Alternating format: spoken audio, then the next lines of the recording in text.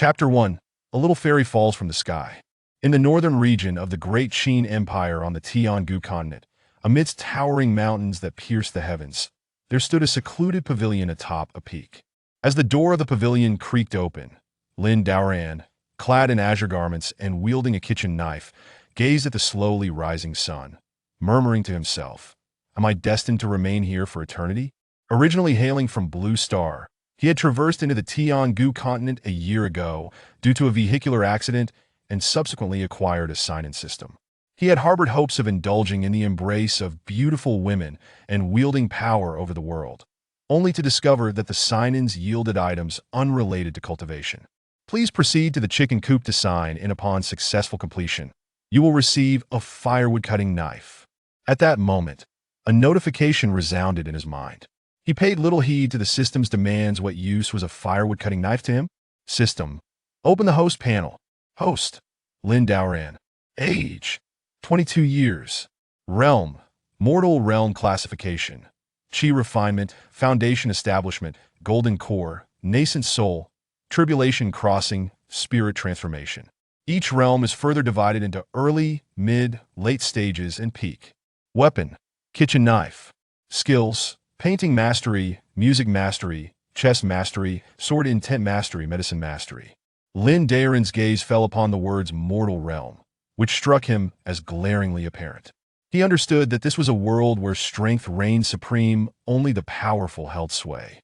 It seemed he would be destined to hide away in the mountains until old age claimed him.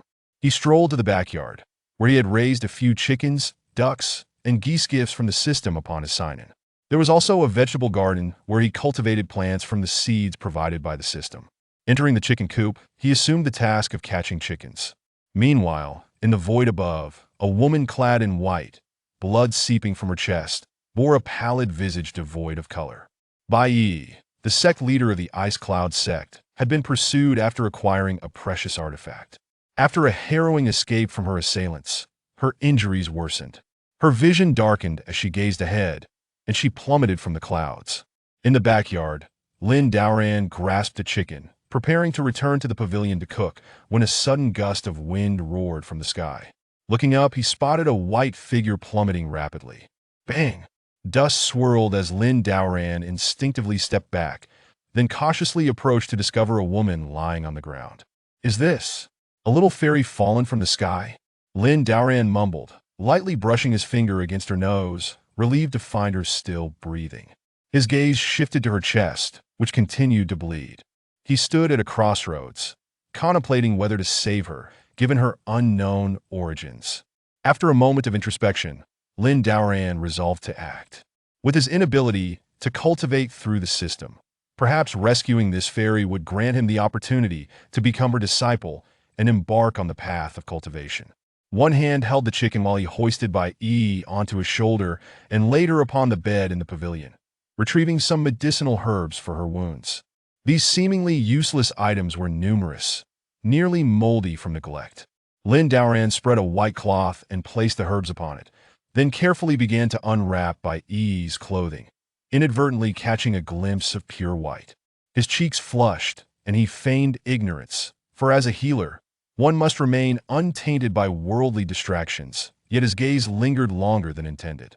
Once he had bandaged Bai Yi's wounds, he prepared to stew the chicken, hoping the fairy would awaken and regain her strength.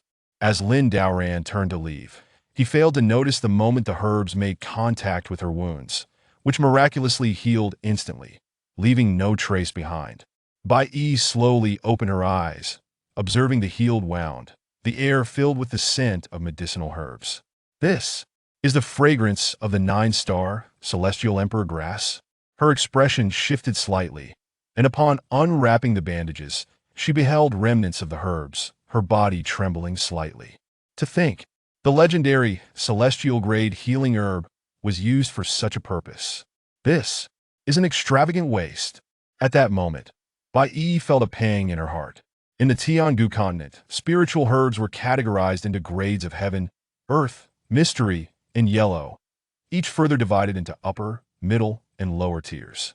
Celestial-grade herbs were possessed only by the most elite factions on the continent, yet here one was employed to treat mere surface wounds. This realization caused her heart to ache, though she was equally astonished. Who could have been the exalted figure who rescued her, utilizing the 9-star celestial emperor grass for healing? Cautiously, she rose to her feet, feeling entirely rejuvenated.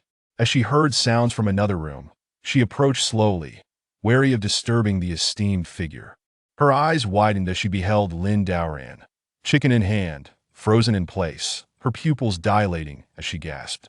"This is a juvenile vermilion bird," Bai Yi murmured, trembling uncontrollably, her shock beyond words. In her lifetime, not only had she glimpsed a vermilion bird, but she was also witnessing an exalted figure preparing to prepare soup from it. Fixating on Lin Daoran, she sensed no fluctuation of spiritual energy. This could only mean two things. Either he was a mere mortal, or his cultivation vastly surpassed her own, rendering her incapable of sensing it. Possessing a nascent soul realm, she could not detect any aura from the exalted figure. Perhaps he had already reached the spirit transformation realm. But no, to slay a juvenile vermilion bird was no simple feat. He might have already ascended to the pinnacle of the world, his aura returning to simplicity. Lin Daoran turned to fetch a utensil, only to discover Bai Yi standing behind him. He hurriedly set down his knife and spoke. Has the fairy awakened? With a smile, he endeavored to leave a favorable impression on the fairy, hoping to one day become her disciple and learn the ways of cultivation.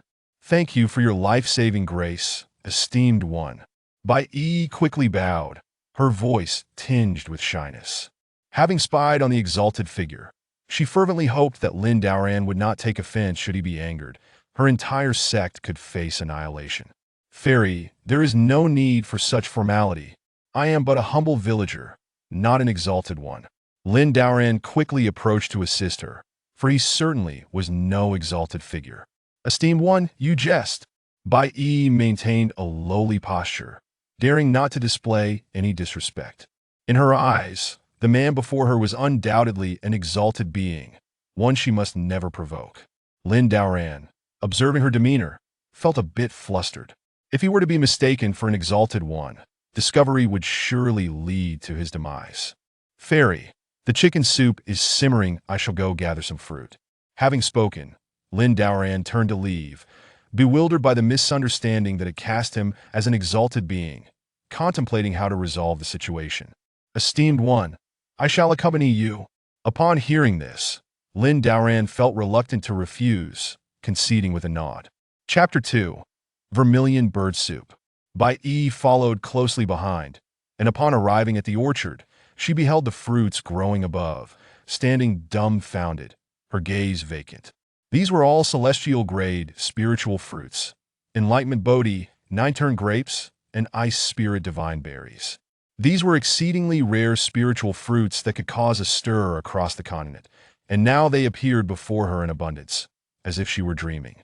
Lin Daoran noticed she had not followed and thought little of it as he proceeded to pick strawberries and grapes.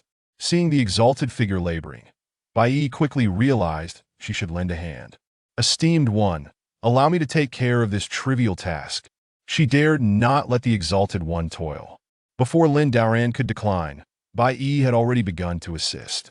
"Fairy, this strawberry is delightful. You should try it," Lin Daoran said, holding out a strawberry. Bai Yi stood frozen, struggling to believe that a celestial-grade fruit was being offered to her. "Esteemed one, am I truly allowed to eat this?" As the sect leader, Bai Yi felt like a child in Lin Daoran's presence. "It's merely a strawberry. What is there to hesitate over?" Lin Daoran replied with a chuckle, inwardly bemused. Could these cultivators truly not recognize a strawberry? "Thank you, esteemed one." Bai Yi cautiously accepted the Ice Spirit divine berry, expressing her gratitude. Seeing her reaction, Lin Daoran was puzzled. Was a single strawberry truly worthy of such excitement? As Bai Yi consumed the celestial-grade fruit, an overwhelming surge of spiritual energy flooded her body, and to her astonishment, she, originally at the early nascent soul stage, directly broke through to mid-stage. Not only that, but the celestial-grade fruit continuously nourished her meridians and expanded her capacity. She would now absorb spiritual energy faster and store more within herself. Bai Yi gazed at Lin Daoran, her respect deepening. Suddenly, She knelt before him, overwhelmed with emotion, exclaiming, "Thank you for granting me a new lease on life, esteemed one." Lin Daoran was taken aback as she knelt, astonished that a mere strawberry could elicit such a response.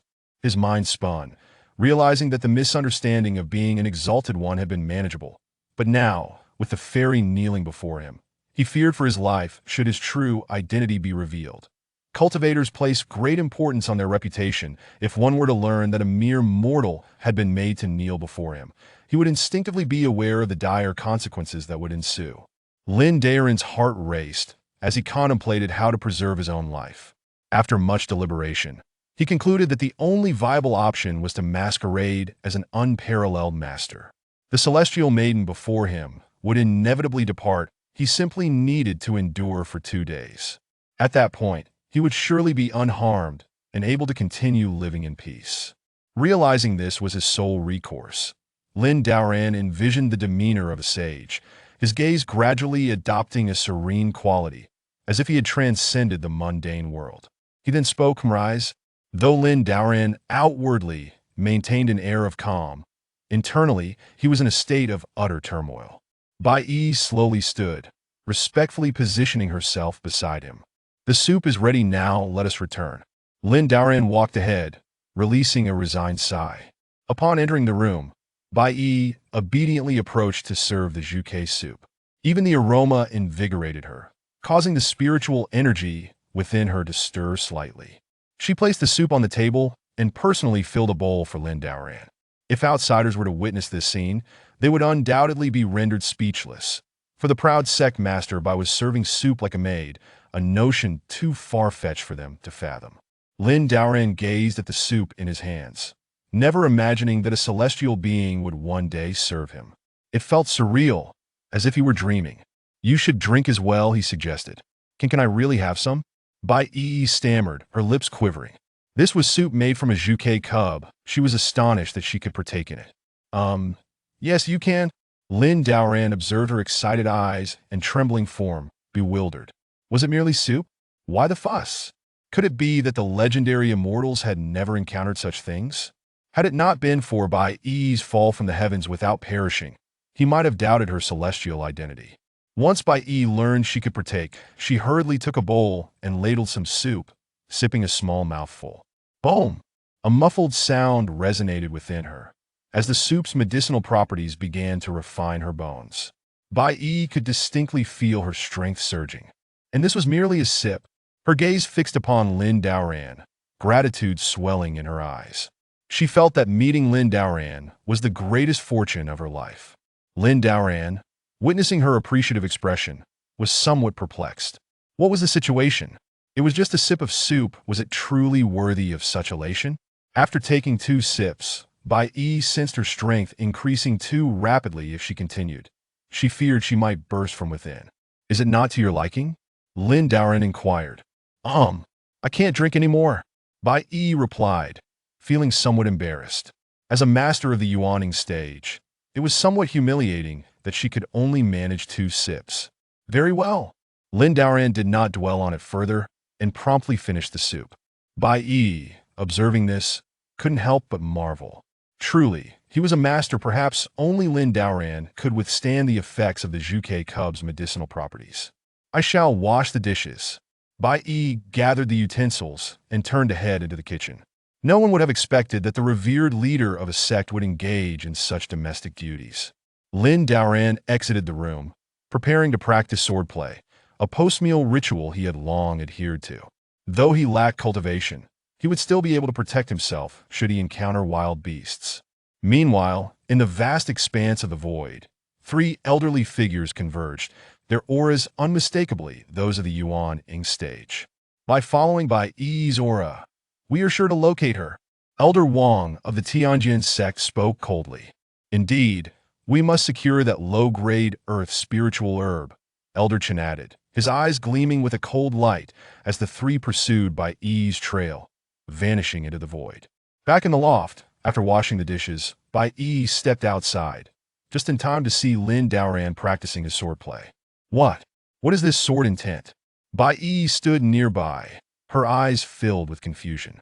Sword intents are classified into various stages. Initial entry, minor achievement, major achievement, sword heart clarity, unity of man and sword, eternal sword intent, and imperishable sword intent. Though she herself possessed a major achievement in sword intent, she was utterly unable to perceive the depth of Lin Daren's swordsmanship, which must be at least at the unity of man and sword level. As Lin Daren concluded a sequence of sword techniques, Bai Yi approached him, her voice trembling with anticipation as she inquired, "Senior, to what level has your sword intent reached?" Chapter 3. The Taming of Divine Beasts. Upon hearing this, Lin Daren furrowed his brow tightly, that he was entirely ignorant of what sword intent was, pondering instead how to boast convincingly enough to intimidate Bai Yi. "My sword intent. One scar of the blade shall remain eternal, never to be extinguished." Lin Daren feigned nonchalance, reasoning that boasting cost him nothing. "Hiss." Bai Yi gasped at his words, realizing that never to be extinguished must refer to the legendary immortal sword intent. This was truly the mark of an unparalleled master. Fearing she might doubt him, Lin Daren continued his fabrications. Swordsmanship requires one to possess the sword within their heart, treating the sword as one's very life and companion, rather than a mere tool, to grasp the supreme sword intent. Bai Yi listened intently to his teachings, gradually becoming enraptured. The sword intent within her surged, and her previously perfected swordsmanship instantaneously transcended into the clarity of sword heart. After achieving the pinnacle of sword intent, she had been unable to comprehend the sword heart's clarity, which had inhibited her progression. Yet upon hearing Lin Daren's words, she suddenly understood the essence of the sword. From her spatial ring, Bai Yi drew forth her ice snow sword, and the sword intent soared towards the heavens. The sword intent that had troubled her for a century finally broke through at this moment. Lin Daren, witnessing the blade in her hand, was momentarily stunned. Had his pretense of being a master been unveiled? His heart raced as he contemplated whether he should kneel and beg for mercy. To him, survival was paramount. After all, a miserable existence was preferable to a noble death. Just as he resolved to kneel and plead, a sudden thud echoed as Bai Yi collapsed to her knees, her trembling lips uttering, "Thank you, venerable one, for your guidance that I am willing to serve you for life," fetching tea and water. The revered figure before her had undoubtedly perceived her swordsmanship, prompting his enlightening words. A single utterance had enabled her breakthrough. If she could remain by his side, becoming a formidable being in the transformation realm would merely be a matter of time. As for the sect leader, Jiwei, who was still alive and well, she thought that even serving as a maid to this master would be an unparalleled honor. Lin Daren exhaled deeply, relieved not to have been discovered for having her as a maid. That was a thought he dared not entertain. How could he endure the daily anxiety of such a situation? "Rise, maidservant is too much that I have grown accustomed to my solitary ways." Bai Yi's expression dimmed slightly as she stood up, not daring to insist, lest she provoke the master. Just as Lin Daren prepared to retreat to his room, a sound akin to the tearing of space echoed from above. Whoosh, whoosh, whoosh. 3 elderly figures hovered in the air, their expressions cold, gazing down at Bai Yi as one of them spoke. "Sect leader Bai, unexpectedly, you have concealed yourself here. Surrender the earth-level spirit herb, and we may spare your life." Upon seeing the 3 members of the Tianjin sect, Bai Yi's brow furrowed deeply, a flicker of worry flashing in her eyes. Although she was no match for them, she could escape. However, given the circumstances, disturbing the master was a sin worthy of death. Lin Daren's heart raced as he beheld the 3 figures in the void, his complexion growing pale. This was the end. He never imagined that the person he saved would have enemies. Had he known, he would never have intervened. It was too late to lament now. He felt as if his insides were rotting in regret. "I can provide you with the earth-level spirit herb, but in the presence of the master. Let us change the venue for our battle. Do not disturb the master." Bai Yi spoke coldly from her position. Elder Wang, hearing this, sneered derisively, "Master? Where is the master? Just a mere brat." Wang Tianxiao began to gather his spiritual energy, preparing to strike as for a mere brat. He could die easily. Just as he was about to act, Elder Chen interjected, "Wait, something feels off." "What is it?" Wang Tianxiao inquired, puzzled. "Look over there." Elder Chen pointed, and Wang Tianxiao turned his gaze, only to discover a group of divine beast cubs, The three exchanged glances, trembling, their expressions blank with disbelief. My heavens! What is happening? Wang Tianxiao's lips quivered, unable to suppress a twitch at the corners of his mouth. Their eyes were filled with shock, disbelief, and incredulity. Taming divine beast cubs. Surely this was a feat only achievable by deities. Had they not seen it with their own eyes, they would never have believed such a reality. As their gazes turned towards Lin Daoran, a glimmer of fear shone in their eyes. How could a mere mortal possess the ability to tame divine beast cubs? This was simply inconceivable. Lin Daoran had thought he was doomed. But upon witnessing the fear in their eyes, he felt a flicker of confusion. Had they mistaken him for a master? Surely not. Just then, Elder Chen spoke first, respectfully asking, "May I inquire, Venerable One, who you are?" Upon hearing the term Venerable One, Lin Daoran realized he had been mistaken for a master once more. His mind raced. These three elders were clearly ruthless, and denying it would likely result in his demise. The only way to ensure his survival was to convince them of his status as a master. Having come to this conclusion, Lin Daoran forced himself to appear calm, placing his hands behind his back. His gaze deepening as he coldly declared, "You are not yet worthy to know my name." Upon hearing this, Elder Chen's expression turned slightly awkward. As a Yuaniing-level cultivator, he had not encountered such words in a long time, and felt slightly disregarded. Yet, this only made him believe that the man before him was no ordinary individual. Witnessing her revered elder's intervention, bore no trace of worry did in her eyes. Lin Daoran could easily crush them with a single hand. The three exchanged glances, deliberating their next course of action. They were unwilling to relinquish the earth-level spirit herb, yet they could not fathom the identity of the man before them. Lin Daoran observed their expressions, intentionally darkening his countenance as he declared, "Depart now, and I may spare your lives. Otherwise—" He let his words trail off as Elder Chen and the others' faces grew increasingly grim. In that moment, Wang Tianxiao's gaze fell upon the sword in Lin Daoran's hand. His pupils widening, a jolt coursing through him as his face drained of color. This is the legendary Excalibur. He had been fortunate enough to glimpse the Excalibur's likeness in ancient texts. Its formidable aura was unmistakable. The Excalibur was said to be capable of slaying immortals, and no one could wield it without dire consequences. Even an ancient being of the transformation realm would perish upon contact. Now, to see it held by another. This man before him was surely beyond the transformation realm. Had he encountered him under normal circumstances, he might have doubted it, but recalling the divine beast cubs and the familiar aura, he was certain that this man was indeed a hidden master. Chapter 4. The Excalibur. Wang Tianxiao recalled that he had just referred to the master as a mere brat, even contemplating killing him. Had he acted on that impulse, he would likely be dead by now. His complexion turned ashen, his body trembling as icy dread filled his mind. Thud! A dull thump echoed as Wang Tianxiao fell to his knees in the void, fearfully stammering, "Elder, Venerable One, I did not mean to offend. I beseech you to grant me mercy." He lowered his head, unable to meet Lin Daoran's gaze, his heart racing in his throat that if the master were to take offense, he would surely meet a gruesome end. "What is the matter with Elder Wang?" Elder Chen's voice echoed through his thoughts. "The Venerable One wields the Excalibur." Upon hearing Wang Tianxiao's words, the two others were taken aback, their hearts racing. "The Excalibur! Heavens! Thud! Thud!" The other two elders knelt in the void, repeatedly bowing their heads in fear, saying, "Venerable One, we did not mean to disturb you, we implore your mercy." Lin Daoran stood rooted to the spot, a gentle breeze ruffling his hair, feeling utterly bemused. Who am I? Where am I? What have I done? He had not even lifted a finger, yet these three powerful figures had prostrated themselves before him. Did they truly not recognize that he was but a mortal? Lin Daoran seriously doubted the vision of the immortals in this world. Although he did not fully grasp the situation, he was relieved to have intimidated the three, ensuring his own survival.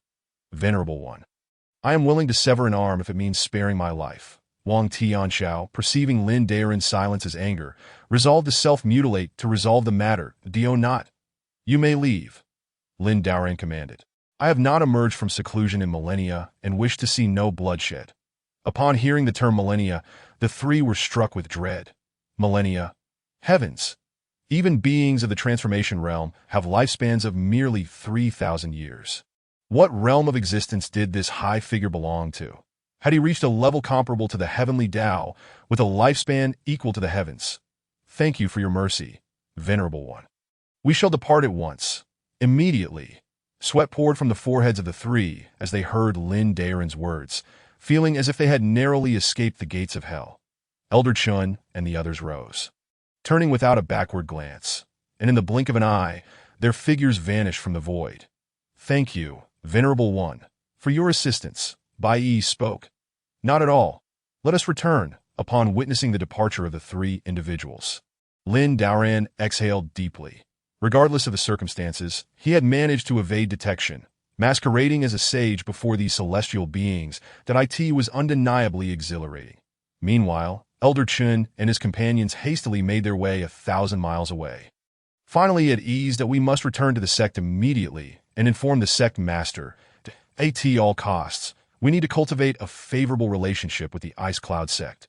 When the time comes, we shall personally offer our apologies. Elder Chun proclaimed. He continued. Just now, Bai Yi clearly had a close rapport with the reclusive master. Otherwise, she would not have stood by their side. She may have already become one of the master's women. After all, Bai Yi holds the title of Ice Fairy in the Great Qin dynasty, with suitors in abundance.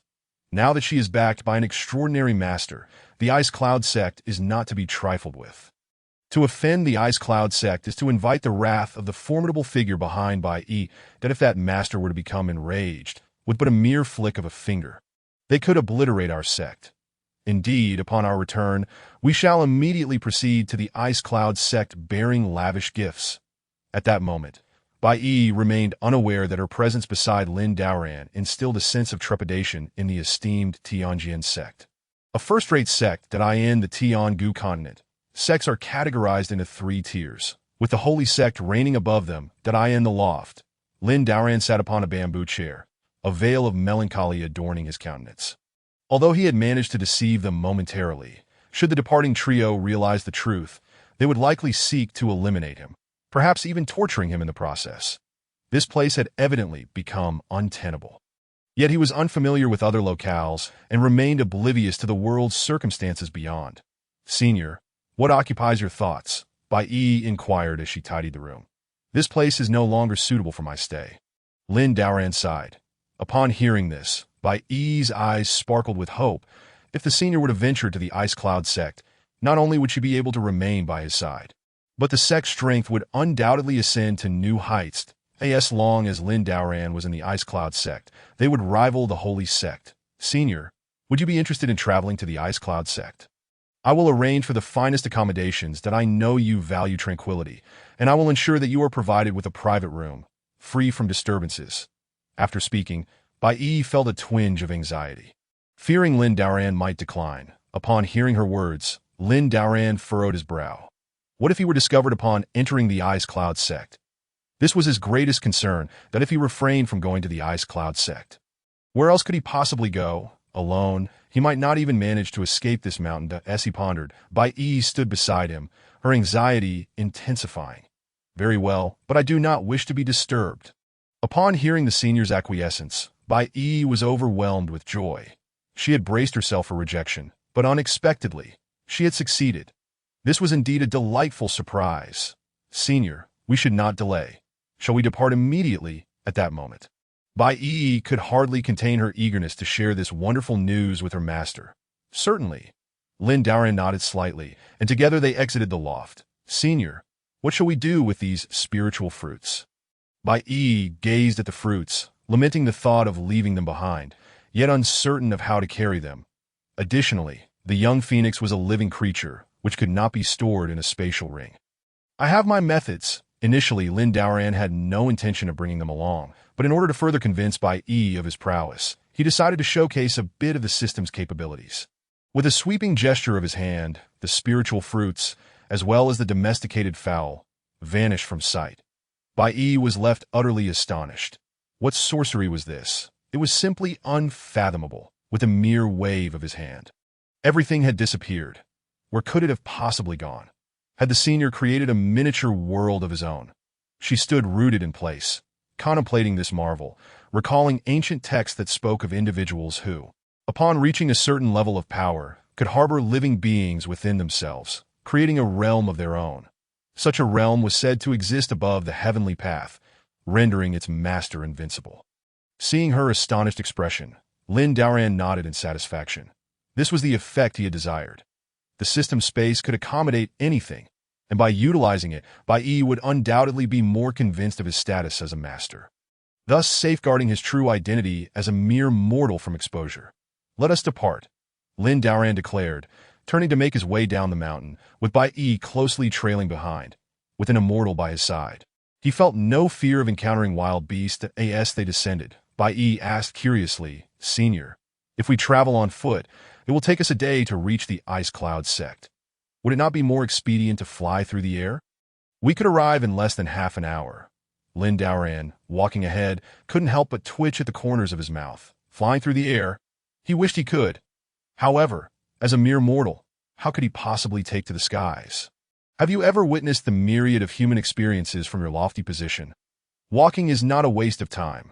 Rather, it is a means of refining oneself amidst the mundane world, he responded, attempting to concoct a plausible excuse.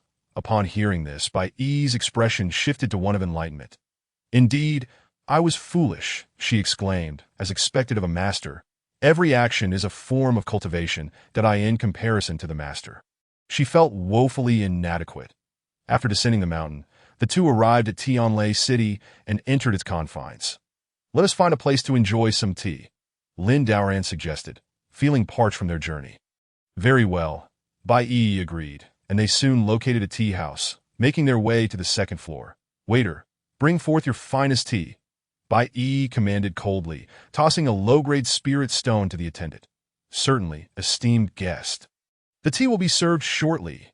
The attendant, upon seeing the spirit stone, was nearly overwhelmed with excitement, for it was worth 100 taels of gold that in the Tiangu continent, common currency consisted of copper and silver coins, while gold was used in the realm of cultivation, with transactions conducted using spirit stones categorized into upper, middle, and lower grades, with superior spirit stones beyond that. Once the tea was served, Lin Daoran, despite his thirst, sipped leisurely as he enjoyed his tea. Melodious strains of music wafted through the air. Their table was conveniently situated by the window, and peering down, they beheld a 5-meter-tall rabbit, upon which sat a young woman. The woman wore a flowing blue gown and a veil that obscured her stunning features, her fingers gracefully dancing over the strings of a zither, producing exquisite melodies that a group of cultivators, standing 10 meters away, gathered in awe, whispering among themselves, "I never expected the Zither Fairy to grace Tianlai City. I cannot believe I am fortunate enough to hear the Zither Fairy play. This life is truly worth living." The cultivators murmured. Even Bai Yi, upon catching sight of the Zither Fairy, could not help but exclaim, "I never anticipated encountering the Zither Fairy here. Is this Zither Fairy renowned?" Lin Daoran inquired, somewhat perplexed. "Senior may not be aware," Bai Yi explained, "but the Zither Fairy is an extraordinary woman who travels alone, performing wherever she goes, seeking to learn from those who possess superior musical talents.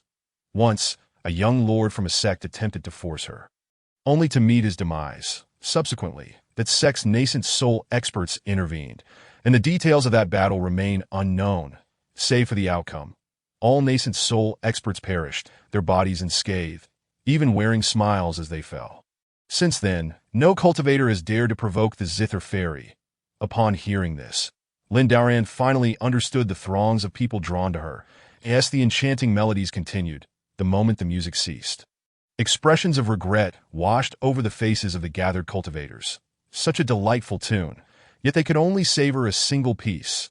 The Zither Fairy sat quietly upon her pet, patiently awaiting her next audience. After each performance, she would linger for half an hour. If no one approached her for instruction within that time, she would naturally take her leave. "Senior, what do you think of the Zither Fairy's melodies?"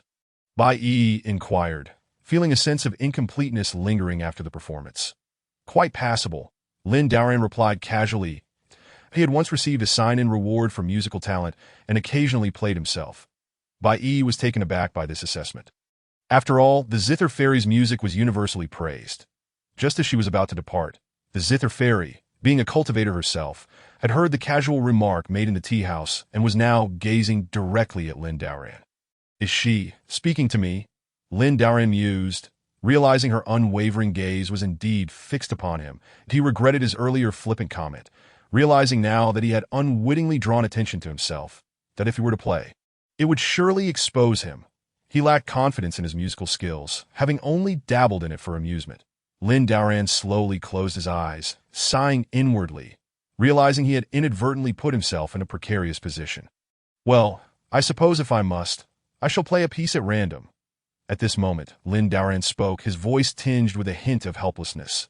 When the gathered cultivators heard that someone dared to compete in musical prowess with the spirit zither fairy, and that it was a man at that, some could not help but scoff derisively, uttering, "What are you, to challenge the spirit zither fairy?" Originally, Bai Yi had the fortune to listen to the melodies of her senior. But upon hearing that discordant voice, she felt a surge of fury. How dare they mock her senior? Such insolence could warrant the annihilation of 9 clans. Preposterous. Who do you think you are? Bai Yi's icy voice rang out. And she surged forward, standing tall in the void, reaching out to seize the neck of the offending cultivator. "Da! It's the ice fairy. My heavens, she's so beautiful. We pay our respects to Bai Zoman." The crowd chimed in. And when they saw the frost on Bai Yi's face, they dared not speak further. The captured cultivator's pupils widened, struggling for breath. "What should be done, senior?" Bai Yi respectfully inquired of Lin Daoran. Upon hearing the term senior, the multitude of cultivators gasped in astonishment, initially believing Bai Zoman's intervention was due to the young man being a disciple of the Ice Cloud sect. Who could have anticipated that his status surpassed even that of Bai Zoman? What manner of person was this youth? Could he possibly be the legendary elder with profound cultivation? Lin Daoran stood by the window, observing Bai Yi's actions, astonished that a mere disagreement could lead to such lethal intent. Indeed, the world of cultivation was exceedingly ruthless. "Kill him," Lin Daoran replied indifferently. He was now feigning the demeanor of an unparalleled master, and humiliation could not be overlooked. He must not reveal any flaw in his act of pretended superiority. Upon hearing this command, the captured cultivator felt as if his heart had turned to ash, never having imagined he would meet his demise for a mere utterance. Bai Yi nodded slightly, and an aura of chill radiated from her, instantly encasing the cultivator in ice. With a resounding crack, his body exploded, not a trace of snow or even a shred of flesh remaining. Bai Yi was aware that true masters detested bloodshed. Thus her strike was executed with precision. Should we investigate his identity and eradicate his entire clan? Bai Yi asked, her words sending a chill through the onlookers. Merely for a single utterance, she spoke of exterminating 9 clans? Their eyes turned to Lin Daoran, realizing that this youth was someone they could never provoke. Chapter 6. A shock to all exterminate.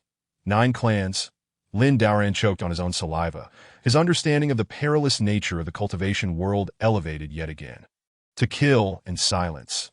To eradicate entire lineages at the slightest provocation. If he were to reveal himself, he might swiftly join those unfortunate souls in the afterlife that on the path of Tao, one must cultivate the heart as the foundation. Murderous intent is unacceptable. Lin Daoran displayed an air of a reclusive sage, his gaze profound and weary, causing those around him to momentarily lose focus. "Pray do not let it show that I am merely bluffing." Though his expression remained calm, his heart raced with anxiety. However, upon hearing Lin Daoran's words, Bai Yi's heart suddenly cleared, her inner demons dissipating as if an invisible hand was elevating her cultivation by the inch. "Is it that I am about to break through?" Bai Yi's beautiful eyes widened in disbelief as she internally examined her dantian. Indeed, the ocean of spiritual energy had solidified, and the barrier of her realm had loosened in an instant. It was known that she had only just recently achieved a breakthrough. "It must be the master guiding me," she exclaimed. "I, Bai Yi, am profoundly grateful for your guidance, senior. Should you have any commands, I would traverse mountains of blades or seas of fire without hesitation." With a resounding thud, she knelt before him, her expression one of overwhelming excitement, treating Lin Daoran as if he were a celestial being. At this moment, she stood at the pinnacle of the nascent soul realm. And if she took that final step, she would enter the tribulation stage. "Rise," Lin Daoran urged, his heartbeat quickening. Yet he maintained an air of nonchalance, as if indifferent to all worldly matters. Perhaps he truly was a master. On the stage, the spirit Zither Fairy's beautiful eyes shimmered with ripples of emotion as she rose, bowing respectfully. This humble one, Ling Qin, was unaware of your esteemed presence earlier, and I beg your forgiveness. Having heard Lin Daren's words, she too felt a stirring within. Though she could not comprehend why Bai Yi was so fervently agitated, yet she too felt a thrill of excitement. Not at all. Lin Daoran waved his hand, a certain aura about him becoming more pronounced.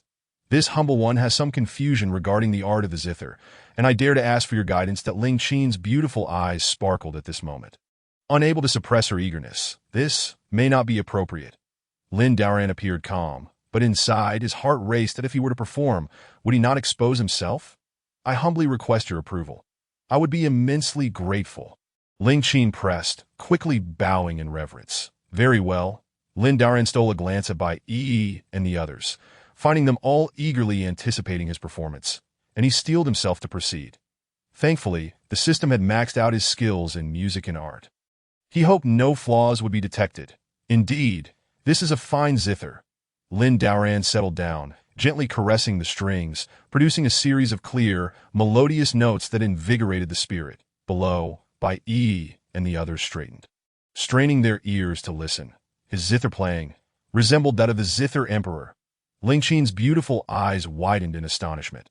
Her delicate hand instinctively covered her mouth. She had once seen an image of the Zither Emperor in ancient texts, and the way he played was indistinguishable from Lin Daoran's. Let us hear a piece, the Heavenly Palace Symphony from Journey to the West. Lin Daoran pondered briefly, his fingers poised to strike the strings with precision. As the music began, an astonishment swept through the audience.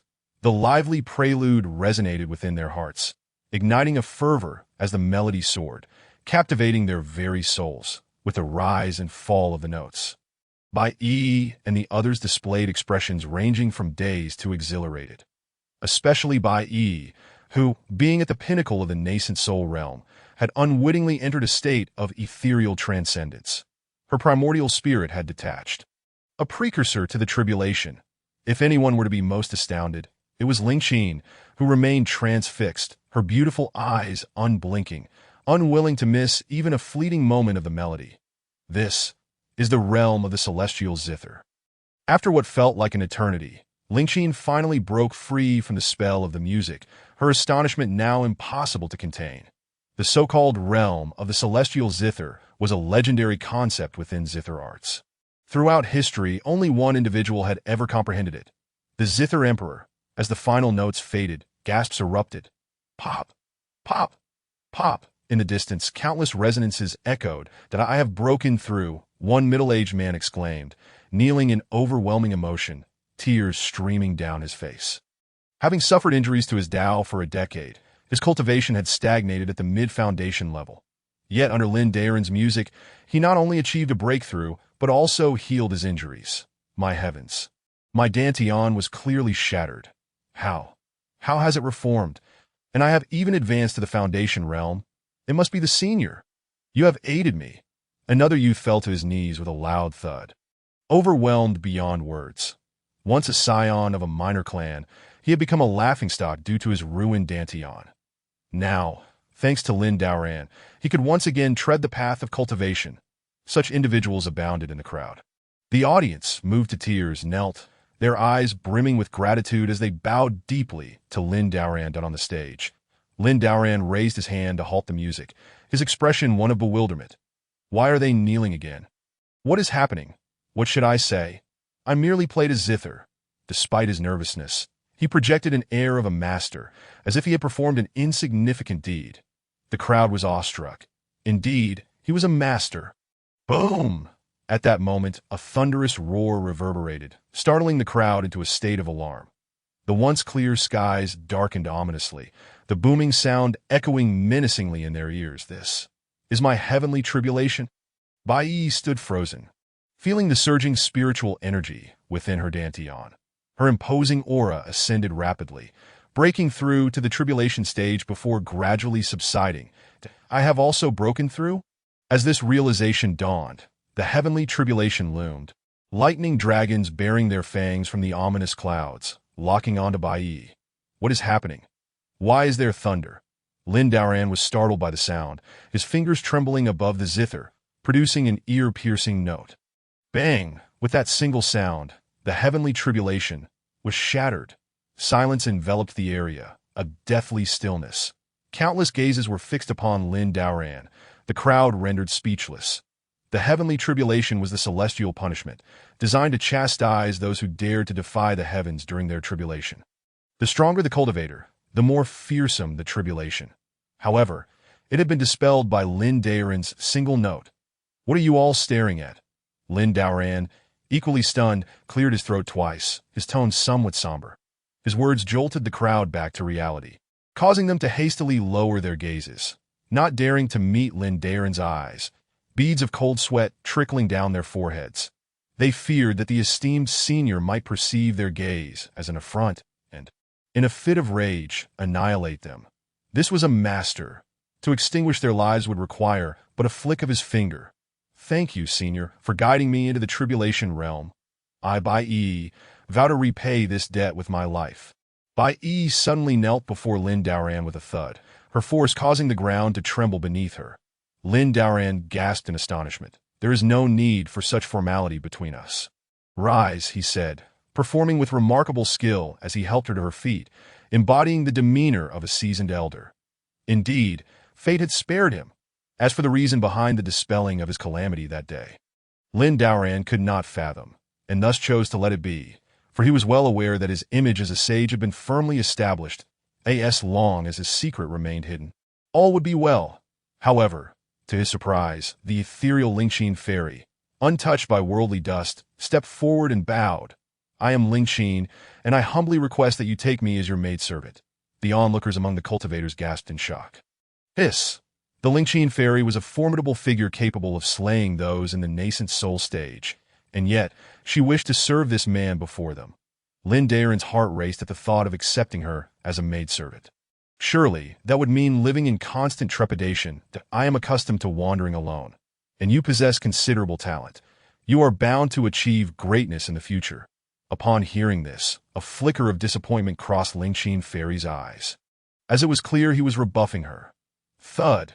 At that moment, Lingxin Fairy knelt once more, pleading, "I beseech you, great sage, take me as your maidservant."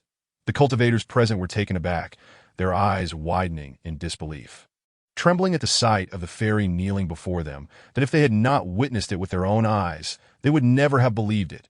After all, the Lingxin Fairy was not only immensely powerful, but also stunningly beautiful.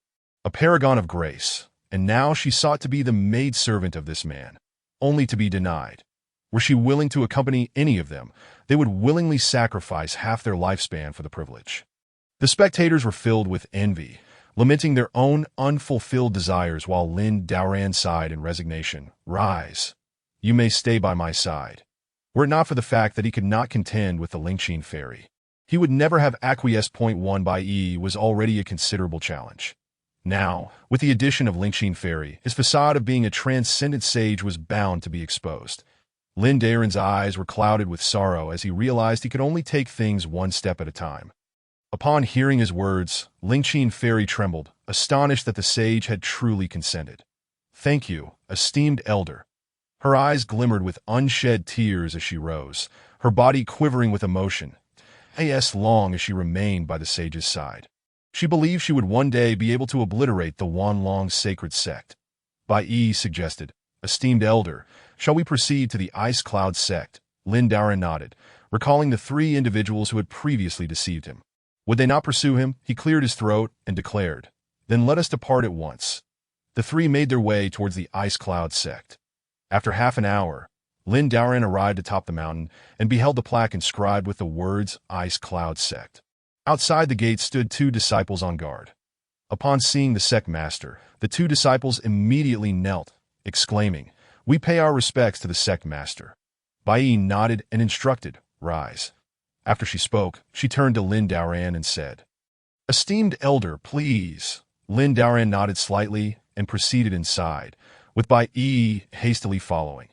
The two guarding disciples, witnessing Lin Daoran's disregard for the sect master, felt a jolt of surprise. Who was this man, that the sect master treated him with such deference? Upon entering the Ice Cloud sect, Lin Daoran marveled at the soaring palaces around him, where celestial cranes soared through the skies, creating a scene reminiscent of a paradise on earth. Indeed, as a sect dedicated to cultivation.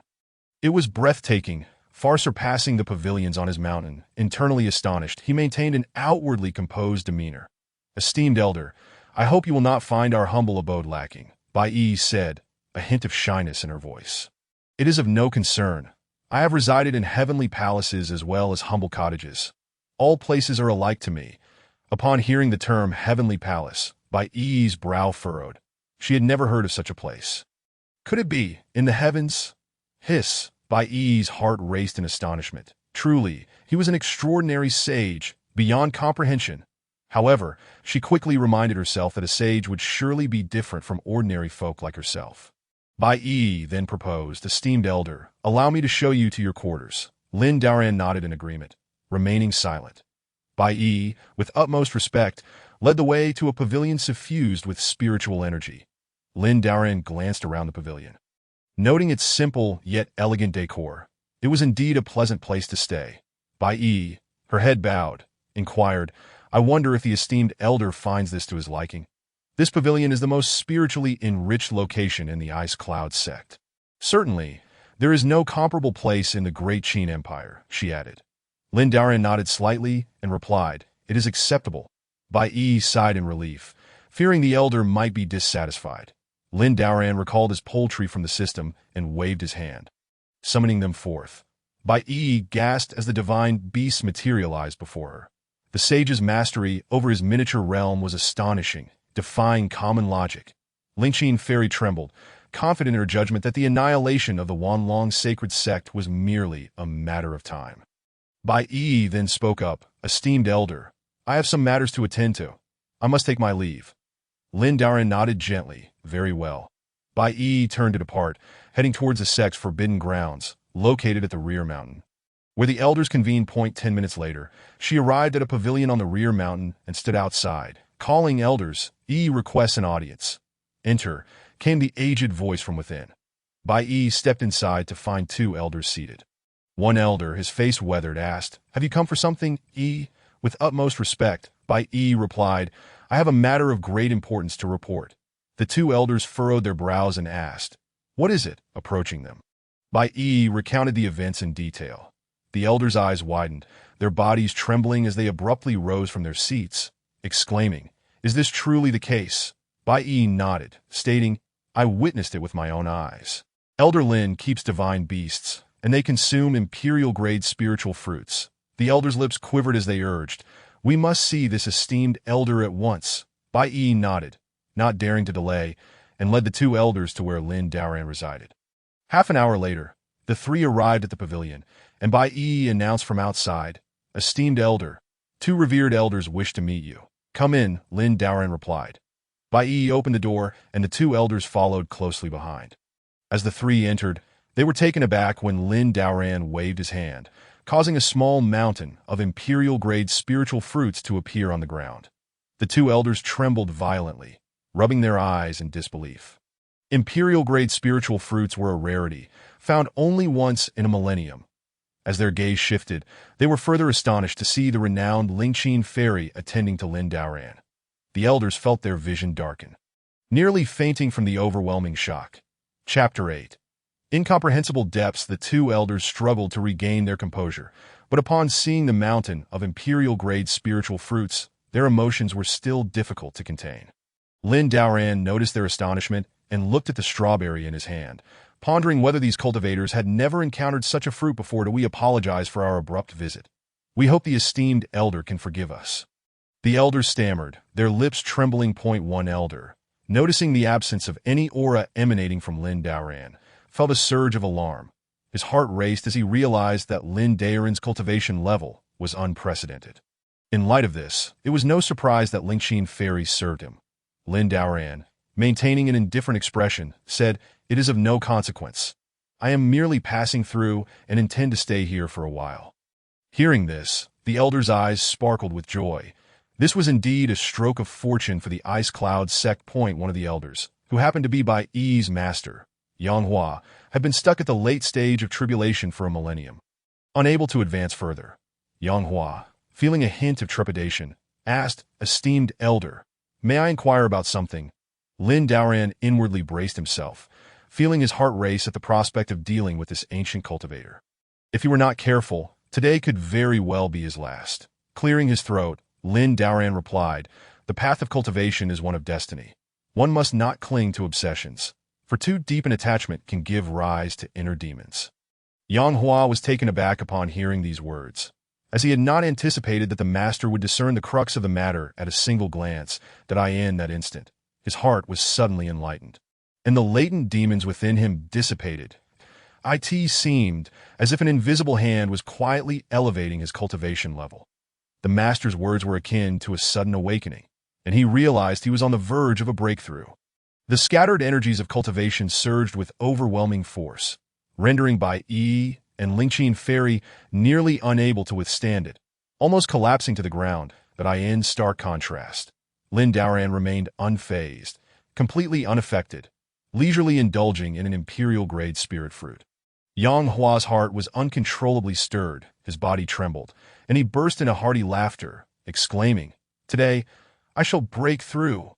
The three individuals present gasped in astonishment, marveling at the prowess of such a master.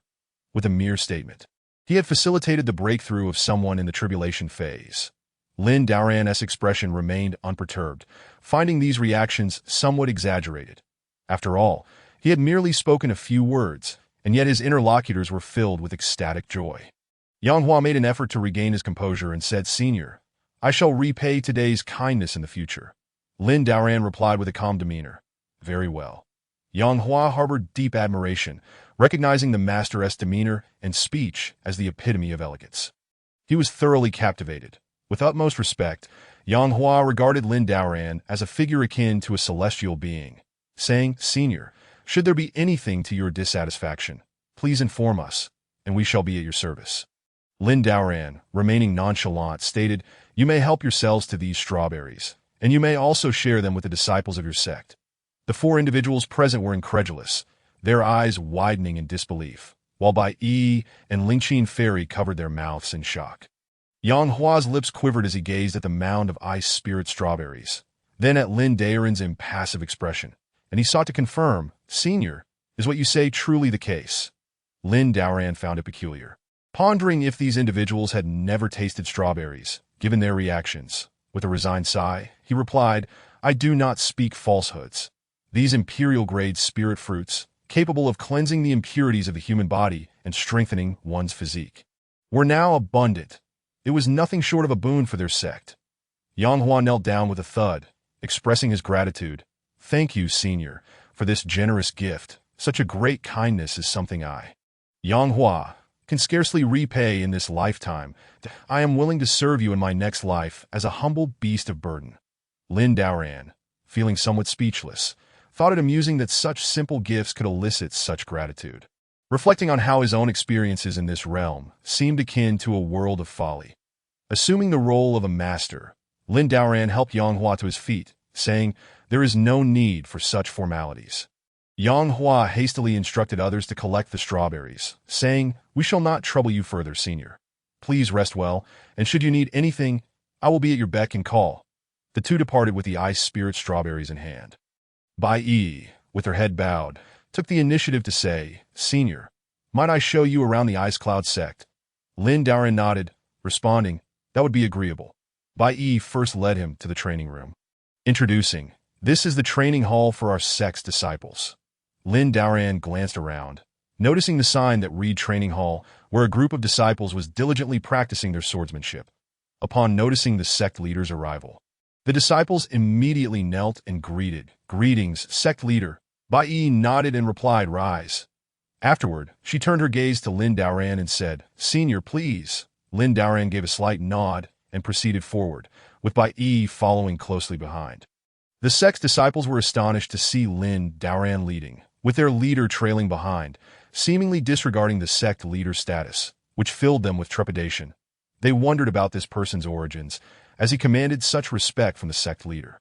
As they walked, they encountered a grand chessboard exquisitely crafted and unparalleled in the world. Bai Yi spoke, "Senior, This is a chess game left behind by our sect's ancestor. It remains unsolved to this day. I wonder if you might have an interest in deciphering it. Lin Daoran understood that this was an opportunity for him to display his talents. Fortunately, his skills in the arts of qin, chess, calligraphy, and painting were all fully developed. He could not afford to falter now. Indeed, this chessboard possessed a certain intrigue. Lin Daoran examined it, took a piece, and deftly placed it on the board with pinpoint accuracy. Bai Yi watched intently as the chessboard emitted a thunderous sound, resounding like a roar. "Who has unraveled my chess game?" An ancient voice reverberated. Lin Daoran was startled by the sudden emergence of a spirit, who drifted out from the chessboard. Upon seeing the ancestor of the Ice Cloud sect, Bai Yi immediately knelt, declaring, "I, Bai Yi, the current leader of the Ice Cloud sect, pay my respects to the ancestor." The ancient spirit regarded Bai Yi with a glance and said, "Rise, you are a commendable junior." Only then did Bai Yi stand and introduce, "Ancestor, it was this senior who solved your chess game." The ancestor of the Ice Cloud sect gazed at Lin Daoran, his eyes betraying a flicker of astonishment. After living for 10 millennia, he had yet to encounter someone whose cultivation he could not fathom. Clearly, this young man possessed unfathomable power. Lin Daoran found himself momentarily taken aback. He had merely placed a piece, and yet the chess game that had endured for centuries was resolved. How astonishingly simple. The expression of the Ice Cloud sect's ancestor shifted, and he struggled to articulate, "Senior, forgive my boldness, but how did you manage to solve this chess game?" Unbeknownst to the ancestor, Lin Daoran was equally puzzled, his heart racing. He could not confess to having guessed. With a deep, contemplative demeanor, he replied, "I perceive the world through the lens of chess, refining my heart through the game, thus unveiling the grand patterns of existence." His words carried a gravitas that resonated with both Bai Yi and the Ice Cloud sect's ancestor, leaving them both struck with awe. The ancestor of the Ice Cloud sect repeated these words. And as he regarded the chessboard anew, his mindset shifted entirely. He could hear the sounds of dragons roaring and tigers howling emanating from the chess game. This master was undoubtedly a master. With just a few phrases, he had illuminated the mysteries of the chessboard. "Senior, you truly deserve your title. You have imparted invaluable insights to us juniors." The ancestor of the Ice Cloud sect was thoroughly impressed. Recognizing that the realm of such a master was beyond his reach, Lin Daoran exhaled a sigh of relief. Having felt a weight lift from his chest upon hearing those words, that he replied, "It is of no consequence." The news of the chess game being unraveled spread throughout the Ice Cloud sect, instilling a deep sense of reverence for Lin Daoran. Such a master could effortlessly solve a chess game that had persisted for a millennium. The ancestor of the Ice Cloud sect regarded him with kindness, saying, "It is truly a blessing for our sect to have invited such a senior." As Bai Yi observed the ancestor's spirit gradually dissipating, she inquired, "Ancestor, are you returning to the chessboard?" The ancestor of the Ice Cloud sect nodded, stating, "Senior, my residual spirit is waning. I must take my leave." Hearing this, Lin Daoran felt reassured. It appeared he had successfully navigated the situation. He nodded, saying, "Very well." The ancestor of the Ice Cloud sect then retreated into the chessboard, and the visions emanating from it vanished. That moment, a disciple at the gate reported, "The Heavenly Sword sect has sent emissaries for a visit." Bai Yi's brow furrowed. She sensed ill intentions, pondering that those with good intentions do not come uninvited. "Senior, let us proceed to the main hall to rest." Lin Daoran, maintaining his calm demeanor, nodded in agreement. Having been startled earlier, it was indeed time to recuperate. Half an hour later, the two arrived at a grand hall adorned with an ancient aesthetic. Bai Yi spoke, "Senior, I will meet with the emissary from the Heavenly Sword sect. I shall take my leave for now." Lin Daoran nodded, responding, "Very well." Bai Yi turned and exited the room. Lin Daoran settled into a seat, waiting for Bai Yi's return, uncertain of when she would be back. Finding himself with nothing to occupy his time, he idly picked up a brush and began to paint that Lu was still seeking to apologize for the actions of the three elders earlier. Bai Yi was taken aback. The sect leader of the Heavenly Sword sect was personally visiting, and such courtesy was seldom seen without cause that Lu Hao was accompanied by a group of disciples from the Heavenly Sword sect, each carrying redwood boxes. Bai Yi scanned the boxes and inquired, "Sect leader Lu, what do you intend with these?" Lu Hao laughed heartily, declaring, "The three elders offended sect leader Bai and the esteemed senior. I have punished them for their transgressions, that I have come to offer my apologies, he gestured. And the disciples opened the redwood boxes, revealing treasures of extraordinary rarity. Bai Yi gasped. The resources of a first-rate sect paled in comparison to those of a master. Lu Hao noticed Lin Daren's painting, and upon a mere glance, he was struck with awe, his body quivering. This painting. This is the first time I have encountered such exquisite artistry. It must be the work of the painting sage. Lin Daren found this reaction rather amusing. It was simply a casual painting he had created. Why such an exaggerated response? Had he never seen a painting before? Bai Yi interjected. This is the work of the senior. Not a relic of the painting sage, that Lu Hao found it difficult to calm his emotions. The painting of flowers and birds was so vividly lifelike that it resembled a celestial realm, infused with its own profound meaning. Just a single glance ensnared him completely. The man before him exuded an inscrutable depth of cultivation, undoubtedly the unparalleled master spoken of by the three elders. Lu Hao, his expression brimming with excitement, spoke, "Senior, this is but a humble gift from a junior, that I hope you will graciously accept it." Lin Daren nodded, pondering what kind of gift an immortal might present. Perhaps one that could set him on the path of cultivation. Lu Hao retrieved several exquisitely crafted boxes from within his robe. Upon opening them, spiritual energy dispersed and filled the entire room. Inside lay the rare Xin-level Tianshan snowgrass, a treasure seldom seen in 100 years. It was said that those on the brink of death could break through simply by consuming a single stalk. Lin Daren glanced at it and lost interest. Such common herbs were plentiful in his possession. Observing Lin Daren's indifferent expression, Lu Hao surmised that the master must not lack in such frequently encountered spiritual medicines. He then handed the herbs to Bai Yi, saying, "Sect Master Bai, please accept these on behalf of the senior." Bai Yi promptly took the spiritual herbs and stored them away. Lin Daren had expected something extraordinary, only to find it was merely the grapes he consumed daily, thus losing interest at a mere glance. Seeing no flicker of emotion on Lin Daren's face, Lu Hao realized that even the 9-turn grapes failed to capture the attention of such a grand figure.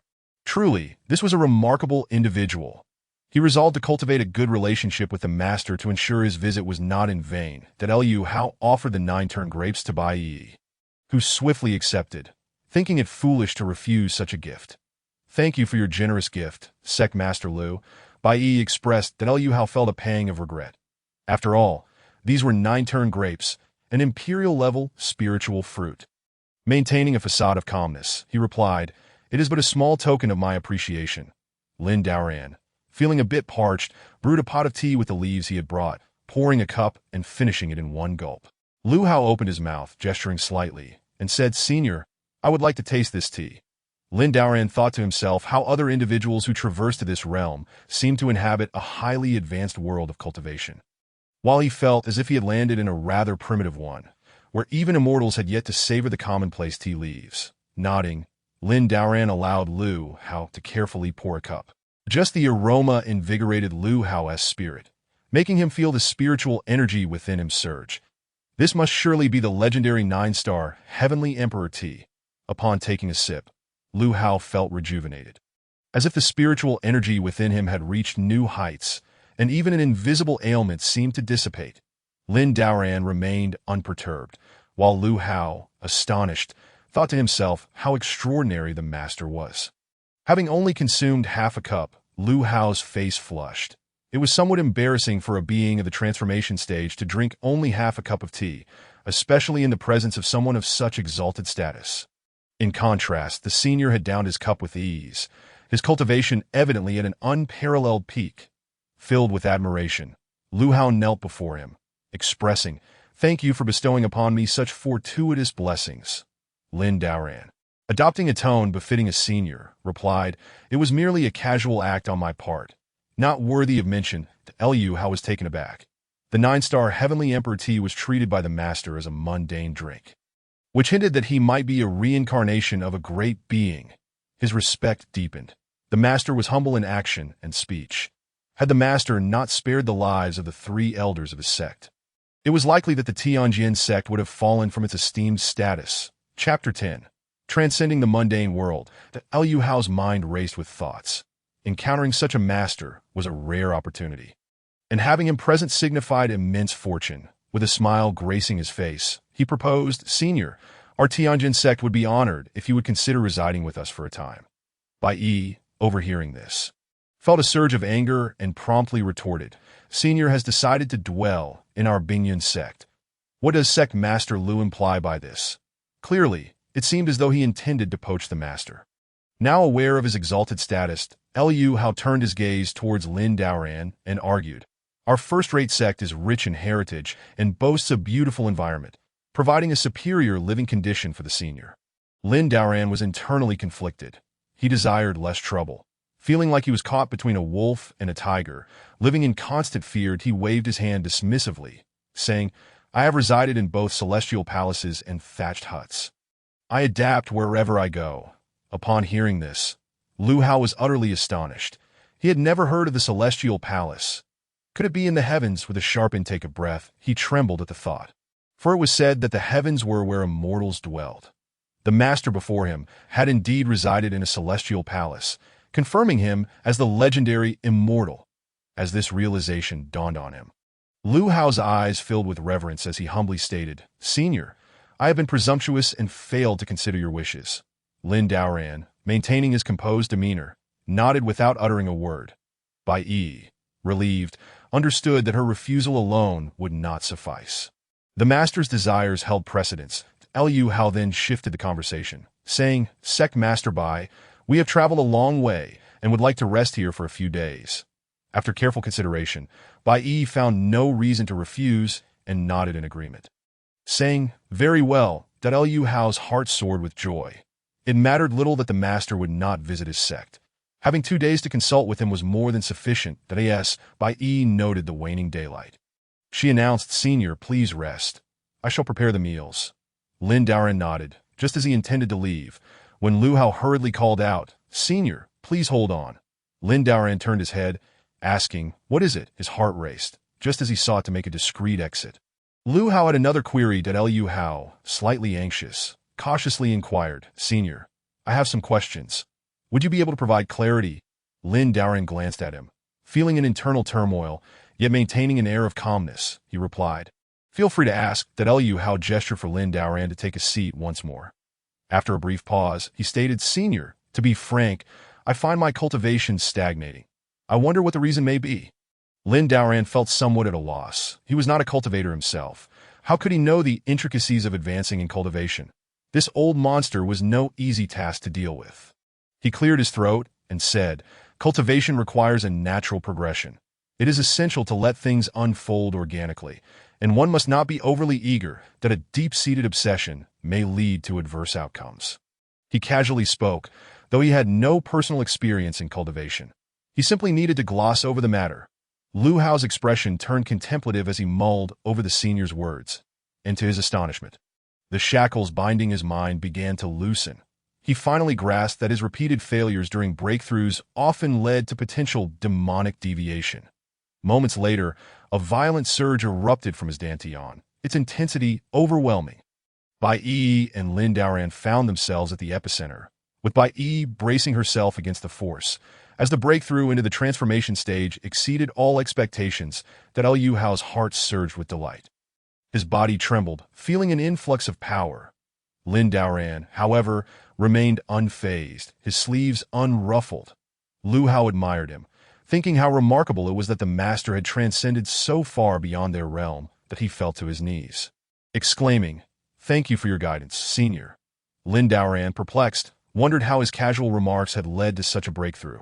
Observing the reactions of those around him, he acknowledged the distinctiveness of immortals. Liu Hao then posed a question to Lin Daoran, inquiring, "May I ask where the senior hails from, and where you intend to go next?" Lin Daoran, reluctant to divulge too much, felt a deep-seated desire to keep his identity concealed. One slip could expose him, leading to dire consequences. He sighed, his gaze profound and serious, stating, "I hail from the heavenly palace and shall naturally return to it." Taking a sip of tea to clear his throat, he thought to himself that he had nothing to lose by continuing this charade. Lu Hao, incredulous, felt his lips tremble in disbelief, gasping in awe at the senior's extraordinary insights, which were utterly distinct from those of mere mortals. The heavenly palace, a place he had never heard of or seen. Immediately, Lu Hao bowed deeply, saying, "Such insights as yours, senior, are truly beyond our pedestrian understanding. We are but short-sighted beings." Upon hearing this, Lin Daoran's tension eased. He maintained his nonchalant demeanor. Engaging in light-hearted banter, he replied, "I have long since seen through the mundane world and do not concern myself with its past. Our meeting here is surely a matter of fate." Returning to his seat, Lu Hao nodded appreciatively, saying, "Senior, I have gained immensely today. You truly embody the essence of a master. Yet I have one more question to pose." Lin Daoran felt a pang of regret. Was it not enough to inquire once or twice? This persistent individual must surely have more questions. Lin Daoran smiled, saying, "If I possess knowledge, I shall surely share it." Feeling a bit sheepish, Lu Hao asked, "Senior, might I purchase a painting from you? I wish to study it closely." Lin Daoran found the request somewhat baffling. The painting was merely a spontaneous creation of his.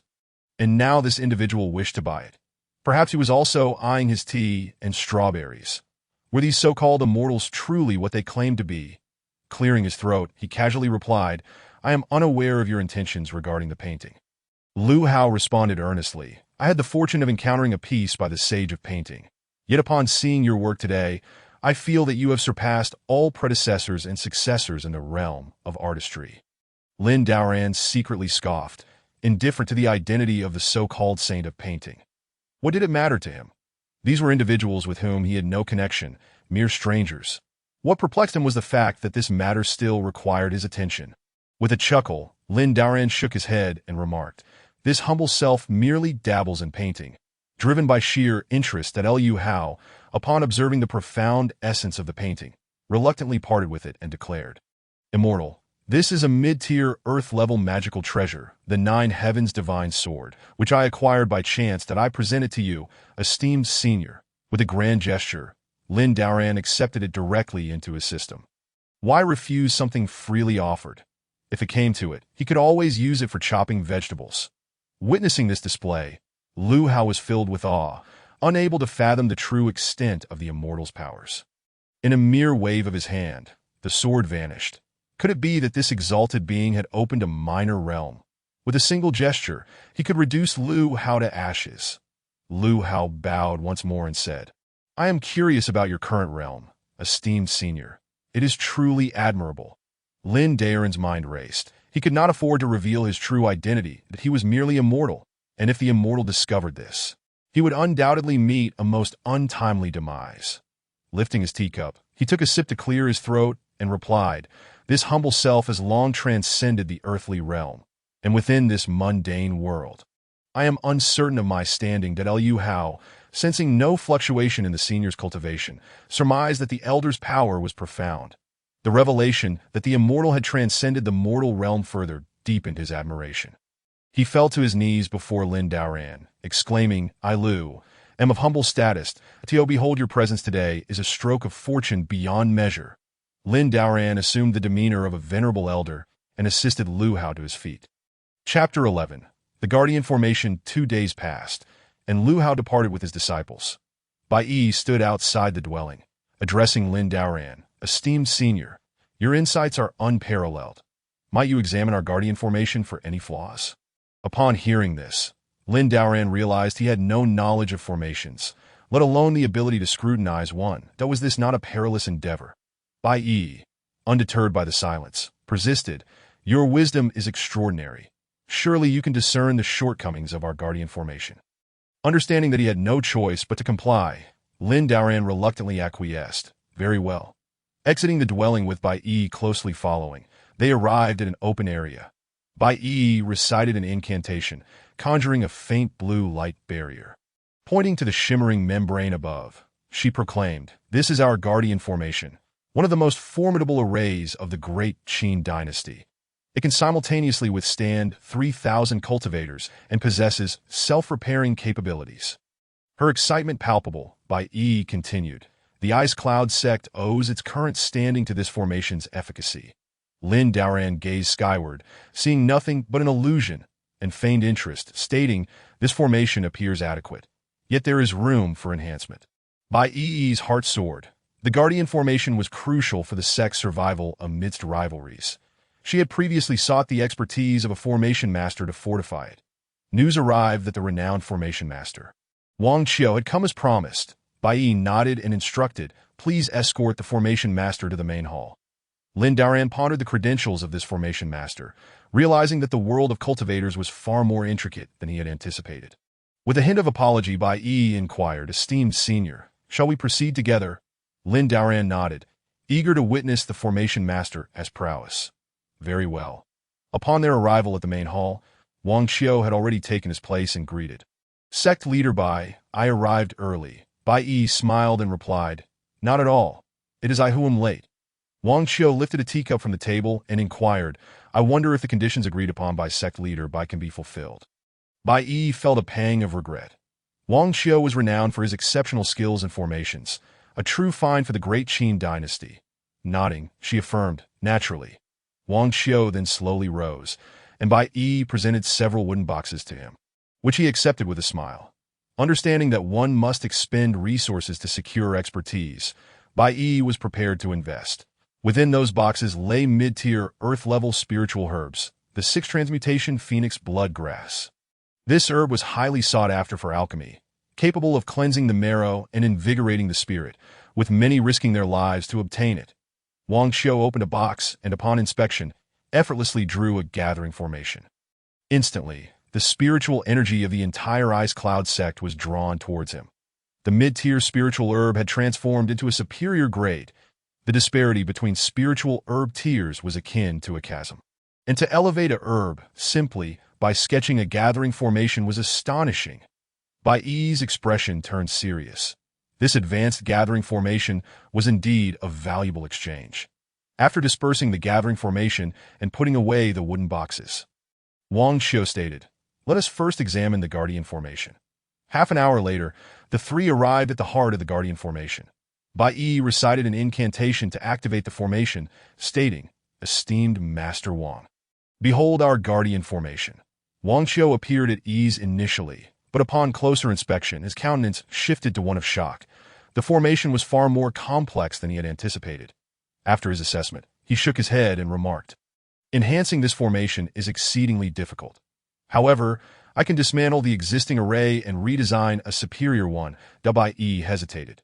The herbs previously provided were meant solely for strengthening the array, and now a complete redesign might lead to unexpected costs. Wang Qiu continued, "In the Great Qin dynasty, only those on par with me in formation mastery exist, and none surpass me." Turning to Lin Daoran, Bai Yi asked, "Do you have any suggestions, esteemed senior?" Lin Daoran casually replied, "Simply adjust the most intricate points of the formation." The Guardian formation of the Ice Cloud sect was crafted from top-grade spiritual stones, a masterpiece of the second generation's formation genius, Li Fu. Upon hearing this, Wang Qiu initially sought to mock Lin Daoran, believing even he found the formation challenging to enhance, unless he crafted one of a higher tier, which was no simple task. Each point in the formation corresponded to specific placements. To suggest random adjustments was folly. Wang Qiu dismissed Lin Daoran's words as mere jest, but as he contemplated further, his expression changed dramatically. Concentrating spiritual energy at his fingertips, he performed several iterations of the adjustment. To his astonishment, within the formation, a dragon and a tiger, previously present, now found themselves accompanied by a Zhu Ke. The three divine beasts hovered above the formation, establishing a triad of power. The potential for enhancement within this formation was already minimal, and the addition of a divine beast elevated it to a new level. Lin Daoran remained nonchalant, unsure if this would succeed, but even a failure would bear no consequence. Outwardly, he had done his part. Wang Qiu was taken aback, realizing that Li Fu held a reputation even in this talent-rich Great Qin dynasty. Could it be that the formation had been so easily deciphered, moreover, in the realm of formation masters? Wang Qiu had never heard of such a person, let alone met him. Theory was one thing, practice was another.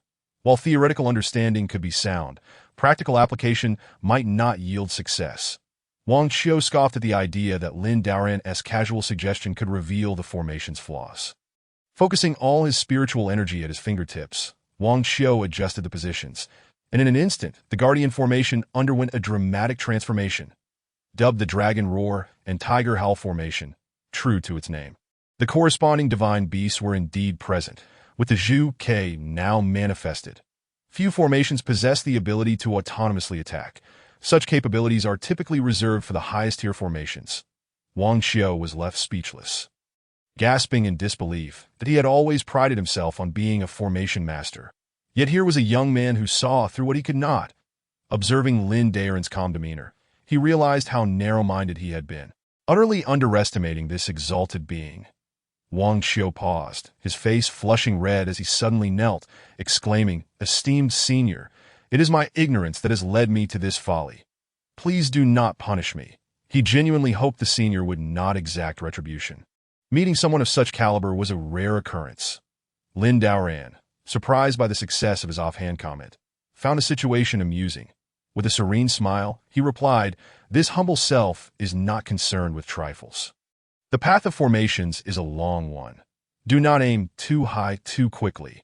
Wang Xiao was profoundly impacted by these words, realizing the senior had discerned his mindset with a single glance. Especially given the senior's composed expression and the air of a true sage, it was clear he was a remarkable figure, albeit one previously unknown to him. Bowing respectfully, Wang Xiao solemnly declared, "It is I who has failed to recognize greatness. I have truly been short-sighted." Lin Daoran maintained his calm demeanor, offering a faint smile as he remarked, "This humble self occasionally peruses some texts on formations in my leisure time." Chapter 12. Proceeding together, Wang Xiao was taken aback, his expression betraying his shock. His body trembled, and in a subdued tone, he said, "Indeed, there are always greater heights beyond our own. Esteemed senior, you have my utmost respect." That in his heart, it felt as though a weight had been lifted, and his understanding of formations had deepened. Wang Xiao, without uttering a word, immediately knelt on the ground and spoke. "Senior, if it weren't for you, I, Wang Xiao, would still be uncertain when I could achieve a breakthrough.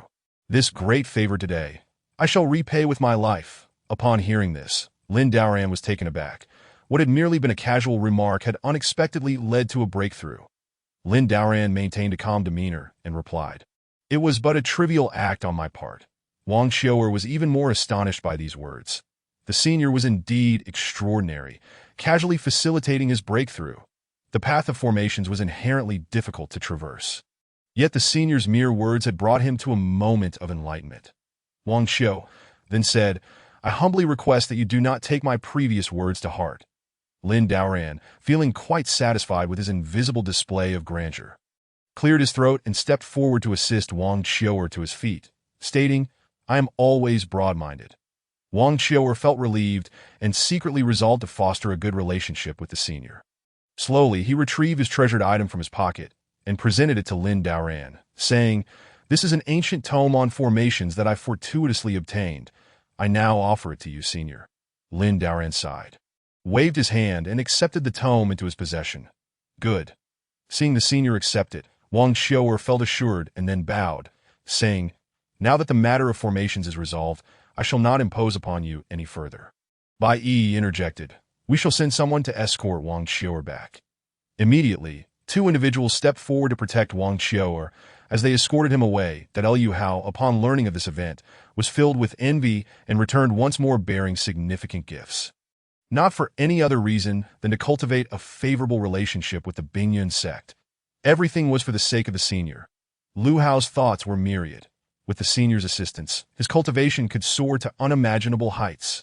Furthermore, with regard to his sect, should the senior take a liking to him and bestow any reward, it could elevate the sect to new heights. Bai Yi received Liu Hao and inquired, "Might I ask what brings you here?" "Sect leader Liu?" Liu Hao cleared his throat, adopting a solemn expression as he said, "By sect leader, I come not for trivial matters, but to discuss an important issue."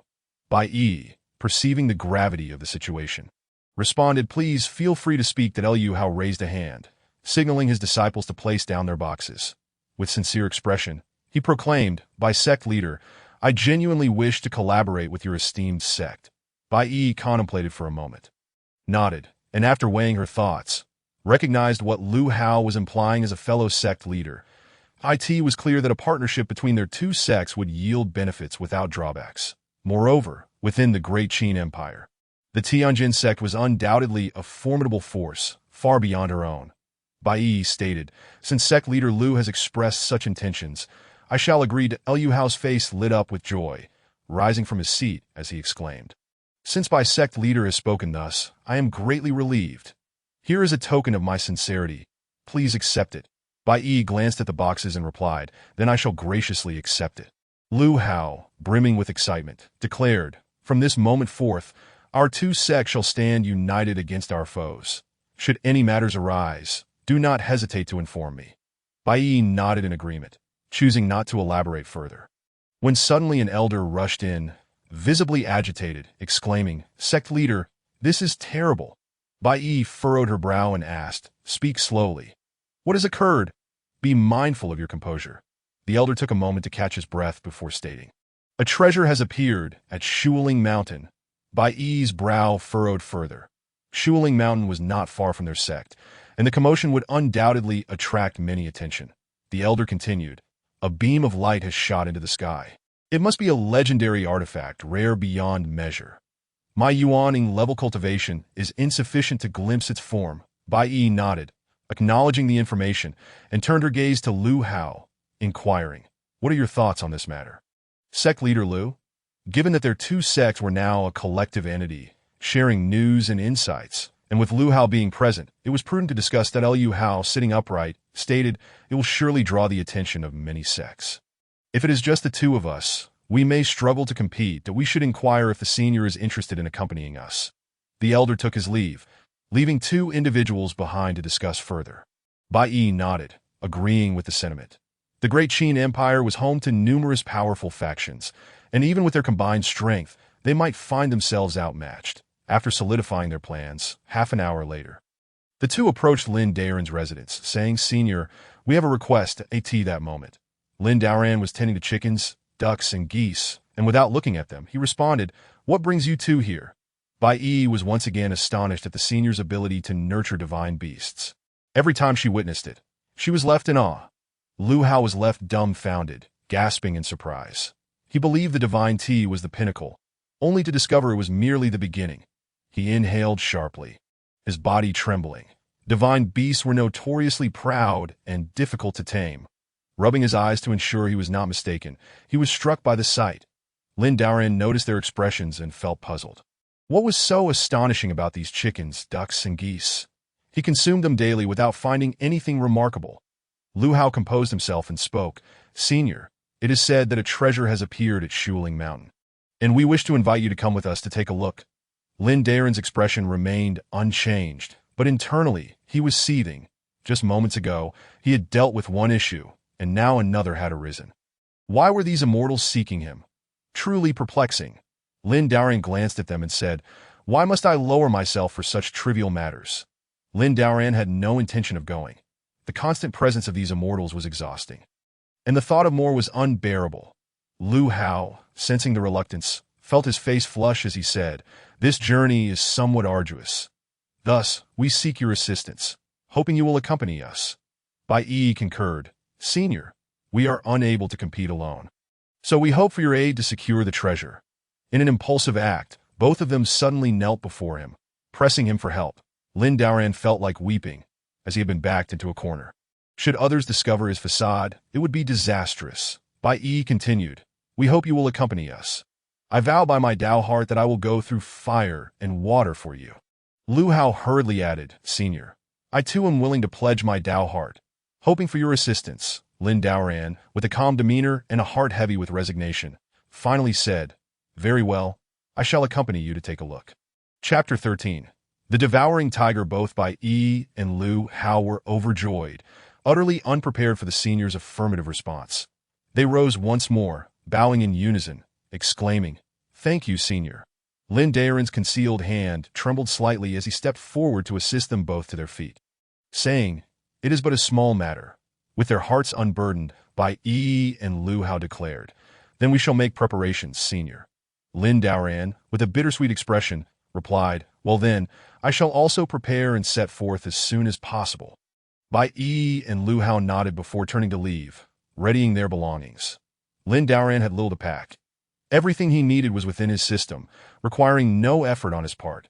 Once Bai Yi and Lu Hao had gathered their supplies, they awaited Lin Daoran beneath his loft. Lin Daoran felt like crying without tears. He was being dragged along against his will. Peering through the window, he sighed heavily before reluctantly descending the stairs.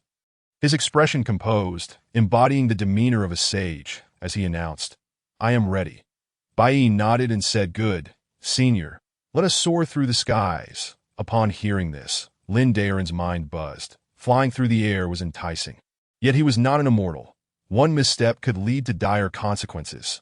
Shaking his head, he replied, "That is not advisable." Liu Hao, confused, asked, "Senior, flying on a sword is much faster." Lin Daoran maintained his composure and replied, "I have long grown weary of sword flight. Moreover, refining the heart in this mortal realm requires one to remain grounded." Bai Yi and Liu Hao nodded thoughtfully.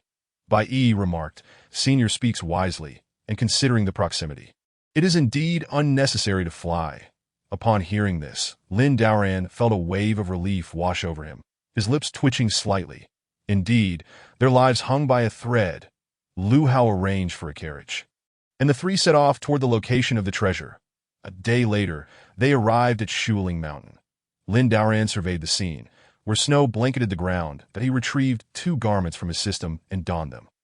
Internally, he grumbled about the frigid conditions of this wretched place, while the 2 immortals beside him appeared unfazed, showing no signs of discomfort.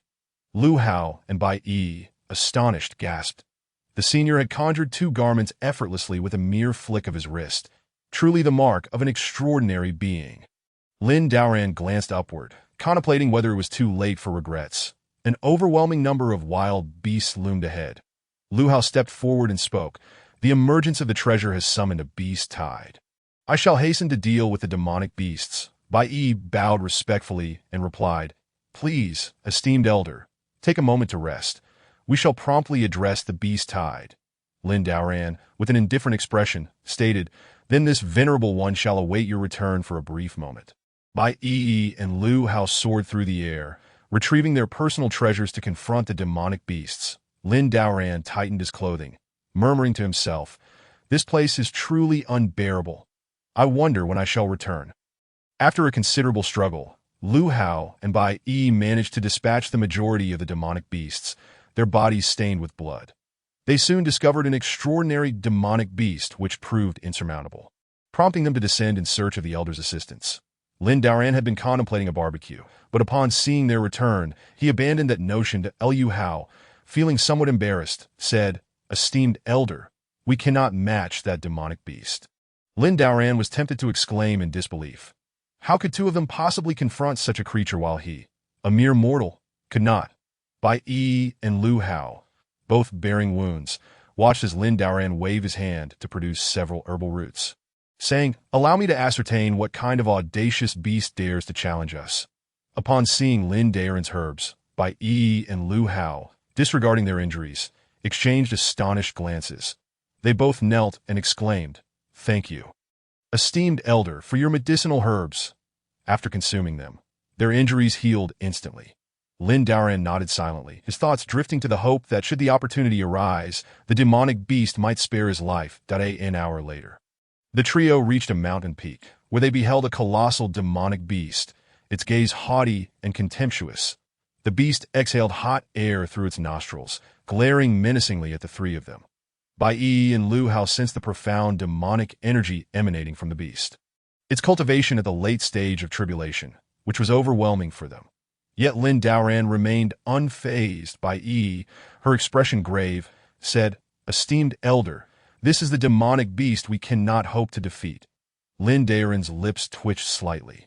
If even celestial beings struggled against it, what chance did he stand? Liu Hao interjected, "Esteemed elder, this is the sky-eating tiger. Its power is formidable." Lin Daoran, recognizing the beast without needing Liu Hao's explanation, understood that it was indeed a formidable opponent. The sky-eating tiger smirked mockingly, clearly intrigued by the emergence of the treasure. Observing the beast's demeanor, both Liu Hao and Bai Yi felt a surge of indignation. However, they knew that even together, they could not hope to best the creature. Liu Hao implored, "Esteemed elder, we hope you will intervene and subdue this vile beast." Bai Yi added, "We will withdraw. Should your attack affect us, we might be reduced to ashes." They took to the skies. Vacating the battlefield, leaving only Lin Daoran and the sky-eating tiger. Lin Daoran realized that he had no choice but to confront the beast. To refrain from action would mean certain death, gritting his teeth. He drew his iron sword, swallowing hard as his hand trembled slightly, maintaining an outwardly calm demeanor that he declared, "I shall grant you 3 breaths of time to consider. Otherwise, I will take action, and the heavens shall tremble."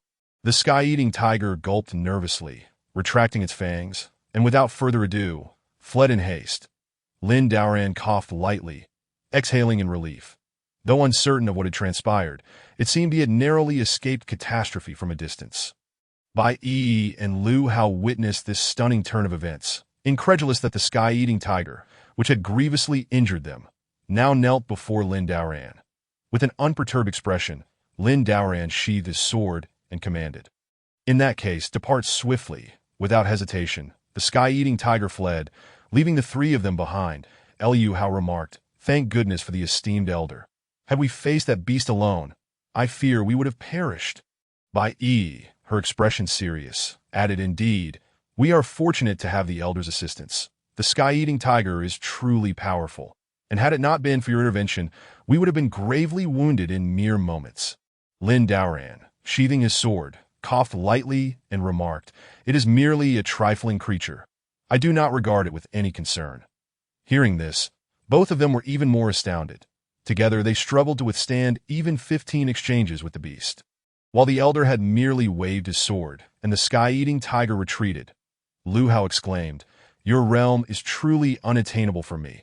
I shall never reach such heights." Bai Yi, brimming with excitement, remarked, "With your presence, esteemed elder, we shall surely acquire that treasure." Lin Daoran, upon hearing their words, felt a slight twitch at the corner of his eye. While they dreamed of treasures, he was solely focused on survival, existing in entirely different realms of thought. Bai Yi continued, "Esteemed elder, let us proceed."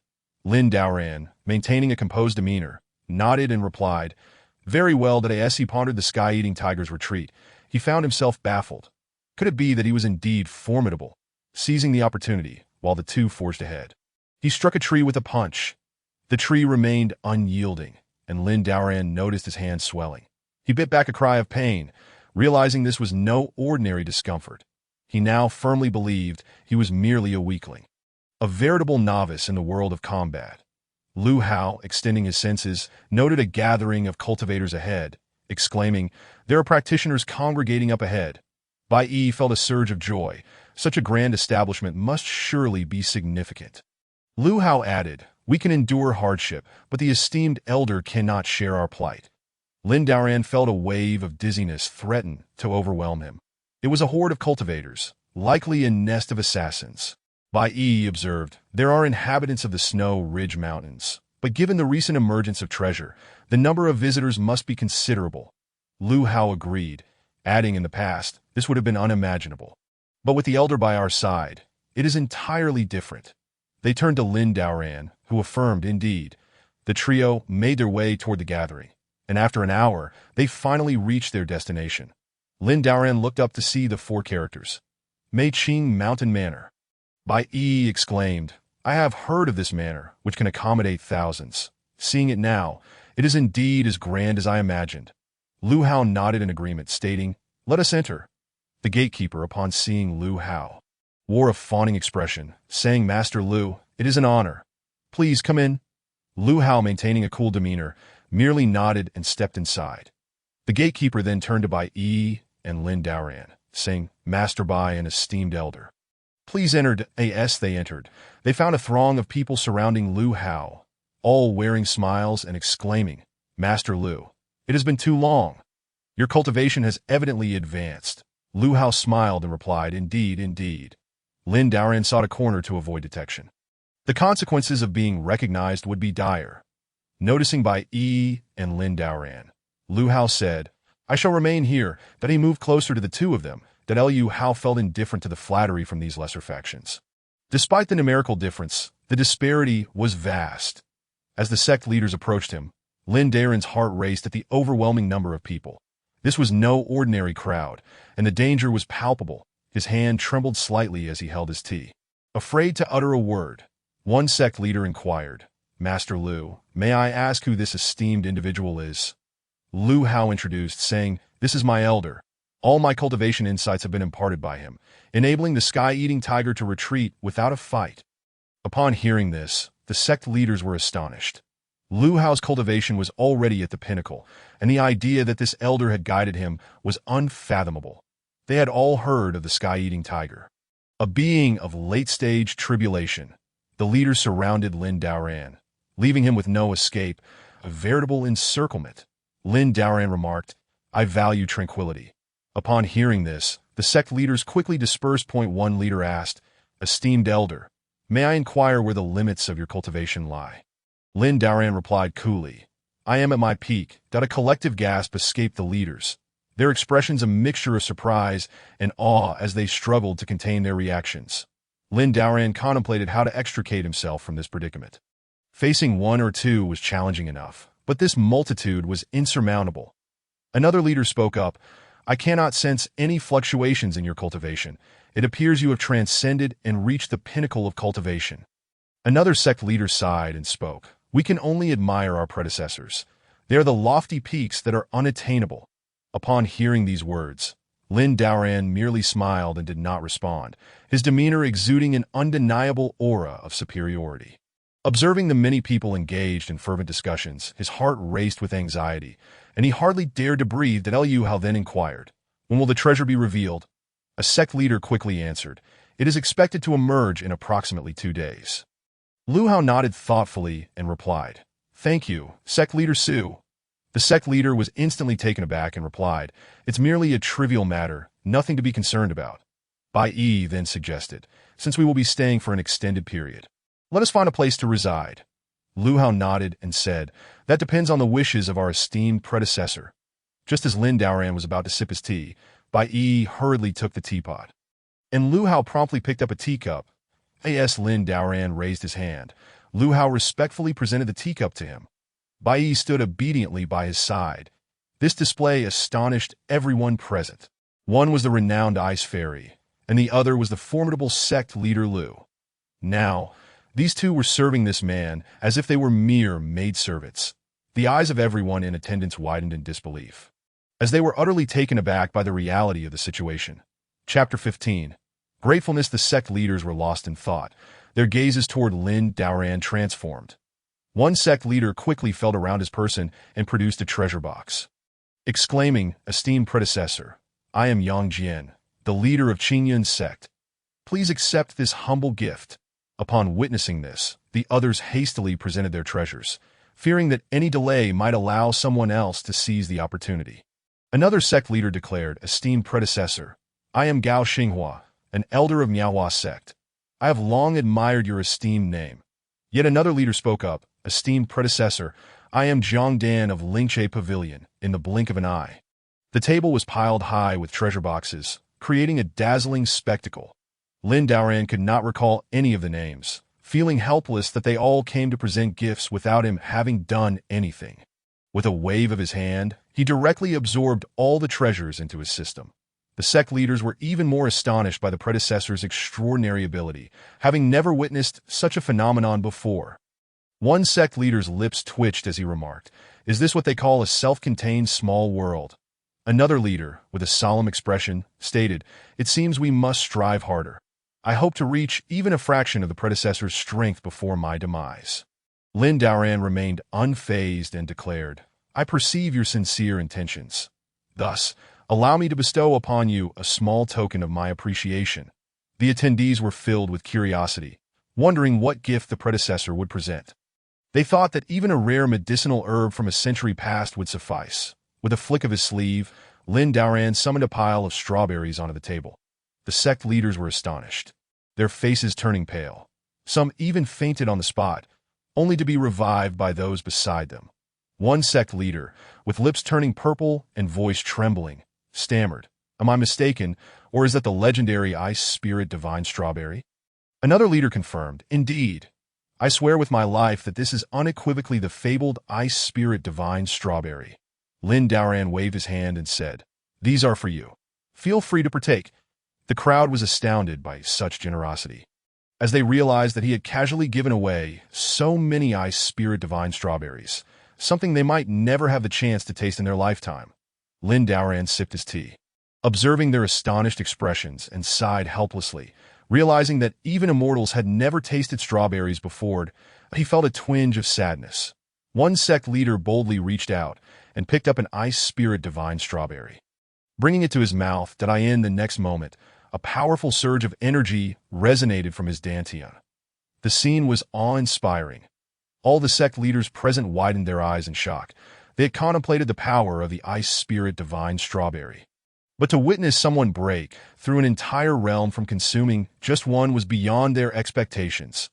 The sect leader felt a spiritual energy coursing through his body, and he fell to his knees, exclaiming, "Thank you, esteemed predecessor, for the gift of the ice spirit divine strawberry." Lin Daoran had never felt so speechless. He glanced at the strawberry in his hand and saw no discernible difference. Thus, he regarded them with a somewhat peculiar expression. Lu Hao interjected, "Those who presented gifts earlier should come forward to claim theirs. Do not rush. Everyone will receive their share." Lin Daoran nodded in silence. With Lu Hao's words, the hearts of all present were set ablaze. Everyone could receive an ice spirit divine strawberry. Almost all the sect leaders present, numbering nearly several hundred, experienced breakthroughs. Their expressions were fervent, with those of lower cultivation breaking through an entire realm and those of higher cultivation achieving a minor breakthrough. The difficulty of breaking through realms was known to all, let alone achieving it so effortlessly. Lin Daoran was bewildered by their tearful joy. Was it truly so challenging for immortals to break through realms? Lu Hao and Bai Yi sighed, noting that their predecessor had yet more divine beasts to offer, and this was merely a trifle. Lin Daoran was disinterested in their gratitude. He simply wished to leave this place of turmoil as far away as possible. One sect leader, brimming with excitement, exclaimed, "Is this truly the legendary ice spirit divine strawberry?" The rumors were indeed true. Another leader echoed, "Indeed, we have been fortunate enough to partake in such a gift from our predecessor." They swiftly distributed the strawberries, each one careful not to be greedy, as the two individuals standing beside the predecessor were no ordinary people. Lin Daoran noticed a few strawberries remaining on the table and casually remarked, "You too should take these." Bai Yi and Lu Hao were taken aback, while the other sect leaders cast envious glances. Being in the presence of the predecessor was indeed a privilege. Meanwhile, others pondered how to cultivate a favorable relationship with the esteemed figure. Lin Daoran considered that the treasure would emerge in 2 days. He cared little for it, as survival was his foremost concern. Bai Yi, noticing the time, suggested, "It is getting late, esteemed predecessor. We shall take our leave to rest." Lin Daoran nodded and replied, "Very well." Lu Hao sought out the innkeeper, requesting the 3 finest rooms, and the 3 of them settled in. Lin Daoran was quite satisfied with his room, which was secluded and unlikely to attract disturbances. Bai Yi said, "Esteemed predecessor, call upon us should you need anything." Lu Hao added, "Esteemed predecessor, we will take our leave to rest now." Lin Daoran nodded, maintaining his calm demeanor, and replied, "Agreed." Upon entering his room, Lin Daoran wore a forlorn expression. The world of cultivation was rife with conflict, and he was but a weakling. How could he contend with such powerful beings? In the meantime, news of the impending treasure's emergence spread, claiming it to be a once-in-a-millennium divine weapon. This revelation created a tremendous stir, and soon, the Snow Ridge Mountain was teeming with people. Incidents of seizing accommodations became commonplace, as there were limited quarters available, and the powerful directly took over the rooms. Yet no one dared to encroach upon Lin Daoran's quarters, for he was guarded by Lu Hao and Bai Yi, both of considerable strength. Lin Daoran opened the window and noticed many individuals outside diligently cultivating. Everyone came not for any other reason, but to seek the rumored divine weapon. Regardless of the circumstances, everyone had an equal opportunity, although it remained uncertain who would ultimately claim it. Such a reaction, even before the treasure fully revealed itself, promised to shake the heavens upon its emergence. Just as Lin Daoran contemplated this, a beam of light shot into the sky, piercing the clouds. Following that was a sound that resonated in the ears of all, an enchanting sword chant. Lu Hao quietly remarked, "Could this be the earth-level sword, Qianren, sealed here by the elder Qi Shan a millennium ago?" Bai Yi nodded and replied, "It seems that this is indeed the case. Both of them felt a rush of excitement. Determined to seize the Qianren, Lin Daoran had no interest in the sword, hoping only for someone else to claim it quickly. The individuals surrounding the three were now soaring through the air. Those who had been laughing and chatting moments ago were now foes in an instant. Chapter 16. Acknowledging you as my master. Bai Yi and Lu Hao exchanged glances and took to the skies, preparing to join forces to seize the Qianren. Instantly, thousands of individuals engaged in fierce combat, creating a dizzying spectacle. Blood rained down from the sky every so often. The once pristine Snow Ridge Mountain was now drenched in blood. Lin Daoran, witnessing this scene, jumped in alarm, patting his chest and pondering. The hearts of cultivators are indeed ruthless. He found a corner of the inn to sip his tea, seeking tranquility, only to be interrupted as a sword cleaved the air above him. "This treasure is mine. Do not dare to fight me for it," a voice boomed. Lin Daoran's legs trembled slightly as he looked up to see a bone-chilling wind rushing toward him. Almost immediately, two individuals clashed, exchanging blows 100 times within mere seconds. Lin Daoran nearly spilled his tea, narrowly escaping disaster. These two were not merely fighting. They were risking their lives. "You stole it right from my hands, you scoundrel," they shouted at each other, their swords clashing in a chaotic melee. The scene descended into utter chaos, as one individual had scarcely seized a treasure when another struck him down. "The Qianren is mine. It may still possess divine potential," he cackled madly. As soon as those words were uttered, the already tumultuous scene became even more chaotic, akin to adding fuel to the flames, and the infighting amongst the sect members was utterly mundane. Lin Daoran shifted his position, feeling considerably safer, and prepared to take a respite. One individual, with bloodshot eyes, declared, "This treasure is mine." Meanwhile, those around him engaged in a fierce brawl, each striving to seize it for themselves. In the next moment, the wall adjacent to Lin Daoran was shattered by a single punch, the surface fracturing into a spiderweb-like pattern. Lin Daoran was secretly astonished by their relentless fervor and, sipping his tea, felt grateful to be uninvolved in this conflict. Otherwise, he would not survive the next second. However, if this situation persisted, simply surviving to the next moment would be a remarkable feat. Bai Yi and Lu Hao were grievously injured. Yet they were enduring, solely to claim the Qianren blade. Bai Yi spoke. "The Qianren has slain formidable foes. No sword of the same grade can possibly surpass it." Lu Hao sighed and replied, "Even if we join forces, we cannot hope to touch that Qianren. It seems this treasure is destined to elude us." Bai Yi nodded and suggested, "Let us find a place to heal first." The two sought refuge to tend to their wounds, opting out of the fray.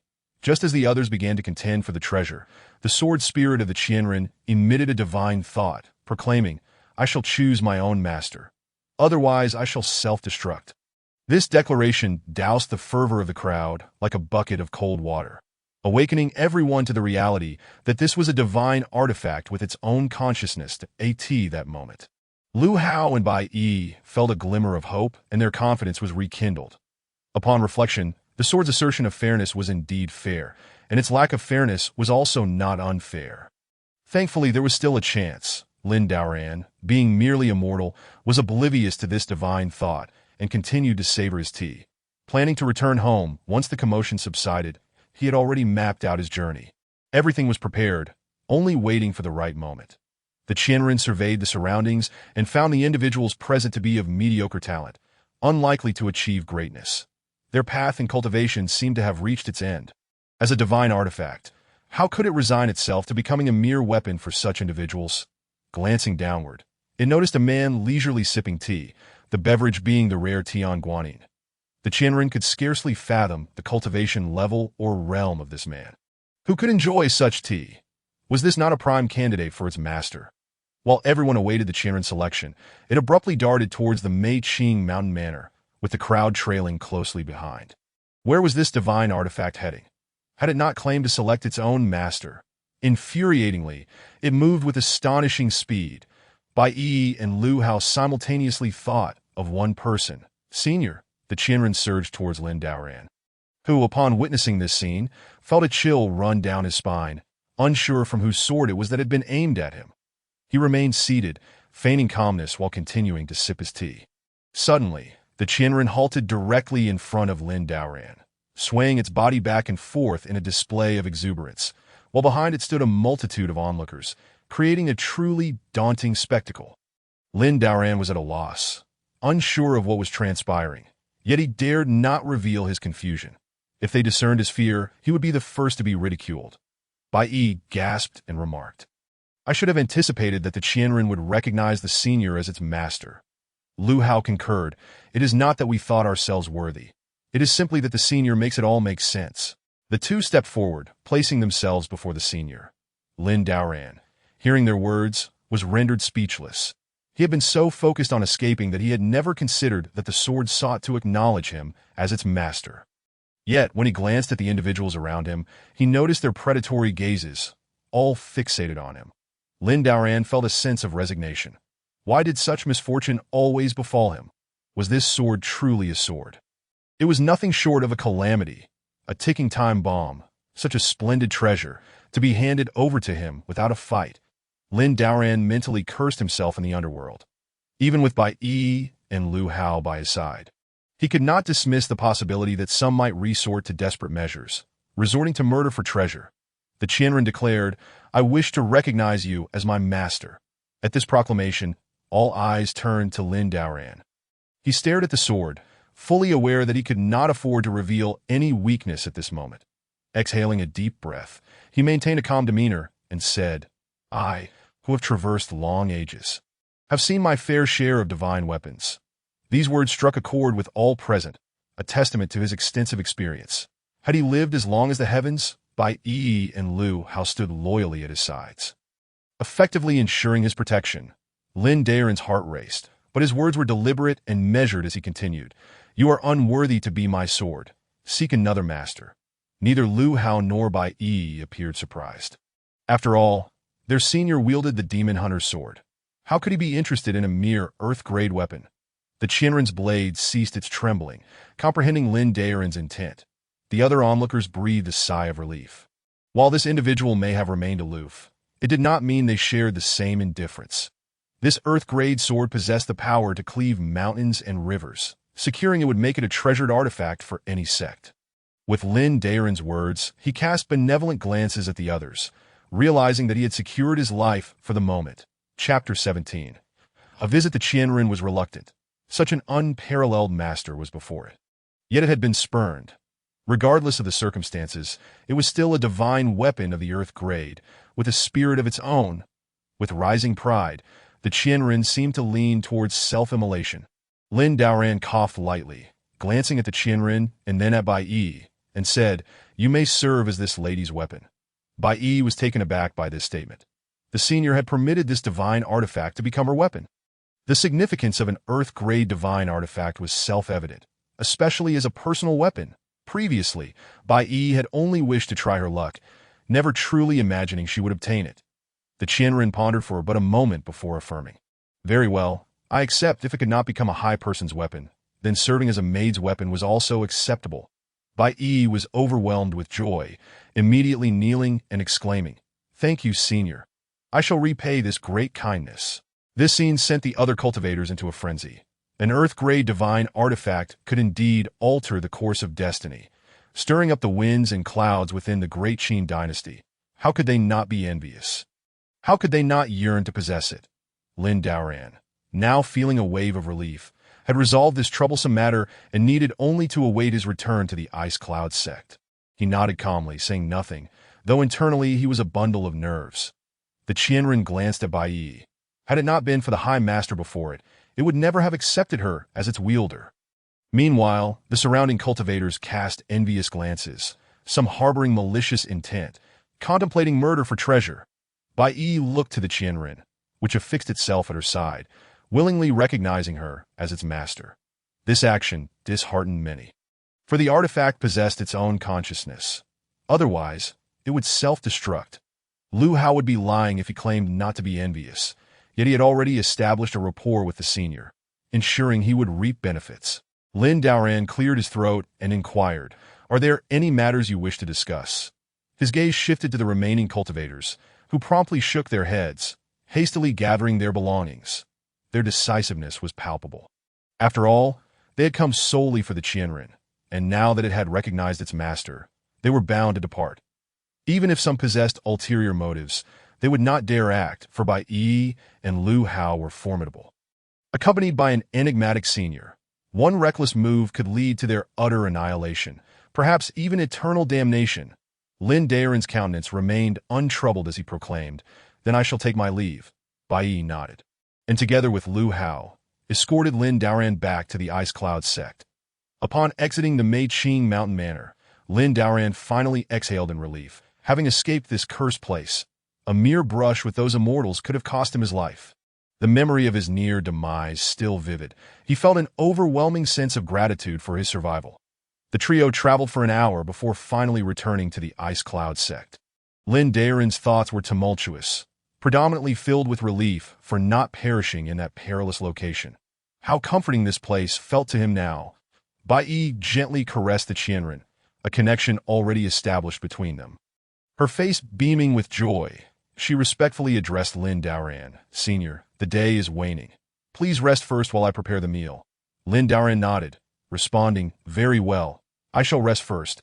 Having obtained this treasure, it is indeed a fortuitous encounter." Bai Yi, slightly anxious, added, "It is through the senior's grace that I have acquired this treasure. I shall certainly repay this kindness." As Lin Daoran turned to leave, he wished fervently for the ability to fly back to his loft. Just as he entered his room and had yet to settle onto the bed, he was met with the voice of the gatekeeper disciples, rendering him speechless with disbelief. "The sect master of Lingche Pavilion seeks an audience." "The sect master of Miaohua sect seeks an audience." "The sect master of Qingfang Pavilion seeks an audience." In an instant, dozens of sect masters had arrived. The once modest Ice Cloud sect was now overwhelmed. It had been centuries since the Ice Cloud sect had witnessed such a phenomenon. Bai Yi exclaimed, "Senior, all these masters have come to seek your presence." Lin Daoran, still not having warmed his seat, was utterly taken aback by the sudden influx of visitors. A solitary figure poses no threat, yet when a multitude gathers, it feels akin to driving a duck onto a perch, leaving no room for choice. Lin Daoran cleared his throat and spoke, "Allow me to step outside and observe." His heart raced with trepidation at the sight of so many immortals before him. A single misstep could lead to his complete undoing. For some of these sect leaders possessed remarkably cunning appearances. Lin Daoran opened the door and stepped out, only to find Bai Yi waiting at the entrance. "Shall we proceed?" he inquired. Bai Yi gestured for him to lead the way and followed closely behind. Lin Daoran felt a wave of anxiety wash over him. After all, he was but a mortal. Why must they continually place such burdens upon him? He had always been law-abiding, never engaging in any underhanded dealings. After half an hour of walking, they arrived at the main hall. Upon entering, Lin Daren's gaze swept over the throng of heads, and to his astonishment, he found not just one, but multiple sect leaders in attendance. The leader of the Qingjin sect had come to pay his respects. The leader of the Lian Pavilion had come to pay his respects. The leader of the Shangquan sect had also come to pay his respects. Lin Daren's lips twitched slightly. The sheer number was nothing short of staggering. There must have been at least 100 individuals. Clearing his throat once more, he addressed them, "I am aware of your intentions, but I have always preferred tranquility." With this declaration, he laid bare his stance. With such a crowd, if they were to visit daily, he would hardly find peace. One sect leader stepped forward, presenting a gift box, and said, "Esteemed elder, I sincerely apologize for my audacity in coming here, but this heavenly snow lotus must be accepted." Those present who possessed discerning eyes gasped in astonishment. This heavenly snow lotus was no ordinary item. It was rare beyond measure, and without certain fortuitous encounters, one might never even lay eyes upon it, let alone possess it. Another leader chimed in, "Esteemed elder, I must insist you accept this flame demon pill. It will surely prove beneficial." The crowd gasped once more, their eyes widening. The flame demon was a legendary creature, appearing only once in a millennium. Its cunning nature meant that a single miscalculation could lead to one's demise at its hands. Underscoring the peril involved, Lin Daoran, unable to comprehend their words, nonetheless inferred their meaning from the expressions of those around him. These were indeed valuable treasures. Before long, a small mountain of gifts began to accumulate before him, even causing some boxes to tumble down. Bai Yi clicked her tongue in amazement. Had it not been for the presence of the elder, how could they of the Ice Cloud sect have received such treatment? Chapter 18.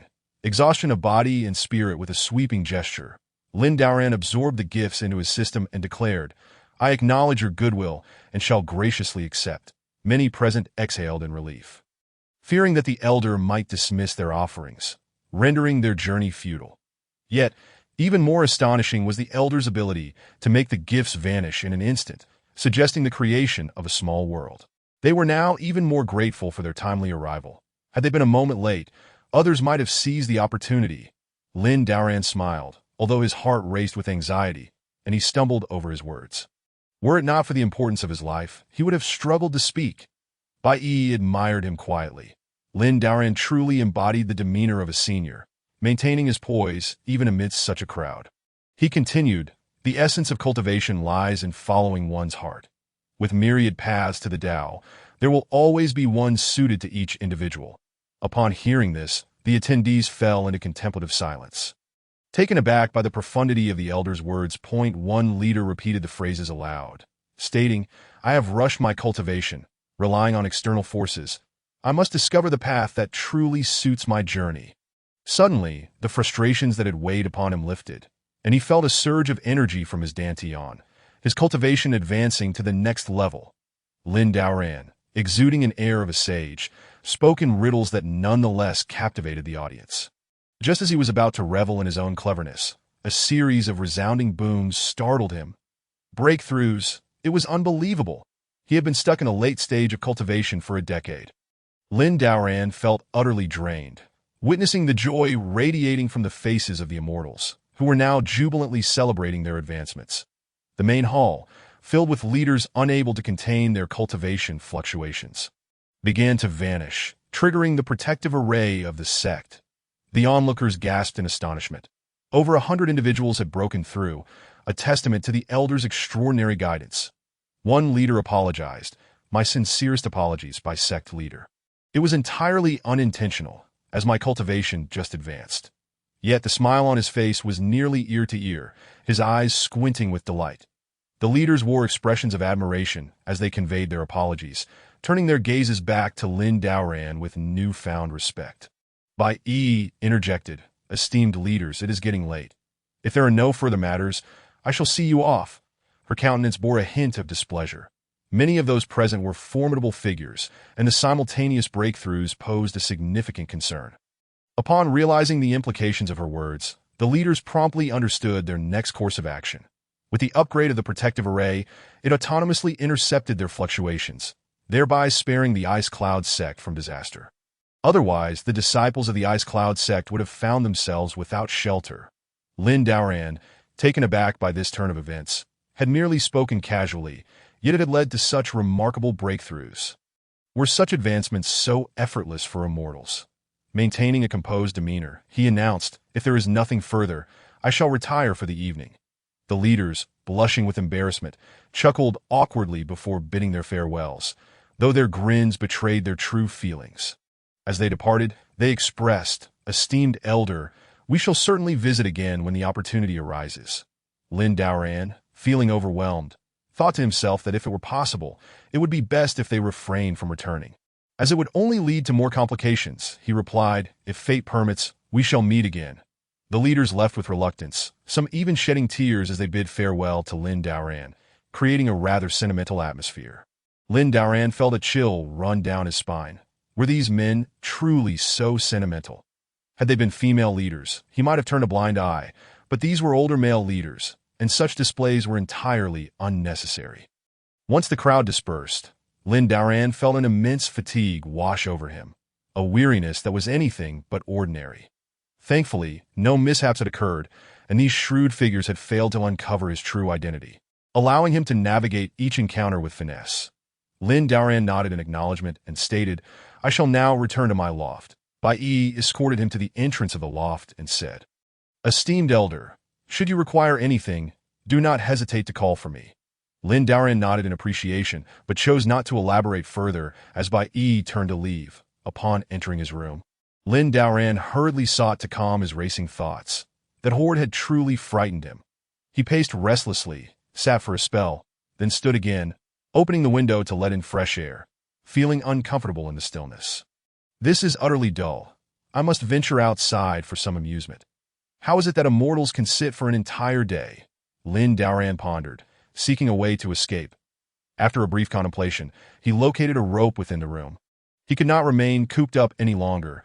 Lest he drive himself mad, he hastily tossed the rope out the window, clumsily descending, nearly tumbling in the process. As he looked up at the loft, he mused, the joy must be sought for oneself. However, as he reached the ground, a wave of regret washed over him. A delicate layer of snow blanketed the surroundings of the ice cloud sect. And without a map, he felt lost. Fortunately, the Big Dipper shone overhead, providing guidance for his direction. The skies above the ice cloud sect were clear, allowing the stars and moon to shine brightly. Lin Daoran wandered throughout the night, discovering that the ice cloud sect was even more secluded than he had anticipated. Thankfully, he stumbled upon a cloud-watching pavilion nestled at the foot of the mountain. Upon entering the pavilion, he settled down and retrieved his painting supplies. Preparing to create. With nothing but time on his hands, Lin Daoran began to paint. When a woman passed by outside the pavilion, her graceful figure appearing even more enigmatic beneath the night sky. Lin Daoran instinctively included her in his artwork, creating a stunning depiction of a beauty under the moonlight. As he gazed upon the scene, he noted that while other immortals soared through the skies, his own system was limited to the arts. Were he able to possess even a single flight ability, he would not feel so inadequate. Hua Jian, witnessing this entire scene, felt a surge of indignation. As the holy maiden of her sect, she had never been subjected to such frivolity. In her own sect, she was revered like a star among many, a prodigy destined to inherit the leadership role. Not to mention, her cultivation was at the tribulation stage, allowing her to challenge opponents beyond her level, effortlessly overpowering her peers. She was about to raise her voice in reprimand, ready to confront the man. But upon locking eyes with him and noticing the painting in his hand, she immediately fell silent. Hua Jian was relieved that she had refrained from speaking out. Initially, she had assumed he was a mere voyeur, but it turned out that she had misjudged him. The painting depicted a woman standing outside the pavilion, with the moonlight casting a unique beauty upon her. The exquisite details of the artwork drew her in, providing an immersive experience. Hua Jian marveled in silence. She had seen the works of renowned painters, yet none could compare to this man's artistry. This painting possessed an inherent sense of depth, momentarily mesmerizing her even with her advanced cultivation. It could be said that the artwork was sublime, vividly bringing the characters to life. Hua Jian felt a flutter of nervousness. Individuals of such talent were indeed rare. He must surely be a reclusive master wandering the world. Chapter 19. The contrast before and after. Hua Jian secretly rejoiced. She had unexpectedly encountered a true master. Lin Daoran's inner thoughts were peculiar. He was baffled by how this woman's expression seemed to change like a flickering mask, shifting from one form to another, leaving him utterly perplexed about her intentions. Hua Jian, with a graceful bow, spoke, "Esteemed senior, I am Jing Chaozong Hua Jian, paying my respects to you." Lin Daoran cleared his throat and replied, "What brings you here?" He merely intended to sketch a painting. How had he suddenly become a revered elder? Indeed, the thoughts of immortals were truly inscrutable. Hua Jian, with eyes as clear as crystal, remarked, "Esteemed senior, this painting exudes an extraordinary artistic essence, and your cultivation is undeniably profound." Upon hearing this, Lin Daoran declared, "My power eclipses all from the past." With none to follow, he now played the part with effortless ease, emboldened by the calm breeze that rendered him fearless of tongue slips. Upon hearing his proclamation, Hua Jian trembled, suddenly realizing why she had sensed no fluctuations in his cultivation. This senior's prowess transcended time itself. After a pause, Hua Jian spoke, "It seems we have an affinity, esteemed senior. For our meeting feels like a reunion of old friends." Lin Daoran, upon hearing this, felt a tumult of emotions. Such a notion was simply absurd. Was it not merely a chance encounter between two idlers? He maintained a composed demeanor and replied, "Cultivation indeed hinges upon destiny. When the time is right, so too shall one's power manifest." Hua Jian approached the pavilion, seated herself beside him, and inquired, "Esteemed senior, how might one unravel this destiny?" Lin Daoran felt a sense of helplessness. Even in his casual wanderings, he encountered celestial beings who sought his counsel, while he himself was but a mortal. Why must immortals complicate matters for the common folk? He gathered his thoughts and responded, "Destiny is not something to be unraveled. We all tread upon the great path, where fortune naturally flows, and with it, cultivation follows." Huajian, inspired by his words, contemplated deeply, and in an inexplicable manner. She felt a connection to the great path. She cleared her mind, refined her mana once more, and a powerful surge resonated from her dantian, leading to an unexpected breakthrough. Lin Daoran, observing her closed eyes, initially assumed she was preparing for slumber. Huajian, her expression brimming with excitement, exclaimed, "Thank you, esteemed senior, for enabling my breakthrough." Lin Daoran, taken aback, thought it strange. They had merely been engaged in casual conversation, and yet she had transcended. He cleared his throat and replied, "It was nothing, merely a trifling effort on my part." Upon hearing this, Huajian was even more astonished, realizing that the senior was indeed a great personage, capable of imparting profound insights with just a few words. Feeling a wave of fatigue, Lin Daoran, though not an immortal, still required rest. He waved his hand, storing the painting within his system, while Huajian felt fortunate to have been captured within it. Indeed, the events of that evening had opened her eyes to new wonders. This senior had effortlessly made the painting vanish with a mere gesture. Such a display was unprecedented in her experience. Even the most formidable beings would struggle to achieve such a feat. In a realm like the Great Qin dynasty, it was truly rare to encounter such a high figure. Huajian remarked, Huajian, previously failed to recognize your greatness. I should have greeted you properly." Lin Daoran merely smiled, remaining silent, unsure of what mischief this young lady was up to with her sudden declaration. After a moment, he said, "It is of no consequence." Huajian nodded and continued, "Today's meeting has been a stroke of fortune for me. Should the opportunity arise, I will certainly visit to express my gratitude." Lin Daoran remained silent, inwardly hoping that Huajian would refrain from coming. After all, he had no desire to engage with so many celestial beings. The Ice Cloud sect had already set a precedent, having seen its main hall vanish. Should another immortal arrive, they might well meet the same fate. Bai Yi, sensing a trend of her cultivation spiraling into madness, sought the senior but found him absent from the Ice Cloud sect. After much contemplation, she resolved to search for him. Should anything happen to the esteemed senior, she would bear an unforgivable burden. As she grew increasingly anxious, she wondered if the senior had left without notice. Their sect had significantly elevated due to his presence. Both Huajian and Lin Daoran noticed an approaching figure in the distance. And Bai Yi had also spotted the two. Overjoyed, Bai Yi thought to herself how fortunate it was that the senior had remained unharmed. Otherwise, she would never forgive herself. Recognizing Huajian, she greeted, "Saintess, greetings." Huajian nodded slightly. Both were renowned figures of the Great Qin dynasty, often encountering one another, their paths crossing frequently. In fact, they were sometimes compared, as both possessed formidable strength and remarkable talents. Huajian, with an air of pride, said, "Master Bai, it has been a while. Jing Chaozong far surpassed the Ice Cloud sect in terms of depth and strength." After a moment's hesitation, Huajian inquired, "Master Bai, might I ask who this esteemed senior is?" Bai Yi, with a respectful demeanor, replied, "He is a senior who roams the world, hailing from the Heavenly Palace." Upon hearing this, Huajian's expression faltered. The Heavenly Palace was a realm she had only heard of in tales, never having encountered it. She initially thought the senior was merely a reclusive master, but it turned out he was an unparalleled figure. Huajian's gaze shifted towards Bai Yi's side, sensing the aura of the Qianren. A true Earth-grade artifact. She prided herself on her worldly experience, yet even her Earth-grade artifact was a privilege granted by her status as a saintess. Huajian remarked, "I recently heard that the Qianren has emerged." Bai Yi, maintaining her composure, responded, "This Qianren sought to recognize the senior as its master. However, the senior declined and bestowed it upon me." Huajian's thoughts raced. The senior's generosity was overwhelming, far surpassing the skills of the painting saint, not to mention the Heavenly Palace. Moreover, she had indeed heard rumors of the recent emergence of Earth-grade artifacts, but she never imagined that the Qianren would be within a small sect, and even more so, in the possession of Bai Yi. At that moment, Huajian knelt before Lin Daoran, exclaiming, "I, Huajian, have previously been disrespectful. Please forgive me, esteemed senior." Lin Daoran smiled nonchalantly, stating, "I am not concerned." Hua Jian gritted her teeth, resolving to bring a grand gift when she next visited. She hoped it was not too late to make amends.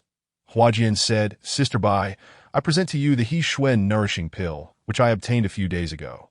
The He Xuan Nourishing Pill was said to preserve eternal youth, a coveted treasure among female cultivators. One pill was worth its weight in gold, often in short supply. Bai Yi hesitated for a moment before accepting it, saying, "Thank you, Saintess." Hua Jian replied, "Sister Bai, there is no need to be so formal. Simply call me Hua Jian." Bai Yi noted the stark contrast in Hua Jian's demeanor. Lin Daoran observed this exchange with bemusement, struggling to comprehend the complexities of women's friendships. Bai Yi said, "Hua Jian, thank you." Hua Jian responded, "Sister, it is merely my duty as your younger sister. Do not mention it." Chapter 20. Phoenix City. After exchanging pleasantries, they parted ways. Bai Yi said, "Esteemed senior, I am relieved to see you are well." Lin Daoran feigned profundity, stating, "My powers are earth-shattering. What could possibly befall me?" Bai Yi found this remark reasonable. The senior's cultivation was indeed boundless. Suddenly, an idea struck her, and she said, "Esteemed senior, a chess master of remarkable skill, at the peak of the tribulation stage, is expected to arrive soon." Lin Daoran nodded, remaining silent. As long as it had nothing to do with him, he was indifferent. Bai Yi continued, "This chess master plans to visit Phoenix City, and I intend to observe." Lin Daoran's eyelids flickered. He was uncertain of Bai Yi's intentions. Slightly anxious, she asked, "Esteemed senior, would you care to accompany me?" Lin Daoran initially intended to decline but reconsidered. If Bai Yi left, he would be stranded in unfamiliar territory. Then again, if Bai Yi went, a multitude of celestial beings would likely swarm, posing another set of troubles. Weighing his options, he found no grounds for refusal.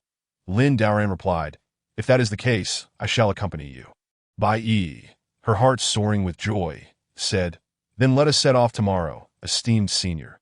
Deep down, Lin Daoran wished to avoid the trip, but found himself with no other choice. The two returned to their respective abodes, and Lin Daoran promptly retired for the night. The following day, Bai Yi arrived at Lin Daoran's loft and asked, "Esteemed senior, are you prepared?" Lin Daoran replied, "I am ready to depart at once." Bai Yi waited outside, and when Lin Daoran opened the door, he said, "Let us go." Bai Yi nodded and procured a horse-drawn carriage for their journey. Looking out at the snow-covered rooftops, Lin Daoran pondered deeply, hoping this trip would be free of complications. 2 hours later, Lin Daoran had fallen asleep in the carriage. Bai Yi, observing this, felt a surge of admiration. Even while resting, the esteemed senior remained dedicated to his cultivation, as befits a true master. When the carriage came to a halt, Bai Yi softly said, "Esteemed senior, we have arrived." Lin Daoran awoke and replied, "Good." They disembarked, and Lin Daoran beheld the grand characters spelling Phoenix City above the city gate. Bai Yi said, "Esteemed senior, this is Phoenix City." Lin Daoran nodded and remarked, "Indeed, it is quite impressive that as two individuals crossed the threshold of the city gates." Lin Daoran had barely taken a few steps when he unexpectedly encountered a man riding a horse ahead. The crowd was substantial, and some were unable to evade in time, nearly being knocked to the ground. Lin Daoran's eyelids twitched. It was evident that no one was in charge here, but he hoped that the man would not seek him out and cause him any misfortune. The rider bellowed, "Clear the way!" Lin Daoran found himself at a loss for words. With so many people in the city, how was it possible to simply make way? The man's expression darkened as Lin Daoran stood directly in the path of the horse. Refusing to move, with a furious shout and a glare, the man cursed, "Commoner, step aside." Upon hearing such words, Lin Daoran was momentarily dumbfounded, but he was merely walking along the road. What had he done to deserve this? Just as he was about to respond, the man continued, "Commoner, do you not understand human speech?" Lin Daoran was filled with a desire to express his disdain for the man's ancestry. He had done nothing wrong, yet he was being insulted. Bai Yi, unable to tolerate the affront, drew her Qianren and swiftly dispatched the city lord's horse. The man was taken aback. It was indeed a rare occurrence in Phoenix City for someone to lose face in such a manner, let alone for his horse to be slain. Bai Yi pointed the Qianren at the city lord's neck, her gaze shifting to Lin Daoran as she inquired, "Senior, how shall we deal with this man?" Her expression was devoid of emotion, and she did not even glance at Li He. Anyone bold enough to insult a senior would not be allowed to escape unscathed. This was the first time Li He had encountered such a situation. After all, he was the lord of Phoenix City and a local tyrant, unaccustomed to being humiliated. However, recognizing the current circumstances, he understood that he had met his match. His voice trembled as he said, "I am the lord of Phoenix City. I advise you not to act recklessly." Lin Daoran cast a sidelong glance at him, perceiving him as nothing more than a buffoon seeking trouble for no reason. Completely unaware of the absurdity of his actions, Lin Daoran replied coolly, "Kill him." He was struck dumb at the utterance of those words. "Senior, I realize my mistake. I did not recognize the towering mountain before me." He lowered his gaze to the Qianren, recognizing it instantly as a Geo-class artifact. Li could not fathom how such misfortune had befallen him. Trembling, he knelt, pleading, "Please spare me." There were numerous witnesses present. Yet Li He's desperate gaze for help was met with indifference. They chose to ignore him. Frustration bubbled within Li He. As the city lord, he faced threats, and yet these people stood idly by. He cried out, "You commoners! Even as the city lord is threatened, you remain indifferent." Alas, none of the onlookers paid him any mind, many merely relishing the spectacle. Disheartened, Li He watched as Bai Yi, without hesitation, executed him. The Qianren did not taste blood. She sheathed her sword, leaving many spectators in shock. Bai Yi remarked, "Senior, let us proceed to the banquet." Lin Daoran nodded. His sole desire at this moment was to avoid further complications, as these immortals were far removed from his expectations. Bai Yi led the way, and although Lin Daoran was reluctant to attend the gathering of immortals, he felt compelled to go, unable to conjure an excuse for refusal. Clearing his throat leisurely, he took in the bustling city, marveling at the array of wares on display. Bai Yi, with an apologetic tone, said, "Senior, I regret my earlier delay, which allowed that man to offend you." Lin Daoran waved his hand dismissively, replying, "He is but a mere mortal. I hold him in no regard." Bai Yi nodded in agreement, acknowledging the profound mastery of the senior, who had long reached his zenith. After navigating several twists and turns, they arrived at a location guarded by sentinels. The gatekeeper announced, "No unauthorized personnel may enter." Bai Yi presented her credentials, and the gatekeeper's demeanor shifted to one of respect as he said, "Please enter, Master Bai." Bai Yi nodded and followed behind Lin Daoran. The gatekeeper, perplexed, trembled at the sight. What manner of person was this that even Master Bai served him? Upon entering, numerous sect leaders approached to offer their greetings. "Is that not you, Senior Bai? It has been quite some time. What brings you both here? I have awaited your arrival." Indeed, such a fortuitous encounter, Senior. Lin Daoran was astonished. Looking around the banquet, he recognized a majority of the attendees. The sect leaders surrounded him, their faces adorned with smiles, making it difficult for him to breathe.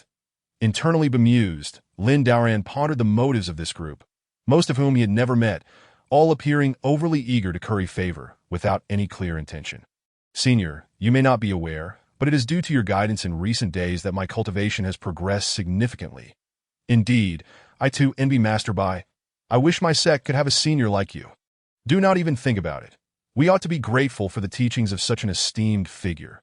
The clamor of voices continued unabated, and Lin Daoran maintained an unperturbed expression as he found a place to sit.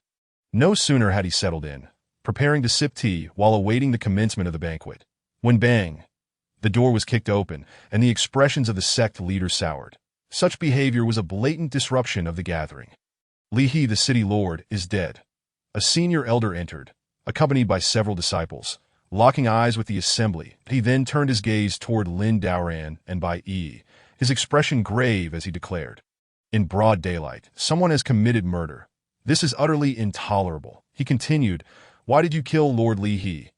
Many of the sect leaders present were unaware of the unfolding events. One elder interjected, "What is this?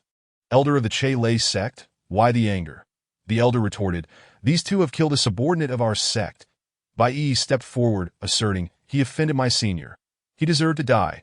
Her face was as cold as ice as she brandished the Qianren.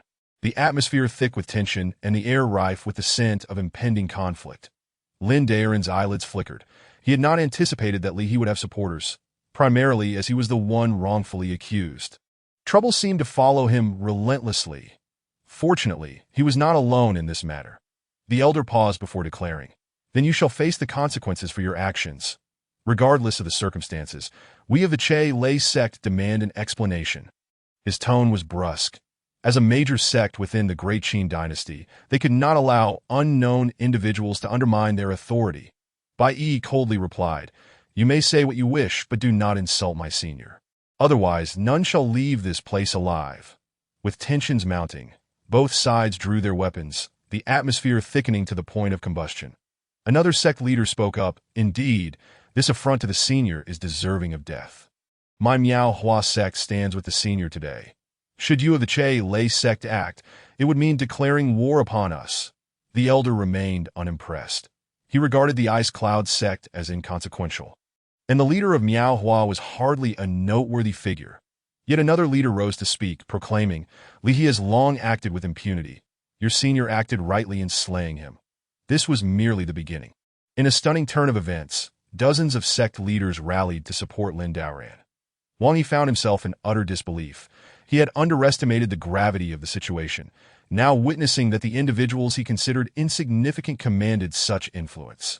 He had never anticipated the unfolding of events to reach this magnitude. Should this continue, the ramifications were unfathomable. One leader scoffed, "Your Che Lei sect seems woefully uninformed. Just days ago, the Qianren emerged, and your senior bestowed it upon Bai Yi." Another leader chimed in, "Indeed, over 100 of us have advanced in our cultivation under the senior's guidance." The Qianren was a renowned geoclass artifact.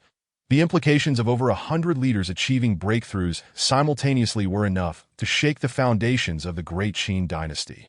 Wang Yi's complexion paled. He had not anticipated the identity of his adversary, realizing that one misstep had led to a cascade of errors. Those sects that had previously allied with them were now distancing themselves. A leader stated, "We were unaware of the level of foolishness within your Che Lei sect. We shall sever ties with you." Soon after, over a dozen leaders echoed the sentiment, publicly disavowing their association with the Che Lei sect. Bai Yi's Qianren remained pointed at the elder, while numerous leaders unsheathed their weapons in solidarity. The Che Lei sect, once formidable, now resembled a crumbling wall, ready to collapse. Wang Yi's lips quivered as he felt the weight of the hostile gazes upon him. In that moment, he realized that preserving his own life took precedence over any loyalty to Li He, that if one single individual were to jeopardize all the amicable affiliations with various sects, it would truly be a case of incalculable loss. Lin Daoran, witnessing this scene, felt a surge of trepidation. At this critical juncture, he was fortunate that these celestial beings intervened. The elder, who had earlier frightened him, certainly appeared formidable. Are all cultivators so enamored with conflict and violence?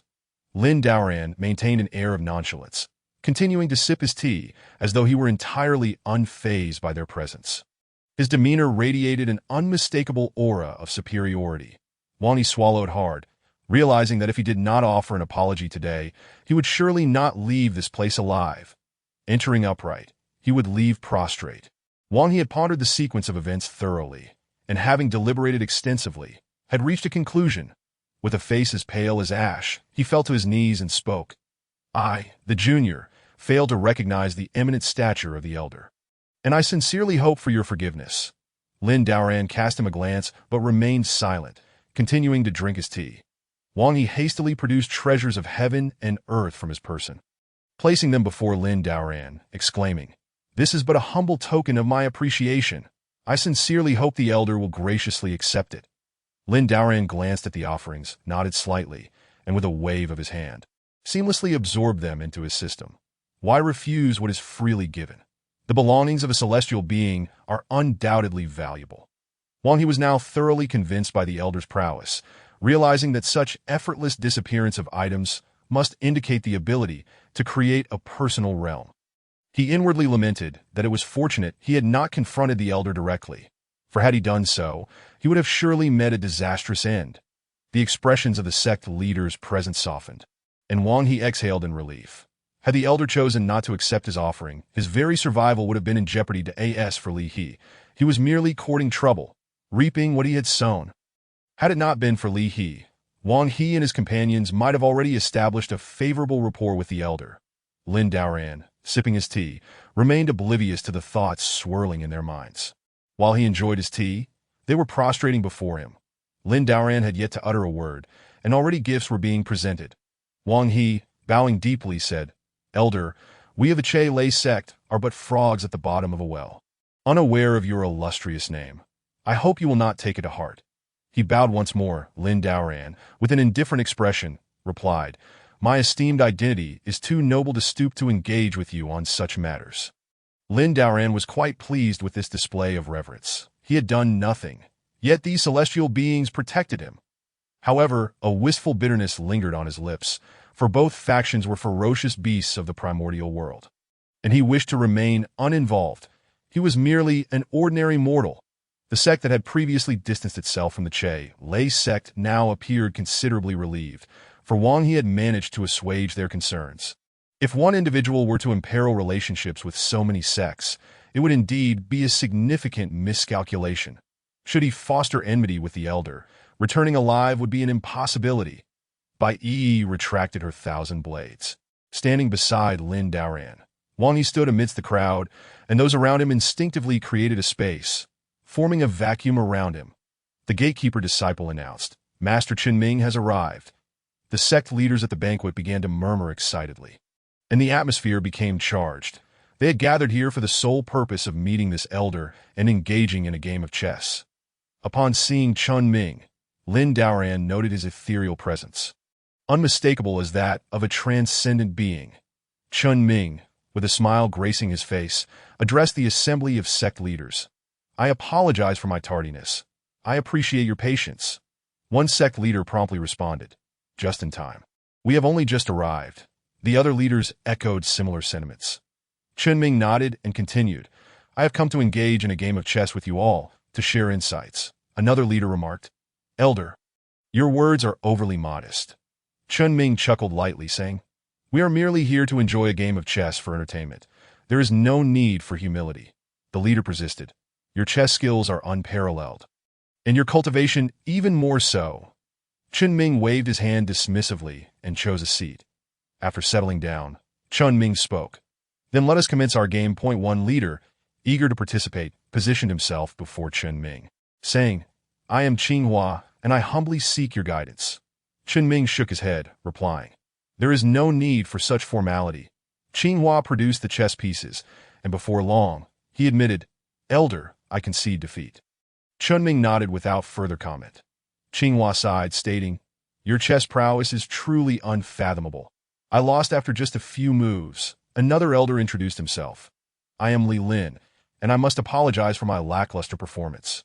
He took a seat before Qinming, picked up a piece, and shortly thereafter confessed, "Elder, I have been bested." Qinming smiled and reassured him. Not to worry. Several more leaders stepped forward to challenge Qinming. Yet within mere moves, the outcomes were decided. Everyone at this gathering had the opportunity to engage with Qinming, and the results were consistently the same. One leader remarked, "As expected of Elder Qinming, your chess skills are astonishing."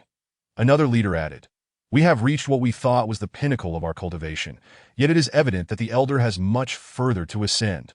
Lin Daoran, sipping his tea, remained leisurely. This gathering of cultivators was far more tedious than he had anticipated. Bai Yi, with an expression of admiration, observed, "Elder, you have yet to challenge Elder Qinming at this gathering." This remark piqued the interest of many sect leaders. Both individuals were esteemed elders, and each possessed remarkable skills. Upon hearing this, Lin Daoran felt a knot of anxiety tighten within him. While his skills in music, chess, calligraphy, and painting were commendable, he was about to face a celestial being.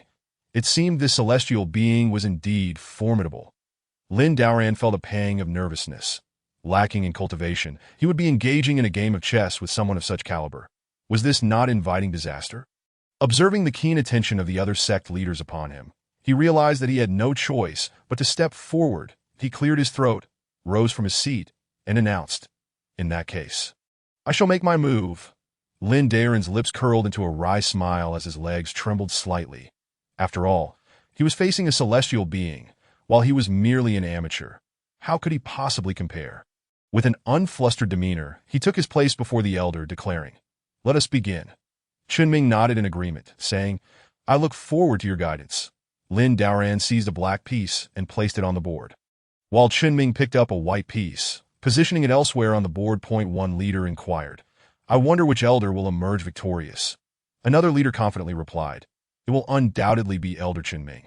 His chess skills are profound, and while the elder possesses formidable cultivation, he may not have mastered chess." That a third leader nodded, affirming, "I concur. I lost in just a few moves. Elder Qinming's chess skills are unmatched." Lin Daoran, maintaining his leisurely composure, placed his pieces with deliberation, while Qinming, in stark contrast, began to sweat as beads of perspiration dripped onto the board. The attending leaders observed in astonishment as Lin Daoran progressed from his initial few moves to dozens. The transformation was so striking that it left everyone in attendance utterly astonished. They had initially underestimated Lin Daoran, only to be proven wrong. They were comparing their own skills to those of this elder. One leader, with parched lips, spoke. "Who do you think will win?" Another leader cautioned, "Let us refrain from making hasty conclusions. Both elders are masters, and we truly cannot discern the outcome." Yet another leader chimed in, "I believe this elder will emerge victorious."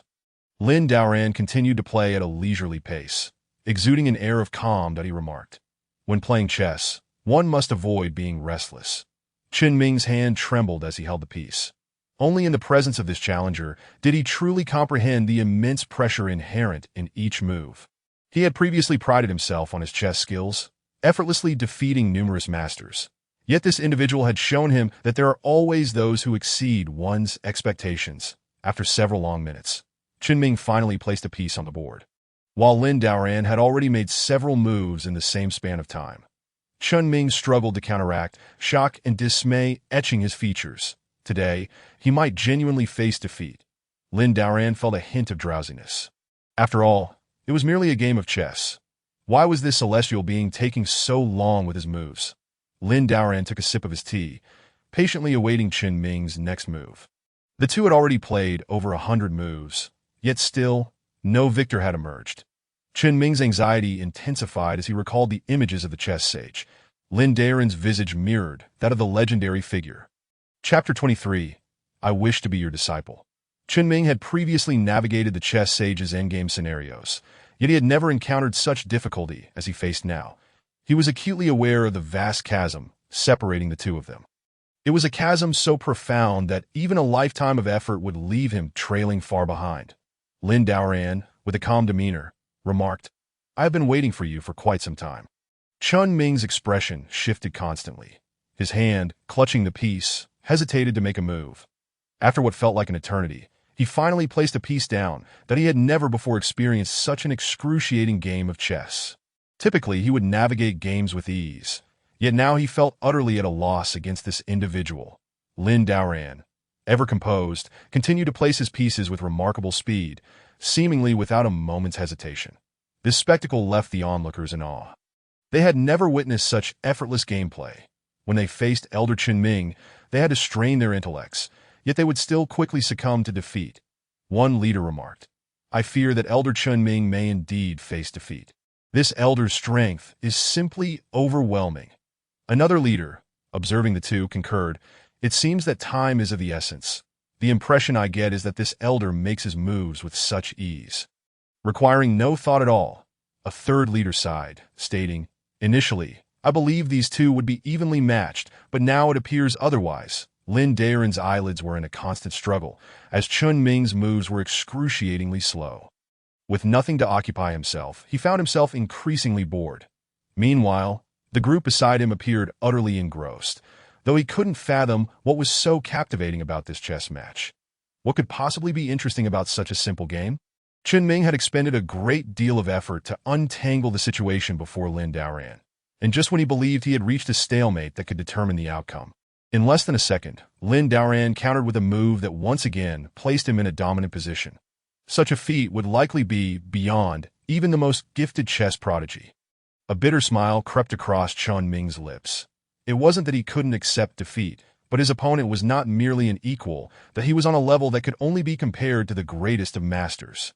Moreover, Qinming, currently in the late stages of tribulation, could not sense the fluctuations of his opponent's cultivation. What level of cultivation was this?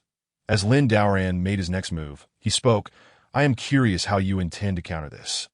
With 2 incense sticks worth of time having passed, The masters present began to shake their heads in disbelief. One of the masters remarked, "This game has reached its conclusion. Your skill in chess exceeds our expectations." Another chimed in, "It is the first time in my life I have witnessed such a game. It truly opens one's eyes." Yet another master lamented, "I have learned much. This observation has been enlightening." Chen Ming shook his head, reluctantly conceding, "This game is indeed unsolvable. Chen Ming, admit defeat and thank you for your guidance, esteemed senior." A bittersweet feeling enveloped those present. Just what level of chess mastery did this elder possess? His cultivation was unparalleled, and his chess skills were simply beyond compare. There was no way to measure oneself against him, and it was infuriating. Chen Ming trembled, his lips quivering. Such an extraordinary being was indeed a rare sight. Even the chess sage of the world would pale in comparison to this individual. In his eyes, this person had long surpassed the realm of the painting sage. Chen Ming's mind raced with a myriad of thoughts. An opportunity like this must not be squandered. Mastery in chess is notoriously difficult to attain, and he was at a loss as to how to surpass his current limits, that if only this elder could take him on as a disciple. Wouldn't his skills soar to unprecedented heights? The other masters were equally moved, realizing that one mountain surpasses another. Today, they had truly broadened their horizons and lamented their previous underestimation of the elder. One master exclaimed, "I never anticipated such an outcome. Our understanding is indeed shallow." Another added, "While I had considered this result, I never expected it to be true." Lin Daren's expression was peculiar. He had played this game casually, and winning had come all too easily. What kind of inferior imitation of a celestial being was this? Lin Daren could not fathom the thoughts of these immortals, maintaining an expression of indifference as if he had not taken this match seriously at all. Chen Ming observed Lin Daren's calm demeanor, seemingly unconcerned with the outcome, revealing that his chess skills had long transcended ordinary realms. Lin Daren noticed Chen Ming's changing expressions, wondering if he had realized he was merely a mortal. His heart raced, and he dared not breathe too loudly, his hands trembling in his sleeves. He must not be discovered. The moment he was found out would leave him with no escape. Lin Daren nearly faltered, feeling weak, his mind racing to maintain composure. This was not a gathering of mere mortals, but rather a congregation of celestial beings. The memories of the earlier events at Meiqing Mountain lingered vividly. A casual strike from an immortal could have easily led to his demise. At that moment, Chen Ming suddenly knelt before him, exclaiming, "Esteemed senior, I wish to become your disciple." Lin Daren was taken aback. Momentarily stunned, Tob asked to take him on as a disciple. Surely he had misheard. Why would he, for no apparent reason, be sought out as a mentor? He inwardly sighed in relief, grateful that his true nature as a mortal had not been discovered. Having such a person by his side would be akin to carrying a ticking time bomb. He was an ordinary individual with no means to defend himself. Facing an immortal's casual strike would be as perilous as playing chess with the king of hell. Begging for a drop of soup from Meng Pe. The other masters gasped in astonishment, their bodies trembling in disbelief at what they had just heard. Who was Chen Ming? He was a prodigious talent of the Great Qin dynasty, already standing at the forefront of cultivation, an exceptionally gifted individual. And now, he sought to become someone else's disciple. What an honor it would be to have such a disciple, as the Great Qin dynasty was poised for greatness. Moreover, with Chen Ming's bright future in cultivation, he could very well become a top contender on the continent. The other masters cast envious glances, realizing that the elder's profound skills made the prospect of their becoming master and disciple an enviable affair.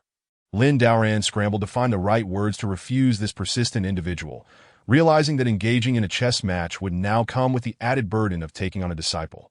What a burdensome deal. He feigned profundity and replied, "I am a wandering soul, uninterested in taking on disciples, that if he were to take such a person as a disciple, his future would be fraught with anxiety, living in constant fear." Lin Daren would prefer to evade Chen Ming's entanglement. Should anything go awry, it would be the end of him. Upon hearing this, Chen Ming, unwilling to give up, implored, "Please consider my request, esteemed senior." Chen Ming was genuinely eager to have this elder as his mentor. He truly did not want to miss this opportunity. This was a chance to leap into greatness. Lin Daren felt a knot in his heart. How could this person wish to become his disciple? Was he truly so persistent? Lin Daren's expression remained nonchalant as he replied, I have long seen through the mortal realm and wish to have little to do with worldly affairs. Chapter 24. Returning to Ice Cloud Sect, Chen Ming felt a sense of regret. With such an exalted being before him, if he could not become a disciple, he could at least seek guidance on chess. Chen Ming respectfully stated, Esteemed senior, may I inquire about your chess techniques? Lin Daoran, maintaining his composed demeanor, nodded slightly and replied, I see your humility in seeking knowledge. When time permits, we may engage in a friendly match. Lin Daoran glanced at Chen Ming. As long as there was no request for discipleship, anything else was acceptable. This individual was indeed quite persistent, presenting a significant challenge. After engaging in small talk, the gathering of masters eventually began to disperse as the sky darkened. Chen Ming took his leave, stating, In that case, I shall take my leave first. Esteemed senior, may we meet again on another day. Chen Ming's expression was fervent. To have the opportunity to engage with such a high-ranking elder was a blessing he could scarcely fathom. Lin Daoran, maintaining his usual demeanor, replied, If fate permits, we shall meet again. Though Lin Daoran spoke these words, he inwardly hoped never to cross paths again, that if possible, he preferred not to encounter this person for the rest of his life. Their destinies were not intertwined, and it would be best if they remained miles apart. Chen Ming marveled silently, recognizing the elder's profound words, which conveyed a sense of detachment from worldly affairs. The once boisterous gathering of masters gradually quieted as they departed. Bai Yi inquired, Esteemed senior, shall we leave now? Lin Daoran nodded slightly, his expression unchanged, and replied, Naturally. Feeling somewhat exasperated, he found no purpose in lingering there. The gathering of immortals was far more tedious than he had anticipated. The two prepared to embark on their journey back to the Ice Cloud Sect. Lin Daoran finally felt a sense of relief. Being surrounded by such formidable beings was exhausting, leaving him unable to eat or enjoy tea. As any slip could lead to disaster, the carriage swayed slightly, as Bai Yi, aware of the elder's aversion to flying, had opted for this mode of transport, which brought Lin Daoran some comfort. But he could not fly either, and feared that a fall mid-air would be a most undignified end. Bai Yi lifted the curtain of the carriage and announced, Esteemed senior, we are almost there. Lin Daoran, who had been dozing, awakened at her words and replied nonchalantly, I have long been aware. Bai Yi felt a bit anxious. Had she known, she would not have mentioned it.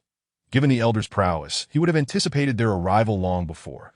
Bai Yi apologized, I beg your pardon, esteemed senior. I did not mean to intrude. Lin Daoran waved his hand dismissively and replied, No harm done, that I in truth. If he were not informed, he might indeed have fallen asleep. Upon hearing this, Bai Yi managed to ease her mind somewhat. The carriage came to a halt ahead, and the two individuals disembarked. Lin Daoran was just preparing to return for a brief respite when he unexpectedly noticed someone in front of the Ice Cloud Sect. Bai Yi squinted and remarked, Why hasn't the saintess of Jingxiao's sect departed? Upon hearing these words, Lin Daoran recalled that there was someone eager to be his disciple, and now there was another lingering here for reasons unknown. That it was evident that no good would come of this. Hua Jian noticed the two and approached, her purpose for coming this time being a request. She found herself at an impasse in her cultivation and could only hope for guidance from a senior. With a nervous expression, Hua Jian stepped forward and said, Senior, sister, you have returned. Bai Yi and Lin Daoran had attended the banquet for a day, and Hua Jian had been waiting at the entrance of the Ice Cloud Sect throughout that time. All for the sake of this senior. As the saintess of Jingxiao sect, Hua Jian was accustomed to commanding others, so it was quite unusual for her to wait for someone. Bai Yi took another glance and suggested, Hua Jian, it's windy outside. Let us speak inside. Without needing to guess, Bai Yi understood that Hua Jian was certainly here for the senioress' sake. Hua Jian nodded, her face brightening with a smile as she expressed, Thank you for your kindness, sister. Upon seeing the senior, her heart raced. Her advancement in cultivation depended on this senior. The three of them entered the Ice Cloud Sect together. The main hall had just been refurbished, and Lin Daoran settled down with a cup of tea. Internally, Lin Daoran felt helpless. He had truly stumbled into a den of immortals, one matter after another. Moreover, each person seemed to have endless demands. Thankfully, his ability to speak nonsense was strong. Otherwise, he would be utterly overwhelmed. Hua Jian, visibly anxious, began, Senior, I have come with a request. With her head bowed, she hoped the senior would agree. cultivating was inherently against the heavens. Not to mention breaking through in cultivation. If she could receive guidance from the senior, achieving a breakthrough would undoubtedly be an effortless task. Upon hearing this, Lin Daren's eyelids twitched, being asked for guidance daily. If he could manage to muddle through this matter, it would be one less issue to contend with. However, if he failed to deceive her, he could be in serious trouble. Lin Daren looked at Hua Jian, who appeared sweet and innocent. If he was found out, he might very well face dire consequences. Internally flustered yet maintaining an outward calm, he replied, "I shall do my utmost." He felt speechless. He was merely a mortal. While an immortal was questioning him, this was not even the same realm. How could he respond? Wasn't he this putting him in a difficult position? Upon hearing his words, Hua Jian's face lit up with joy. Her purpose in coming was indeed to seek guidance on her cultivation, and the senior's agreement was the best outcome possible. Hua Jian continued, "Senior, I have come bearing a token of my sincerity, so I hope you will graciously accept it." She then produced a treasure box from her bosom and slowly opened it that a brilliant light burst forth instantly. Bai Yi exclaimed in surprise, "Is this a gathering spirit pearl?" This pearl was immensely beneficial for cultivators, capable of condensing the surrounding spiritual energy and accelerating the cultivation process. It was truly priceless and difficult to obtain. Hua Jian nodded and explained, "A few days ago, I accidentally acquired it, and I thought to present it to the senior as a trinket." Lin Daren observed the glowing pearl. Wondering if it was a luminous pearl, he waved his hand, directly stowing it away. He was unsure of its true nature, but something gifted by an immortal should be of good quality. Hua Jian was astounded. Such a method of creating a miniature world was only recorded in ancient texts, attributed to extraordinary individuals. Her admiration for the senior was boundless. Hua Jian paused before saying, "Senior, I feel I cannot grasp this cultivation." Upon hearing this, Lin Daren's heart raced. He had no knowledge of cultivation himself. Being merely immortal, how could he teach someone else? Wasn't this a joke at his own expense? Lin Daren's mind raced as he prepared to say something impressive to pass off the situation. Clearing his throat, Lin Daren proclaimed, "Cultivation is fundamentally about following the path of the Tao. The 3,000 paths flourish by aligning with the Tao and perish by opposing it. Only by being blessed with fortune can one achieve greatness." Hua Jian's expression shifted from confusion to intrigue. The concept of the 3,000 paths was entirely unfamiliar to her, and she had never heard of the term fortune.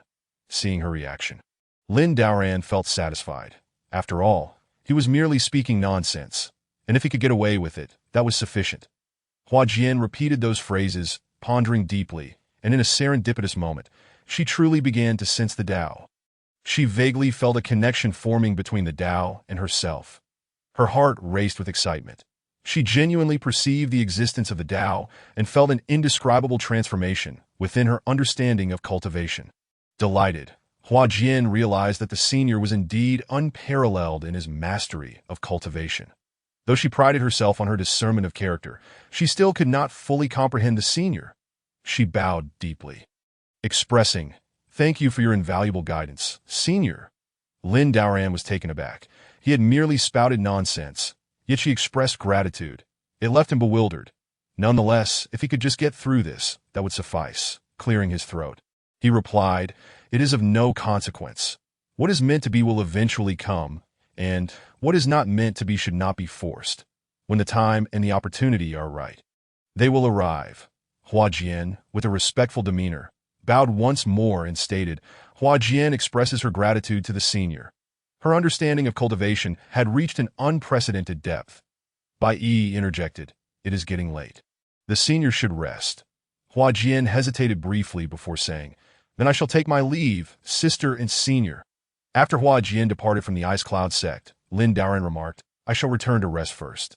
Exhausted in both body and mind, Lin Daren reflected on the absurdity of the situation. One incident after another. He truly had no time to consider his own affairs. Bai Yi announced, "I take my leave." Rising, Lin Daren departed. Stretching lazily before returning to the loft, he muttered to himself, "It has been ages since I have indulged in a hearty meal. It is time to enjoy something good." His gaze fell upon the chickens, ducks, and geese at the base of the loft. As he paced back and forth, uncertain of which creature to choose, suddenly, he spotted a turtle leisurely strolling by the pond, seemingly in a state of blissful relaxation. Lin Daren's irritation flared. His own life was fraught with difficulties while this turtle ambled about without a care in the world. He seized the turtle and declared, "Today, I shall prepare a bowl of turtle soup." The turtle instinctively withdrew into its shell, leaving only its exterior visible. Lin Daren promptly retrieved an iron pot from his system, filled it with water, and placed the turtle inside. Plop! The turtle splashed into the water. Initially floating on its back, Lin Daren added more firewood, thinking that since he had suffered, this turtle should not enjoy such comfort. The more he contemplated, the angrier he became, and he secured the pot's lid. After an hour, Lin Daren lifted the lid and scooped out a bowl of soup. Taking a sip, he remarked, "Not bad, the flavor is passable." Just then, Yanghua happened to be strolling by and fortuitously encountered Lin Daren making soup. Initially thinking nothing of it, he glanced over and was nearly struck with shock. This was Xuanwu soup. Having lived for a millennium, Yanghua had seen and heard much, yet he had never witnessed the act of boiling a divine beast for soup. Such creatures were rarely encountered, let alone used for cooking. Observing Lin Daren's nonchalance, Yanghua thought to himself that the senior was indeed extraordinary, casually preparing soup without a second thought, something he would never have dared to imagine, let alone believe. As Lin Daren noticed Yanghua approaching, he offered him a bowl, saying, "Come, have a taste." Yanghua's body trembled, and he inhaled sharply, questioning if he had misheard. Just moments ago, the senior had invited him to drink Xuanwu soup, a creature encountered once in millennia. Lin Daren, puzzled by Yanghua's lack of response, wondered if immortals were not fond of turtle soup that he queried, "Do you not enjoy this soup?" Yanghua quickly accepted the bowl, his hands trembling slightly, and replied, "Yanghua thanks the senior." Lin Daren felt somewhat speechless. It was merely turtle soup. Why the need for thanks? It seemed that even immortals struggled to obtain turtle soup, leaving him to feel that their lives were not as enviable as imagined. Waving his hand dismissively, Lin Daren replied, "Just have a few sips." Yanghua nodded, his heart racing and hands trembling as he gazed at the bowl of turtle soup. Upon taking just a sip, he felt an unprecedented surge of energy coursing through his body. Yanghua's dantian erupted with power.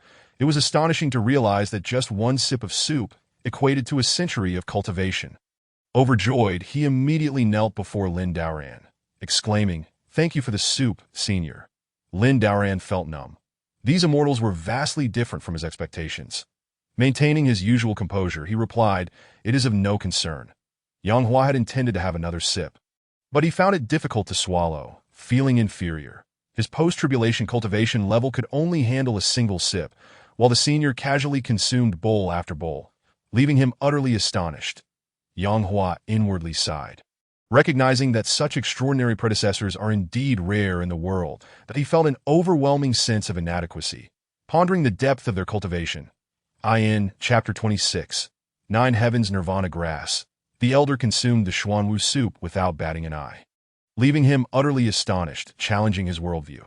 Yanghua placed the bowl down, bowed deeply, and spoke, "Thank you, esteemed elder, but I shall refrain from drinking." Although Yanghua longed to partake, he knew he must heed his limits. Overindulgence could lead to his untimely demise due to the soup's potent spiritual energy. Lin Daren found the situation perplexing. Why only a sip? He thought the taste was quite agreeable. Doubts crept into Lin Daren regarding his culinary skills. He took another sip and felt no issues with it. Curiously, he asked, "Is it not to your liking?" Yanghua's cheeks flushed, and he replied, "Esteemed elder, this junior can only manage a single sip." Lin Daren was left speechless. It was the first time he had heard of someone only being able to drink one sip of turtle soup. Wasn't it just turtle soup? Yanghua immediately activated his cultivation technique, feeling an unprecedented lightness, enough to prepare himself for his next breakthrough. Since encountering the elder, he had felt that the path of cultivation was remarkably effortless, akin to a daily routine. Lin Daren waved his hand, summoning all the utensils into his system, ensuring he could continue preparing soup next time. Witnessing this, Yanghua felt a deep-seated envy. He realized he could spend a lifetime without achieving such heights. The elder's accomplishments were truly commendable.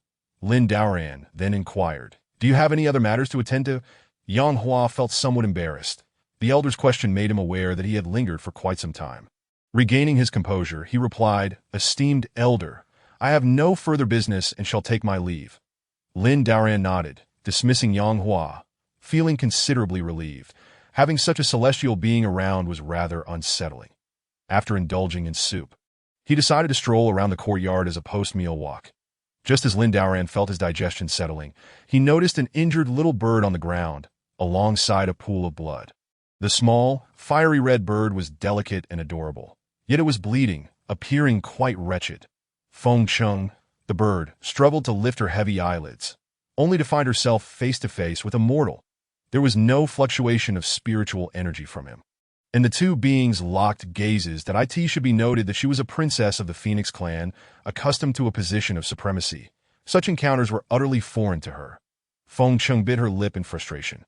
Her injury was likely caused by the White Tiger clan. She vowed to seek revenge on them. If not, her heart would remain burdened by hatred.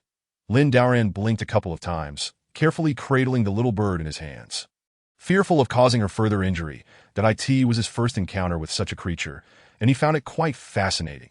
Feng Cheng couldn't fathom the situation. Fortunately, he was merely a mortal and not worth concerning herself with. Had he been a cultivator, she would have been trapped and ultimately enslaved.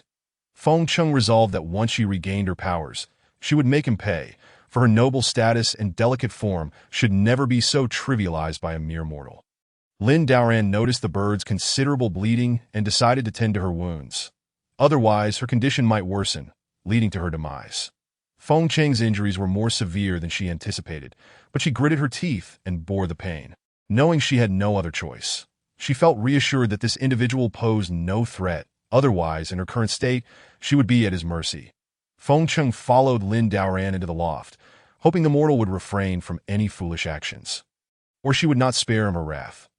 Lin Daoran set the bird on the table, observing her eyes darting around, displaying an unusual cleverness. At least she was not in immediate danger. That he breathed a sigh of relief. After all, she was a small life form, and in this treacherous world of cultivation, such encounters were rare. Feng Cheng, visiting a mortal's room for the first time, inadvertently glanced around and noticed several calligraphy pieces carelessly strewn about. She found it rather intriguing. However, upon a closer look, she felt her own powers surging with unprecedented vitality. Her eyes widened in astonishment. What kind of script was this, resonating so profoundly with her essence?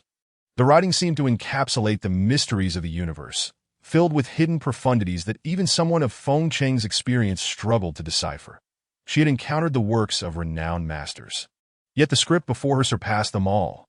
Feng Cheng was bewildered. She sensed that this man possessed no cultivation. Could it be that he was a concealed master? Or was it her own cultivation that fell short, preventing her from sensing his true power? Lin Daoran, unaware of the specific herbs needed for the bird's wounds, began searching through his system, but the abundance of materials made it challenging to locate the right ones. The more Feng Cheng observed the calligraphy, the more astonished she became. It seemed to contain the essence of heaven and earth, as well as the myriad landscapes. One glance was enough to ensnare her mind within its depths. If it were a weapon, she would surely be doomed. Her gaze towards Lin Daoran shifted dramatically. He might be a hidden expert. Lin Daoran retrieved several herbs from the system, preparing to grind them for the bird's treatment. Feng Cheng's vision blurred. Her injuries were severe enough that she struggled to assume her human form. Otherwise, she would never allow herself to be so easily manipulated. As she focused on Lin Daoran's actions, she was utterly stunned. Was that the legendary Nine Heavens Nirvana grass? Feng Cheng swallowed hard. Had she not seen it with her own eyes, she would have never believed it. The Nine Heavens Nirvana grass was exceedingly rare, and she had only encountered it by chance. It was said to require the blood of thousands of phoenixes to grow. Now, however, this man presented her with a dozen of them. What kind of foundation did he possess? What wealth lay behind him? Moreover, it appeared he was about to use them for her treatment. She felt faint, having never encountered such a situation before. Lin Daoran, holding several herbs, prepared to apply them to the little bird's wounds, only to find her gazing back at him. "Do not move," Lin Daoran instructed. Feng Cheng now believed without a doubt that he was a genuine expert. A dozen Nine Heavens Nirvana grass in his possession was akin to having cabbages. She glanced around the room at the calligraphy and felt dizzy with disbelief. Could this truly be happening? The man before her appeared unremarkable, yet his actions were astonishingly extraordinary. In Chapter 27, Unsealing the Treasure Box. Lin Daoran applied the herbs to the little bird, then felt his stomach rumble, realizing he was quite hungry and a bit weary. Feng Qing watched in awe as the herbs worked their magic. Her wounds healed in mere moments, and clarity returned to her eyes. She understood she had encountered a true master. Her heart raced with excitement. Such an opportunity was rare indeed. If only he could offer her some guidance. Her cultivation would surely soar. Lost in myriad thoughts, Feng Qing contemplated the possibilities. Meanwhile, Lin Daoran was preparing to boil water for a meal. Completely oblivious to the miraculous recovery occurring beside him, he casually retrieved a flame from his system, placing it in the stove, and added some firewood, muttering, "What kind of fire is this? The firewood won't even catch." Feng Qing, not rushing to regain her true form, nearly fainted upon noticing the flame Lin Daoran wielded. That was none other than the ancestral fire of the Phoenix clan, Crimson Heart Fire. She felt a pang of anguish. This was a sacred flame revered by her lineage for generations, now carelessly tossed into the stove. Such a waste was unthinkable. Her vision darkened, and she nearly succumbed to her fury. As a princess of the Phoenix clan, she understood the immense value of that fire. Legend held that it could ignite vast mountains and rivers, dispelling inner demons, and even a mere touch would reduce one to ashes. Only a small ember existed in their clan, and their phoenixes were reborn through this fire. Feng Qing rubbed her eyes with her wings, confirming her sight over and over. No matter how she reassured herself, she was undeniably witnessing the sacred fire. And it was a considerable blaze, far beyond her expectations. Never had she imagined such a thing could occur. Their ancestral fire was merely used to fuel the stove. It was even treated with disdain. Such a revelation would undoubtedly shock all cultivators. Feng Qing felt numb, struggling to articulate her feelings. Her emotions had plummeted to an all-time low. She had always believed herself to be the jewel of her family, cherished and held in high esteem, yet now she realized that there were those far beyond her station, with the Nine Heavens Nirvana grass at his disposal and the Crimson Heart Fire for cooking. Lin Daoran had yet to decide what to eat when he noticed the little bird awakening. "Surprised that you're recovering quite rapidly," he remarked. Feng Qing dared not speak. With such potent herbs applied to her, she could not afford to dishonor their reputation. After all, it was the rare Nine Heavens Nirvana grass, a treasure encountered once in a millennium. A knock resounded from outside the door, but it was not merely a knock. It was a profound reverberation against Lin Daoran's soul. Hua Jian spoke up. "Is the esteemed elder present?" Lin Daoran furrowed his brow slightly, recognizing the voice as Hua Jian's that he had initially assumed she had departed. Yet for reasons unknown, she had returned once more. Having previously answered her inquiries, he now pondered the purpose of her visit, that a bitter feeling welled up within him, yet he found himself without recourse. It was evident he had inadvertently disturbed a celestial being's abode, and avoiding her was not an option. Lin Daoran finally spoke. "This humble one is here." Upon entering, Hua Jian's face lit up with delight as she exclaimed, "Elder, I possess a treasured artifact, but I am at a loss on how to unlock it." Lin Daoran shook his head nonchalantly, responding, "No matter, allow me to take a look." Yet, anxiety gnawed at him. He was uncertain what further matters awaited him. Once or twice was manageable, but a third or fourth time was far too burdensome.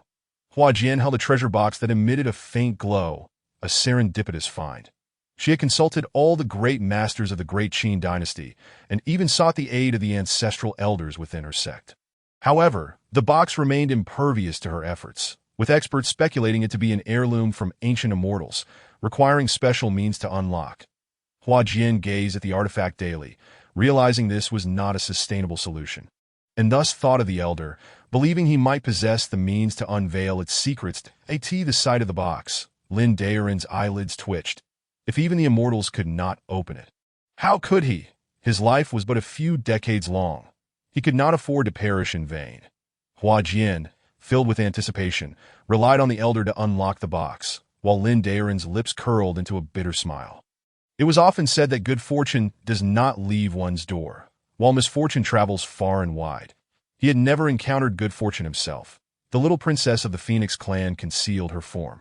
While the elder remained indifferent, it did not imply that other cultivators would overlook her. The mythical beast of the Phoenix clan could easily drive countless cultivators to madness. Although Feng Qing had lived for over a millennium, she had never seen such a treasure. The beams of light emanating from the box shielded her spiritual perception, rendering her unable to discern its contents. Feng Cheng marveled inwardly, acknowledging that this woman was indeed fortunate. Yet the artifact was undeniably difficult to open, especially for someone of her cultivation level. Curiosity filled her heart, wondering if this individual could unveil the treasure within the box. Lin Daoran examined the box, peering from side to side, yet he discovered nothing. He had no idea how to unlock it. Hua Jian inquired, "Elder, is there any method to open it?" She was already brimming with excitement about the potential treasures within, believing them to be relics left by the immortals. Lin Daoran cleared his throat and replied, "Naturally, there is a way." Internally cursing, he thought this was simply a predicament. It was utterly impossible to open. Suddenly, Hua Jian exclaimed, "Then how did the elder open it?" Startled by her unexpected query, Lin Daoran's hand trembled, and the wooden box sprang open with a click. Hiss! Hua Jian inhaled sharply. She had traversed the great Qin dynasty, seeking the wisdom of its finest. Yet all had failed to reveal its secrets. To her astonishment, the elder had effortlessly opened it with a mere flick. The way Hua Jian gazed at Lin Daoran transformed dramatically. Within the box, radiant treasures dazzled her, forcing her to shut her eyes tightly to avoid being blinded. Lin Daoran's expression was peculiar. It was merely a hairpin. Why such a grand reaction? As Hua Jian cautiously opened one or two eyes, she realized the elder did not need to shield his sight. What kind of power allowed him to remain unfazed before the seals laid down by ancient immortals? Lin Daoran himself was bewildered as to how he had managed to open it. But he cleared his throat, adopting a calm demeanor, and stated, "It is opened." Hua Jian was taken aback, her eyes widening in astonishment as she beheld the treasure within the box, to her utter surprise. It was the celestial domain hairpin. Only a handful existed in the world, worn by ancient celestial maidens. In that moment, she realized she possessed one. Hua Jian dropped to her knees, exclaiming, "Thank you, esteemed elder, for unlocking this treasure for me." Chapter 28. The elder's overthinking Lin Daoran cleared his throat and helped Hua Jian to her feet, saying, "It was merely a trivial effort on my part." He finally felt a sense of relief. What a stroke of luck it was that the box had been so easily opened. Otherwise, the consequences would have been dire. Feng Cheng was inwardly astonished. Such a high-level figure was a rarity in the world. Thankfully, she had refrained from making hasty judgments. Had she disrespected the elder, her own demise would have been the least of her worries. The wrath of the elder might have doomed the entire Phoenix clan. This elder had indeed shattered her perceptions. That was a celestial domain hairpin, and he had remained utterly unfazed by it. It was evident that the elder possessed extraordinary experience and knowledge, having long since grown indifferent to such treasures. Hua Jian, well aware of the hairpin's significance, knew it bore inscriptions of the Tao, and wearing it would facilitate her cultivation progress. Her heart raced at the thought of competing for such a treasure. Yet she dared not act rashly for fear of incurring the elder's displeasure. Hua Jian, now filled with admiration, said, "I am grateful, esteemed elder. Should you ever require assistance, please do not hesitate to inform me." Lin Daoran's lips twitched slightly. It was already a stroke of fortune that immortals did not seek him out, and now she wanted him to approach her instead. That he was acutely aware of his own precarious existence. Had Lin Daoran failed to open the treasure box, he would surely have been discovered, and the consequences would have been dire. Shaking his head, he replied, "There is no need. I appreciate your goodwill." Hua Jian, though rejected, did not feel disheartened, for the elder had long since transcended worldly concerns and truly had no need for her assistance. Her gaze reflected admiration. The elder was accomplished yet humble, possessing both skill and virtue of the highest caliber. Thankfully, she had not acted recklessly in the past, and now there was no need for her to seek his aid. Lin Daoran pondered for a moment before asking, "Is there anything else? If not, I shall take my leave." He longed to extricate himself from the situation, preferably as far away as possible. His life was firmly in his own hands. Hua Jian, contemplating for a moment, suggested, "Elder, you have assisted me greatly. Let me treat you to a meal." Realizing her limitations in helping the elder, she resorted to this simple gesture. Upon hearing this, Lin Daoran hesitated, then stopped to nod in agreement, saying, "Very well." He had been somewhat hungry, and having been delayed by her matters, he only just now recognized this fact. Moreover, it was merely a meal. He deemed it unlikely to pose any significant danger. Thus he consented. After all, being treated to a meal by an immortal would surely expand his horizons.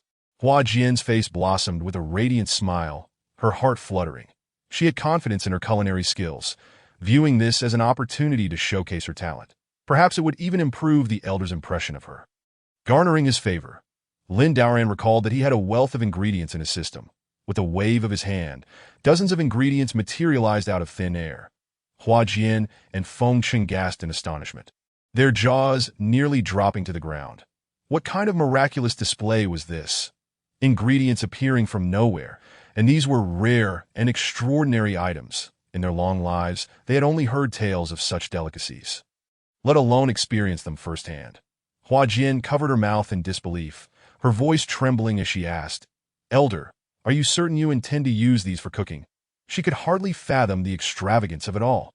Feng Cheng, nearly numb at this spectacle, had only dined on such delicacies a few times in her life, and that had been in the presence of esteemed elders of her clan, where decorum was paramount. Lin Daoran furrowed his brow. These were merely commonplace ingredients like potatoes, cabbage, and celery. How could they evoke such a reaction? Was it possible that the life of an immortal was far more modest than his own? For a moment, he found himself deep in thought. Hua Jian's hands trembled, her heart racing. These were legendary, celestial ingredients. The earthly potato, the Taoist cabbage, and the celestial celery were said to impart insights into the Tao with just a single bite, offering a glimpse into the realm of immortals. Though these were mere legends, they served to illustrate the value of such ingredients. Hua Jian could hardly believe that she would have the opportunity to taste them in her lifetime. Lin Daoran, oblivious to Hua Jian's thoughts, remained still, unsure why she had not made a move. Did she find fault with the ingredients? He inquired, "Is there something wrong with these ingredients?" Hua Jian quickly shook her head, saying no problem at all. Lin Daoran nodded, stating, "Then are there not enough? This humble one has more." Hua Jian felt her body grow weak, collapsing to the ground. What had she just heard? The elder claimed he had more? Just how vast was his foundation? Before her lay a veritable mountain of ingredients, far exceeding her expectations, rendering her unable to comprehend that it was likely that even the great Qin dynasty could not rival a fraction of the elder's wealth. Hua Jian hastily shook her head, saying, "That is more than enough. Please do not worry, esteemed elder." She had come to the realization that the elder was indeed a high-level figure, having long since forsaken material desires and transcended the mundane world. Hua Jian's gaze was filled with envy. She had indeed contemplated the possibility of encountering a great master one day, yet she never anticipated that it would be such a remarkable figure. Lin Daoran nodded slightly, choosing not to elaborate that he had an abundance of these potatoes and similar items, so there was no need for concern about scarcity, that he had plenty of other things, and this particular item was no exception. Hua Jian felt a deep sense of admiration, as being by the side of her senior broadened her horizons. Experiences she had never encountered before were now becoming commonplace, and unexpectedly, her state of mind was elevated. She sensed a newfound clarity within herself, a deeper affinity for the profound path, which left her utterly astonished. As she reached for a Tian Tulu dough, she lost her grip, and it fell to the ground, causing her to gasp in shock. She was far too nervous, never imagining she could actually touch the Tian Tulu dough, and it was indeed real. Lin Daoran, with genuine concern, inquired, "Are you unwell?" Seeing Hua Jian in such a state, one might think something was amiss. After all, she could barely walk while holding the ingredients, a stark contrast to her previous composure. Hua Jian forced a smile, shook her head, and replied, "Thank you for your concern. Senior, I am perfectly fine." She selected a Western region tomato, picked a divine beast egg, and chose several Tianji ingredients, preparing to cook. Meanwhile, Lin Daoran sat on a stool, sipping tea and getting ready for the meal, while also storing the potatoes into the system. Chapter 29. Lishan sect by E. wore a worried expression as news of an elite sect attacking the sect spread. Upon entering the main hall, she found the Ice Cloud sect and Lishan sect at a standoff, the atmosphere tense and charged. An elder spoke, "You Ice Cloud sect have obtained a treasure. It would be wise to hand it over." Hearing this, Bai Yi retorted, "You Lishan sect truly have some audacity." The elder, with a sinister tone, declared that so-called senior is merely a blusterous title. It would be better to surrender the Earth-grade treasure willingly. He slammed his hand on the chair, and several elders behind him stood up, their auras radiating the power of the late stage of tribulation. Bai Yi's expression darkened. She never expected that, at such a critical juncture, someone would dare to attack the Ice Cloud sect. The Ice Cloud sect was already weak, and with the arrival of Lishan sect's experts, how could Bai Yi face three opponents? Toing He Qianling. She positioned it before her and proclaimed, "You dare to insult my senior. Today, I shall eliminate you here." The elder sneered, saying, "That senior has never made a move. I suspect they are too afraid to act. Let us see if you can withstand us today." Bai Yi's expression turned icy as she replied, "The strength of my senior surpasses your imagination. I advise you not to act recklessly." The Qianren emitted a melodic hum, its chilling brilliance reflecting on the faces of the three from Lishan's sect. Bai Yi's tribulation stage power erupted, sweeping through the entire main hall, shattering all the furniture and causing the scene to spiral out of control. The elder momentarily faltered, questioning, "Didn't Tu say her cultivation was merely at the nascent soul stage? How is she now at tribulation stage? How much time has passed?" Another elder responded, "The declaration of war has been made. We cannot hold back now that if the Qian run is successful, our sect will surely rise." Bai Yi's expression was grave. She could only contend with one, but here were three experts at the late stage of tribulation. Just as Lin Daoran was about to see off Hua Jian, the two arrived at the main hall, coincidentally witnessing this scene. One elder exclaimed, "Isn't that the saintess of the Jingzhao sect? Why is she following a man?" The other elder, observing the situation, asked, "Could that person be the senior of the Ice Cloud sect? Why is there no fluctuation of cultivation? Could the intel truly be incorrect?" Lin Daoran was taken aback. After sharing a meal with the saintess and exchanging pleasantries on their way, what was happening before him? Two factions were at odds, and he was left wondering about his own involvement. Anxiety surged within him. If a conflict were to erupt, he would be no different from shattered wood debris. Hua Jian's expression soured as she asked, "Aren't you the three elders of the Lishan sect? What brings you here?" Holding her sword firmly at her side, she remained silent but stood resolutely before her senior. One elder whispered, "It's just two people. Even if the old sect master were to arrive, we only need to delay for a while until our reinforcements arrive." Hearing this, both Hua Jian and Bai Yi's expressions darkened. The statement was undeniably true, and their combat strength was limited, especially since this was the Ice Cloud sect's base. The other two elders nodded. The Lishan sect undoubtedly had some foundation, which was why they dared to seize the treasure. An Earth-grade treasure was far beyond the Ice Cloud sect's ability to protect. At this moment, Bai Yi spoke, "Senior, if necessary, please lend us your strength." Upon hearing this, Lin Daoran was momentarily taken aback. He wished to assist, but his life was of utmost importance, especially against opponents of such caliber. Lin Daoran maintained a calm demeanor and replied, "Naturally, in times of dire need, I shall make my move." Bai Yi let out a sigh of relief, while the elders regarded Lin Daoran with suspicion. His expression was remarkably composed. Could he truly be a great master? Internally, Lin Daoran felt anxious. It would be best if the two sides could resolve their differences peacefully than if a fight truly broke out. He would be in grave peril. Lin Daoran randomly retrieved a sword from the system. Should the opponents charge, at least he could struggle a bit. Bang! The system produced another knife that fell to the ground. But he was quick to react, swiftly picking it up with his other hand. Holding a weapon in each hand, his sense of security increased significantly. The Lishan sect's elder gasped in shock, pointing at the sword with a look of panic, exclaiming, "Is that the demon-slaying sword?" Another elder rubbed his eyes, staring intently at the sword, his voice trembling as he remarked, "You can't be mistaken. That is indeed the demon-slaying sword. And the other one is the ghost-slaying blade." A third elder nodded, eyes wide, stating, "By sect master, we were blind to fail to recognize your might, but we sincerely hope the senior will forgive us and not hold our folly against us." Setting aside the fact that the ghost-slaying blade is a top-tier divine weapon capable of shattering mountains and altering the course of ages, just the presence of the demon-slaying sword was enough to sever space and traverse the great path. The three were utterly daunted. They would not dare oppose a senior wielding two top-tier divine artifacts. Even if a child were to wield them casually, they would not survive. Cold sweat dripped from the three of them, their legs trembling uncontrollably, collapsing to the ground, unable to fathom the enormity of the situation. Lin Daoran, bewildered by the unfolding events, held a mere iron sword in his left hand and a kitchen knife in his right. He wondered how this had escalated. Maintaining his composure, Lin Daoran stated, "Since you acknowledge your mistake, why not retreat swiftly?" The three elders immediately knelt, trembling, and pleaded, "We beg the senior and by sect master to forgive us. Our visit was incited by others, and this is our humble offering." The three elders were left speechless. If it were just a top-tier divine sword, they might have understood, but to produce two top-tier divine artifacts out of thin air was incomprehensible. What could they possibly use to confront such power? Bai Yi's demeanor softened as she said, "Let everything be at the senior's discretion." Lin Daoran waved his hand, though he was unclear about the details. It was fortunate that no harm had come to them.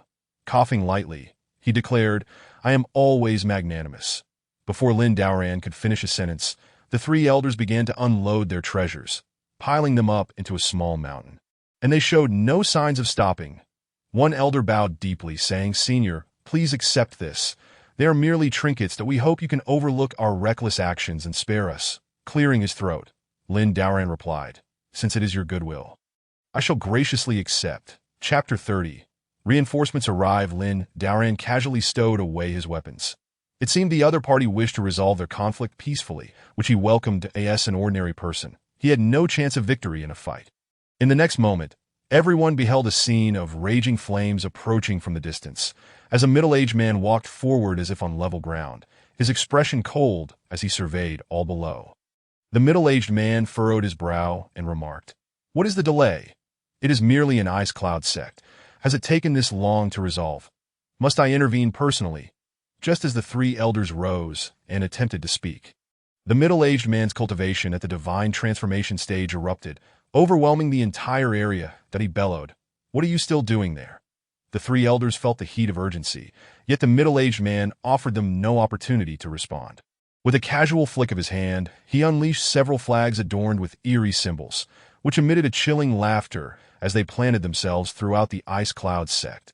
Bai Yi's expression turned grave as she admonished, "Li Xinyang, what are you doing? You are treading the path of evil."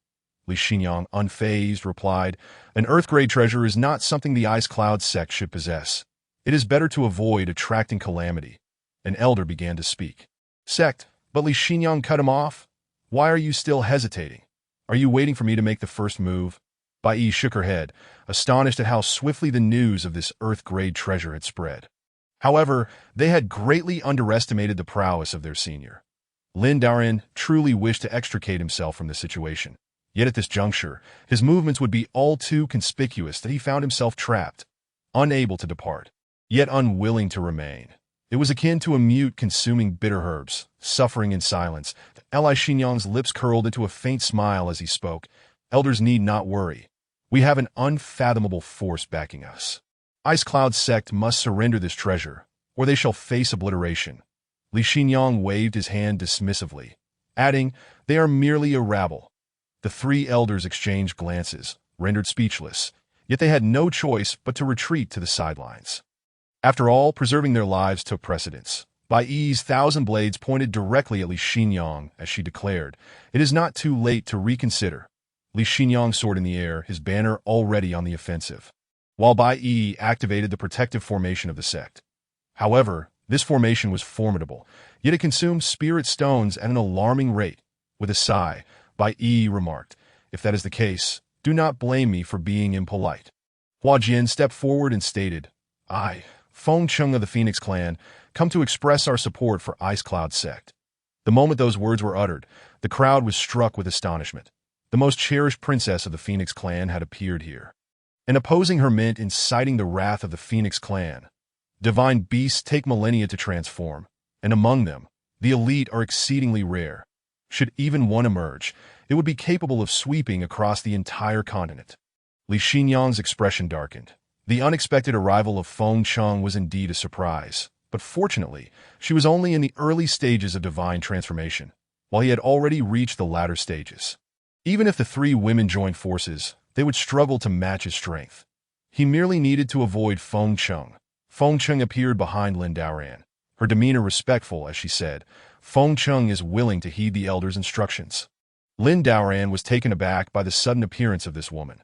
Just as he grasped the iron sword he had taken from the system, his hand trembled, causing the sword to fly from his grip and land on the ground with a sharp clang. Lin Daoran remained unfazed, taking a few steps forward to retrieve the sword. Bang! The four banners shattered instantly, and Li Xinyang was struck by a backlash, coughing up blood and suffering from the sword's impact. His vital essence fractured layer upon layer, rendering him nearly incapacitated, a mere shadow of his former self. All of this transpired in the blink of an eye. Fengqing covered her mouth in disbelief, pointing at the sword, her body trembling. "That is not the dragon god sword," she exclaimed. "That it is said that only by extracting the very spine of a dragon can one forge a dragon god sword." Lin Daoran hastily picked it up, holding it in his hand. Yet to him, it was merely a large bone club.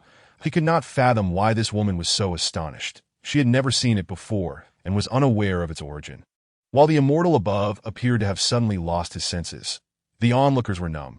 Aside from the demon slayer blade and the demon exorcising sword, what did the dragon god sword signify? Bai Yi sighed inwardly, realizing that the elder had already attained the realm of unity between man and sword. With a mere flick of his wrist, a master in the divine transformation stage stood no chance of resistance. Lin Daoran was perplexed. He had simply picked up a sword that had fallen to the ground, intending to demonstrate his skills. Yet for some reason, the immortal had collapsed. That Li Xinyang wiped the blood from his mouth, exclaiming, "Hurry and assist me. I was careless. The information was erroneous." The three elders exchanged glances with Bai Yi and promptly supported Li Xinyang. Hastily leaving Ice Cloud sect, Li Xinyang's gaze was venomous as he vowed, "I shall not rest until I have my revenge." The three elders carried Li Xinyang into the air, while members of the Li Mountain sect retreated in disarray. Lin Daoran was bewildered. One moment, Li Xinyang had been brimming with confidence, and the next, he was on the brink of collapse. The current state of the immortal's physical condition was truly dismal. At that moment, the three members of Li Mountain sect returned with Li Xinyang to their stronghold. Li Xinyang spat in frustration. How infuriating. The information was indeed false. One elder hurriedly opened a secret chamber, urging, "Sect leader, quickly enter. Let the gods and Buddhas lend you their strength." Li Xinyang's expression darkened as he nodded. The elders swiftly assisted him into the chamber. Li Xinyang raised his gaze to the central figure of the demon Buddha, a sinister smile creeping across his face, with two demon children seated beneath the lotus throne. In a somber tone, Li Xinyang admitted, "We have failed." That a flicker of life ignited in the previously dormant eyes of the demon Buddha, its dark purple-red pupils swirling within its sockets. After Li Xinyang recounted the events, the demon Buddha raised a hand. Moments later, Li Xinyang emerged from the secret chamber, his aura considerably stronger than before. His expression was grim as he declared, "I shall raise Ice Cloud sect to the ground." One elder hesitated to speak, but a glance from Li Xinyang silenced him. Li Xinyang proclaimed, "We shall await the arrival of our Lord's envoy." Chapter 31. The Phoenix's fiery song. Lin Daoran sought to put the matter out of his mind, for he could not grasp it in the moment. Fatigue began to set in, and he resolved to return for some rest. "I shall take my leave to recuperate," he announced. Bai Yi bowed, expressing her gratitude. "Thank you, Senior, for your gallant assistance." Lin Daoran waved his hand nonchalantly, replying, "It is no trouble." That he himself was uncertain of what had transpired. The individual had seemed well just moments before, and now it appeared they were gravely ill. The determination to persist was commendable. After Bai Yi and the others took their leave, Fengqing approached, transforming into a bird and following closely behind Lin Daoran.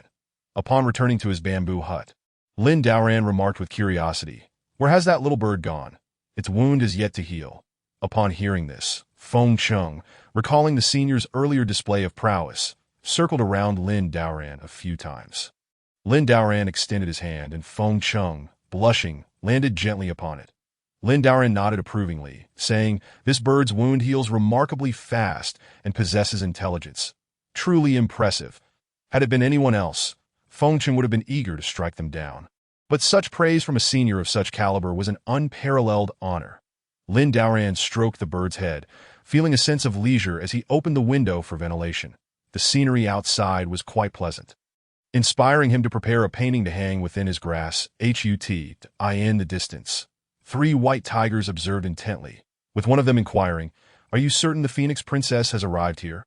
Another white tiger nodded, affirming, Indeed, it seems the Phoenix Princess is quite astute, having fled so far despite her injuries. The three white tigers had been lying in wait for some time, and the previous ambush against Feng Cheng had likely been detected.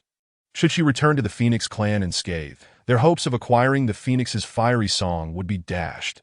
Legend has it that the Phoenix's fiery song requires the sacrifice of 5 living phoenixes. A single blaze could incinerate vast lakes and seas. However, phoenixes possess extraordinary vitality, being divine beasts, and few dare to covet them. The 5 divine beasts had long since fragmented, and the White Tiger clan had been weakened for ages. If there were no downsides to their plan, their hearts had already been swayed, especially given their prior successes. One white tiger produced a celestial compass, dripping a drop of golden phoenix blood upon it. Gradually, the lines on the compass became distinct. The white tiger pointed in a direction, declaring, "It is within this bamboo dwelling." Another white tiger commented, "The Phoenix Princess is indeed overly arrogant for all these years. The Phoenix clan has flourished, yet she foolishly ventured out alone. This presents a perfect opportunity for us to fulfill our clan's revival." The 3 white tigers were eager to act. This was a decisive moment, as their cultivation far surpassed that of Feng Cheng. Yet, as the small princess of the Phoenix clan, her treasures were numerous, allowing her to narrowly escape. Feng Cheng sensed the presence of the white tigers nearby, her heart racing. She had no artifacts left to defend herself. The enmity between the 5 divine beast clans ran deep.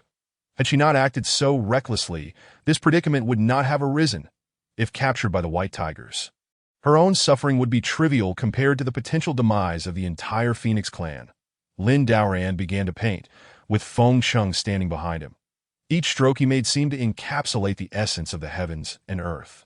In that moment, the primordial essence of the Phoenix blood within Feng Cheng stirred to life, allowing her to feel an unprecedented affinity for the Great Path. Additionally, she sensed the ancestral imprint within her, merging continuously within her body. It is worth noting that the Phoenix clan is also known as the Ancient Phoenix. However, as the bloodline diluted over generations, despite their current brilliance, they could never reclaim their former glory. Feng Cheng experienced an unprecedented excitement. Should she truly transform into an ancient phoenix, the Phoenix clan would once again bask in the splendor of a glorious era, standing proudly atop the annals of time. At that moment, the 3 white tigers displayed expressions of utter astonishment, collectively drawing in a sharp breath. The profound energies within their beings stirred, causing the already scarce ancestral blood to quiver. One white tiger, brimming with excitement, pondered who this extraordinary being might be. Another, agape in disbelief, questioned how such a master could exist in the realm of cultivation. Could it be a fortuitous gift from the heavens?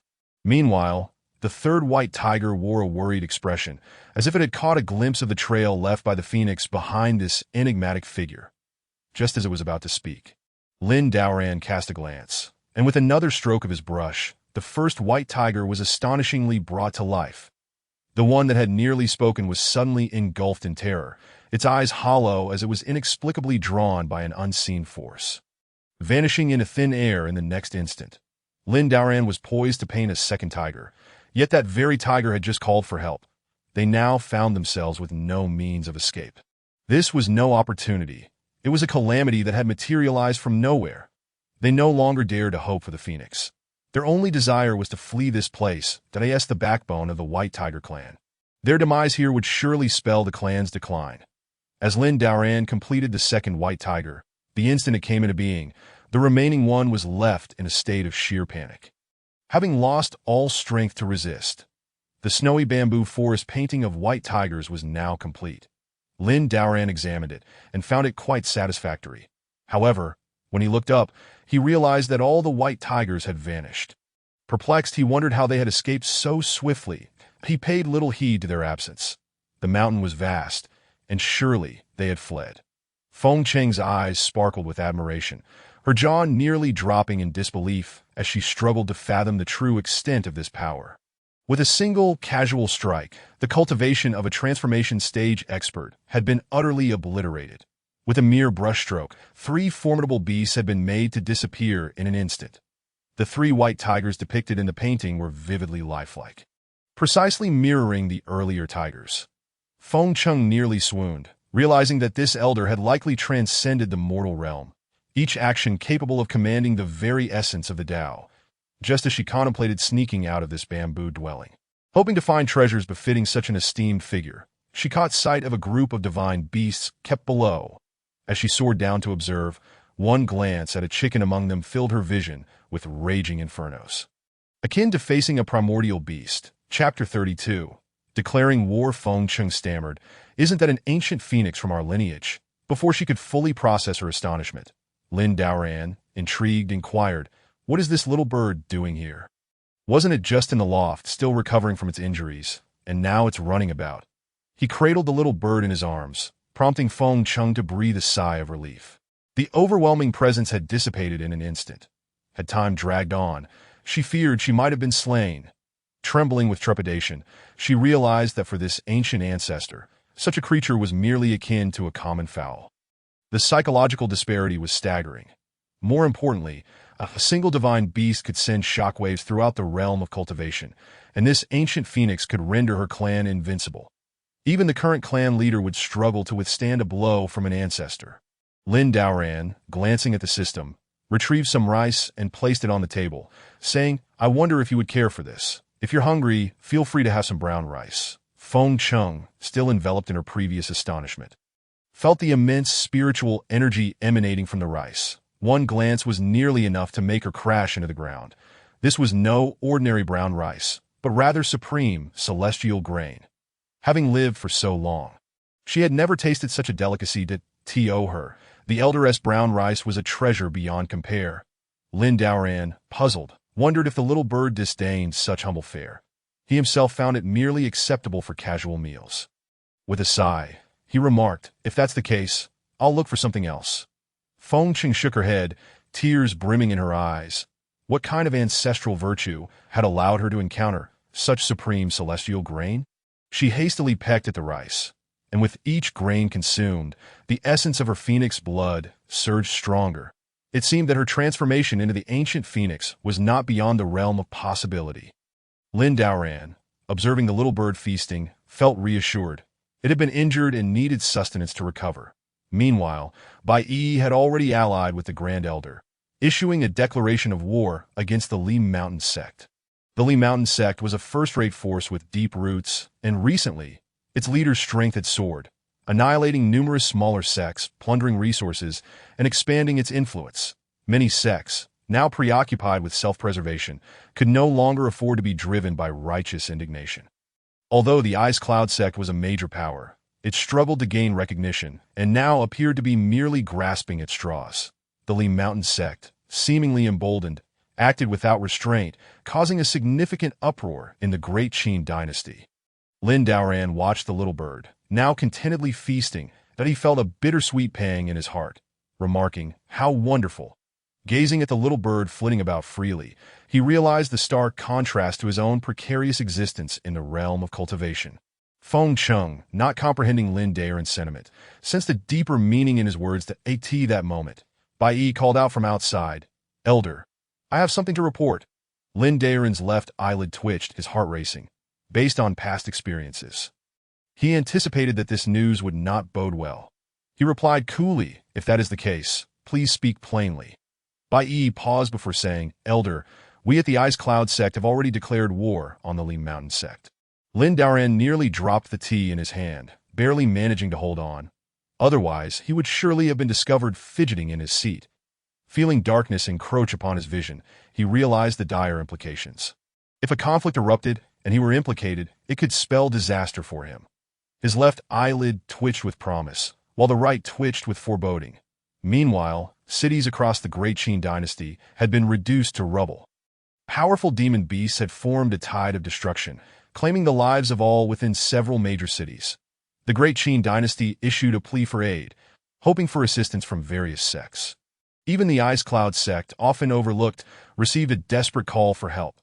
The second prince furrowed his brow, saying, "Elder brother, why is this? The Ice Cloud sect is weak. Must our Great Qin dynasty lower itself to seek their assistance?"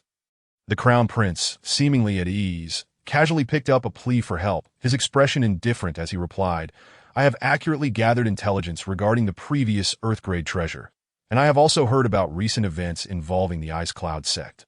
Turning his head, the Crown Prince continued, given the Ice Cloud sect circumstances, they must have some backing.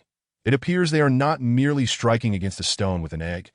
They may very well have a winning chance. He frowned slightly, adding, as for the Lee Mountain sect, they are no simple matter, rapidly expanding their influence and subtly challenging first-rate sects. There must be significant forces behind them. The second prince, enlightened, remarked, your foresight is commendable, elder brother. The Crown Prince flicked his sleeve, declaring, let us investigate. Perhaps we shall uncover something worthwhile. The eighth brother is also watching closely. I do not wish for this matter to drag on too long. A cold smile crept onto the Crown Prince's lips as the second prince followed closely behind. The two, accompanied by several attendants, soared through the skies, eager to reach their destination swiftly.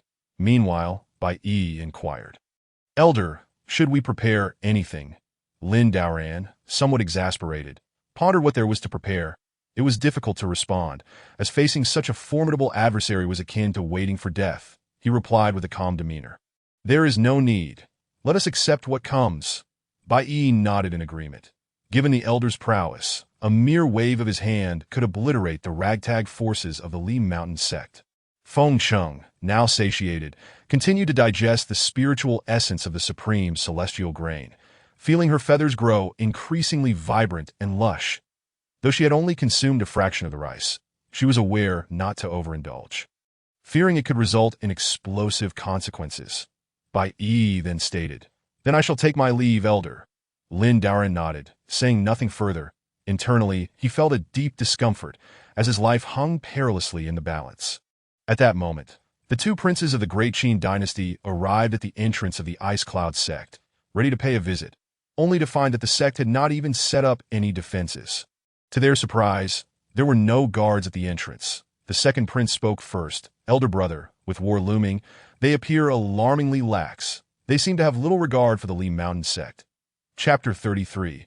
Receiving the Crown Prince. The Crown Prince shook his head, responding, we cannot view this matter so simply. They may possess the strength to act thus. The second prince nodded, falling silent as the two entered the Ice Cloud sect. The second prince then announced, the Crown Prince and the second prince of the Great Qin dynasty have come to pay their respects. May we inquire if we might meet? His voice, infused with cultivation power, resonated through the mist, echoing across the entire Ice Cloud sect. Bai Yi was taken aback upon hearing these words. That it had not been long since they received the distress message, yet these two princes of the Great Qin dynasty had come directly to pay a visit. Bai Yi found it puzzling. After all, their Ice Cloud sect was merely a modest faction, hardly deserving of such personal attention. Yang Hua, upon hearing this, spoke up, since the two princes have made the effort to visit in person, we must go and greet them. We cannot lose our composure. The other venerable elders shared the same sentiment. Bai Yi nodded in agreement and stepped out alongside the elders as they approached the grand entrance. They discovered that the two princes had already been waiting for some time. The second prince, visibly displeased, was about to speak when the Crown Prince raised a hand, taking the initiative. I apologize for the abrupt visit. I hope the esteemed members of the Ice Cloud sect will forgive us. The Crown Prince maintained a stoic expression, yet his demeanor was exceptionally courteous. Bai Yi observed this and could only conclude that he was indeed a master of composure. With emotions carefully concealed, the royal power struggles within the Great Qin dynasty were notoriously intricate, yet the Crown Prince's position was remarkably secure, suggesting he wielded formidable tactics. Bai Yi introduced herself. I am Bai Yi, the sect leader of the Ice Cloud sect, and I regret that we could not extend a proper welcome to the two princes. Nevertheless, I warmly welcome your arrival. The Crown Prince's brow furrowed slightly. He remarked, I did not expect the esteemed sect leader to advance so swiftly, and your foundation appears remarkably solid. Bai Yi was momentarily startled by his words, but upon reflection, she found it unsurprising. After all, he was the Crown Prince of the Great Qin dynasty and must be well-versed in everything concerning it. She humbly replied, it is merely the guidance of my seniors, nothing worth mentioning. The Crown Prince observed Yang Hua and noted a distinct change in his cultivation level compared to previous reports, that a sense of unease washed over him. Who was this senior? although he had not yet reached Yanghua's level. He was not far off that he understood well how arduous it was to elevate one's cultivation. And yet, this transformation had occurred in just a few months. The crown prince remained silent, concealing his mouth behind a folding fan, and whispered, "There is no need for further words." The second prince opened his mouth but said nothing, merely nodding and following the crown prince. The great Qin dynasty boasted countless masters, far surpassing these minor sects. Yet Bai Yi's cultivation had eclipsed that of the crown prince himself. The crown prince's expression darkened slightly. What kind of opportunity allowed someone to leap so far? He inquired, "May I ask, what guidance has the esteemed sect leader received?" Bai Yi's expression shifted slightly at his question, but before she could respond, Yanghua interjected, "My disciple's cultivation is rather modest. Please do not mock the crown prince." The crown prince remained silent, his expression serene, although the fan in his hand showed signs of wear. Who was he? He was the crown prince of the great Qin dynasty, yet Bai Yi's cultivation surpassed his. How could one remain calm in such circumstances? Was Bai Yi's lowly status meant for him to hear?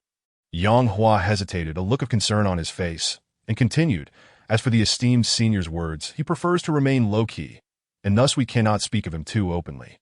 The crown prince nodded with a smile, refraining from further comment as he flipped the fan back and forth in his hand. His interest in the identity of this senior grew. It appeared that the Ice Cloud sect's backing was none other than this mysterious figure. Viewed in this light, it was no wonder they dared to challenge the leaving mountain sect. The crown prince, fully aware of the situation, stated, "Gentlemen, I have come with important matters to discuss.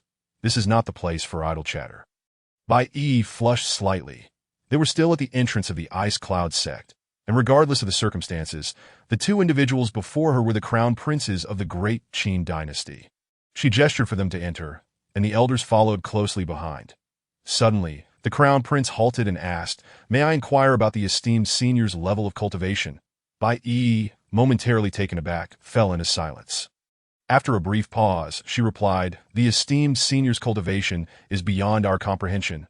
We dare not make rash assumptions." The crown prince smiled, leisurely responding, "Then may I ask how much confidence the esteemed senior has in confronting that demon Buddha?" Demon Buddha? The mere mention of this term was enough to instill dread in anyone's heart. The demon Buddha was a convergence of myriad malevolent entities, claiming to be a celestial being with boundless power, capable of altering the very fabric of reality. Its strength far surpassed that of the cultivation world, yet the restrictions of the path made it difficult for it to unleash its full potential. However, some individuals would inevitably be tempted, committing heinous acts in its name. If the crown prince spoke truly, then not only would a single Ice Cloud sect be powerless against it, but even thousands of such sects would be reduced to ashes with a mere wave of the demon Buddha's hand. Yanghua interjected, "How could we delve into such obscure matters at this moment?" Bai Yi recalled the various feats of the esteemed senior and reassured, "There is no need for concern, for the esteemed senior has descended from the heavenly realm and will surely subdue this demon Buddha." The crown prince chuckled, but offered no further words, instead glancing around the Ice Cloud sect with mild interest to his astonishment. The demon Buddha had failed to provoke a significant reaction from the members of the Ice Cloud sect. Did this mean that the esteemed senior truly possessed extraordinary abilities? The crown prince fell into contemplation. After years of study, he was well acquainted with the history of the cultivation world. Yet what manner of existence was this heavenly realm? Even he, a member of the royal family, had never heard of it. The demon Buddha was a being that had nearly transcended the mortal realm. Thus, it was likely that this esteemed senior had already achieved transcendence. The great Qin dynasty had stood for so long without a single transcendent powerhouse. In the cultivation world, such beings were almost non-existent, with only a few lines in ancient texts hinting at their existence. The presence of a transcendent powerhouse behind the Ice Cloud sect would undoubtedly send shockwaves throughout the entire cultivation realm. In mere moments, the crown prince's mind raced with countless thoughts, and he felt relieved that this visit had not been in vain.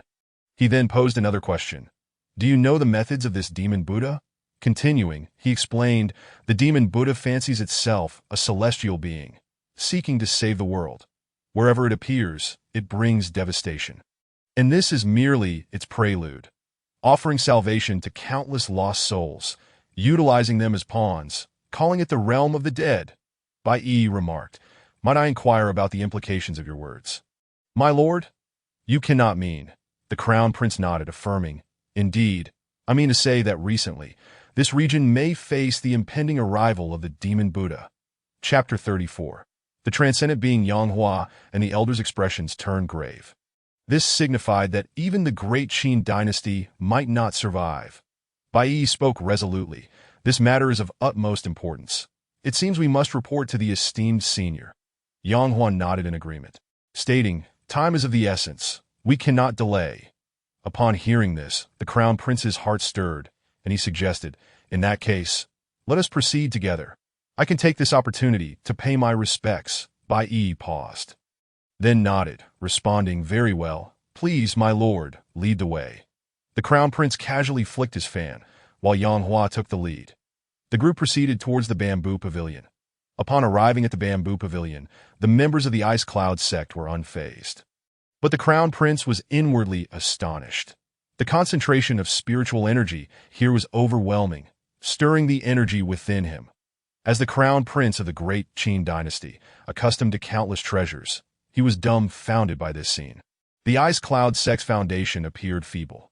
It seemed that everything was the handiwork of this unnamed senior. Before him stood a bamboo pavilion, which appeared to him as a realm of immortals. Practicing here would yield results far beyond expectations. Yanghua spoke first. "My lord, although the esteemed senior is typically low-profile and humble, I hope you will not act too hastily."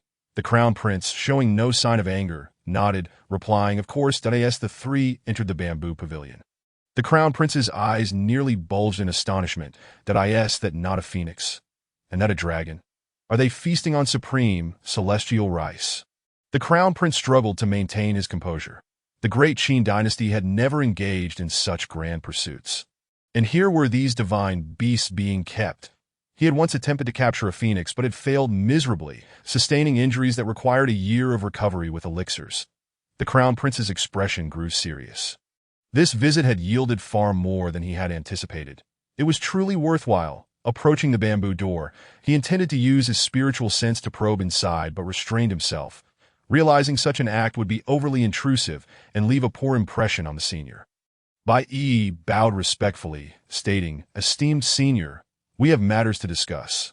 Lin Daoran, upon hearing this, nearly fell to the ground in shock. Each subsequent matter seemed more daunting than the last, and the frequency of their visits was overwhelming. Lin Daoran felt a wave of despair wash over him, utterly at a loss.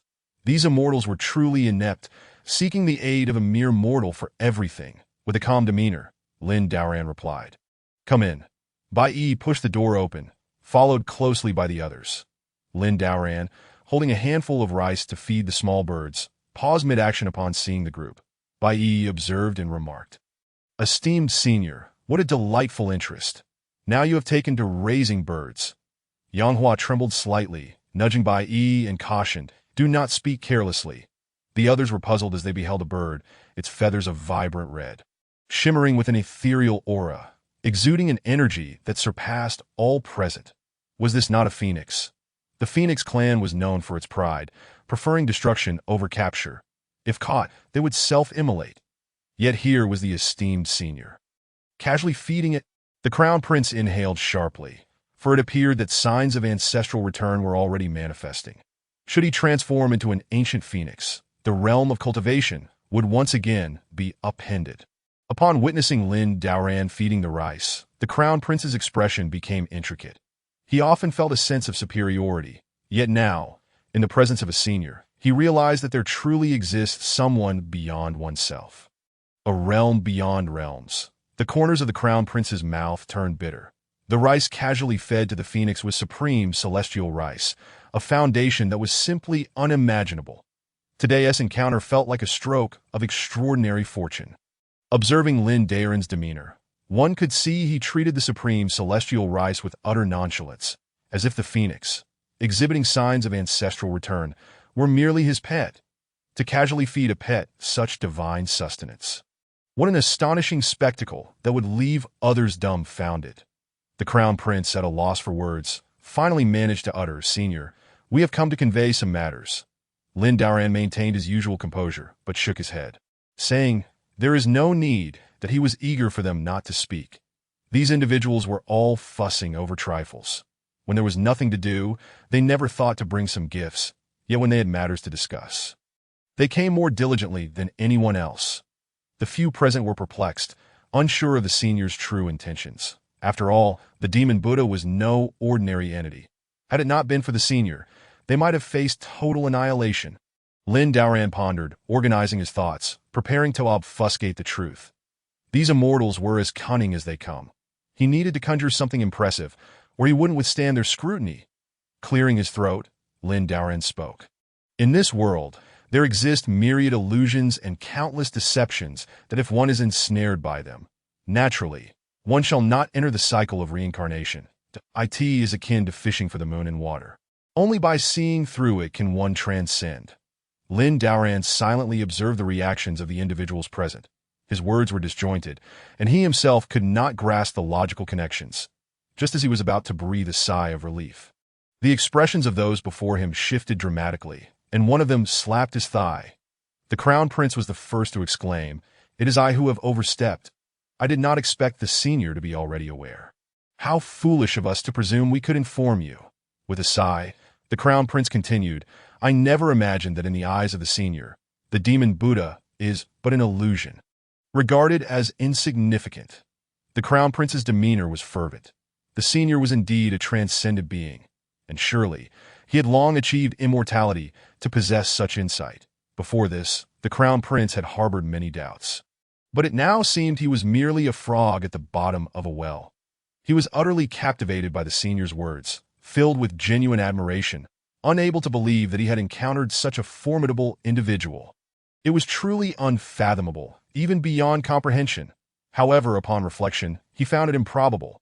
Records of such beings were virtually non-existent, and the last vague mention dated back approximately 2,000 years that to achieve immortality would typically mean ascension. So logically, one should not remain in the realm of cultivation. Upon hearing this, Lin Daoran wondered what the demon Buddha truly was. Was it yet another formidable evil entity? He was but a mere mortal. Would even a malevolent spirit deign to acknowledge him?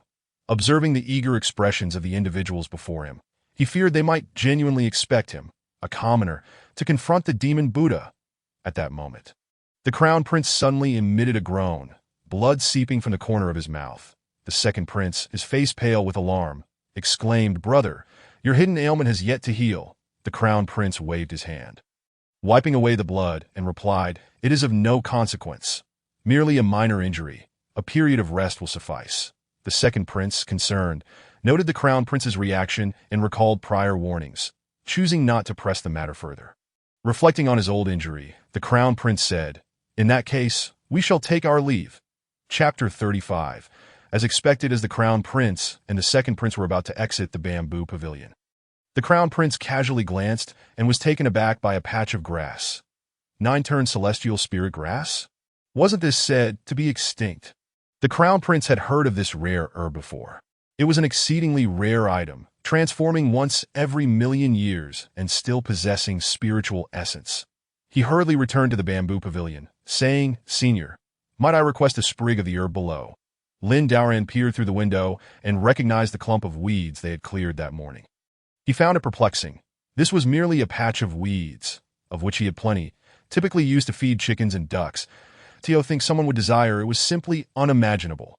Lin Daoran nodded in sympathy and said, "If that is the case, feel free to take it." The Crown Prince was instantly overwhelmed with gratitude, exclaiming, "Thank you, Senior." The second prince hurriedly fetched a sprig, and the Crown Prince consumed it immediately. Almost instantaneously, his hidden ailment healed, and the surplus spiritual energy fortified his cultivation. The Crown Prince had ingested countless spiritual herbs before, yet none had proven as effective as this one. With a thud, he knelt before Lin Daoran, saying, "Thank you, Senior. Might I be allowed to serve as your humble attendant?" This was indeed the Crown Prince of the great Qin dynasty, second only to the Emperor. Yet here he was, kneeling before a stranger. Truly an astonishing sight.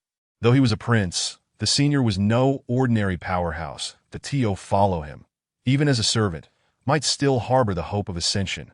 Most importantly, if he truly became the senior's attendant, what would it matter that he was a crown prince? The senior's vision and his own were worlds apart. As the tides rose, it was not beyond possibility that he could become an unparalleled figure. Upon hearing this, Lin Daoran recognized the individual's attire. It was clear he was of noble lineage. Such a proposal could only frighten him. He was merely a small player in the realm of cultivation, and surviving was already a feat. If he were to take on an apprentice, his life would surely be over. Lin Daoran felt a pang of bitterness. What was happening here? Had he been manipulated by this system?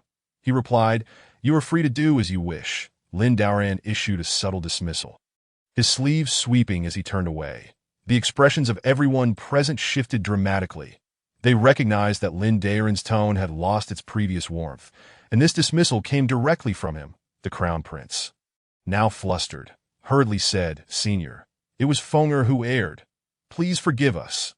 The Crown Prince was acutely aware of the weight of his words, knowing that before him stood an extraordinary being. To offend him would be a grave mistake.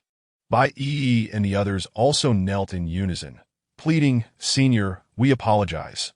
We were in the wrong." Bai Yi and Yang Hua felt a surge of panic. They had not anticipated the Crown Prince's audacious declaration. Nor could they fathom his sudden desire to become the senior's attendant. Was he courting death? Lin Daoran's eyelids twitched. He had not consented to this, which was rather burdensome, that he truly did not wish to agree. Lin Daoran stated, "There is no need for such formalities." Bai Yi quickly interjected, "We shall take our leave. It was our oversight to intrude upon your tranquility."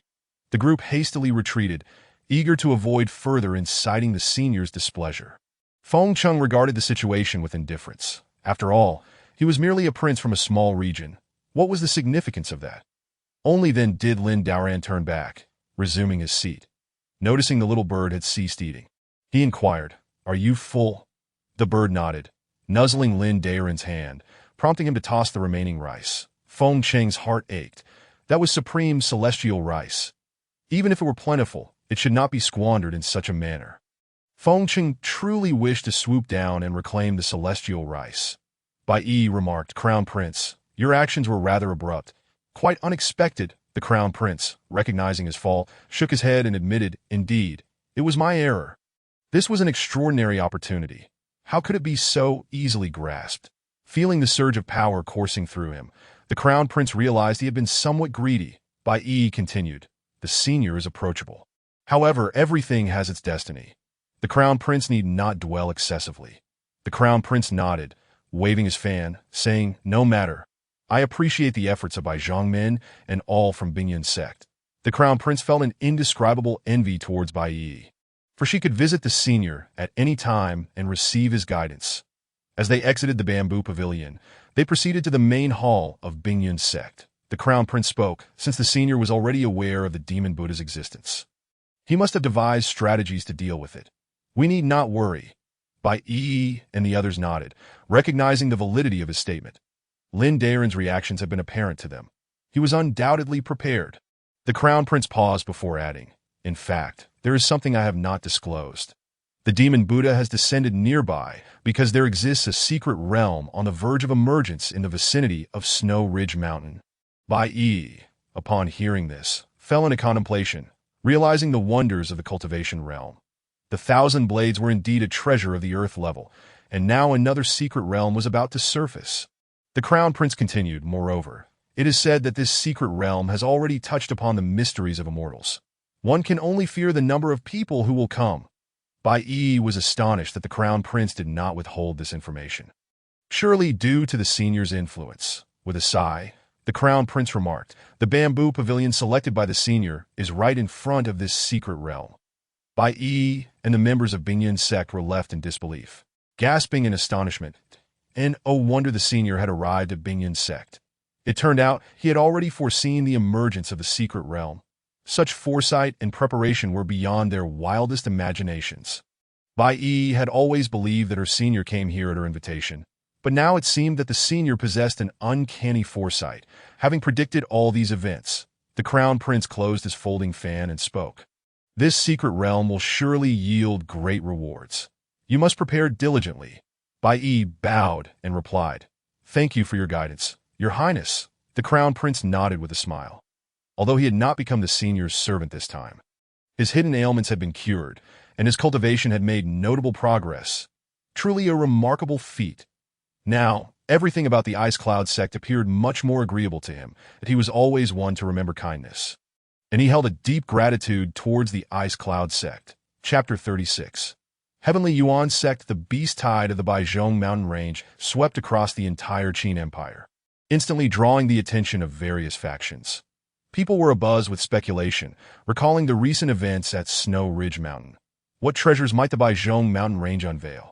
This news spread throughout the land, prompting forces beyond the Qin Empire to stir with anticipation.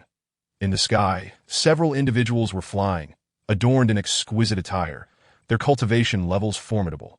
Indeed, they were members of the royal family of the Qin Empire. The fourth prince spoke first. Eighth brother, perhaps our elder brother has gone to the Ice Cloud sect. It's possible that senior will grant him some fortune.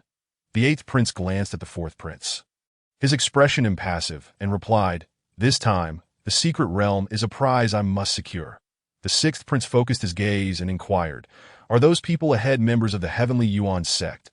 The eighth prince looked over and saw several individuals clad in plain Taoist robes, evidently aware of the situation at hand.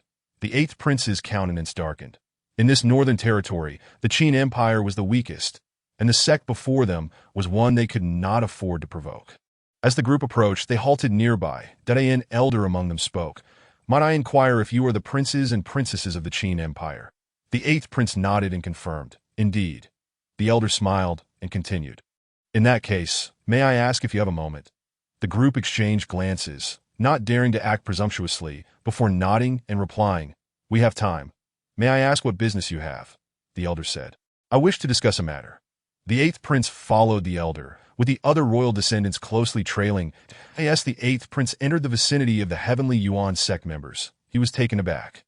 The individuals present possessed tremendous cultivation, among whom was a woman of striking elegance, clearly the center of attention. The woman wore a veil, revealing only her captivating eyes, with a flute adorning her waist. The elder, showing great respect, announced, "This is our Heavenly Yuan sect's holy maiden, Yuhan."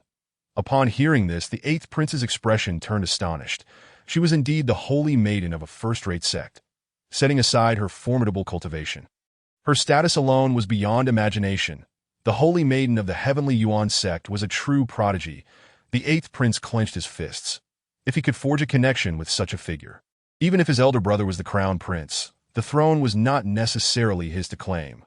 With fervent eyes, the eighth prince exclaimed, "I am Lu Yuan, the eighth prince of the Qin Empire, honored to meet the holy maiden of the Heavenly Yuan sect."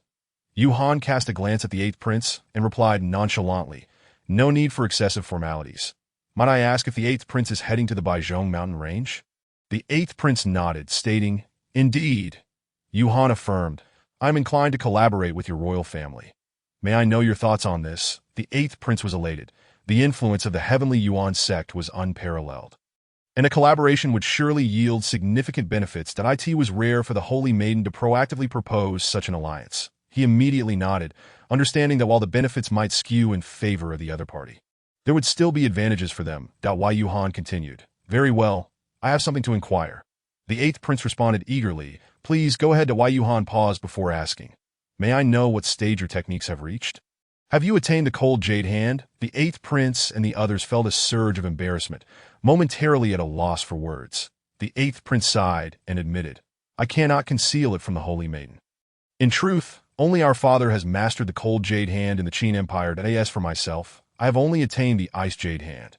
The cultivation of the cold jade hand was immensely demanding. Despite being in the northern region, the rare treasures of ice attributes were still scarce, especially in the resource-deprived Qin Empire. The eighth prince believed his talent was commendable, yet he could only reach the realm of the ice jade hand. Yuhan frowned slightly before softening her tone, saying, "It's understandable. After all, it's a legendary skill from a great master, and mastering it is no easy feat." Musing to herself, Yuhan remarked, "Though the ice jade hand is not as powerful as the cold jade hand, I believe it can still yield some insights." The eighth prince then asked, "Might I inquire, holy maiden, how is this secret realm connected to our Qin Empire's cold jade hand?" Yuhan nodded, replying, "In that case, I shall share this with you. We have already investigated thoroughly, and it is highly likely that this secret realm is related to the formidable Cold Jade Master. The eighth prince contemplated this name. Realizing that the stir among various factions was indeed due to the likelihood of this being the secret realm of the Cold Jade Master, he mused, understood. Our Qin Empire's Cold Jade Hand is said to have originated from the Cold Jade Master, and our ancestors indeed had a figure who followed closely beside this master. This could be considered a closely guarded secret, and those who cultivated the Cold Jade Hand would naturally enjoy numerous advantages. It seemed that the Holy Maiden of the Heavenly Yuan sect's invitation was precisely for this matter. Otherwise, how could a first-rate sect's Holy Maiden take notice of them? The eighth prince promptly stated, though we have only attained the Ice Jade Hand, we possess a treasure that can greatly enhance this secret technique. Upon hearing this, Yu Han's interest was piqued, and she inquired, what do you mean by that? The eighth prince elaborated, it is indeed possible to briefly reach the realm of the Cold Jade Hand. Yu Han nodded, asking, where is this treasure located? The eighth prince smiled and assured her, rest assured. It is in the possession of my elder brother, who is currently at the Ice Cloud sect. Upon hearing this, Yu Han asked, might he accompany me to this secret realm? There are certain matters where I will require the assistance of the eighth prince. Of course, the Heavenly Yuan sect will also ensure that you receive your fair share of benefits. The eighth prince felt a surge of joy, while the Qin Empire was a significant force. They were still far from the level of a first-rate sect. He vowed, I will do my utmost. Yu Han nodded, falling silent as the group proceeded towards the Ice Cloud sect. With their formidable powers, they moved swiftly, soon arriving at the Ice Cloud sect. The Holy Maiden of the Heavenly Yuan sect, Yu Han, along with the eighth and fourth princes of the Qin Empire, made their grand entrance into the Ice Cloud sect. A powerful shout resonated throughout the Ice Cloud sect. Bai Yi furrowed her brow and remarked, what brings a force like the Heavenly Yuan sect here? Could it be for this secret realm? The Crown Prince, surprised by the unexpected arrival of the eighth and fourth princes, listened intently. Bai Yi suggested, let us go and greet them. We must observe the proper courtesies. The Crown Prince agreed, fourth brother. Let us see what tricks they are up to. Bai Yi led the elders to pay their respects, while the Crown Prince and second prince followed leisurely. Chapter 37. A momentary disciplinary action as Yang Hua laid eyes on the Holy Maiden of the Heavenly Yuan sect. He was taken aback. No wonder she was the Holy Maiden. Her cultivation had already reached the early stage of the Transformation God realm. Yu Han was just over 20 years old, yet she had achieved such greatness. The depth of the Heavenly Yuan sect was beyond imagination. Bai Yi bowed and said, I am Bai Yi of the Ice Cloud sect, honored to meet the Holy Maiden of the Heavenly Yuan sect, as well as the eighth and fourth princes. Yu Han's gaze wandered before she remarked, is this the Crown Prince of the Qin Empire? She scrutinized the Crown Prince, and upon noticing his hand, she felt a sudden chill, as though she had plunged into a bottomless ice abyss. Yu Han's mind raced. The Crown Prince's Cold Jade Hand must surpass that of the eighth prince. Could it be due to the secret treasure? She was convinced that the treasure was indeed effective, and this secret realm expedition would surely yield great rewards. The eighth prince stepped forward and declared, brother, let us cut to the chase. Hand over the Li Yu ring. The Crown Prince's brows furrowed. The eighth prince was cunning, and his audacious demand indicated he had some backing that a glance at the Holy Maiden of the Heavenly Yuan sect instantly clarified his suspicions. The Crown Prince calmly replied, that ring was bestowed upon me by father.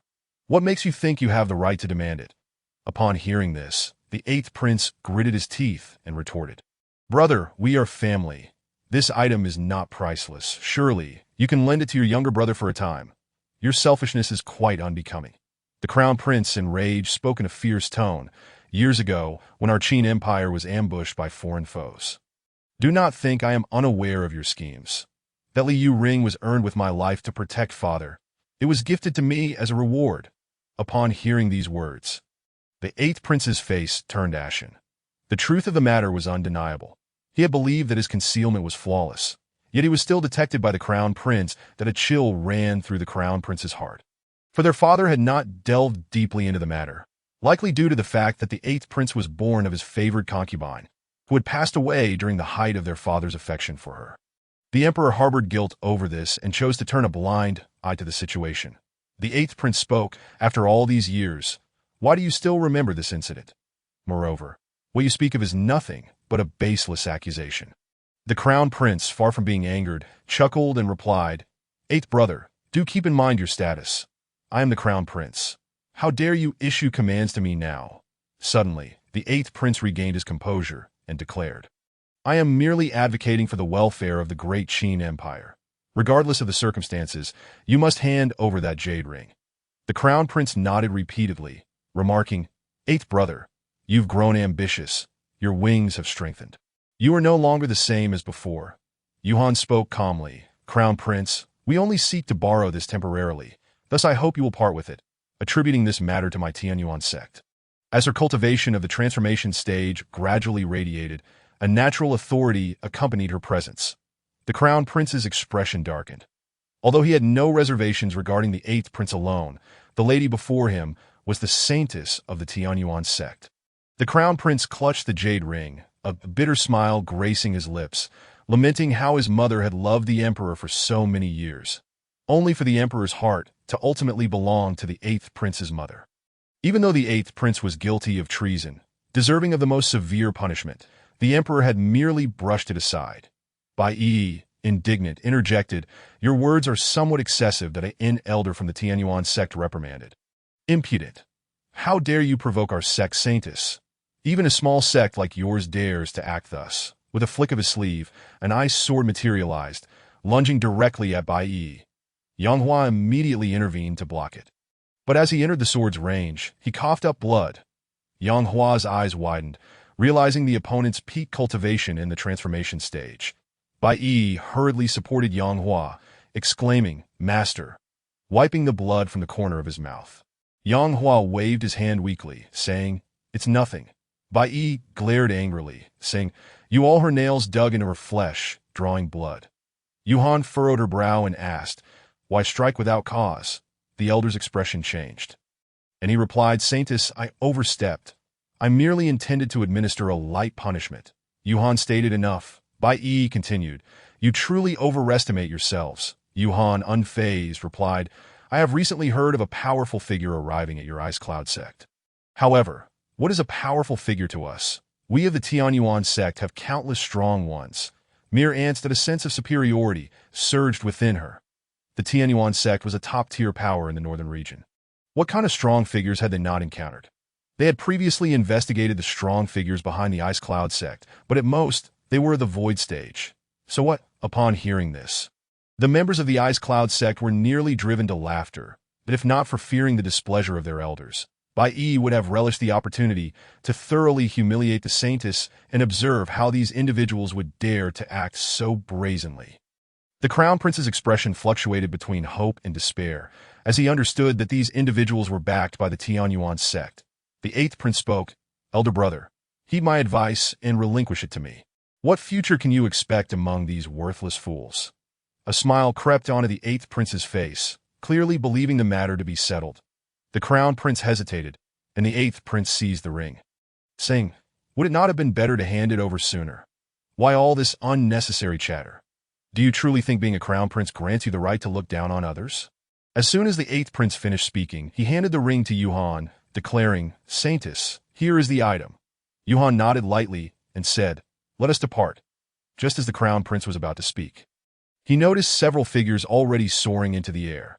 The crown prince had originally harnessed the residual potency of the 9-turn immortal spirit herb to break through to the ice jade hand, believing that he would gain something within the secret realm. Now, it seemed as though his efforts were in vain. Bai Yi remarked, "This is truly intolerable." A mere comment had provoked them to such an extent that they resorted to violence. However, the Ice Cloud sect was merely a minor faction, incapable of contending with the likes of them. This exemplified the ruthless law of survival of the fittest in the cultivation world. Only true strongmen might encounter absolute fairness. Bai Yi asked, "Master, how do you fare?" Yang Hua coughed up another mouthful of blood, saying, "It's nothing serious, but it appears I will need to recuperate for a while." Fortunately, they did not exert their full strength. Yang Hua paused and continued, "It seems this secret realm is far from simple. The complexities within are deeper than we anticipated." Upon hearing this, Bai Yi fell into contemplation. Chapter 38. The Broken Jade Hand. After a moment, Bai Yi said, "Master, let us seek out the elder." Yang Hua nodded in agreement, stating, "The elder possesses vast powers and will surely have a solution to defuse this crisis." Bai Yi added, "Crown Prince, why not accompany us?" The Crown Prince hesitated, recalling his earlier offense against the elder, saying, "I am uncertain if the elder would permit my presence." Bai Yi reassured him, "The elder holds a noble status and is broad-minded. He would undoubtedly not take offense." Thus, Bai Yi led the Crown Prince to the bamboo pavilion, while the second prince escorted Yang Hua back. Bai Yi remarked, "Crown Prince, your worries weigh heavily upon you." The Crown Prince did not deny it, reflecting on how Bai Yi had just offended him, revealing a fragment of his inner turmoil that he confessed, "Indeed, the eighth prince has committed treason, yet our father, driven by old affections for his mother, turns a blind eye." The bitterness in the Crown Prince's voice was palpable as he added, "The only reward I gained in exchange for my life was this jade ring." Bai Yi understood the cruelty of royal struggles. It was excessively harsh, and the emperor's disposition was overly callous. She felt a surge of sympathy for the Crown Prince, while simultaneously harboring animosity towards the arrogant eighth prince. Even the Crown Prince, who held a high position within the great Qin Empire, bore such a tragic side. Suddenly, Bai Yi stated, "I now understand why the elder is unwilling to accept you as a servant." The Crown Prince was taken aback, asking, "Might you enlighten me?" Bai Yi explained, "It is due to your inner turmoil, your father's unfairness towards you, your jealousy, and your grievances over your mother's plight. All of these are taboos for cultivators." Bai Yi continued, "The elder has long transcended such matters. He likely feels that you are unable to relinquish these distractions, which is why he holds you in disdain." Upon hearing this, the Crown Prince fell into silence, understanding yet finding it difficult to act. After all these years, he had often pondered this. The two arrived at Lin Daoran's bamboo pavilion. Bai Yi announced, "Elder, Bai Yi has come to pay a visit." Upon hearing this, Lin Daoran nearly fainted. Had she not just been here? Why was she returning now? Cultivators should focus on their practice, not stir up trouble daily. How could they advance their cultivation? Lin Daoran sighed, lamenting the restlessness of contemporary cultivators. Lin Daoran spoke indifferently, "Come in." Bai Yi and the Crown Prince entered, finding Lin Daoran tidying his paintings. These works were all created recently. The earlier ones had gathered dust, and it was time for a change. As they stepped inside, they were greeted by a row of paintings depicting bamboo groves that in an instant, they became entranced, falling into an enigmatic realm, as if they were wandering through a bamboo forest, basking in the Tao's rhythm. Bai Yi tightly shut her eyes, desperately trying to break free. Even a mere glance at such profound principles threatened to shatter her foundational understanding. At that moment, the Crown Prince felt his aura strengthen. He extended his hand, sensing the call of Tao fragments, and a certain barrier in his cultivation shattered effortlessly. His previously restless heart suddenly found tranquility, resonating with the essence of his path. In that fleeting moment, a layer of ice shards enveloped his hand, the third realm, the broken jade hand. The Crown Prince could scarcely believe it, utterly astonished at this achievement, reaching the legendary broken jade hand in an instant. It was said that only the earliest ancestors could attain such a stage. His eyes filled with shock, he inhaled sharply, wondering who this individual truly was, for such profound fortune could be derived from mere paintings casually displayed on the wall. Lin Daoran hung the final painting on the wall, exhaling in relief, glad to have completed the task. Upon turning around, he noticed the astonished expressions on their faces, their bodies trembling. Lin Daoran was perplexed. The ice cloud sect was not that cold. Were these two truly shivering? The current generation of cultivators seemed to lack the physical constitution of mere mortals. Lin Daoran inquired, "What troubles you?" Bai Yi exclaimed, "Elder, your paintings are truly timeless." Lin Daoran cast a few glances at the painting before him, which merely depicted some casually drawn bamboo. It seemed that the artist had created it out of sheer boredom. And these immortals truly displayed a remarkable lack of sophistication. Bai Yi, feeling slightly anxious, spoke up, "Senior, I have come this time with a request." Upon hearing this, Lin Daoran's demeanor turned almost numb. Every visit was accompanied by a plea for assistance, and each matter seemed more arduous than the last. Just managing to get through one of these encounters felt akin to scaling a mountain, and this time would hardly be any less challenging.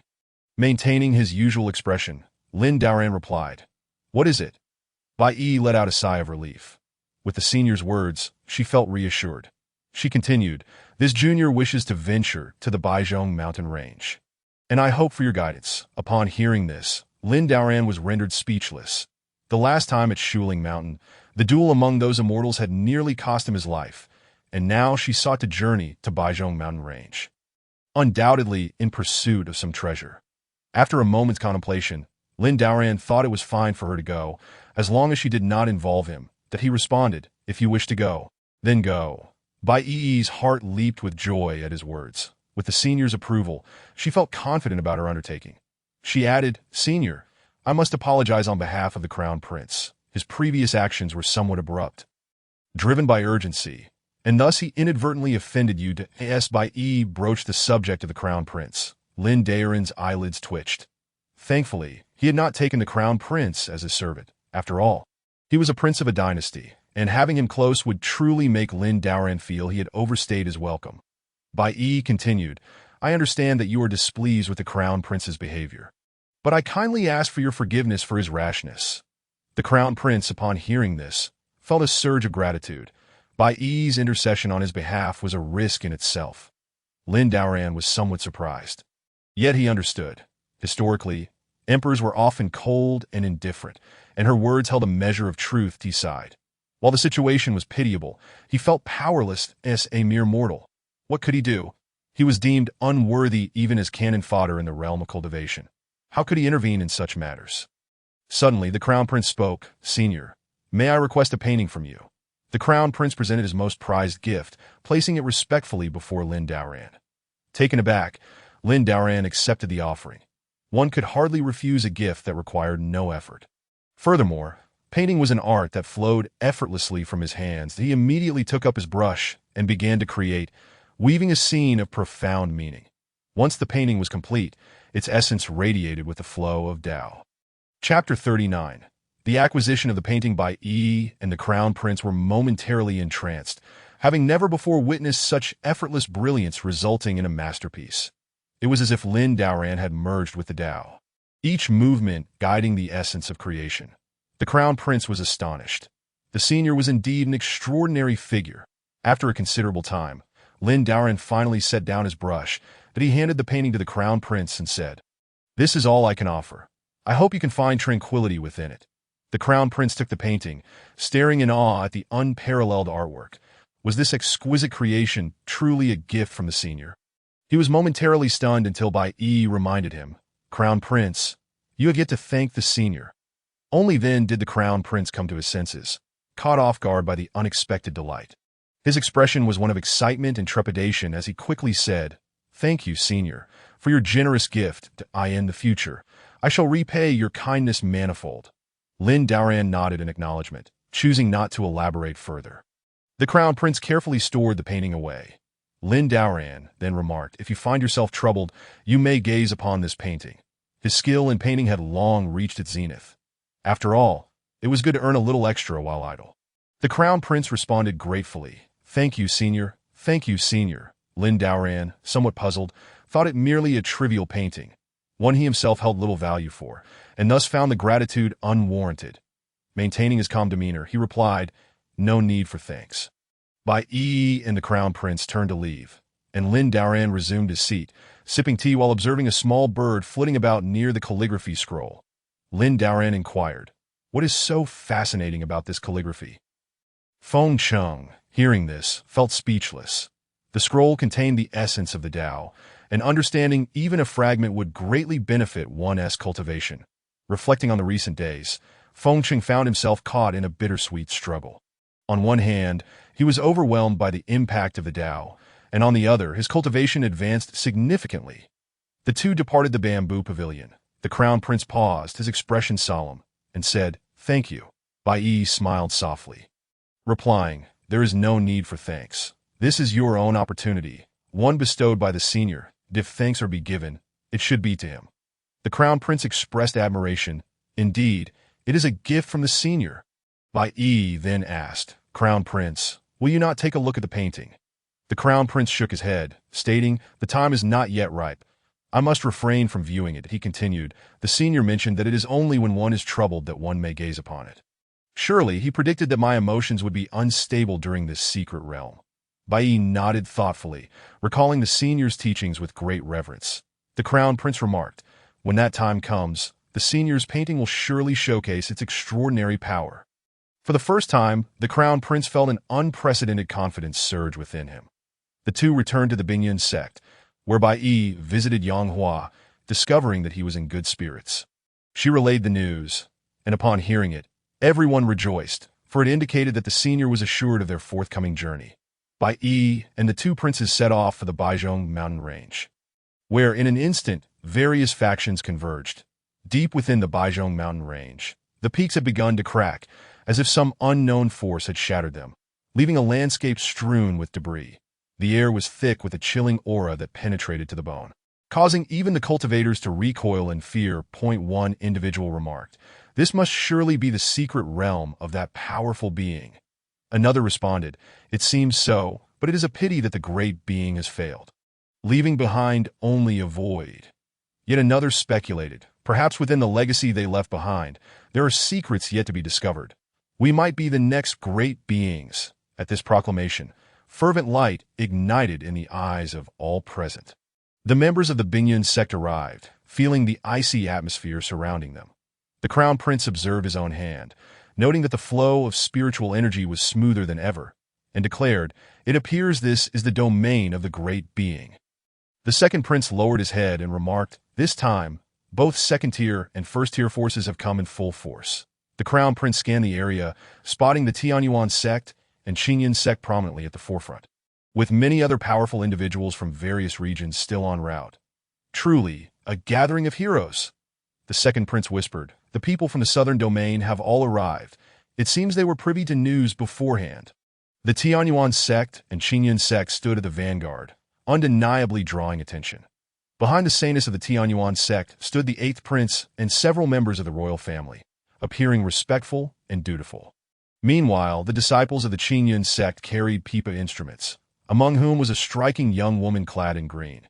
The Crown Prince exhaled a heavy breath and remarked, "This truly is a gathering of exceptional talents." The secret realm had just emerged, and two first-tier forces had mobilized entirely. The green-clad woman bore an aloof expression, keeping others at a distance as she played the pipa. It was clear that something was amiss in this location. Her melody was intended to shield her fellow disciples from potential disturbances. Beside her stood a burly man who spoke. "Qingying, the saintess of the Tianyuan sect, has sought assistance, particularly from the royal offspring of the Daqin dynasty. This is the domain of that great being. They may seize the opportunity before us." Qingying chuckled lightly, replying, "Just a bunch of inconsequential beings. It matters not." The man showed no signs of discontent. The influence of the Daqin dynasty was negligible. Though its techniques might hold some relevance, Qingying's fingers danced across the strings of her pipa as she said, "Whether we take it or leave it is inconsequential. Yet, acquiring some would certainly be ideal." The man smiled at her words, agreeing, "Indeed, you speak wisely. This secret realm's emergence is far from simple." He continued, "We have gathered some intelligence. It is almost certain that we will obtain treasures during this venture." Qingying nodded, lost in thought, and mused, "It seems this time will indeed be a spectacle." The eighth prince was filled with excitement, exclaiming, "This truly is a blessed ground for me. If I cultivate here, a year's effort will equate to a decade of training." Upon hearing this, Yuhan's expression shifted, and he remarked, "If that is the case, then the opening of the secret realm will hinge upon the eighth prince that everyone's gaze fixed intently ahead, not for any other reason, but to seize the initiative." As of now, the secret realm remained shrouded in mystery, and the crowd fidgeted restlessly like ants on a hot pan. Suddenly, the ground trembled, and birds and beasts scattered in alarm, as an immense glacier erupted from the earth. Chapter 40. The secret realm has opened in the blink of an eye. The glacier soared to a height of 10,000 feet.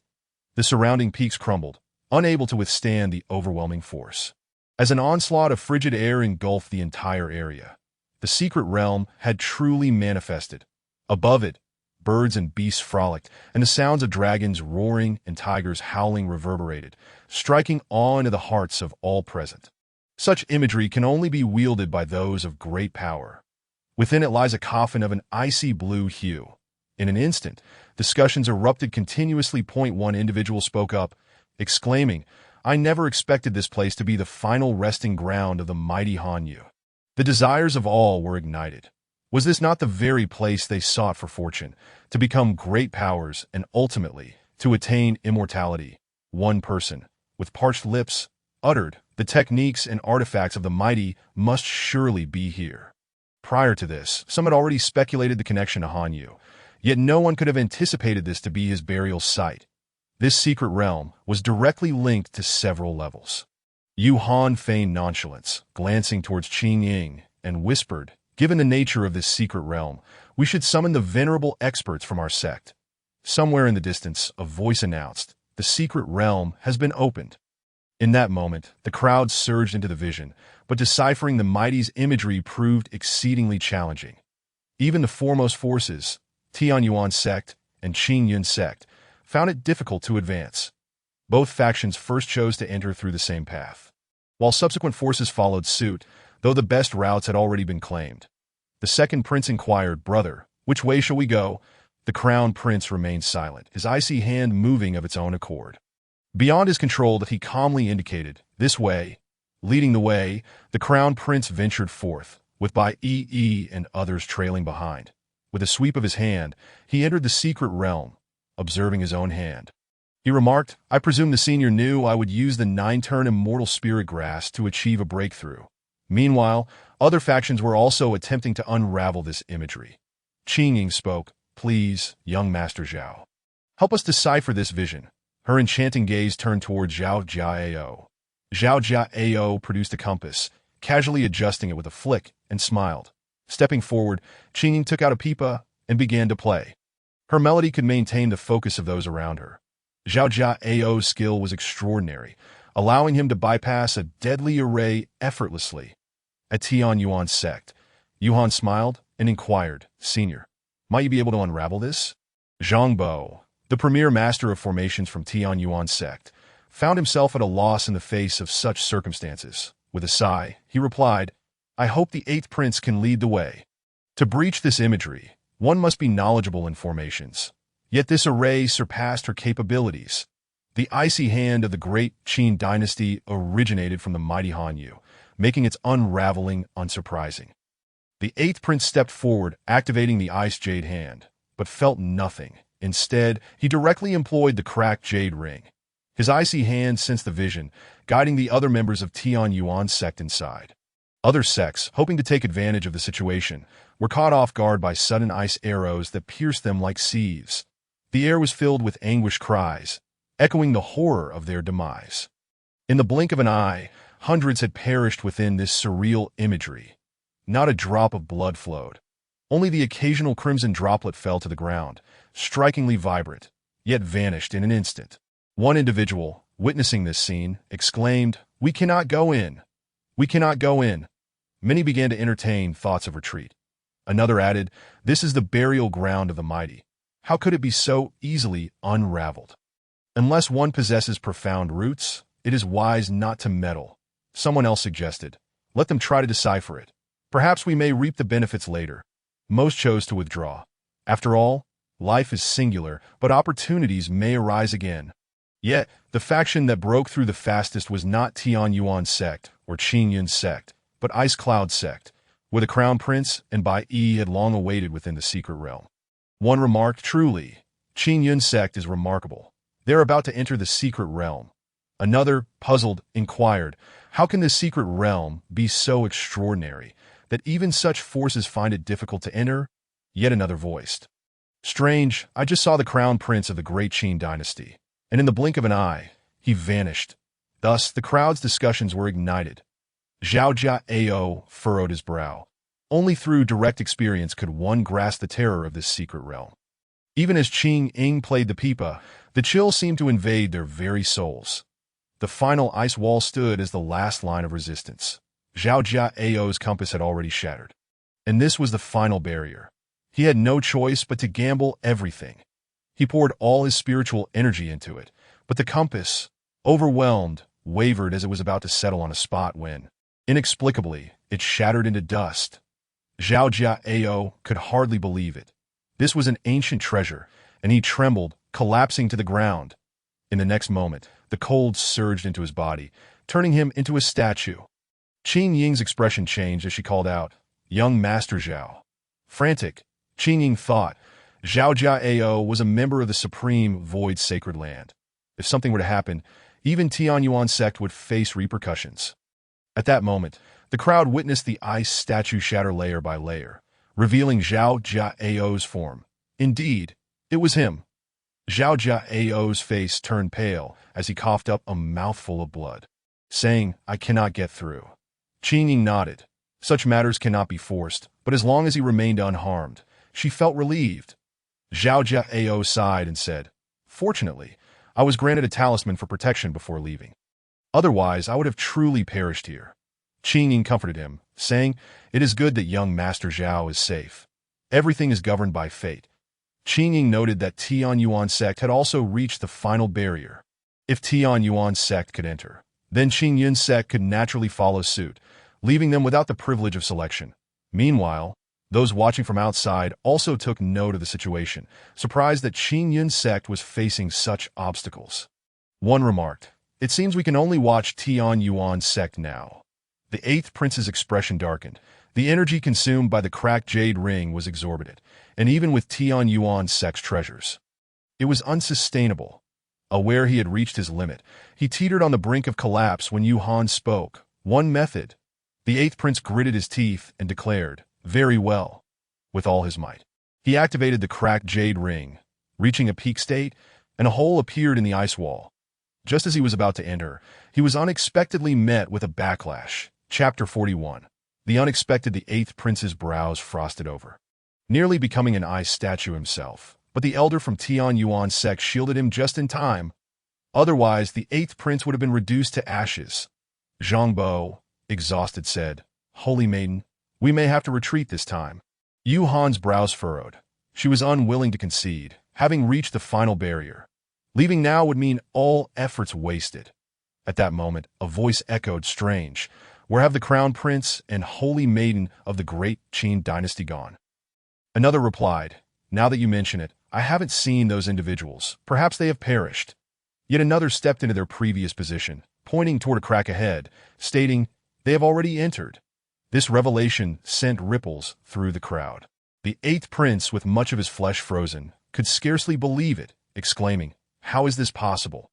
Yuhan calmly remarked, "It seems the crown prince's icy hand surpasses yours." Reflecting on past events, she had initially thought it was due to the cracked jade ring. But now it appeared she had misjudged. The eighth prince muttered to himself, "Could my brother have entered so easily?" One person stepped into the crack, prompting gasps of surprise as someone exclaimed, "This crack truly leads into the secret realm." Tianyuan sect and Qin Yun sect surged forward. Although reluctant, they had no choice but to yield, lest they invite disaster that could cost them their lives. The second prince gazed at the coffin, suggesting, "Brother, should we open it and take a look?" The crown prince's expression grew solemn, remaining silent. Bai Yi, filled with excitement, exclaimed, "This must be the coffin of a mighty one. Surely there will be opportunities within." The second prince continued, "If we can obtain what lies inside, our great Qin dynasty's power may ascend to new heights." The crown prince's icy hand exhibited an unusual sensitivity. His perception of this place was remarkably acute. Yet the coffin was not to be trifled with. The second prince, fervently eager, urged, "Let us open it and see." The crown prince pondered. This visit was indeed meant for exploration. After all, the elder had bestowed treasures for protection, which gave him some confidence. A voice suddenly cried out, "Do not touch." Yuhan from Tianyuan sect had already approached, her admonishment laced with formidable power, momentarily disorienting Bai Yi and the others. Bai Yi's expression soured. This was not merely an obstruction, but the very sect that had previously harmed her master. The crown prince frowned, asserting, according to customary rules, those who enter the secret realm first possess the right of selection. Upon hearing this, Yuhan scoffed, retorting, "Yet for the weak, there is no such privilege." An elder immediately acted, his divine transformation cultivation directly locking onto the few before him. Yuhan continued, You lack the qualifications to speak of rules with me. The lives of you all are within my grasp. If you wish to live, leave now. Bai Yi and the others wore grim expressions. Her words were harsh, yet undeniably true. Zhao Jia Ao interjected. A lesser faction daring to challenge a top-tier force. How utterly reckless. The members of Qingyun's sect have arrived. Yu Han, noticing the attire of Zhao Jiao, wore a grave expression and spoke. I never anticipated that the formidable beings from the Taishu Holy Land would be present. Our Qingyun sect possesses merely 1/6 of their strength. Yu Han's heart sank in astonishment. He hadn't expected that even the powers of the sacred domain would be stirred this time. Although they claimed only a quarter, even if they stood to gain nothing, they would not dare to utter a word. Zhao Jiao appeared unfazed, directing his gaze towards Qingying. Qingying's elder brother lightly nodded and remarked, if that is the case, then it is indeed permissible. Why Yu Han exhaled in relief. The benefits of 1/6 from this secret realm were indeed staggering. Nodding, Yu Han swiftly appeared beside the prince, while the second prince and Bai Yi's presence had already been locked onto. Just as the prince's cold jade hand was about to initiate a defensive maneuver, the disparity in their cultivation was insurmountable. Yu Han's delicate fingers tightened around the princess's throat. Bai Yi, alarmed, exclaimed, Your Highness. Yu Han dismissed her concern, stating, Your body is rather peculiar. I wish to study it thoroughly.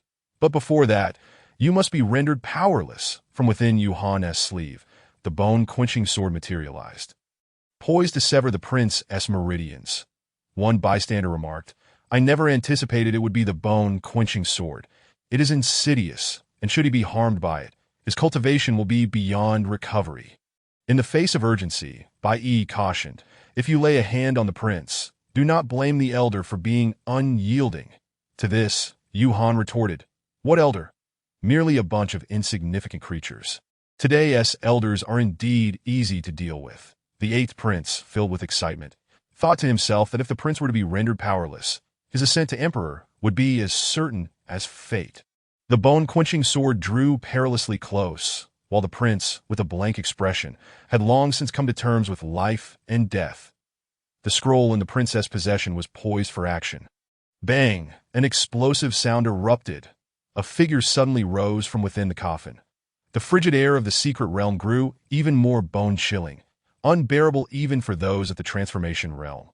The external imagery morphed from a dreamlike state into a manifestation of rampant fiends. With thousands of strands of black mist swirling in the sky, obscuring the sun, the cultivators had no time to escape. One person exclaimed, What should we do? The means of the mighty cannot be unraveled. Another responded, Could it be that the cold jade mighty has not truly perished and has returned? Old Zhao from Tianyuanzong turned pale as ash and uttered, Has the mighty been corrupted into a demon? At that moment, all present felt their hearts plummet. A mighty being turned into a demon was an unimaginable horror. Yu Han proclaimed, This is a disaster second only to the demon Buddha, and we shall all meet our demise here. Qingying interjected, This is not a land of fortune. It is merely a ruse to lure us here. Should a mighty being become a demon, even the living mighty would not dare to confront it. If they did not depart swiftly, they would truly face a grave fate. Faced with the means of this mighty being, all present resembled lambs awaiting slaughter. One individual attempted to flee, only to be instantly engulfed by the black mist. None dared to escape, nor even move. There was no glimmer of life. The atmosphere was thick with dread, yet it served no purpose. A perilous aura had already locked onto them. The cold jade mighty, once a formidable figure revered as a mighty being, bore the remnants of his once mighty presence in his brow. Now, he was shrouded in black mist, his blood-red hair a testament to his transformation. The cold jade mighty declared death begets reincarnation, and through reincarnation, rebirth shall follow. Chapter 42, Annihilation of the Mighty. Being the cold jade mighty merely raised a hand, and immediately, transformation realm cultivators exploded into a mist of blood, leaving only a crimson haze. Those fortunate enough to survive had lost all hope of life. They sought only to leave behind intact corpses. For those at the transformation realm, such beings were the pinnacle of any sect. It was truly terrifying. Yu Han stood transfixed, trembling, and released the prince, gazing at the now demonized mighty being. desperate to escape. "Do not be so presumptuous." A thunderous shout pierced the eardrums of all present. This was undoubtedly the voice of a peerless powerhouse at the late stage of the Void Realm. All eyes turned to behold four figures exuding terrifying auras, igniting a flicker of hope within their hearts. Yuhan gasped, exclaiming, "Elder, save me." These were the top-tier powerhouses from Tianyuanzong. They immediately summoned countless magical artifacts, attempting to breach the barrier and rescue their Sex Saintus. The cold, jade mighty's smile remained rigid as he merely flicked his sleeve. The black mist transformed into a gigantic eagle, circling ominously in the sky, its piercing gaze fixed upon the elders. An elder wielded a life-bound artifact, but after but a moment's resistance, the eagle's talons had already slashed through the elder's throat. Astonishingly, this elder also morphed into black mist, becoming sustenance for the great eagle. The eagle then turned its gaze upon the other three powerhouses, and in the blink of an eye, claimed 3 more lives, effortlessly annihilating 4 top-tier powerhouses of the Void Realm. Yuhan watched in horror, gasping in shock, her legs giving way as she collapsed to the ground. Was this the might of a powerful being? Despair enveloped all present. This was a certain death trap, and their fates were sealed. Zhao Zhao stepped forward, casting a talisman and proclaiming, "Fear not, the Taishu Holy Land has long been prepared." Beyond the imagery, the veins of a formation illuminated sequentially, and a large spatial teleportation array materialized. The black mist, now a great eagle, lurked at the side of the formation, its cruel gaze fixed upon Zhao Zhao. As if waiting for the opportune moment, Zhao Zhao sensed an ominous feeling, but could only place his hopes upon the seniors of his sect. An elder remarked, "It seems our suspicions were not unfounded. A demon has emerged."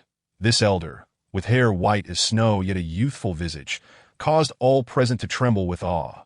One individual exclaimed, "Is this not the half-step mighty of the Taishu Holy Land? That is a being second only to the mighty. We may yet have hope." Another, filled with excitement, declared, "Indeed, this is the ancient Asia quasi-mighty." One person noted, "I never expected that the Taishu Holy Land would send forth such a powerful being. Truly, they are a holy land, always prepared." A wave of cheers swept through the crowd, as they believed today they would surely escape this fate, no longer facing death in this place. Such a powerful figure arriving here would undoubtedly subdue the demon. The ancient Asia quasi-mighty first surveyed the area, then stated, "Fortunately, I instructed my disciples to take precautions," drawing forth an ancient sword, remarkably simple, yet exuding the essence of the Tao. It was evident that this sword had reached the mid-grade of heavenly treasures. The ancient Asia mighty declared, "Today marks your demise." Everyone beheld as a shadow of an ancient dragon emerged from the sword, its sword energy bursting forth, piercing through the heavens, aiming directly at the great eagle. One person gasped in disbelief, "Is this the Annihilation Sword?" Another chimed in, "Truly, it is the sword left by the transcendent Tawang, a testament to a mighty being's limits." A third remarked, "Etched with the essence of the Tao. Even a mighty being would find it more than adequate." The crowd erupted in discussions, their faces alight with hope. Yet the cold jade mighty remained expressionless, merely flicking his sleeve once more. The black mist again transformed, this time into a white tiger that roared fiercely, revealing its fangs, eyes locked menacingly upon its prey, while the surrounding space began to shatter under the strain.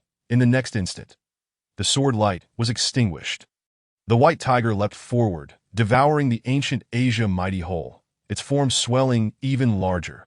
The ancient Asia mighty could scarcely let out a cry of despair, vanishing without a trace, leaving only the Annihilation Sword embedded in the ground. The white tiger's pupils glinted as it charged toward the spatial teleportation array, tearing through the Taishu Holy Land. A pall of despair fell over the hearts of all present, bracing themselves for death. At this moment, within the Taishu Holy Land, in a black, ancient hall, the teleportation array shimmered, trembling incessantly. An elder's face turned grim as he stated, "A formidable enemy has invaded this teleportation array. Summon the mighty to suppress it at once." As soon as the words left his lips, an elder awakened from slumber in the forbidden area of the Taishu Holy Land, stepping into the ancient hall with a single stride. Bowing respectfully, he implored, "Ancient Yuan Mighty, we beseech your intervention." Hearing this, ancient Yunus' expression shifted dramatically, declaring, "The demonic aura has surpassed that of the mighty. Hastily close the teleportation array, or we shall face utter annihilation." Ancient Yuan recited an incantation, summoning his life-bound artifact, preparing to act personally. Miles away, through the teleportation array, the thousands trapped within the secret realm heard these words. The grand teleportation array instantly vanished. The white tiger ultimately pounced at empty air. Within the secret realm, an unprecedented silence fell. Each individual could only hear the sound of their own breathing, not daring to utter a word. The ancient Asia Mighty had come wielding a mid-grade heavenly artifact, a top-tier powerhouse beyond transcendence. Yet here, he was rendered utterly powerless. Even calling upon the mighty of the Taishu Holy Land could only result in the closure of the teleportation array, a true terror. One voice lamented, "It is over. We have no hope left." Another echoed, "Even the mighty cannot contend with this. Is this the power of a demon?" A third added, "We were far too naive." All present had given up resistance. The disparity in realms was an overwhelming and crushing force. Zhao Zhao clutched his head, his face ashen, for even the mighty now recoiled in fear. This was indeed a certain death trap, Qing Ying sighed. Realizing that even the Taishu Holy Land, guarded by mighty beings, now chose to retreat. How could their own sect, lacking such depth, hope to withstand? Meanwhile, Yuhan stood in stunned disbelief, unable to accept the reality before her. The bone-quenching sword having long since fallen from her grasp. The eighth prince immediately spoke. "Senior, I am your disciple." The expression of the formidable Han Yu turned expressionless as he replied, "My path's disciples are but demons." With a glance at the eighth prince, his soul was instantly extracted, and the surrounding black mist enveloped him. Moments later, the soul returned to its place. The eighth prince's complexion turned dark, his eyes opened to reveal blood-red orbs, rendering him a grotesque figure, neither human nor ghost. Now a servant of the demons, suddenly, Han Yu's gaze shifted towards the crown prince, and he uttered, "You may lead." Chapter 43. Unbelievable. The crown prince's face paled, trembling in fear, for his shattered jade hand had not escaped the demon's attention. Just a single glance left him overwhelmed, a chilling dread blossoming deep within his heart. In a desperate attempt, the crown prince exerted all his strength and hurled a scroll from his bosom. The scroll unfurled instantly, revealing a bamboo grove, a long-lost ancient spirit-locking array. The pervasive black mist was immediately confined within, and the white tiger was utterly annihilated. The scroll hung in the heavens, radiating golden light, making it difficult for onlookers to gaze directly at it. Within the scroll, a tiger's roar echoed. The white tiger strode forth, each step resonating with the souls of all present. It was unmistakably a living divine beast. Following this, the white tiger turned its gaze upon Han Yu, glaring fiercely, a cataclysmic aura erupting from its being, threatening to obliterate the secret realm. As spatial fractures widened, the black mist vanished entirely. One individual remarked, "This is a being beyond the formidable." Another exclaimed, "Have we survived?" A third added, "Whose masterpiece is this?" In that moment, all present knelt in reverence before the artwork. Han Yu's expression shifted, his blood-red eyes swirling with emotion. As he drew a treasured sword, gathering his aura, and charged towards the scroll, everyone felt the tension tighten. This was the pivotal moment determining their fate. The white tiger coalesced into its true form, striking Han Yu with a powerful blow, leading to his demise. Moments later, the sky was adorned with white clouds, birds fluttering about, while the area lay level to the ground. Only the scroll remained suspended in the sky. As the white tiger roared again, instilling awe in all directions, in the Baizhong mountain range, countless beasts prostrated themselves.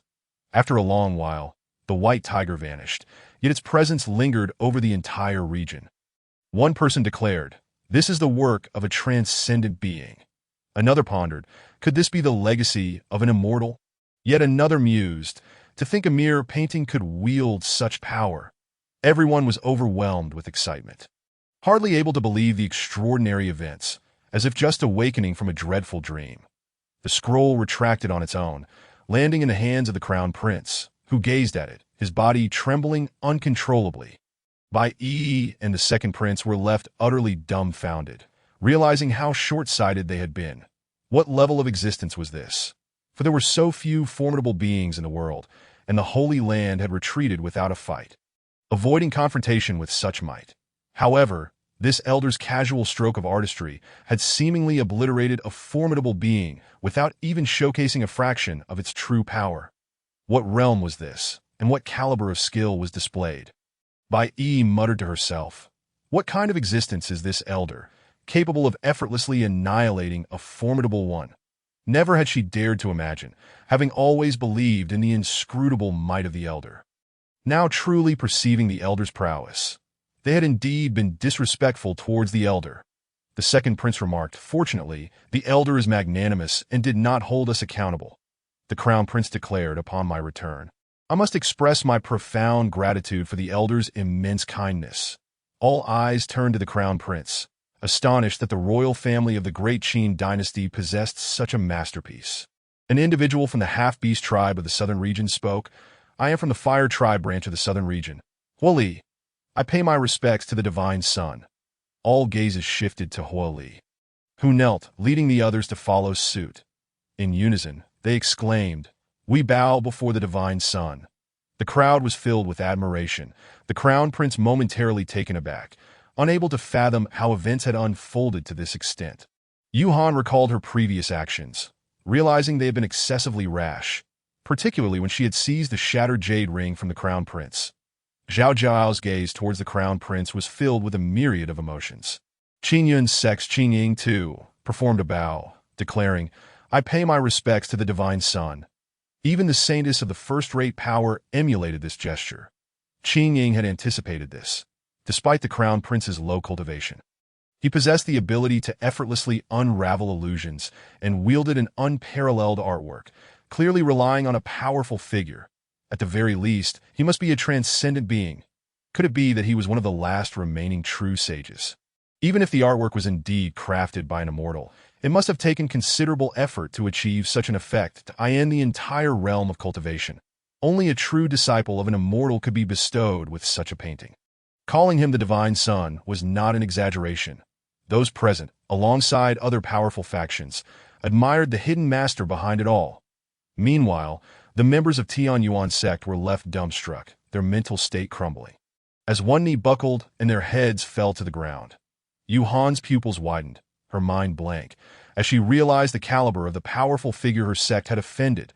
She had allowed her subordinates to injure the former sect leader and had boldly boasted. Just moments ago, she had nearly severed the crown prince's meridians with the bone-refining sword. The more she contemplated, the more fear gripped her heart. Her legs weakened, unable to support her body. Yuhan collapsed to the ground, trembling and uttered, "Divine Sun, all of this is my fault."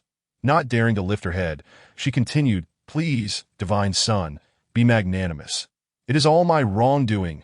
Cold sweat poured down her brow, droplets incessantly falling to the ground.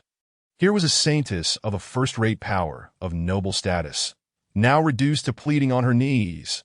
The emotions of all present were complex. Fortunately, they had not provoked the crown prince beforehand. One person quietly remarked, "Tianyuan sect is truly in grave trouble this time." Another added, "When an immortal is enraged, not even a sect, but an entire region could be reduced to ashes in an instant." A flurry of discussions ensued. The Tianyuan sect was powerful, yet they had provoked a terrifying existence. The crown prince could hardly believe the reality before him, feeling as if he were in a dream. He surveyed the individuals around him, as well as other factions, all of whom the great Qin dynasty dared not provoke, now exhibiting such deference. He understood that all this was due to the elder. The crown prince glanced at Yuhan and softly commanded, "Renounce your cultivation," but he was unconcerned with how Yuhan regarded him. What mattered was her previous arrogance, treating the elder with disdain. Upon hearing this, Yuhan trembled uncontrollably. To renounce one's cultivation was far crueler than having it stripped away by another. Inner turmoil raged within her. If she renounced her cultivation, everything she had achieved would turn to naught. If she did not renounce it, her entire faction might vanish from the Tiangu continent. Zhao Zhao sighed, saying, "When an immortal is angered, blood shall flow for thousands of miles." Immortal. Yuhan felt despair. She grasped the bone-refining sword and severed her own meridians, reducing herself to a mere mortal. To renounce her cultivation. Chapter 44.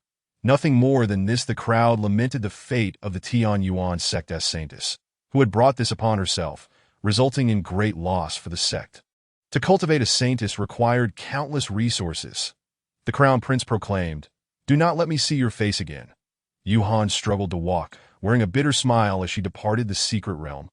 Zhao Zhao addressed the crown prince, "Your Highness, since that esteemed elder has intervened, we, the Tai Su Holy Land, willingly withdraw from this matter." Zhao Zhao bowed to the crown prince, stating, "I shall take my leave now." Farewell. Qingyun's sect Qing Ing joined in leaving, many expressing their relief at surviving the ordeal, hastily departing. With a transcendent existence having intervened, no one dared to interfere.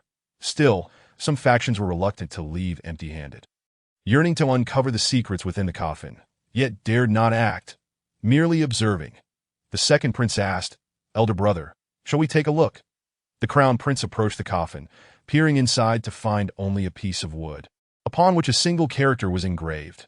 One person exclaimed, "Isn't this the formidable artifact of Han Yu, the demon-subduing wood?" Another added, "This demon-subduing wood is said to bear the words of an immortal from ancient times, possessing unparalleled power and containing the essence of Han Yu's path." A third remarked, "If we acquire this item, it could lead to the forging of a formidable being." The crown prince furrowed his brow and stated, "This item has already been corrupted by demons. It would likely require the Elder's intervention. Otherwise, mere contact could result in demon possession." Bai Yi contemplated briefly and suggested, "The Elder's scroll should be able to suppress its malevolence." Surely that was the Elder's intent. The crown prince agreed, stating, "Then let us take it back for the Elder." Nodding, he stepped forward and retrieved the demon-subduing wood. An Elder cautioned, "This item is malevolent. It could very well be the reason for Han Yu's transformation into a demon. We must exercise extreme caution." The crown prince responded, "I shall not offend this item." Upon hearing this, the crowd fell silent. Yet upon reflection, they deemed it reasonable. The artwork bestowed by the immortal still resided in the crown prince's possession, and thus the demonic aura dared not manifest, much less cause any disturbances. The crown prince commanded, "Let us depart." The group exited the secret realm, returning to the Ice Cloud sect, treading lightly, fearful of being followed and disturbing the elder's peace. Simultaneously, news of the cold jade mighty realm within the Baizhong mountain range has spread throughout the entire Tian-gu continent. When the populace learned that this cold jade mighty had transformed into a demon, they were further astounded to find that it annihilated the ancient quasi-mighty figure, compelling the Tai Su sacred land to retreat from its brilliance. The entire power structure of the Tian-gu continent was left in shock. The Tai Su sacred land is a significant force in the central domain, established by immortals. Moreover, such sects typically possess means to connect with beings of that caliber. The might of such a force was shaken by a singular demonic entity. Yet this terrifying demon was ultimately vanquished by a mere painting. As this news spread, the central domain was left astonished. One individual remarked, "Isn't the northern domain considered the most desolate region? How could such a formidable being emerge from there?" Another chimed in, "Strange, could it be that their cultivation has not reached its zenith, hence they are undergoing seclusion?" A third voice interjected, "However, in all these years, the appearance of mighty beings has been nearly non-existent." The populace engaged in fervent discussions. The crown prince and the Ice Cloud sect found themselves entwined, thrust into the spotlight. The gaze of the entire Tian-gu continent turned towards the northern domain. In the depths of the Daqin imperial palace, the emperor was partaking in wine when he spoke. "Is what I hear true?" A servant nodded and replied, "Your Majesty, indeed, there exists a peerless master behind the crown prince." The emperor nodded thoughtfully, saying, "It appears I may transfer the throne to him." The crown prince and others returned to the Ice Cloud sect, ensuring that no prying eyes were present. However, such concerns proved unnecessary. Who would dare to spy? Shortly thereafter, a few individuals approached the bamboo pavilion. Bai Yi spoke, "Yi pays her respects to the esteemed elder." Lin Daoran felt a sinking sensation within, uncertain of what was to unfold this time. This immortal seemed to visit him frequently, truly lacking in other pursuits. He wished to evade, yet the visitor was an immortal. and should he be discovered, he might not even comprehend how he met his demise. Lin Daoran maintained a calm demeanor and said, "Come in." Bai Yi and the others entered, finding Lin Daoran leisurely watering a large tree. The sight stirred a complex array of emotions within them. This was indeed a peerless master, effortlessly annihilating a mighty being while still taking the time to tend to trees. Such was the demeanor of a true master. The crown prince, visibly excited, exclaimed, "Thank you for the painting." "Esteemed elder." He presented the demon-suppressing wood to the elder, stating, "Esteemed elder, I have also brought this for you." Lin Daoran was somewhat speechless. The painting was purchased by the crown prince, so what was there to think? It was clearly a fair transaction. He accepted the wood, weighing it in his hand, noting its peculiar density compared to other woods, suggesting it would burn longer. Lin Daoran remarked, "Indeed, it is more durable than other woods." Upon hearing this, Bai Yi and the others found themselves at a loss for words. They had risked their lives for this solitary trophy, a piece of demon-suppressing wood inscribed with the Tao, penned by an immortal. Yet, to the elder, it was merely noted for its greater combustibility.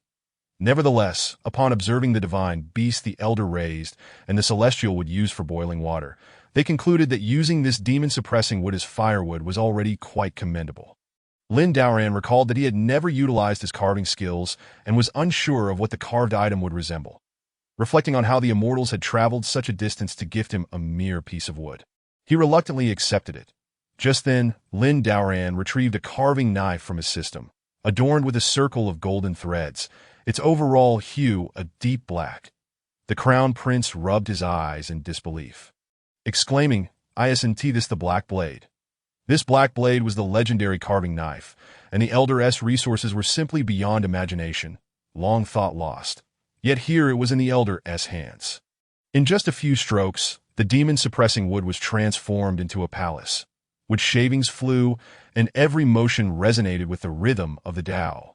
The crown prince and his companions were left speechless, standing there in stunned silence. The palace was intricately designed, its details handled impeccably, exuding an aura of grandeur.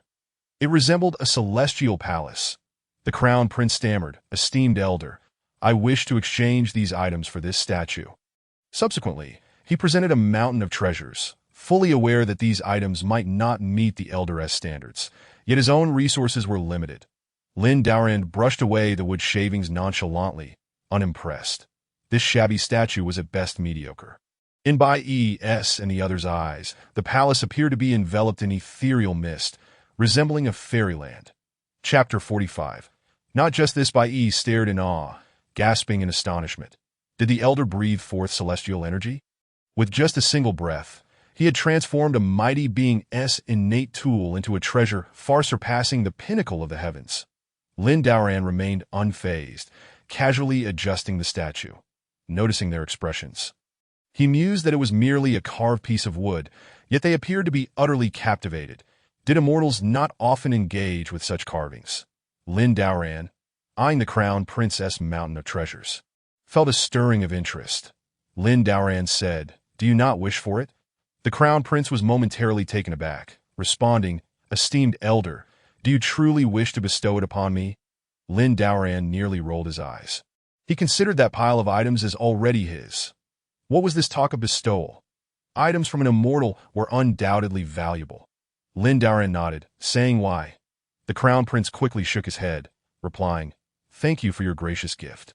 Esteemed elder, he knelt on the ground, receiving it with both hands, feeling the malevolent aura of the demon-suppressing would dissipate entirely. Moreover, the petite wooden palace emanated the flow of the Tao, containing elements beyond his comprehension. The crown prince's mind stirred, as if a mere thought could command this palace for his own use, and he began to grasp its myriad functions. This must surely be a treasure of immortal caliber. Perhaps it could rival the pinnacle forces within the sacred domain. Lin Daoran, noticing the leftover scraps, remarked, "There are still some remnants. I shall carve a few smaller items." Lin Daoran considered that with the treasures piled so high, gifting a small, shabby wooden statue seemed a bit lacking in generosity. The crown prince presented his own treasured item to Lin Daoran, saying, "Esteemed elder, this is a small token of my appreciation." Lin Daoran smiled as he accepted it. crafting 2 rings, one for Bai Yi and one for the Crown Prince. Upon seeing the rings, the Crown Prince was struck by their exquisite craftsmanship, and the presence of a divine beast accompanied them. He had never encountered such rings before, and they even possessed a degree of sentience. At the very least, their rank was that of a heavenly treasure, far surpassing the Lianyu ring he had previously owned. Bai Yi was taken aback to discover that she too received a ring, promptly kneeling and expressing, "Thank you for your generous gift, esteemed elder." Both individuals were filled with joy, trembling with excitement. Such treasures and opportunities were beyond their wildest dreams. These items could accompany them throughout their lives. Bai Yi said, "Esteemed elder, your immense kindness leaves me at a loss for how to repay you." Lin Daoran, hearing this, felt speechless. It was merely a bit of wood he had whimsically carved. These immortals kneeling daily seemed to be wearing thin on his patience. If this continued, he might as well share tea with the king of hell. Maintaining an unperturbed demeanor, Lin Daoran replied, "There is no need. I am merely passing the time." Bai Yi and the Crown Prince were astounded. Such treasures were casually crafted by the elder, and each of these items would surely astonish the entire continent. Even the affluent central domain might not possess such grand capabilities among their great powers. This was a true master. Lin Daoran, having found his recent days rather dull, spent them tending to chickens, ducks, and geese, watching as they grew increasingly plump, which irked him greatly, that he worried for his own life, and despite his gradual weight loss, the chickens, ducks, and geese continued to thrive. Lin Daoran said, "You may share with me some wondrous tales of cultivation. It would amuse me." Though these immortals referred to him as elder, he secretly envied their ability to soar through the skies, though he found their penchant for kneeling rather cumbersome. Should the opportunity arise, he would still desire to become an immortal. Bai Yi and the Crown Prince, though inexperienced, surely recognized that being an immortal was far superior to being an ordinary mortal like himself. Lin Daoran calculated that he must prepare in advance, laying down a foundation. Perhaps one day, he too could ascend to become an immortal. Flying through the air would be a triviality. Upon hearing Lin Daoran's words, Bai Yi and the Crown Prince wore solemn expressions, understanding that the elder had entrusted them with a task. However, what could pique the elder's interest? Surely, it must pertain to matters of significant stature, perhaps on par with mighty beings. The two fell into contemplation, pondering that the elder must be observing something, hence his desire to learn about the world of cultivation. Their task was to serve as the elder's eyes and ears. Bai Yi declared, "We shall go through fire and water for you, esteemed elder, without hesitation." The Crown Prince added, "We will dedicate ourselves wholeheartedly." Lin Daoran, upon hearing their disjointed words, felt bemused. Were the immortals losing their wits? Lin Daoran sighed inwardly, having never expected anything amusing from them. With such time, he would rather suggest they visit a physician. Lin Daoran inquired, "Do you two have any matters to attend to?" The group prepared to return to the Ice Cloud sect. The Crown Prince presented the palace, stating, "I have never encountered such a treasure. Even among the sacred sects, this must be a rarity." The Crown Prince continued, "The malevolent energy has dissipated, accompanied by the resounding echo of the great Tao." As the Crown Prince's thoughts stirred, a profound chanting resonated throughout the palace, and in the next moment, the three individuals present found themselves in a state of bewilderment, suddenly transported into another grand hall. The Crown Prince, taken aback, exclaimed, "We have entered the esteemed elder's palace." Bai Yi, her expression grave, remarked, "Upon my arrival here, I sensed an extraordinary vitality within my spiritual energy that if we were to cultivate here daily, our progress would undoubtedly multiply." The Crown Prince, deep in contemplation, responded, "The elder bestows this gift upon us to facilitate our diligent cultivation, sparing him from being burdened with trivial matters." Bai Yi and the second prince nodded in agreement, with Bai Yi adding, "The mysteries of this demon-suppressing wood may extend beyond our comprehension, and the techniques of the formidable Han you can surely be unveiled here." The Crown Prince gazed at the palace, still in disbelief. Yet recalling the elder's previous deeds, he was soon convinced that such fortuitous opportunities were indeed real. The elder is truly a peerless figure. The Crown Prince's jade-breaking hand activated autonomously, and lines of ancient script began to materialize within the palace, accompanied by the thunderous resonance of the great Tao, with a single day of cultivation equating to a century days later, outside the Ice Cloud sect. A figure bearing a decree proclaimed, "The imperial edict has arrived, and the crown prince shall step forth to receive it." This call echoed through the mountains, sending tremors throughout the realm as the news spread. Disbelief gripped the entire Qin dynasty, while disciples of the Ice Cloud sect emerged from their training rooms, gazing skyward. Chapter 46. Ascending the throne, this individual, possessing an extraordinary presence, donned golden armor and rode a fiery steed. Casting a disdainful gaze over the Ice Cloud sect, that he declared, "Where's the crown prince? Why does he not come to receive the edict?" Gao Xingping's brow furrowed in displeasure. He had initially supported the faction of the Eighth Prince. Yet the unfolding events had exceeded his expectations. "Crown Prince, the Emperor commands your immediate return to the imperial capital. He wishes for you to ascend the throne. Accept the edict."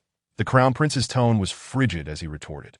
"You, a mere palace general, dare to speak to me in such a manner?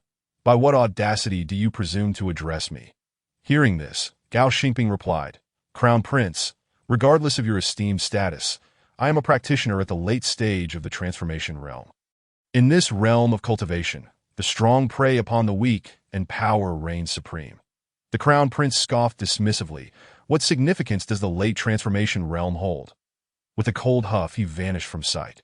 In the next instant, he appeared above Gao Xingping, activating his jade-breaking hand, which enveloped the surroundings in a chilling aura. Gao Xingping's expression shifted as he realized the gravity of the situation. Could it be that you have reached the pinnacle of the Void Realm? When did this occur? Just as he attempted to evade, it was already too late. He distinctly sensed the overwhelming prowess of the pinnacle Void Realm. Drawing his sword to defend, Gao Xingping found his efforts futile as the Crown Prince's ice-breaking technique surged forth like a tidal wave. In an instant, Gao Xingping was transformed into an ice sculpture, which shattered into countless pieces, leaving no trace behind. The Crown Prince extended his hand to catch the descending decree, his demeanor icy. The second prince inquired, "Elder brother, shall we return now?"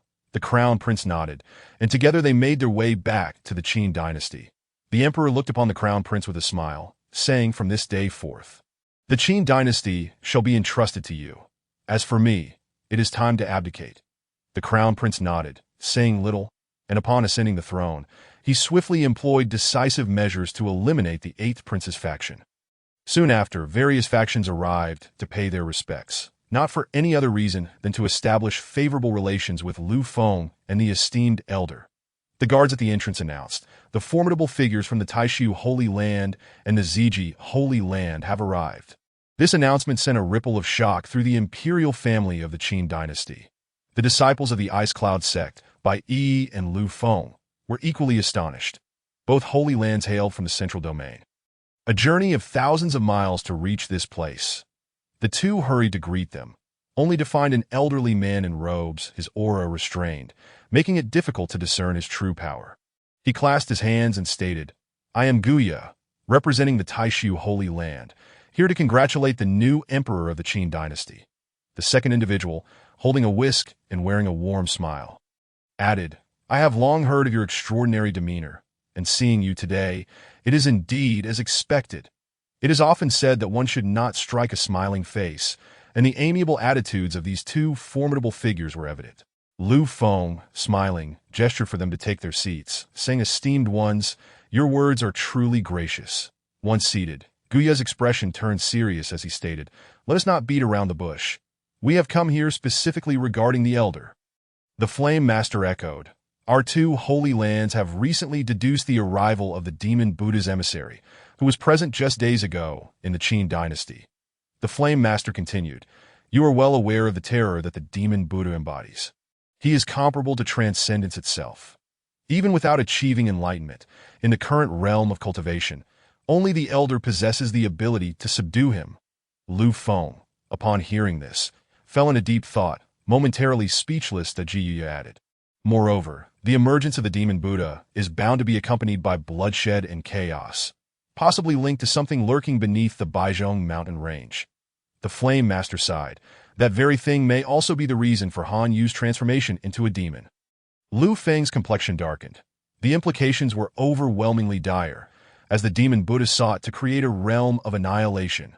Guya remarked, "It is likely that Han Yu is merely the weakest among them." The Flame Master concurred. If the Baizhong mountain range continues to harbor such entities, the entire realm of cultivation will face not just catastrophe, but total annihilation. Lu Feng inquired, "Are you too suggesting a collaboration with the Elder?" Guya nodded, then shook his head, stating, "Not entirely. It involves us too, as well as the holy lands that back us." The Flame Master added, "Whether it pertains to the demon Buddha or the entities beneath the Baizhong mountain range. Resolving this issue will not be a simple task." Lu Feng nodded, recognizing the gravity of the situation, which warranted careful consideration. Bai Yi interjected, "It seems the Elder has anticipated everything, including Han Yu's demonic transformation and the threats beneath the Baizhong mountain range, which is why he granted us this palace." Lu Feng's expression was complex. The Elder indeed possessed foresight, yet the two pressing issues at hand remained formidable challenges. Lu Jiang stated, "I believe everything is within the Elder's control. However, we should return to the Ice Cloud sect to deliberate further on this matter." Bai Yi and Lu Feng nodded in agreement. Their current circumstances were all due to the Elder's benevolence, and it was time to pay their respects. Lu Feng remarked, "In that case, let us proceed together, though we dare not presume to interpret the Elder's intentions. Whether or not he will receive us remains to be seen." At this moment, outside the Baizhong mountain range, two figures soared through the sky. One commented, "This place truly befits our ancestors' path to enlightenment. It appears as if a great dragon lies in wait." Among them were only two women, one appearing to be around 15 or 16, full of mischief, carrying a large painting board on her back. The younger girl exclaimed, "Sister, they say there were demons appearing here not long ago. Can we still reclaim what our ancestor left behind?" The elder sister, dressed in azure, her figure graceful and her features exquisite, with a guqin slung over her back, replied, "Qingwei, you are the most gifted among the three clear holy land. Aside from you, no one else can claim our ancestors' legacy."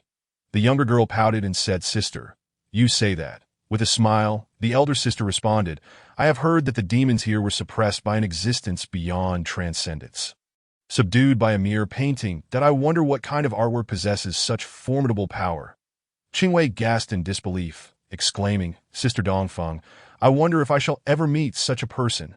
Chapter 47. Paying respect to the elder. Hearing this, Dongfeng replied, "What is there to worry about? Our three clear holy land excels in painting. Even if the one who subdued the demons is an immortal, our prowess should not be underestimated." Qingwei's eyes sparkled as she exclaimed, "Oh!"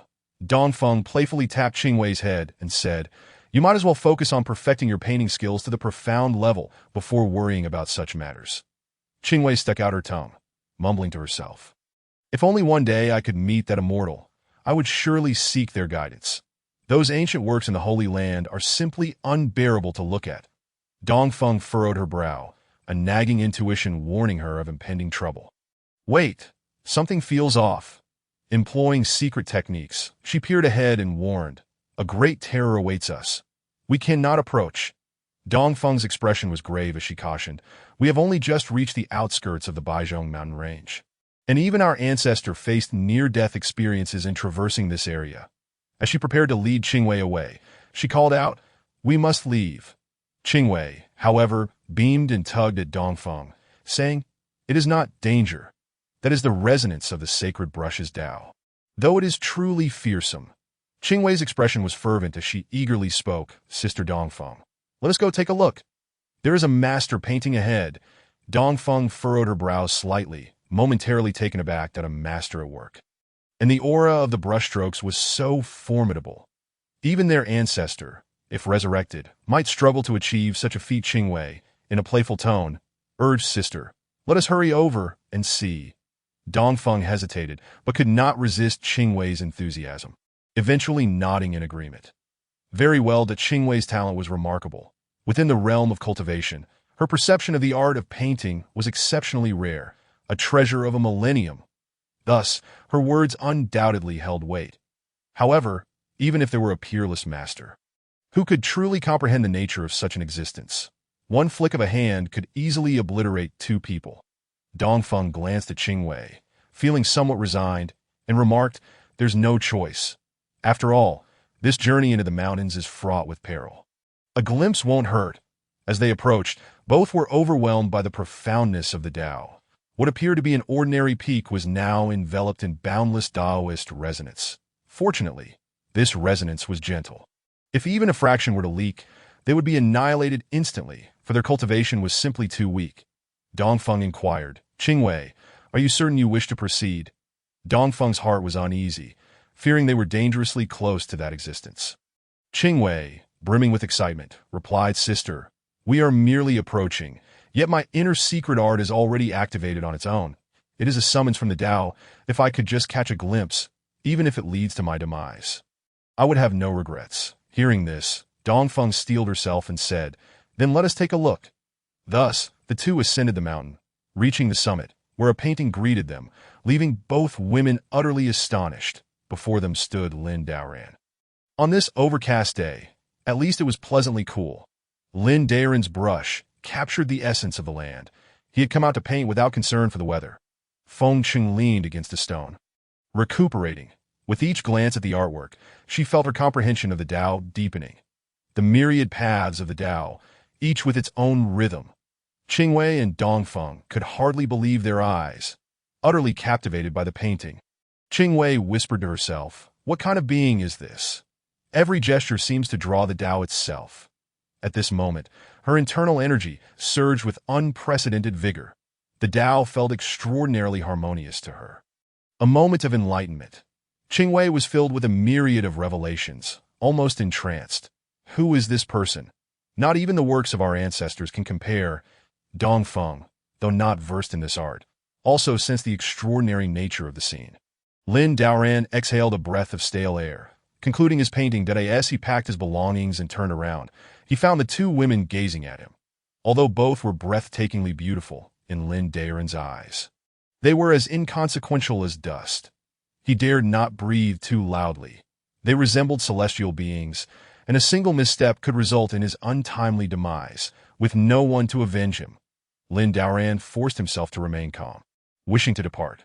Before he could, the surrounding peaks, once filled with Taoist resonance, faded into nothingness as Lin Daoran's final stroke fell. He now appeared to be an ordinary mortal. The two women, sensing the gravity of the situation, Dongfeng spoke, respectfully addressing the esteemed elder. "We happened upon your painting and could not refrain from admiring it. We beg your forgiveness for our intrusion." Dongfeng understood well that, despite his youth, such cultivation hinted at a figure of immense significance. Lin Daoran, upon hearing this, felt somewhat speechless. What was there to admire about his casual artwork? He replied nonchalantly, "No harm done." Seeing Lin Daoran's approachable demeanor, the two women breathed a sigh of relief. Such a being was not to be trifled with, lest disaster befall them. Qingwei, with eager eyes, inquired, "Elder, may I see your painting?" Qingwei was overwhelmed with curiosity, eager to discover the nature of such an artwork, having been utterly captivated by Lin Daoran's earlier display. Dongfeng gasped in alarm. "Qingwei," in a hushed tone, she cautioned, "your request is rather presumptuous." Qingwei, oblivious to the gravity of the situation, thought, "This is an elder, and surely the painting contains profound principles and powers surpassing the ordinary. How could it be so easily revealed?" Lin Daoran nodded and handed her the painting, saying, "Then take a look." Lin Daoran almost rolled his eyes. He often dismissed his own paintings and sometimes burned them when firewood was scarce. Qingwei squealed with delight, her heart racing as she stepped forward to accept the painting, her expression solemn as she unfurled the scroll. The artwork depicted mountains rising and falling majestically, with an undercurrent of dragon roars and tiger howls. It was not merely a painting. Qingwei felt as though she were witnessing the myriad paths of the Tao. With just a few brushstrokes, the depths and heights of the Baizhong mountain range were laid bare.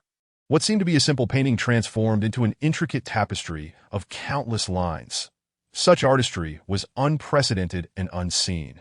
Enraptured, Qingwei was lost in admiration. Lin Daoran, utterly speechless, mused that these celestial beings had likely never seen a painting before. It was just a simple piece. In a brief moment, Qingwei's cultivation soared, breaking through 5 realms. Chapter 48. A step ahead, only one step away from entering the tribulation stage. Dongfeng, witnessing this miraculous transformation, was left dumbfounded, pondering the nature of such an opportunity and blessing. Meanwhile, Qingwei felt a wave of dizziness wash over her, tightly shutting her eyes to process the Tao. After a moment, Qingwei exclaimed, "Sister, look." Dongfeng approached, and with just a glance, the few strokes perfectly captured the essence of the Baizhong mountain range. The mountain's formations concealed the rhythms of the Tao, along with an extraordinary layout. They could scarcely grasp the depths of what they beheld. It was merely a painting, yet it revealed everything. Dongfeng could hardly fathom how someone could depict the Baizhong mountain range in such a manner. Could it be that the elder had truly traversed these peaks and emerged alive? Their sect, the Sanqing Holy Land, was founded by the legendary Sanqing immortals who held many secrets. It was said that within these mountains lay an ascension platform. This platform could directly lead to the immortal domain. Yet, the realm of cultivation had not seen a true immortal in ages. The truth remained uncertain, and the ascension platform had become mere legend. Historically, those who approached the ascension platform either succeeded in entering the immortal domain or perished within. There was no turning back. However, if the person before her was not the embodiment of their ancestor as recorded by the sect, Dongfeng would almost believe this elder was indeed their ancestor incarnate. Lost in thought, Dongfeng eventually spoke. "Thank you, esteemed elder." Lin Daoran, maintaining his composure, accepted the painting and remarked, "It is getting late. I shall take my leave." Upon hearing this, Qingwei asked, "Elder, where might you reside?" Dongfeng, alarmed, quickly covered Qingwei's mouth, saying, "Elder, forgive her. She is but a child and does not understand." Lin Daoran waved his hand dismissively, replying, "No harm done that I reside at Bingyun's sect." Qingwei, thrilled, bounced with excitement, tugging at Dongfeng's hand as she blinked eagerly. Dongfeng, feeling a sense of urgency, said, "Elder, we were just intending to visit Bingyun's sect. Might we accompany you?" Dongfeng's heart raced, uncertain of how to articulate a request. Lin Daoran, nearly exasperated, thought to himself that these celestial beings were becoming quite bothersome. If two more showed up, he might as well pack up and leave. With a calm demeanor, Lin Daoran replied, "Very well." He felt like crying. What was this situation? If not for the fear of these two celestial beings, he would not have entertained their company. Even capturing a chicken or duck required considerable effort. Dongfeng and Qingwei exchanged delighted glances, kneeling and exclaiming, "Thank you, esteemed elder." The two felt as if they were living a dream, astonished that such a powerful elder would willingly escort them to Bingyun's sect. What an incredible stroke of fortune! Although they hailed from the Holy Land, encounters with such formidable figures were rare. This elder seemed to transcend the ordinary. Dongfeng asked, "Is this truly happening?" Lin Daoran, feeling somewhat resigned, noted that these two celestial beings appeared quite naive. He nodded, choosing not to elaborate further. The two followed closely behind, reassured by the knowledge that Lin Daoran harbored no ill intent. If he wished, they could be obliterated in an instant. Lin Daoran descended the mountain leisurely, though the path was treacherous, requiring him to navigate with care.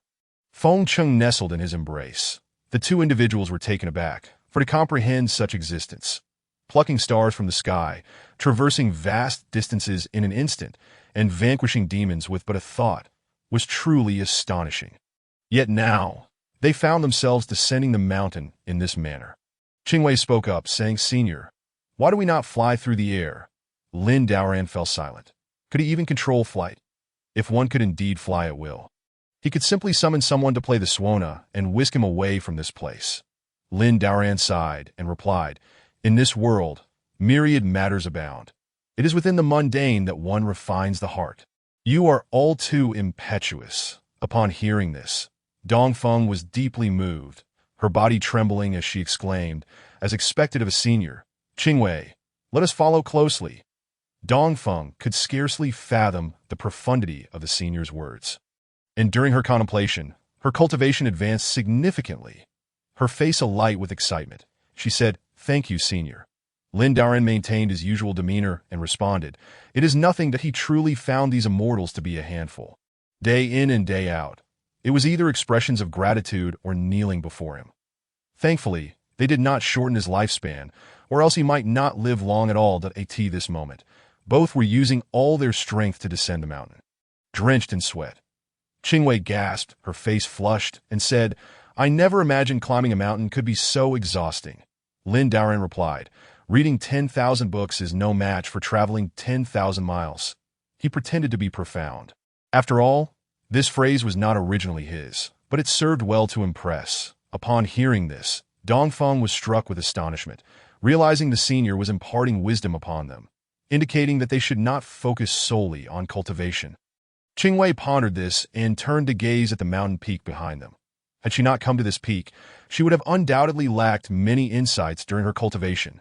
Now, having experienced it firsthand, she suddenly felt her artistic skills had undergone a qualitative leap. This was the essence of a senior. The admiration in Qingwei's gaze towards Lin Daoran deepened. Dongfeng was equally in awe. Such a senior could enlighten two individuals. Truly a peerless master. The three of them then made their way toward the Bingyun sect. At that moment, two beams of golden light were heading towards Lin Daoran's bamboo cottage. Guya immediately exclaimed, "Wait, something's not right, stop." The flame sovereign, puzzled, inquired, "What is it, Brother Guya? What has transpired?" Guya's expression darkened as he replied, "I fear that the emissaries of the demonic Buddha have arrived at the senior's dwelling ahead of us." He produced a treasure mirror from his pocket, directing it towards the bamboo cottage, which instantly filled with a crimson glow, making it difficult to behold. Guya explained, "This mirror is known as the evil detecting mirror. As long as it is present, no malevolent entities within 1,000 miles can escape its perception." The flame sovereign asked, "Brother Guya, are you implying that?" Chapter 49. Death at the doorstep. Guya sighed and nodded, saying, "The sudden emergence of this red light indicates that there is a presence of evil spirits at the senior's location." The expressions of those present turned grave. They had not anticipated the enemy would arrive so swiftly. Though they had mentally prepared themselves, it appeared they had underestimated the means of the demonic Buddha and his ilk. Had they truly come knocking at their door? The flame sovereign pondered, "What should we do now? Should we alert the senior?" Guya shook his head, stating, "No, their speed surpasses ours, and the mirror's reaction is alarmingly intense. It likely indicates their power is greater than our own, that I hope the senior has already taken precautions." At this moment, two swirling masses of black mist hovered in the sky, their ghastly faces instilling fear. The two figures observed the Bingyun sect below for some time, and one of the apparitions remarked, "There appears to be no unusual aura here. It seems unlikely there is any danger." The other apparition responded, "Flatten this place." The two masses of black mist then halted before the Bingyun sect. They transformed into their true forms, appearing like ordinary individuals, even exuding an air of friendliness. However, on their bald heads, red demonic patterns flickered, and their eyes glimmered with a purplish-red light. They paid no heed to their surroundings and stealthily approached the vicinity of the bamboo cottage. One of the demonic monks remarked, "This place feels like a forbidden zone." He scrutinized the bamboo cottage ahead, hesitating. The other demonic monk shook his head and boldly stepped forward, declaring, "We must strike first. This is the entrance to the realm of the dead." However, as soon as he spoke, he was met with immense pressure. This place possessed its own defensive mechanisms.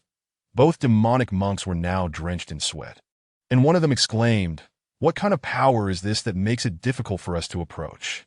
They prepared to advance, yet with each step forward, they faced increasing resistance, their pace gradually slowing, their knees beginning to weaken. One demonic monk cried out, "We are mighty beings. Can it be that we cannot even enter?" Both were fearsome entities, renowned for their unmatched combat prowess, yet they resembled ordinary humans, struggling to move forward. One lamented, "Damn it, what manner of place is this that impedes our progress? This location is even more terrifying than the secluded retreat of our master." They were but a few steps from the entrance, yet they found themselves unable to proceed, utterly exhausted and on the brink of despair. One demonic monk shouted, "No, we must enter and investigate. Such a presence poses a threat to our master." He continued, "Buddha manifest." Their auras surged as they expended their fundamental soul energy to gain strength, determined to enter and explore. At their peak, their power was comparable to transcendence. The two demonic monks sought to breach the threshold. Even if it were just for a glimpse, they intended to relay what they discovered back to their master, even if it cost them their lives. Their energies swelled as they approached the entrance. Fueled by their burning soul energy, with great effort, they finally managed to push open the door. The moment their Buddha eyes opened, everything they saw could be shared with their master. Yet in the next instant, in a mere heartbeat, as the Buddha eyes unfurled, a terrifying crimson wing charged towards them. The two, who had burned their foundational soul energy and were on the brink of transcending, were obliterated in an instant. Reduced to ashes, only 2 black Bodhi seeds remained on the ground outside the cottage. A gentle breeze swept through, restoring the tranquility of the environment as it had been before. Shortly thereafter, 2 beams of red light arrived outside the bamboo cottage. Guya frowned and remarked, "The emissaries of the demonic Buddha have indeed come. The evil-detecting mirror has confirmed this, and it seems there has been an outbreak of transcendent-level malevolent power here." The Flame Sovereign and the others gasped in shock. The thought of transcendent malevolent power was unfathomable. Guya, his expression troubled, stated, "A fierce battle must have occurred here. I wonder how the senior is faring." The indications from the evil-detecting mirror suggested that the 2 emissaries who had arrived were indeed 2 individuals. Furthermore, if both possessed powers akin to transcendence, who in the entire cultivation world could withstand them? Even if the senior's strength surpassed transcendence, facing such foes still posed a risk of demise. Bai Yi hastily urged, "Let us hurry to investigate." The group rushed toward the bamboo cottage. Soon, they arrived at the entrance of the senior's dwelling. The bamboo cottage remained eerily quiet, save for the slightly swaying door. Bai Yi's expression turned pale as she exclaimed, "It appears they truly entered this abode." Guya, in shock, pointed to the 2 black Bodhi seeds before the bamboo door, stating, "Could it be?"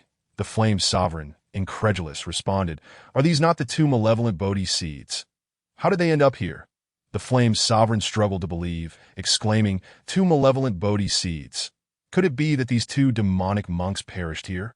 The others present were equally incredulous, left in a state of disbelief.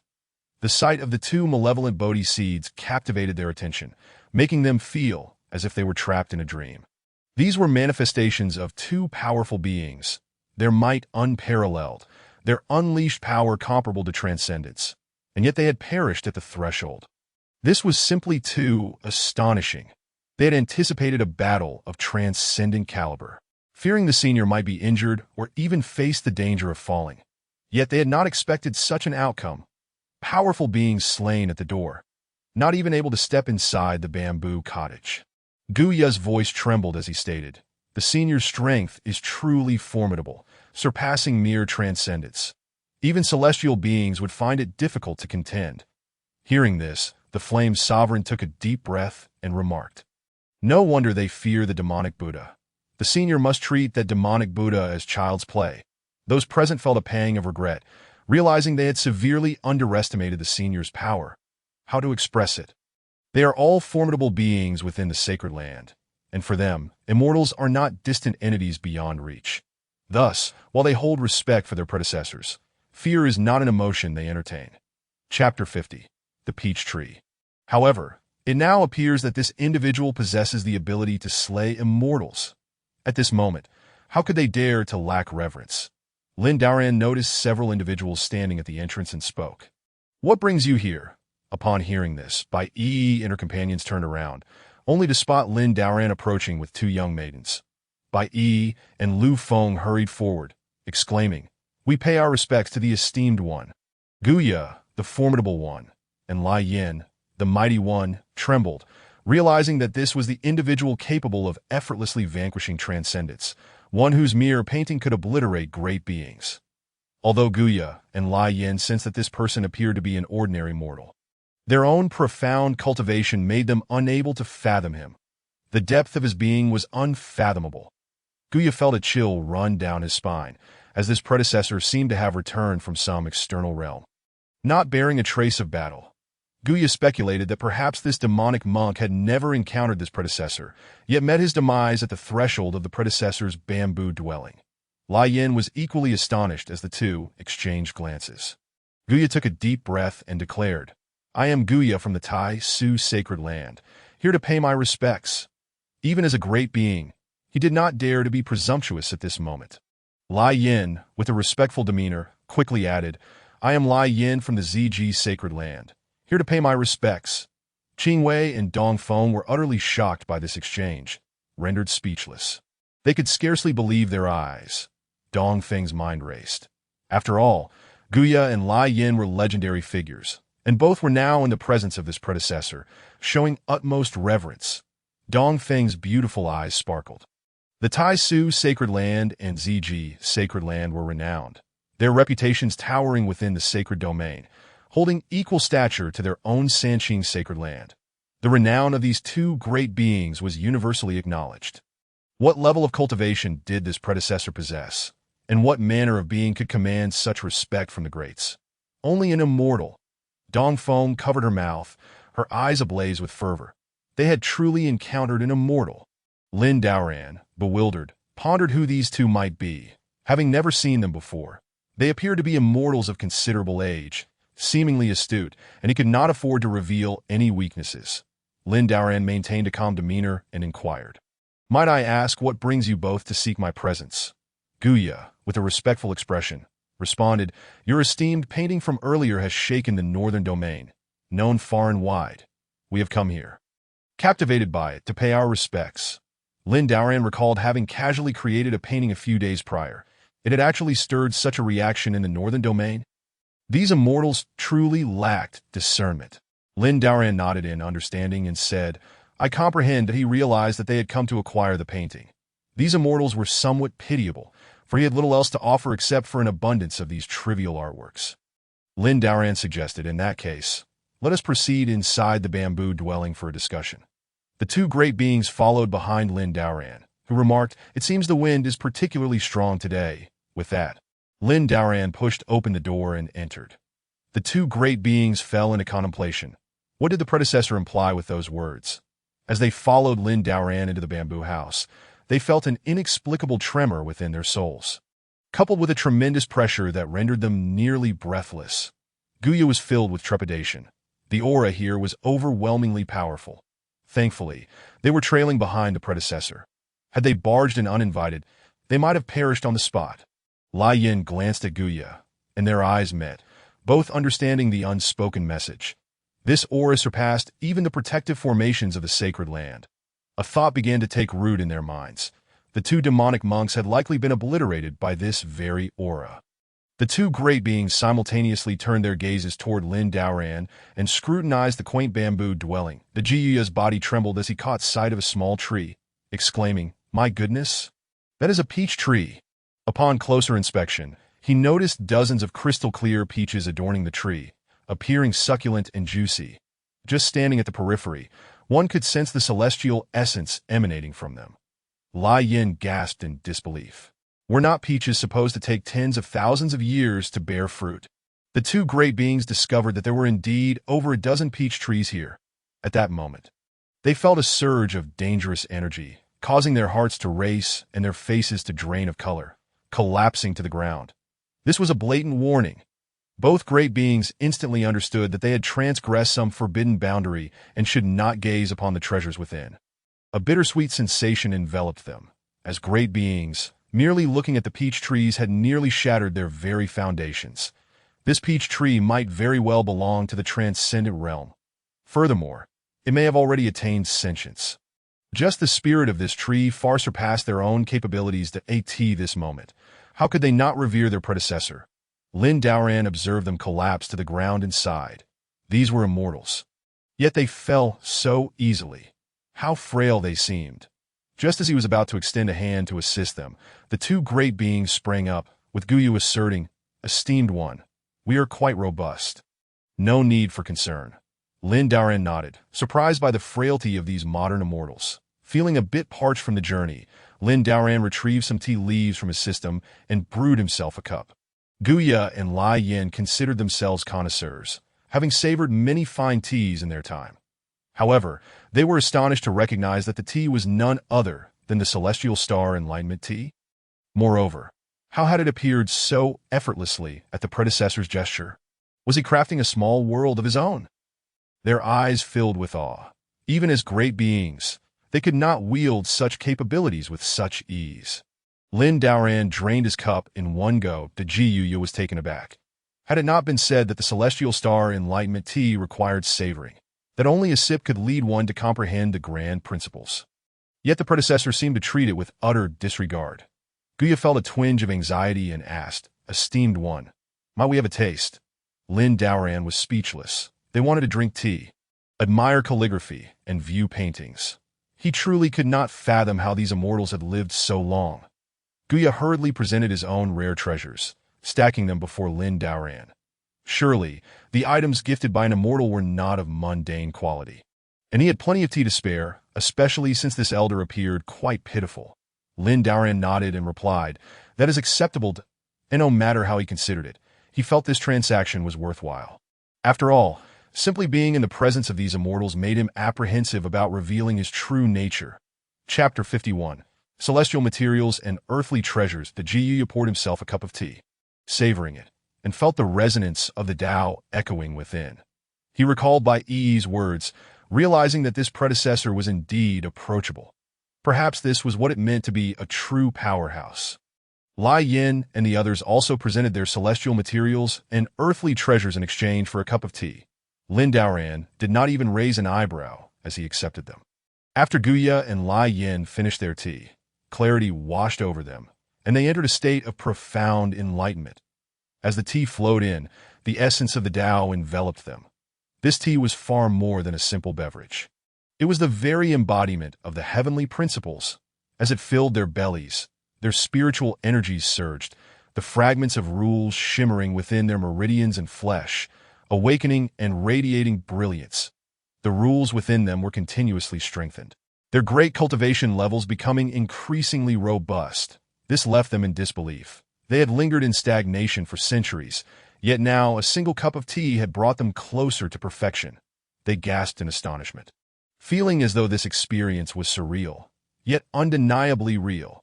They had nearly reached the end of their paths, unable to progress further. Yet just moments ago, the fragments of rules within them had become clearer. This indicated that the paths they had thought severed were now reconnected. For these two great beings, this was nothing short of a rebirth, a debt of gratitude they could never repay. Guya and Lai Yin's understanding of their predecessor had ascended to a new level. A cup of celestial star enlightenment tea was an existence that transcended the entire realm of cultivation. Dongfeng and Qingwei also bowed respectfully. Moments ago, Qingwei had directly broken through to the tribulation stage. Dongfeng's cultivation had progressed from the mid to late tribulation stage. The enlightenment tea naturally facilitated comprehension and breakthroughs, seeming to provide additional benefits. With this single cup of tea, their rate of advancement would accelerate significantly for a substantial period. Flowing effortlessly, Lin Daoran felt a bit exasperated.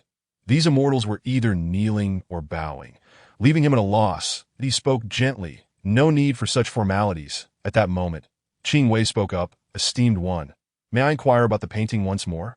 Everyone present was taken aback. They had not expected the predecessor to create yet another artwork. Lin Daoran retrieved the painting and unfolded it, stating, "This is what I created today. Feel free to observe it together." As the saying goes, literati forge friendships through words, and calligraphers connect through their artistry. Since these individuals have gathered here for the sake of the artwork, it is only natural that they wish to behold it. Upon laying eyes on the painting, Guya and Lai Yin were instantly struck with awe, their legs trembling as they fixated on the masterpiece. Bai Yi and Lu Feng exhibited similarly astonished expressions, their faces reflecting shock. The two formidable beings stared at the painting, which depicted nothing less than the entirety of the Baizhong mountain range. It was as if the entire expanse of the mountain range had been captured in this single artwork, rendering it a priceless treasure within the realm of cultivation. Previously, a great power had perished in its quest to explore this very mountain range, leading to the demise of its entire sect. In the eyes of the cultivation world, the Baizhong mountain range was an existence shrouded in taboo. It was steeped in various legends, a place where transcendence coexisted with death. Only those with no other recourse, as well as beings of transcendence, dared to venture within. This place possessed a unique allure, drawing countless cultivators to seek its secrets. Yet the truths hidden within had remained unknown.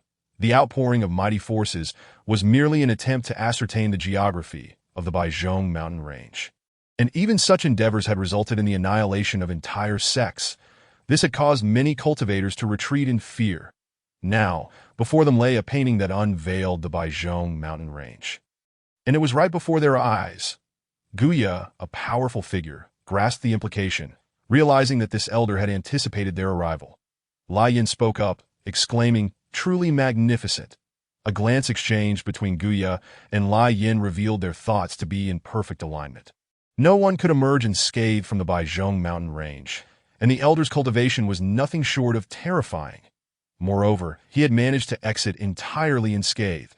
Upon hearing this, Lin Daoran cast his own gaze upon the painting, which seemed hastily done, and wondered, "Is this truly magnificent?" He interjected, "What is it that you seek?" While he had little regard for the artwork itself, he was open to the prospect of reaping some benefits. The two formidable beings, hearing his words, were even more astonished. The elder had indeed discerned their intentions, which prompted him to create such a painting. They quickly nodded in agreement, stating, "Indeed, elder, we harbor many uncertainties, and this painting could aid us in quelling a great turmoil."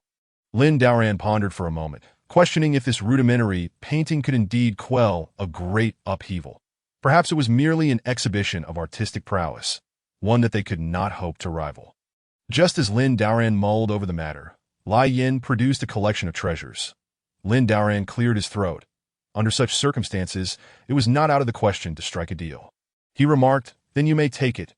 Lai Yin and Guya were taken aback, realizing that the elder had been prepared all along. He truly was remarkable.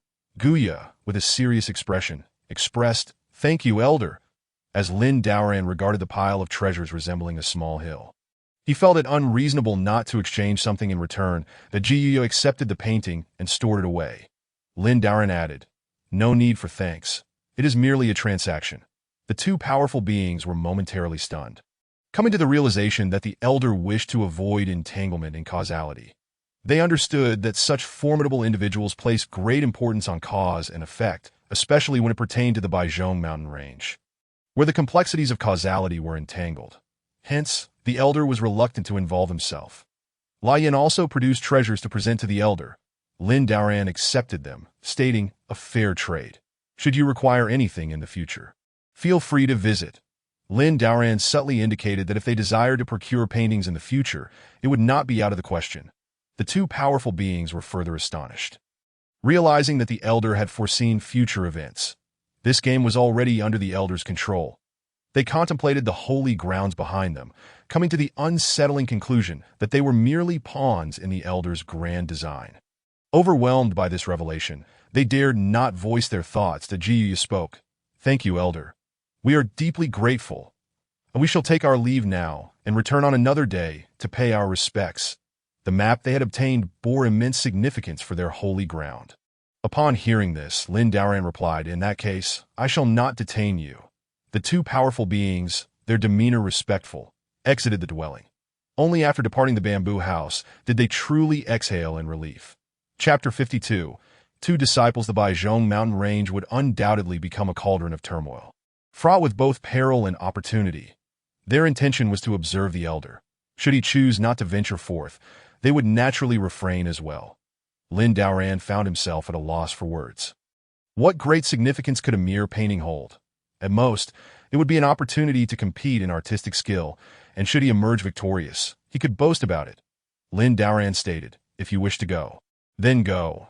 If you require assistance, we can discuss it further." Since they were eager to explore, he saw no reason to hinder their enthusiasm. Upon hearing this, the group was filled with elation. If the elder spoke with such assurance, there was little to fear. Bai Yi expressed, "Thank you, elder." The group prepared to depart, leaving only Qing Wei and Dong Feng behind in the bamboo house. Lin Daoran, maintaining an indifferent demeanor, inquired, "What business do you two have?" With the day drawing to a close, it was evident that they were both celestial beings. If too much time passed, they might realize he was merely a boastful minor figure, and that would spell disaster for him. Qing Wei, her eyes wide with anticipation, gazed at the elder, stating, "Elder, I wish to learn painting by your side." Qing Wei was now thoroughly convinced of the elder's capabilities. Such prowess was likely unparalleled across the realm. Furthermore, she had gleaned from the words of the two powerful beings that this individual possessed the ability to obliterate them through art. It was evident that the elder's cultivation was beyond imagination. even instilling fear in the mighty beings. Moreover, Qing Wei was certain that the elder's mastery of the art of painting surpassed even that of the renowned Sanqing Holy Ground, which was famous for its artistry. This was indeed a once-in-a-lifetime opportunity. Qing Wei envisioned that if she could remain by the elder's side, her future cultivation would surely soar to new heights. Dong Feng felt a jolt of surprise, his heart racing. Qing Wei's boldness was truly audacious. What manner of being was this elder?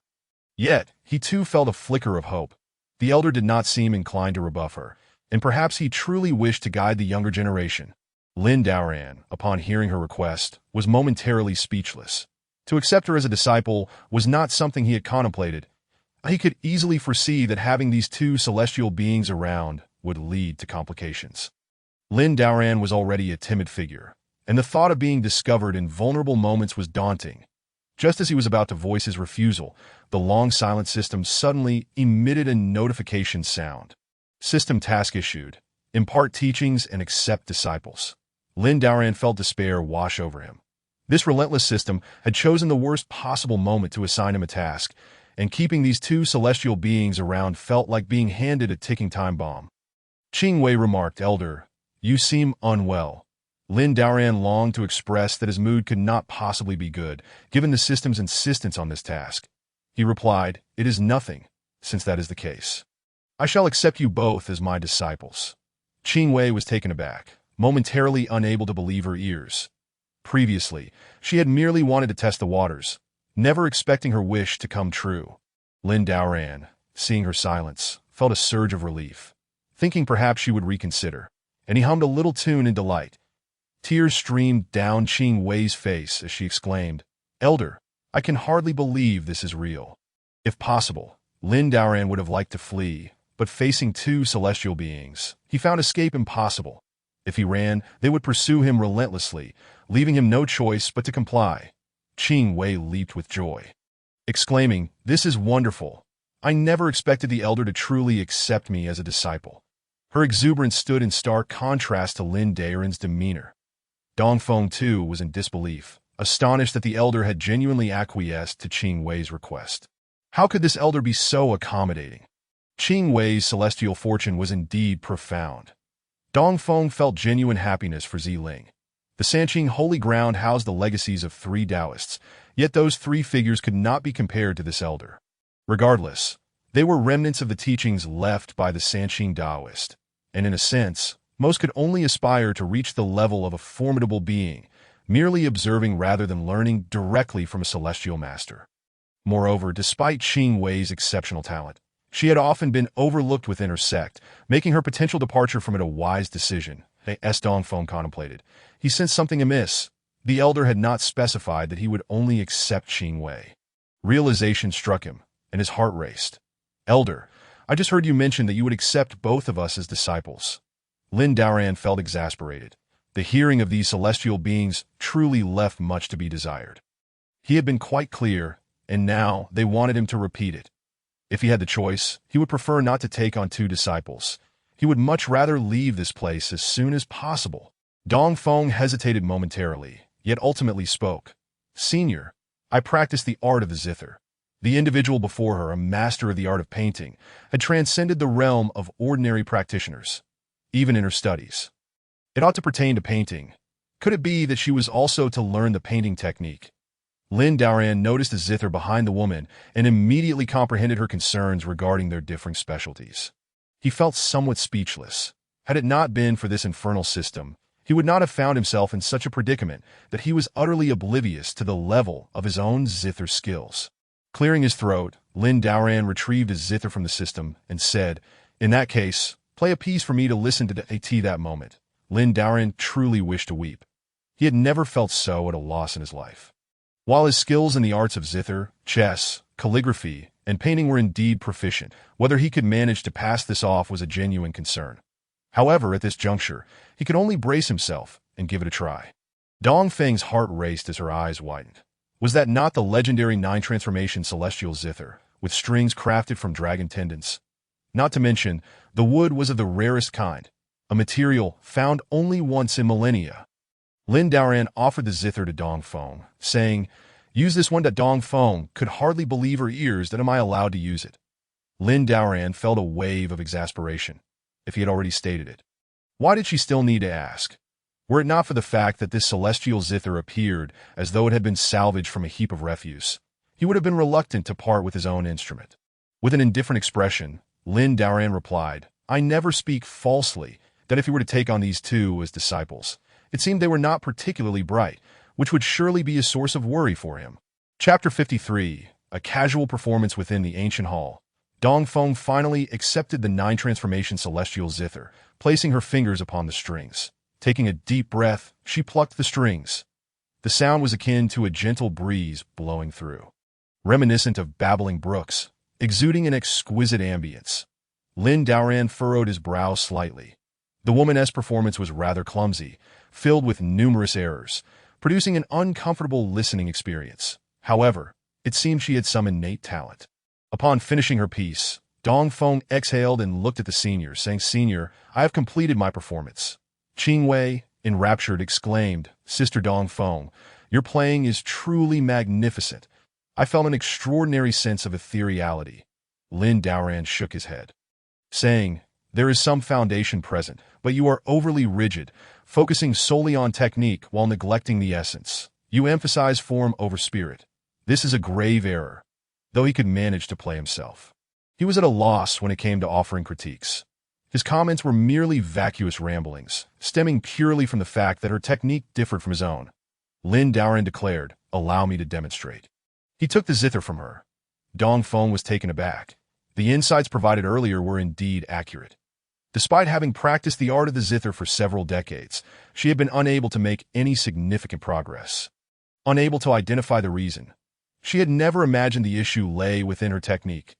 Contemplating this revelation, Dong Feng realized that not only was this senior accomplished in the art of painting, but she also possessed knowledge of the zither. Yet, Dong Feng was filled with confusion. During her time at the sacred site, her master had mentioned that her technique lacked standardization and required reinforcement. Yet this senior claimed her limitations arose from her technique. Lin Daoran felt a jolt of anxiety. He had no idea what level of skill those celestial beings possessed, and the thought of being discovered left him feeling despondent. With a calm demeanor, he seated himself and casually strummed the strings. An invisible wave of sound instantly cleansed the souls of the two women, their hands covering their mouths in astonishment, for it was merely a single note from the zither. This singular melody made them both feel as if they were experiencing the resonance of the Tao itself. They felt as though they were transported to a celestial palace, drifting among the clouds. Observing the four seasons, a truly enchanting sensation. Dong Feng could scarcely believe her eyes. She clearly saw that the senior's unorthodox technique conjured ethereal phoenixes, dancing upon the strings. The zither transcended the mundane. Lin Daoran played with a nonchalant air, yet his back was drenched in cold sweat. Should he be discovered, as a mere mortal, even the mightiest celestial would be unable to protect him. Lin Daoran felt speechless. It seemed that while others possessed competent systems, his own was decidedly lacking. Merely by listening to the zither sound, Dong Feng had entered an enigmatic state. Her soul felt summoned, her understanding of the Tao coalescing and elevating. Deepening her comprehension of the zither, her cultivation aura surged continuously. Qing Wei, too, was astonished. She was not well versed in this art and could not perceive its true intricacies. However, at this moment, Lin Daoran appeared as a vividly lifelike painting. The two merged as one, their every move exuding extraordinary grace. She lowered her head in contemplation, realizing perhaps that this was what it meant to be a transcendent being, unfettered by the mundane world. In this instant, all their troubles vanished, and they felt as though they were soaring through the galaxy, overlooking the mortal realm, riding on clouds, a sight to behold. As Lin Daoran played, even the chickens, ducks, and geese in the courtyard ceased their movements. The goldfish in the pond remained still, as if petrified. Everything in time came to a standstill. Only the melodious sound of the zither persisted.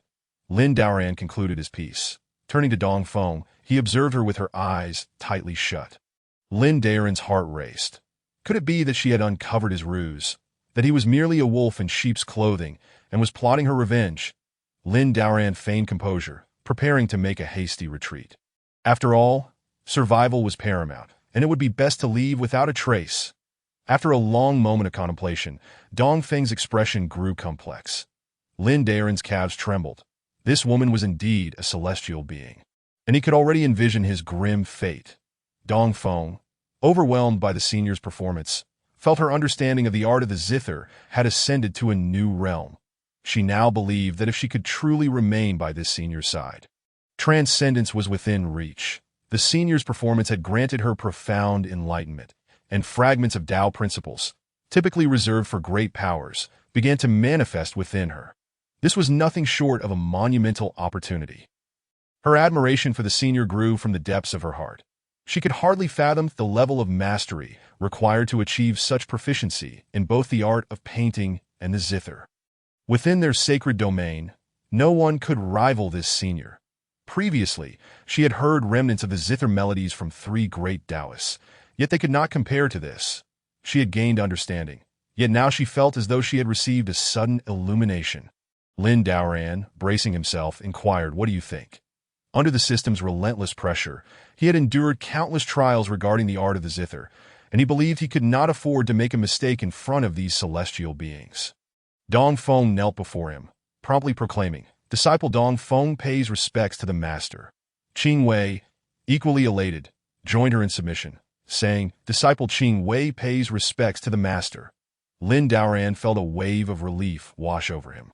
Fortunately, neither had seen through his guise, or it would have resulted in a tragic fate for him. He had completed the system's task, and given time, he would surely become a cultivator with a calm demeanor. Lin Daoran said, "Rise." That he turned to the bamboo house, instructing, "You too shall reside in this bamboo dwelling for the time being." Lin Daoran felt fortunate. The Ice Cloud Sect's bamboo house was quite spacious. Otherwise, it would have been insufficient for accommodating guests. The two nodded in unison, expressing, "Thank you, Master." As night fell, Lin Daoran sat within his room, gazing out the window. Initially, he had believed that possessing a system in this small realm of cultivation would grant him immense power, enabling him to command the winds and rains.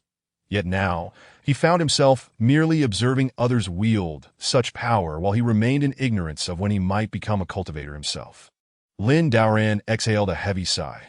Perhaps he was destined to remain an ordinary man. That a phoenix nestled upon Lin Daoran's shoulder, nuzzling against his cheek. With a smile, Lin Daoran mused that this little bird possessed a hint of spirit, and its plumage had grown even more vibrant than before. It seemed his skills in raising birds were indeed commendable. The Taishu sacred land within the Taishu sacred hall, the lights shone brightly. Outside, countless powerful beings stood guard. That a glance revealed that the skies above the entire Taishu sacred land were enveloped in a mysterious barrier, indicating that this sacred place had activated its defensive formation. The Taishu sacred land was one of the significant forces in the central region, and no one dared to challenge it, let alone the rare instances when the Great Formation was activated since the establishment of the sacred place. One could count those occurrences on one hand. Yet now, even in the absence of an attack, the formation had been activated. Chapter 54, A Convergence of Powers. One by one, the powerful beings sat in opposition to one another. Their auras contained, not a trace leaking out. Though advanced in years, their vitality was at its peak. Even the ancient mighty beings, such as Guya and Lai Yin, found themselves in a lower tier. Today, all present were great powers. In total, there were 9 individuals, all mighty beings. Among them, the Taishu sacred land and the Ziji sacred land each had 4 representatives, while one was an independent cultivator. This was a display of the two sects' profound heritage. On the left sat an elder clad in a purple robe, his hair white, yet his visage youthful, radiating a rosy complexion, that he was the master of the sacred land, the mighty Lai Yang. Opposite him sat another elder in a black Taoist robe, a star chart adorning his back, his appearance gaunt yet his eyes gleaming with unyielding brilliance. This elder was the ancient mighty being of the Taishu sacred land. Both sect leaders had made their appearances. The atmosphere fell into a profound silence. Ancient mighty being Gu slowly stated, "Now that this formation has been activated, it can obscure the heavenly secrets.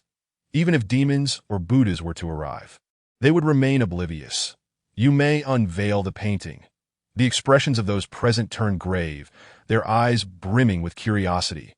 What kind of Taoist painting could warrant the activation of this formation, unless it involved a momentous opportunity, intricate causality, or a fear of being spied upon by formidable existences?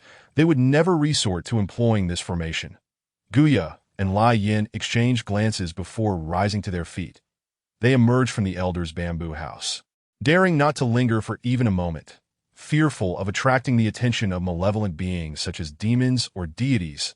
At their level of cultivation, they comprehended that the manifestation of certain entities could irrevocably alter the landscape of the entire immortal cultivation realm. Particularly regarding the painting created by the elder. Within the elder's bamboo house, during his presence, it could be said that no one dared to gaze upon it. However, stepping outside the bamboo house was an entirely different matter. Even though this place was a sanctuary, they were not bold enough to reveal it, which compelled them to fervently request the Holy Master to take action and lift the great formation of this sacred land. This was merely a precaution against unforeseen calamities, the ancient powerful being stated. This matter pertains to the White Bell Mountain Range. He retrieved a painting from his sleeve, his gaze grave as he continued. This artwork depicts the topography of the White Bell Mountain Range and the path to immortality. Upon uttering these words, his grip slackened, causing the painting to drop to the ground. The assembly, taken aback, fixated their eyes upon the artwork. In the blink of an eye, everyone in the grand hall inhaled sharply. Only the sound of their breaths filled the hall. The two holy masters of the Tai Su Sacred Land and the ZG Sacred Land stood up, their eyes glued to the painting. Rendered speechless, all gazes were transfixed, and after what felt like an eternity, one powerful being remarked, "This painting truly captures the terrain of the White Bell Mountain Range, and so vividly, I now understand why this place is deemed a forbidden zone." Another powerful being concurred. Indeed, this painting reveals that the White Bell Mountain Range is likely a grand formation for achieving immortality, where countless mountains converge. Such artistry is truly the work of a master. Yet another powerful being added, "Is it any wonder that those who dare to enter this place face near certain demise? Such a terrain can forge an immortal, and naturally, it can also annihilate them." In an instant, the ancient hall buzzed with discussions among several powerful beings, their expressions solemn. The blazing sun powerful being of the Tai Su Sacred Land took a deep breath and declared, "Activate the protective formation entirely. Open it fully." Upon hearing this, the others changed color. The current protective formation was merely a defensive layer, yet it had already reached such a level of concern, and now they intended to fully unleash it. To what extent could this painting be of such significance? Could it be that even this defensive layer of the Sacred Land's formation could not conceal the immense opportunities and profound causes hidden within? The blazing sun powerful being affirmed, "Indeed, it must be fully activated. This artwork is of utmost importance, not to mention it pertains to secrets from ancient times." The ancient powerful being responded, "This concerns the path to immortality and the safety of the entire immortal cultivation realm." The others were equally astonished, unable to fathom the significance of this painting.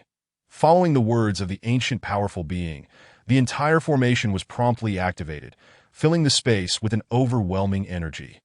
Inside the ancient hall, the blazing sun powerful being declared, "With this path map, the secrets of the White Bell Mountain Range, secrets that have been concealed for countless epochs, are now on the verge of being unveiled."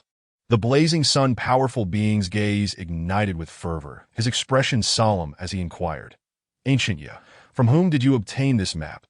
Everyone present turned their attention to Ancient Ya, eager for the answer to this question. Ancient Ya responded, "I report to the Holy Master and esteemed fellow cultivators. This painting was acquired from an unparalleled master." After a brief pause, Ancient Ya continued, "This elder is the very one who, merely days ago, annihilated the existence of the cold, jade powerful being with a single stroke of a brush." The atmosphere in the hall fell into a profound silence, with all present trembling in disbelief. One powerful being exclaimed, "A being that can obliterate a powerful entity." Another added, "Only that master possesses such capabilities. It is only with such artistry that he could accomplish this." Yet another lamented, "We had no idea this elder could create such a masterpiece.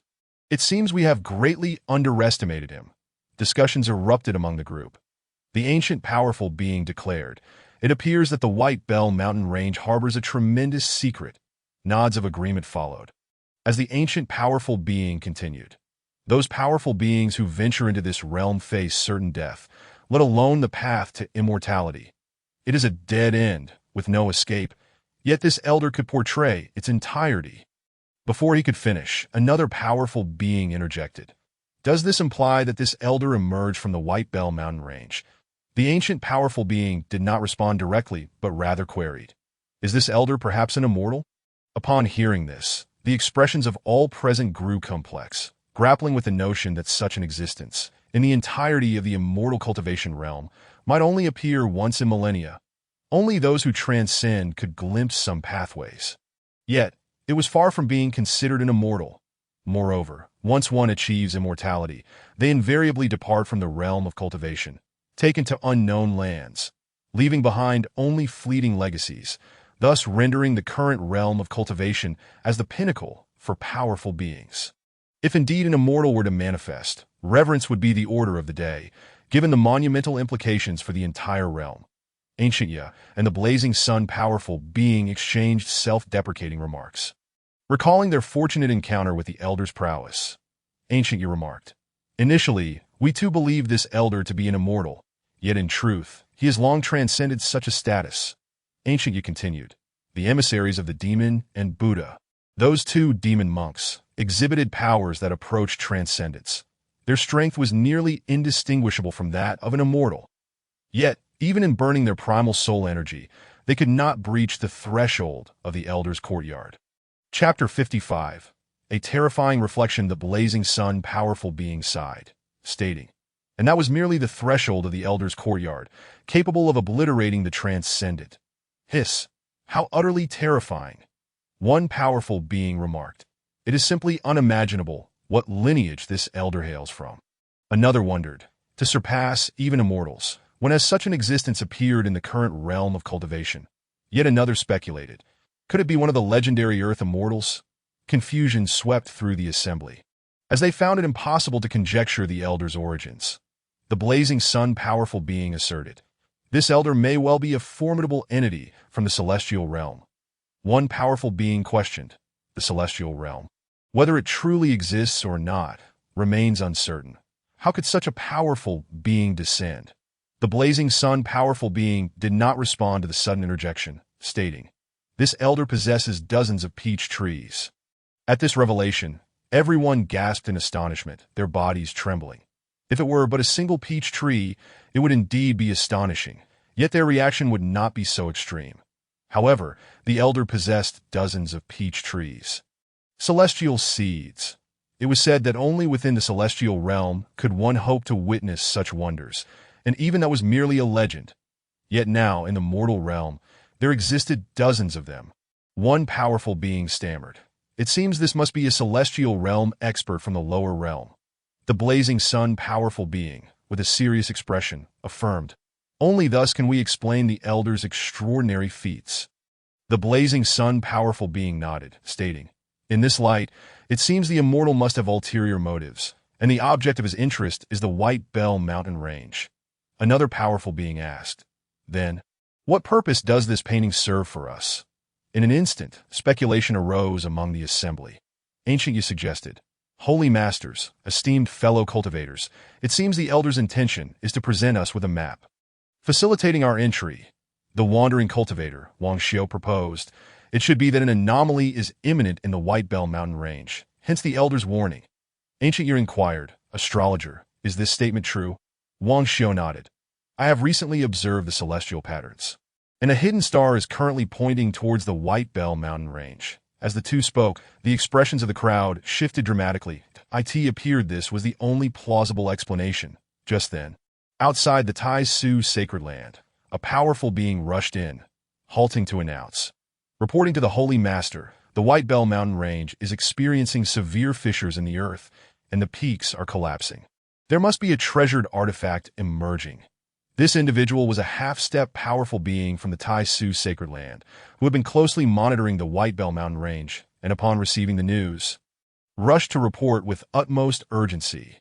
The announcement reverberated throughout the sacred land. Hearing this, the faces of the powerful beings in the ancient hall turned ashen. They simultaneously cast their gazes towards Ancient Ye and Wang Xiu, their expressions laden with complexity. They had not anticipated such a rapid onset of anomalies. Indeed, the White Bell mountain range was in turmoil. The ancient powerful being remarked. It seems the elder has already planned meticulously. We acquired the map, and not long after, disturbances arose in the White Bell, heralding the emergence of a treasured artifact. The ancient powerful being was somewhat incredulous. Such meticulous foresight was nothing short of extraordinary. What manner of being was this? The blazing sun powerful being urged. Quickly, conceal the painting. We must activate the formation. The blazing sun powerful being cautioned, as the current situation left them uncertain about the next steps. Moreover, with the anomalies already occurring, the two sacred lands could not afford to remain passive.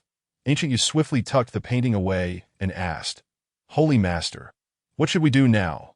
The ancient powerful being stated, "The White Bell mountain range is intricately linked to the entire immortal cultivation realm.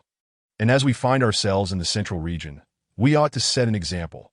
The ancient powerful being continued, "Originally, to address this anomaly, even our two sacred lands would be powerless. However, since the elder has already calculated this, we undoubtedly have a chance." Wang Xiu furrowed his brow and cautioned, "Holy Master, even so, we cannot ascertain the elder's true intentions."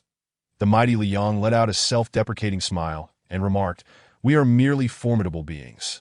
To the esteemed elder, we are likely seen as nothing more than insignificant creatures. Moreover, we must venture beneath the Baizhong mountain range, as it is entirely at the elder's discretion." Taking a deep breath, the Flame Sovereign continued, "Furthermore, I sense no malice from the elder. Otherwise, Gaia and I would not have been granted the opportunity to partake in the Enlightenment tea and be guided along our path." Liang added, "Thus, I place my trust in the elder."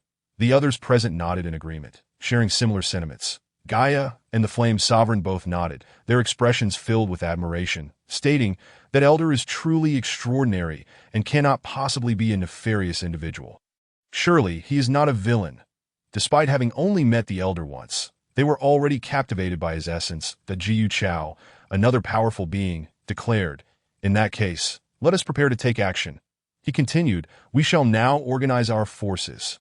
Gu Chao then stated, "We must promptly relay our intentions to the 5 domains to investigate the happenings at Baizhong Mountain." Liang remarked, "This matter is of great magnitude.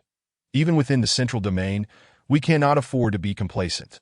The group nodded gravely. This was indeed a matter of utmost importance. The Jiyu Chao added, "Moreover, we must contact our ancestor. This situation is too significant and involves a great terror." Upon hearing this, the expressions of the others shifted dramatically. In the northern domain, tremors rippled through the Baizhong mountain range, causing landslides and scattering countless beasts in panic, while the surrounding empires were also affected by this upheaval. Above the mountain range, ominous clouds gathered, and numerous demonic shadows roared, sending the entire northern domain into a state of quaking turmoil. In a single night, the landscape was utterly transformed. A mere glance revealed mountains that had crumbled and the earth fissured with terrifying cracks. The sky was shrouded in dark clouds, with thunderous cries echoing from within, creating an atmosphere reminiscent of a purgatory. At this moment, countless powerful beings flocked to the Baizhong mountain range, as news of this event gripped the hearts of all. Numerous teleportation arrays were activated, established by various sacred lands, as the fate of the cultivation world hung in the balance, leaving no room for negligence. Meanwhile, Lin Daoran, having just awakened from a night-esque slumber, stretched lazily, while Feng Chung fluttered her wings beside him.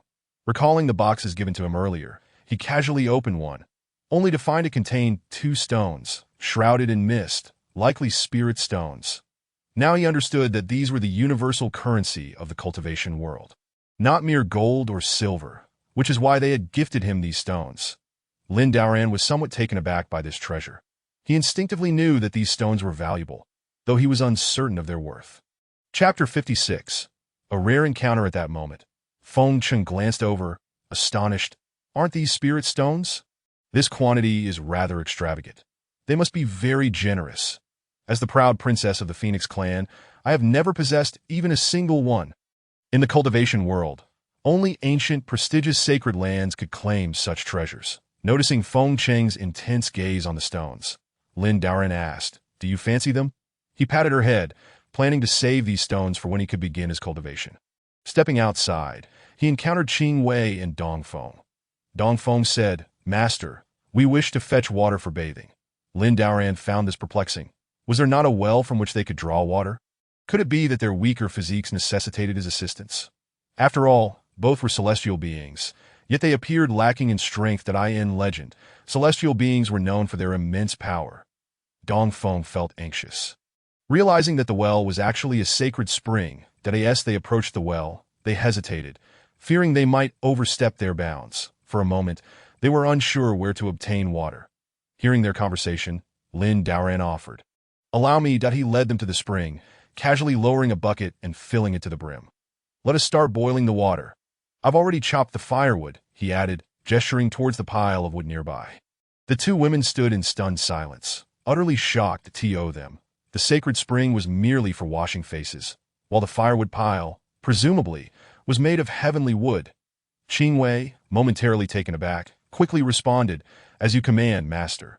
She took the water and prepared to bathe. "Dong Feng, come join me," she called out. As soon as she finished speaking, they began to kindle a fire. The moment the water touched their skin, their complexions radiated with vitality, as if they were reborn. Qing Wei exclaimed, "I wish to drink it." Just from washing her face, she felt a remarkable difference, as if shedding a previous self.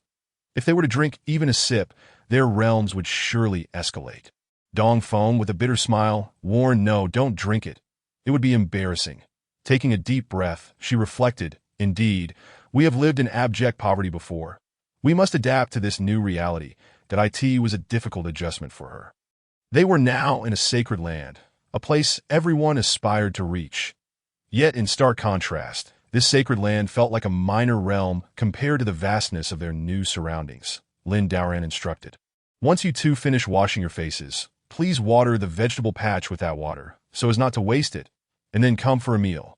Qing Wei and Dong Feng nodded, holding the basin as they gazed at the vegetable patch their master had referred to. Completely taken aback, Qing Wei gasped, "Master, you said this is the vegetable patch, but look at it. Even the least of the plants here were heavenly spiritual herbs, capable of astonishing the entire cultivation world." The vegetables were thriving splendidly. However, as they observed the vegetables, both women swallowed hard. The greens and radishes were enveloped in an aura of Tao, radiating a terrifying energy. This was no mere vegetable patch. It was a veritable treasure trove beyond imagination. Dong Feng remarked, "No wonder we needed this water for irrigation." After pouring the water onto the vegetable patch and completing their task, they returned to the stone table. Lin Daoran prepared a couple of simple dishes, saying, "The local chickens have been reluctant to lay eggs lately, so let us just have some porridge and make do." The two women nodded, lifting their bowls to gaze at the porridge with trembling hands. Qing Wei's voice quivered as she said, "Sister, this can't be real. These were heavenly spiritual herbs.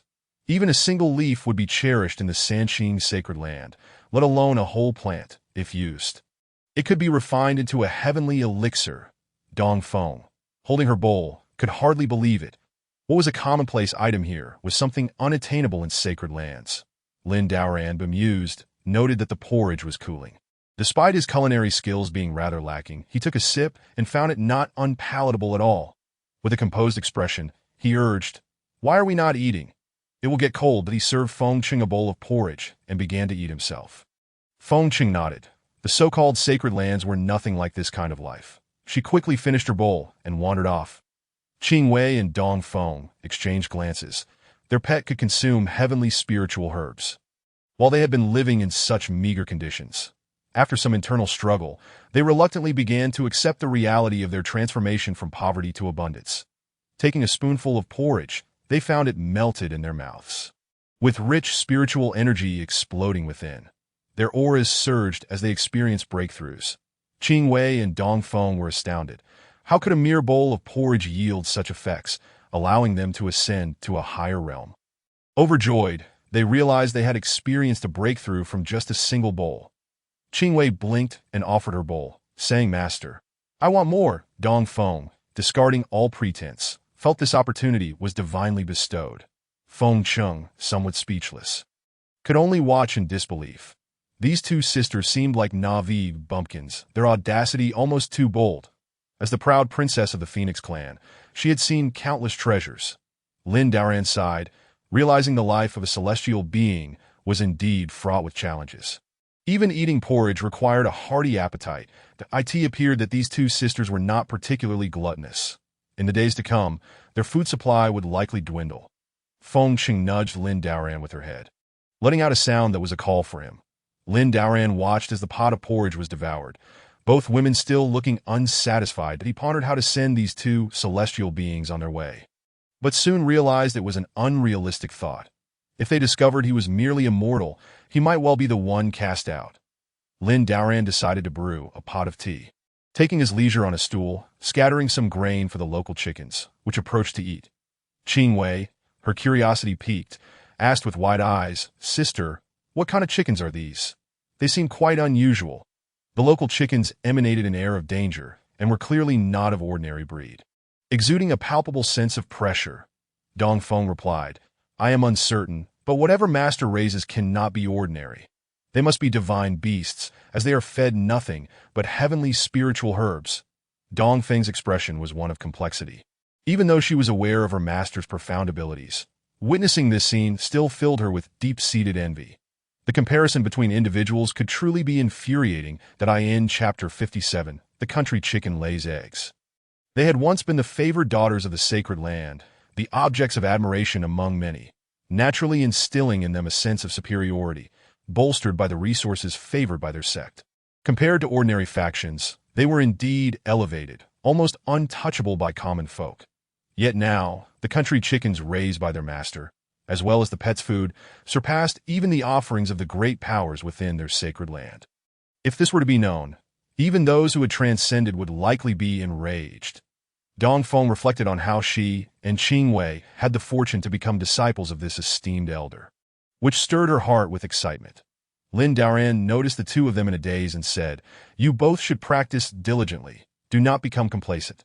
Qing Wei, this is an egg for you. Your task today is to draw it." Lin Daoran recalled Leonardo da Vinci, who famously painted eggs, and since Qing Wei was already skilled in painting, it seemed fitting for her to learn by drawing an egg. Lin Daoran casually took out a country chicken egg and handed it directly to Qing Wei. Upon receiving the egg, Qing Wei was momentarily stunned. "Is this truly an egg?" Dong Feng was astonished. Within the shell lay an unfathomable reservoir of spiritual energy, akin to an active volcano ready to erupt. The egg's surface bore a layer of dark golden veins. What kind of egg was this? Qing Wei also sensed something unusual about the egg, nearly brought to tears in fear. "What kind of beast's egg is this? It hasn't even hatched yet. This is terrifying." The key was she recalled that during a previous meal of porridge, her master had mentioned that the country chickens weren't laying eggs lately, hence they had to settle for porridge. Yet, this was the kind of egg her master frequently consumed. What kind of terrifying beings did her master raise as chickens? Lin Daoran, misinterpreting their reaction as disdain for the egg, frowned slightly and asked, "What's wrong? Don't you want it?" He was at a loss for how to teach them, unable to simply state that the system had maxed out their skill points. He calmly explained, "Drawing is fundamentally about mastering the basics. It's about seeing beyond the surface to grasp the essence." Upon hearing this, Qing Wei appeared contemplative. "I understand." Lin Daoran breathed a sigh of relief. He was entirely reliant on the mastery of Da Vinci, that he didn't wish to be responsible for this girl.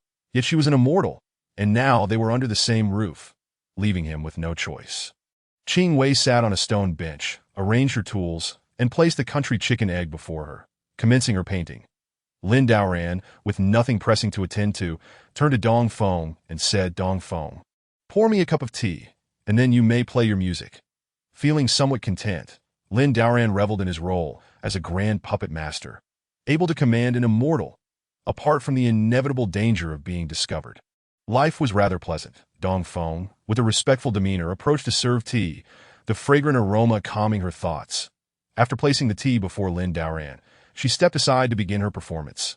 Outside the bamboo building, beneath the peach trees, Lin Daoran sipped his tea, listened to the melody, and observed the painting. He felt that this lifestyle was quite agreeable, though he dared not indulge too much in pretense. After all, Even powerful cultivators might not enjoy such privileges.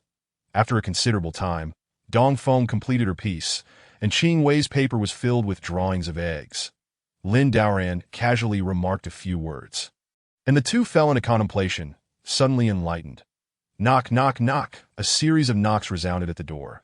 Lin Daoran went to open it, discovering Yang Hua standing there. Lin Daoran, puzzled, asked, "What brings you here?"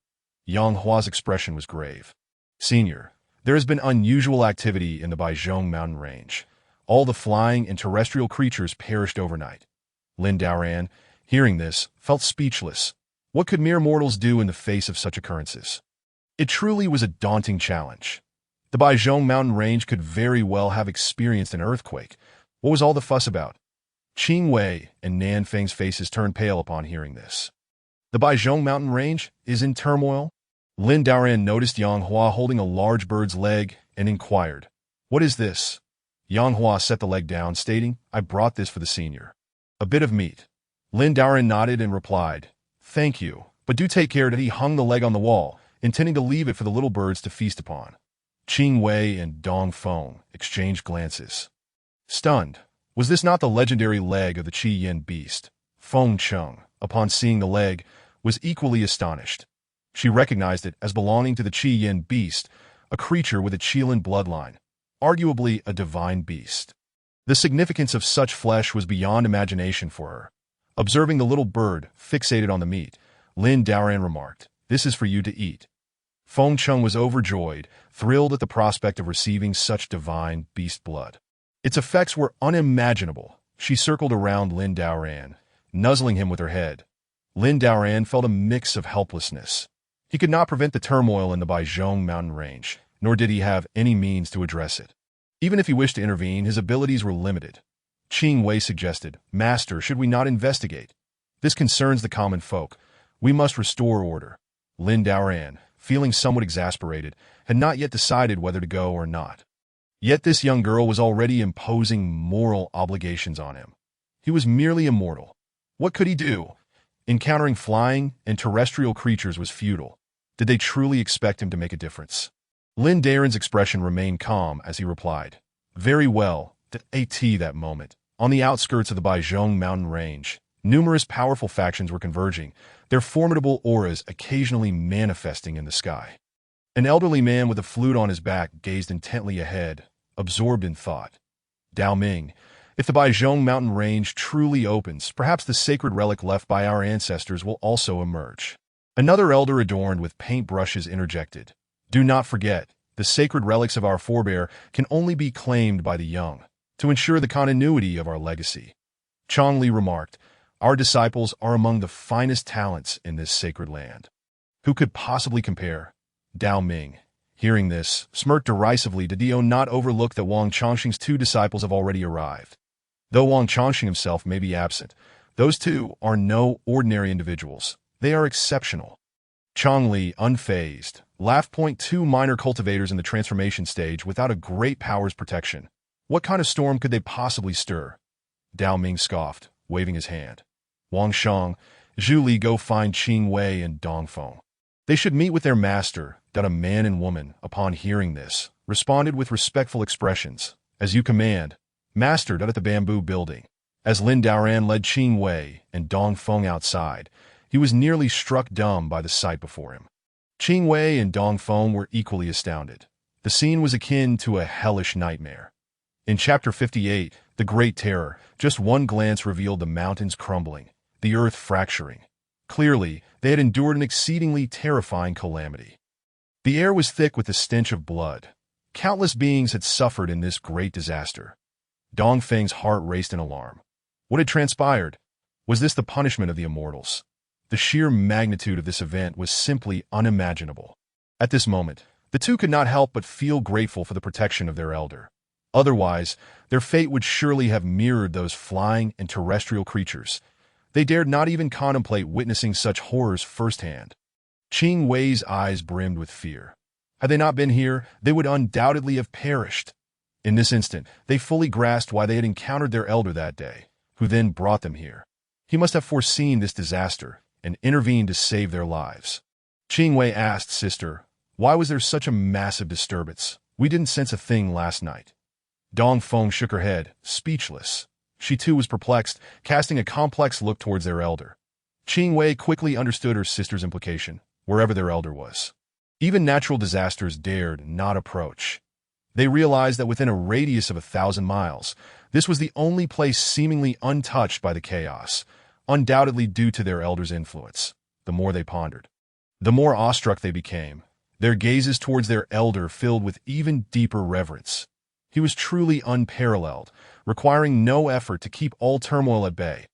Outside the courtyard, numerous corpses of strange beasts lay scattered, likely having sought refuge here from the calamity. The two sighed. Without their master's permission, even powerful beasts of the highest order could not venture further, facing inevitable disaster. Dong Feng surveyed the scene, witnessing piles of strange beasts. A sight that was utterly terrifying. Various powerful beasts, both familiar and unfamiliar, now lay lifeless nearby. It was as if they had been compelled by some great terror, desperately attempting to breach this place, only to perish at the mountain's threshold. Lin Daoran, witnessing this scene, was bewildered. He had not anticipated that the earthquakes in the realm of cultivation could be so fearsome. Dong Feng and Qing Wei exchanged glances, realizing that these were the remains of formidable beasts, such as mammoths and Triyuan beasts, now laid to rest here. Any one of these fierce creatures, if encountered outside, would undoubtedly incite great upheaval in the realm of cultivation. Had it not been for the united efforts of powerful beings, they could have dominated the world of cultivation. Lin Daoran felt a sense of relief. Although the earthquake was of significant magnitude, the tremors were not overwhelming. Had he unwittingly departed from this world, he would have surely been left in despair.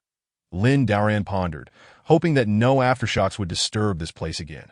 The earthquake had already been quite severe, and the mere thought of aftershocks was disconcerting. However, he sensed that his current location might not escape unscathed. He turned to gaze at the bamboo house, contemplating the idea of relocating. Lin Daoran felt somewhat exasperated. He had initially chosen to reside here precisely because it seemed to be a desolate area, devoid of any disturbances. Yet, in such a short span of time, calamities had begun to unfold, leaving him utterly helpless. It was simply infuriating. Yang Hua returned, inquiring, "Senior, what do you think is happening?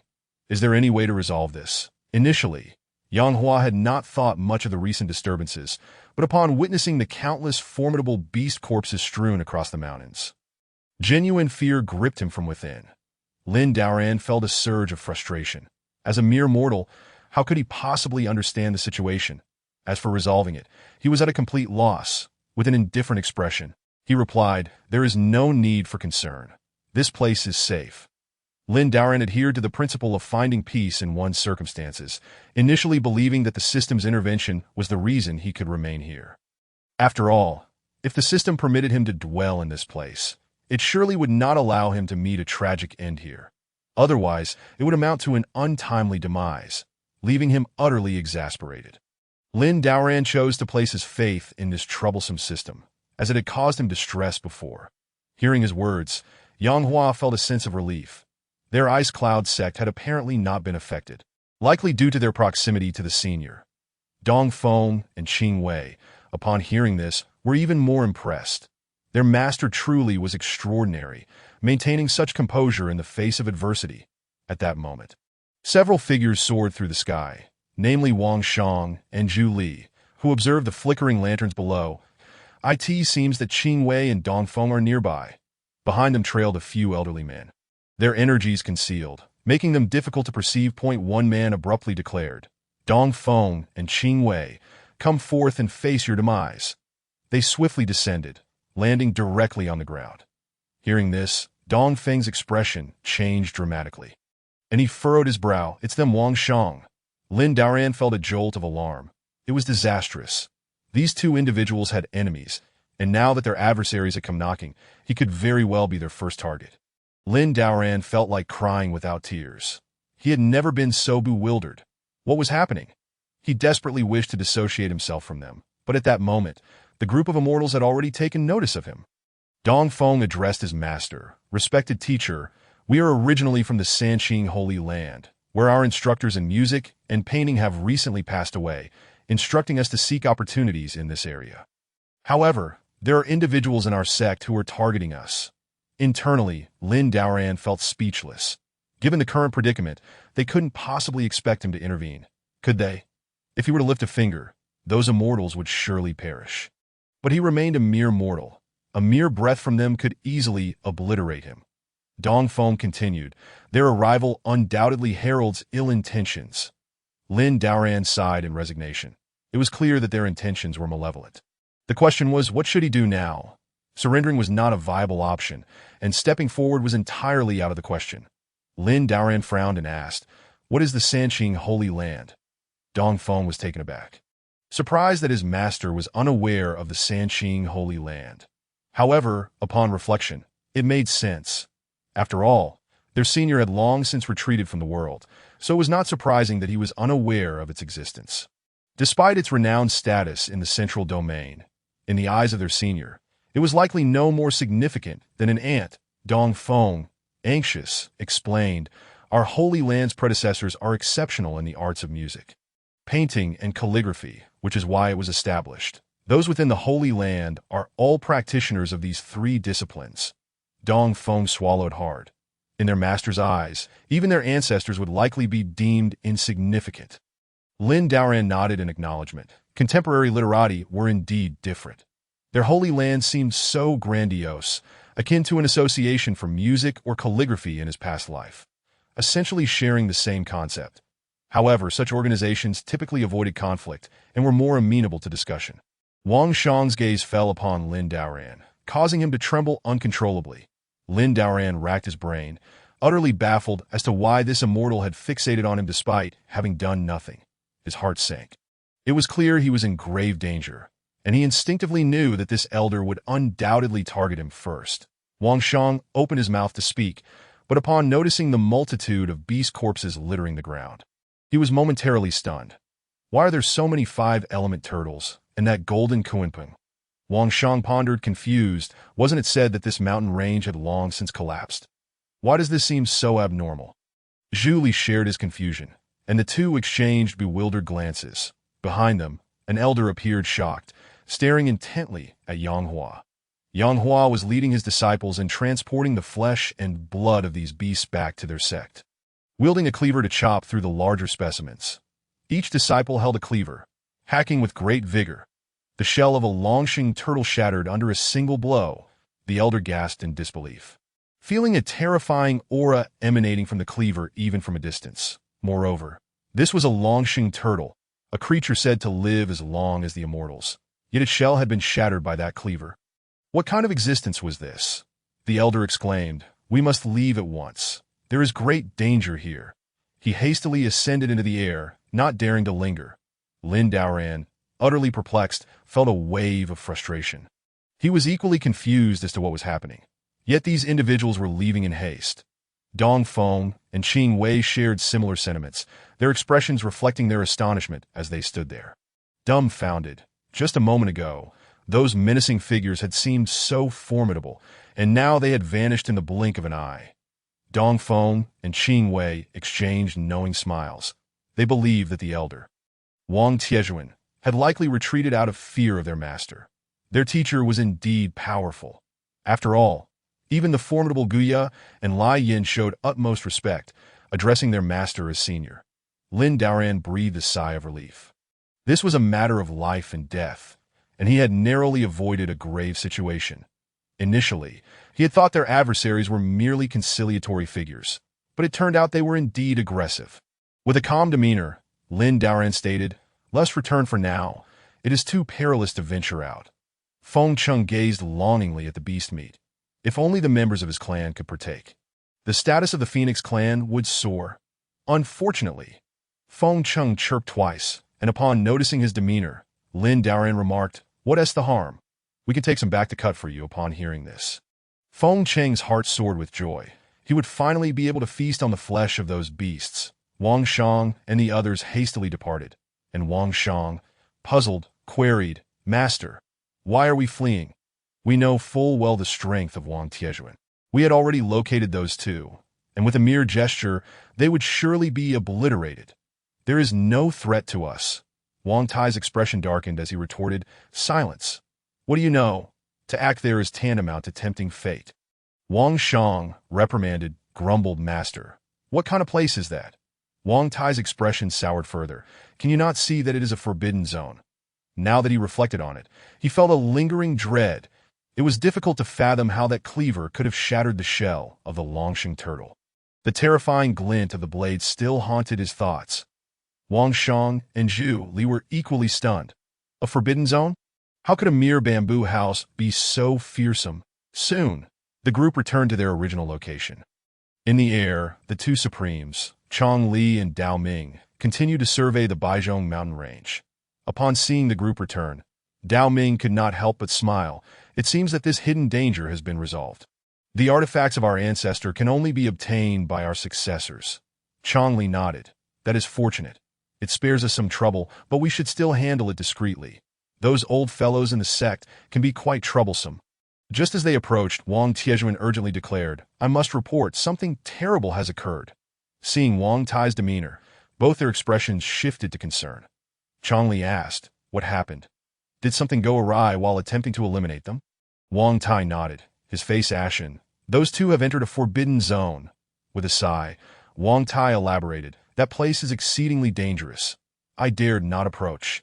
He recounted his previous experiences, and upon hearing this, the two powerful beings' expressions changed drastically. Chong Li exclaimed, "Surely not. The Baizhong mountain range has completely collapsed. How can there be an intact forbidden zone at this time?" Dao Ming added, "So many spirit beasts, including several nearing the level of great powers, perished just outside that bamboo house." Chong Li continued, "What sort of cleaver could shatter the shell of a Longsheng turtle?" Their inquiries flowed ceaselessly, and they began to suspect that Wang Tai was losing his grip on reality. Deeming it impossible, Wang Tai asserted, "I assure you, it is the absolute truth. I would not misjudge. Just a glance filled me with a sense of terror, and should I approach, I fear I would be obliterated in an instant." Wang Tai remains haunted by lingering fears. After all, he is a formidable figure, and how could he ever jest about such matters? Chong Li remarked, "Brother Dao Ming, it seems we have no choice but to proceed." Dao Ming nodded, stating, "In a place like this, it is indeed peculiar that such a location exists. Given the current circumstances, it is likely connected to the Baizhong mountain range." The two formidable beings prepared to investigate, and their group hastened towards the place Wang Tai had indicated. Upon hearing this, Wang Shang and Zhu Li felt immense joy. If both great powers intervened, the two women were surely doomed. They followed closely behind the two mighty beings towards the bamboo pavilion. And before long, they arrived at its exterior. This time, they did not act recklessly, but chose to conceal themselves in the air. Furrowing his brow, Chong Li remarked, "Isn't the Baizhong mountain range supposed to have collapsed? How is it that this place remains completely unaffected? It is indeed strange." Chong Li continued, "Let us proceed to investigate this bamboo pavilion." Their group then descended to the ground, making their way to the rear of the structure. Chong Li commented, "I sense nothing amiss. It appears all too ordinary." Chapter 60. Arrival at the bamboo pavilion. At that moment, a disciple clad in the attire of the Bingyun sect approached, holding a piece of meat. Upon witnessing this, Dao Ming exclaimed in astonishment, "Isn't that the flesh of a mammoth?" The eyes of the others widened in disbelief, gasping as they confirmed their suspicions. Wang Tai's words turned out to be true. A mere disciple from a small sect had brazenly treated those exotic beasts as mere prey. It was utterly horrifying. Dao Ming stepped forward, inquiring, "Young brother, have you seen two young ladies around this bamboo pavilion?" He added, "One enjoys playing the lute, and the other is fond of painting." The disciple replied, "You must be referring to the two new disciples taken in by the senior. I have indeed seen them. They are with the senior." At this revelation, both great powers were taken aback. Apprentices, Qingwei and Dongfeng had actually chosen another as their master. What could this possibly mean? Dao Ming affirmed, "Yes, we are searching for them." "Where might they be?" The disciple pointed towards the bamboo pavilion. After the disciple departed, the group wore cold expressions, and Chong Li smiled, saying, "Those two traitors," Dao Ming declared. "This is the best outcome. How dare they take a master without permission? It seems their sect can no longer accommodate them, that if we were to eliminate them, the sect leader would surely not object." Dao Ming scoffed. Let us proceed. I am curious to discover who would dare take in those rebellious disciples and oppose us. The three clears sacred land. They advanced directly towards the bamboo pavilion. Meanwhile, Lin Daoran and his companions had already returned to the interior of the bamboo pavilion. Lin Daoran combined the leg of the Qian beast with bell peppers, creating a delectable stir-fry. Upon witnessing this, Qingwei and Dongfeng knew that dishes prepared with the celestial spirit herbs and the flesh of exotic beasts would undoubtedly be extraordinary. Their spiritual energy surged forth, enhancing their cultivation. Feng Cheng, with a full belly, lamented why she was not a glutton. Lin Daoran observed the little bird's voracious appetite, saying, "You truly can eat." Hearing this, Feng Cheng's face flushed, but fortunately, her red feathers concealed it. Just then, a thunderous voice resounded from outside. "Dongfeng and Qingwei, the two traitors, come forth and face your demise." The voice was imbued with a formidable power, causing Qingwei and Dongfeng's faces to turn pale. Dongfeng's expression darkened as she exclaimed, "This is bad. It is Elder Dao Ming's voice." Dongfeng's emotions were complex. She had not anticipated that, even after escaping the sacred land, the mighty beings would personally pursue them for their lives. If not for their master being present, they might very well be awaiting their fate. Qingwei interjected, "Master, they have come to capture us." Upon hearing this, Lin Daoran's legs trembled. He knew without them saying that this was an attempt to seize them. Lin Daoran felt a sense of despair, wondering how such misfortune could befall them. The approaching figures seemed even more formidable than before. This hardly resembled a gathering of calligraphy and music enthusiasts. It felt more like a hunting organization. Lin Daoran forced himself to remain calm, stating there is no need to panic. Every matter requires reason. Dongfeng replied, "Elder Dao Ming is adept in calligraphy, and accompanying him is likely Elder Chongli, who excels in music." Lin Daoran felt a sense of futility. What good would it do to inform him? He lacked the power to resist. Chongli mused, "Why do I feel that this bamboo pavilion is rather unusual? It appears tranquil, yet it seems to be lying in wait." A hint of wariness flickered in Chongli's eyes, and he felt a sense of unease. Their group sensed the extraordinary nature of the bamboo pavilion, which is why they refrained from making any rash moves. Dao Ming dismissed the concern with a wave, saying, "Nonsense. It is merely a bamboo pavilion. What formidable figures could possibly reside within? We are mighty beings, the elite of the entire cultivation realm." However, at that moment, a woman clad in fiery red appeared behind them, clapping her hands. Feng Cheng smiled, addressing them, "Esteemed mighty ones, you are indeed impressive, yet do you dare to declare war against the Phoenix clan?" Upon hearing this, the group felt a tumult of emotions. The Phoenix clan was a prominent lineage of divine beasts. If they were to engage in battle rashly, it would not only spell disaster for their sacred land, but could also lead to their obliteration with but a flick of a hand. Chongli asked, "May I inquire your esteemed name?" Feng Cheng replied with a light laugh, "I am Feng Cheng, princess of the Phoenix clan." Upon hearing this, Chongli glanced back at the bamboo pavilion, gritting his teeth as he said, "We have come for a matter of importance, so I kindly ask the princess to refrain from making things difficult for us." Feng Cheng waved her hand, stating, "If you dare disturb the senior, you are opposing the Phoenix clan." Chongli's expression darkened as he retorted, "Princess, I fear you do not possess the authority to represent the Phoenix clan."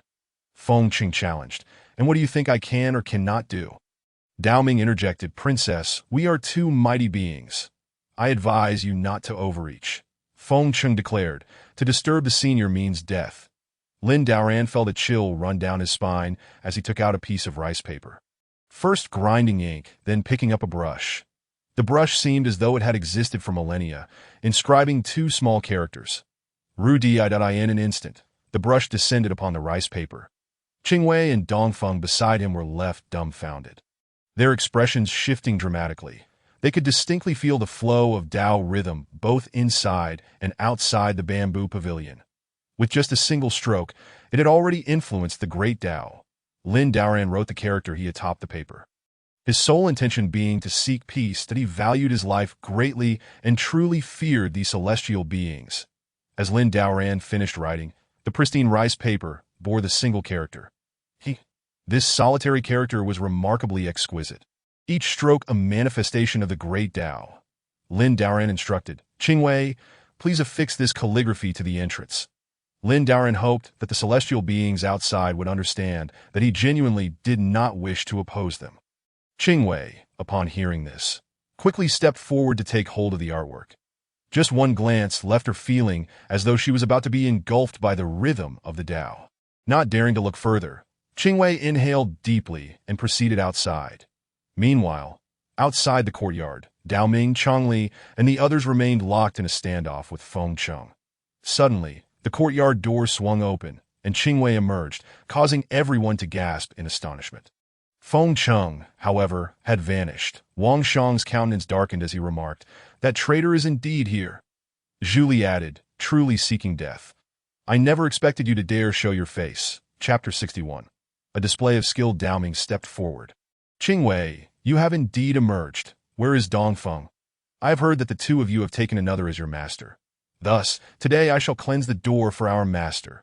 Qingwei trembled but resolutely replied, "Sister Dongfeng and I have already taken the senior as our master. You cannot act recklessly." With that, she affixed the artwork to the entrance. Boom! Dao Ming trembled as if struck by lightning, his gaze fixated on the character before him. He stared blankly, unable to tear his eyes away. Each stroke embodied the great Tao, each line an exhibition of the rules. An indescribable terror enveloped his heart. This character conveyed a message. They should hastily seek peace. Otherwise, they would face unimaginable horrors. What kind of overwhelming presence could inspire such a fearsome aura? Only an invincible being could have penned this, as a powerful figure skilled in the art of calligraphy. Dao Ming could sense the immense terror contained within. It was akin to the vast cosmos. He could hardly believe it, his body trembling with excitement, and he collapsed to his knees. This was a moment of subjugation to the invincible Tao. A worship akin to that of an ant before a dragon. Just a glance was enough for Dao Ming to witness countless paths flowing, and he even glimpsed the origins of the great Tao. Tears of blood streamed from Dao Ming's eyes. Changli shouted, "Do not look." Changli had sensed something was amiss with Dao Ming. Since he was not trained in this Tao, he did not perceive it as acutely. He swiftly grasped Dao Ming's shoulders and covered his eyes. Changli, frantic, urged, "You must not look any further. Otherwise, you will surely be reduced to ashes today." Changli had already sensed that the spiritual essence of Dao Ming was gradually dissipating, a precursor to his impending transcendence.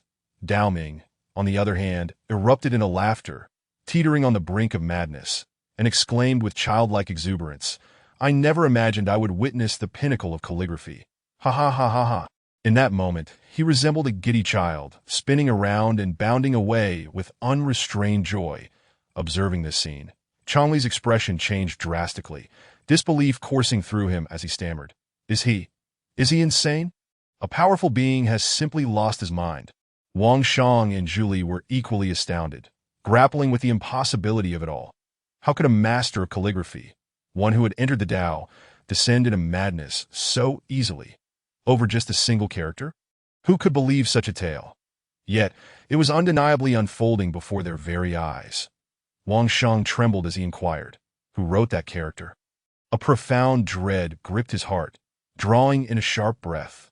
Changli's countenance grew even darker as he gazed ahead, where Qingwei had already affixed the character to the wall. Changli, unable to bear the sight of it, turned to Qingwei and asked, "Qingwei, what manner of being is your master?" The previous scenes flashed vividly in his mind. Changli was now engulfed in fear. If a single character could drive a powerful being to madness, what kind of existence could inspire such terror? Qingwei, witnessing Dao Ming's frenzied silhouette, was momentarily stunned, her beautiful eyes reflecting disbelief. Was this what the predecessors referred to as imparting wisdom? This was truly terrifying. Upon hearing Changli's question, Qingwei snapped back to reality and replied, "You lack the qualification to know." With that, she stepped into the courtyard. Changli, in a fit of urgency, called out, "Stop! How can you leave?" He yearned to uncover the horrific truth hidden within. If even the mighty could be driven mad so easily. He was overwhelmed with thoughts. The Baizhong mountain range had concealed such an existence within a mere bamboo pavilion, sending chills down his spine. As he contemplated taking a step forward, the sound of an eru suddenly resonated from within the bamboo pavilion. This music seemed to carry an irresistible force, causing Chongli's spirit to tremble as he turned his gaze toward the source. As Qingwei entered the small courtyard, the eru's melody began to play. Lin Daoran, at the bamboo pavilion, had taken up the eru and began to perform a piece titled The Moon Reflected in the Urquin Spring, not for any other reason, but for his own solace. Lin Daoran felt an overwhelming urge to weep.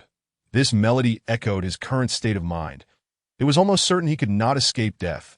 Qingwei observed the eru, crafted from the rarest black bone wood, with dragon tendons as strings. Furthermore, inscribed upon it were two ancient characters: divine sound. The notes of the eru continued to fill the air. Lin Daoran braced himself for death, his tune imbued with profound sorrow. Dong Feng was utterly astonished, her gaze fixed on Lin Daoran, as she absorbed the essence of his music. The melodies resonated with her OWIN that moment. She felt as though she were a small boat adrift in an endless river. A crescent moon hanging in the sky, casting a sense of desolation. Such an atmosphere rendered her momentarily entranced. Within and outside the bamboo pavilion, fish ceased their swimming, chickens remained still, and every leaf on the trees fell silent. While the vegetable leaves in the fields bent down, with a single sound, all things harmonized.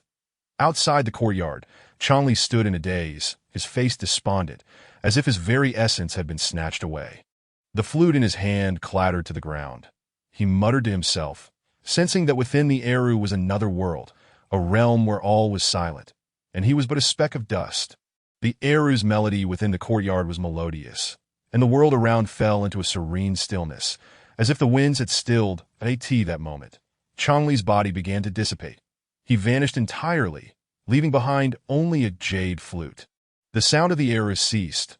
Julie quaked with fear, staring in disbelief at the unfolding events as if witnessing a ghost. She repeatedly called out for Chongli, yet no response came, her eyes wide with terror. She turned to Wang Shang and asked, "Senior brother, what just happened? What is going on?" Wang Shang's lips were parched, his body trembling as he replied, "Chongli is transcended." Transcended. Julie repeated those words in shock, her mind racing. Transcended? Did that not imply he had completely vanished from this world? Yet, transcendence typically occurred only when one's lifespan had reached its end. Chongli was still in his prime.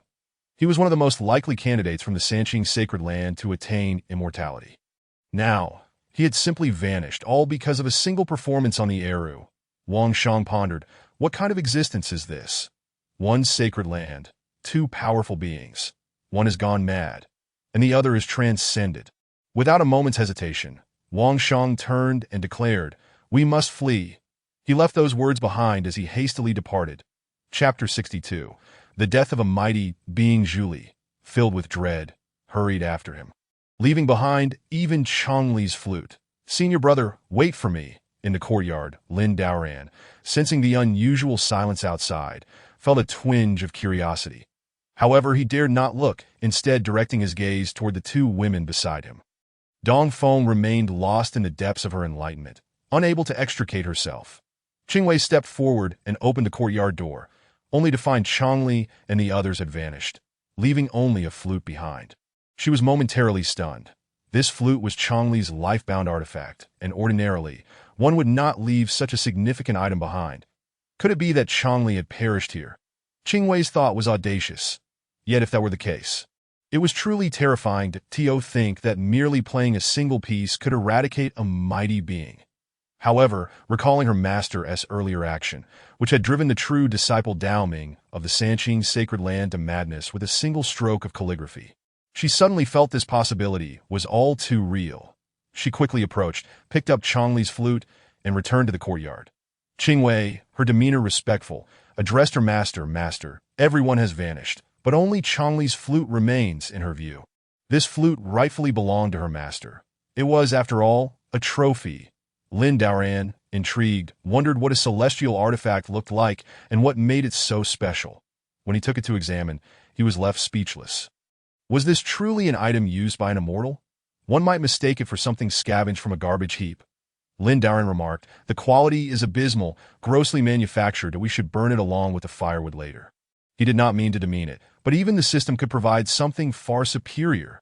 An immortal's flute, yet it resembled something a hobbyist might use. Qingwei and Dongfeng's reaction was not without reason. Would this sect ever prosper?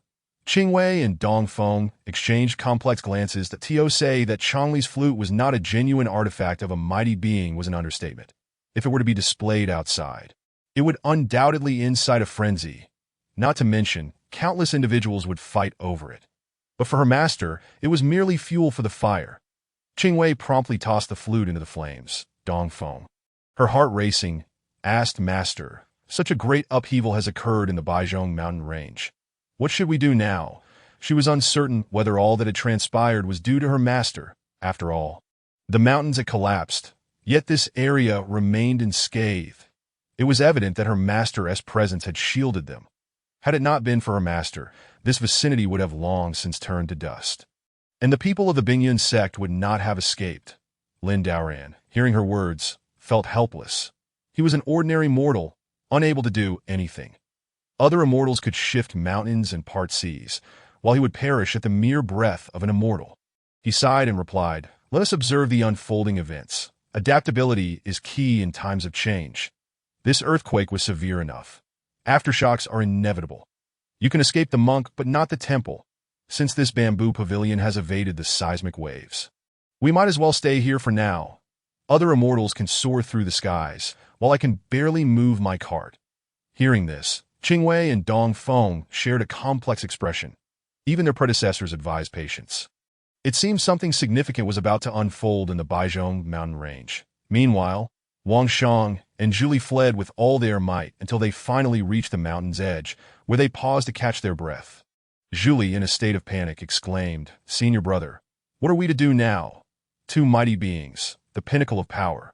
One has gone mad, and the other is transcended.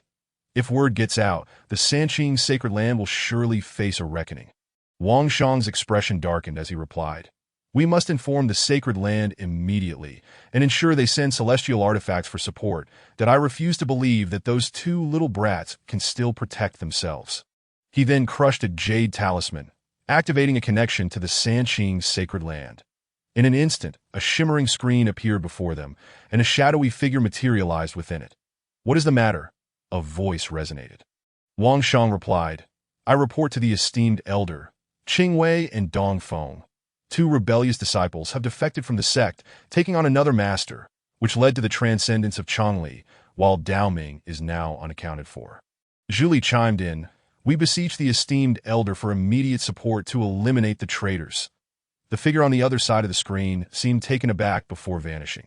Julie, puzzled, asked, "Senior brother, what?" Wang Shang's expression darkened as he replied, "When two mighty beings face calamity, the sect will undoubtedly convene to discuss the matter, that we must wait at this moment." In a hidden paradise within the central domain, the undulating mountains emanate an extraordinary aura. The disciples within this sacred land appear to be individuals of remarkable talent. Some are painting at the mountain summit, their brushstrokes swaying gently in the breeze.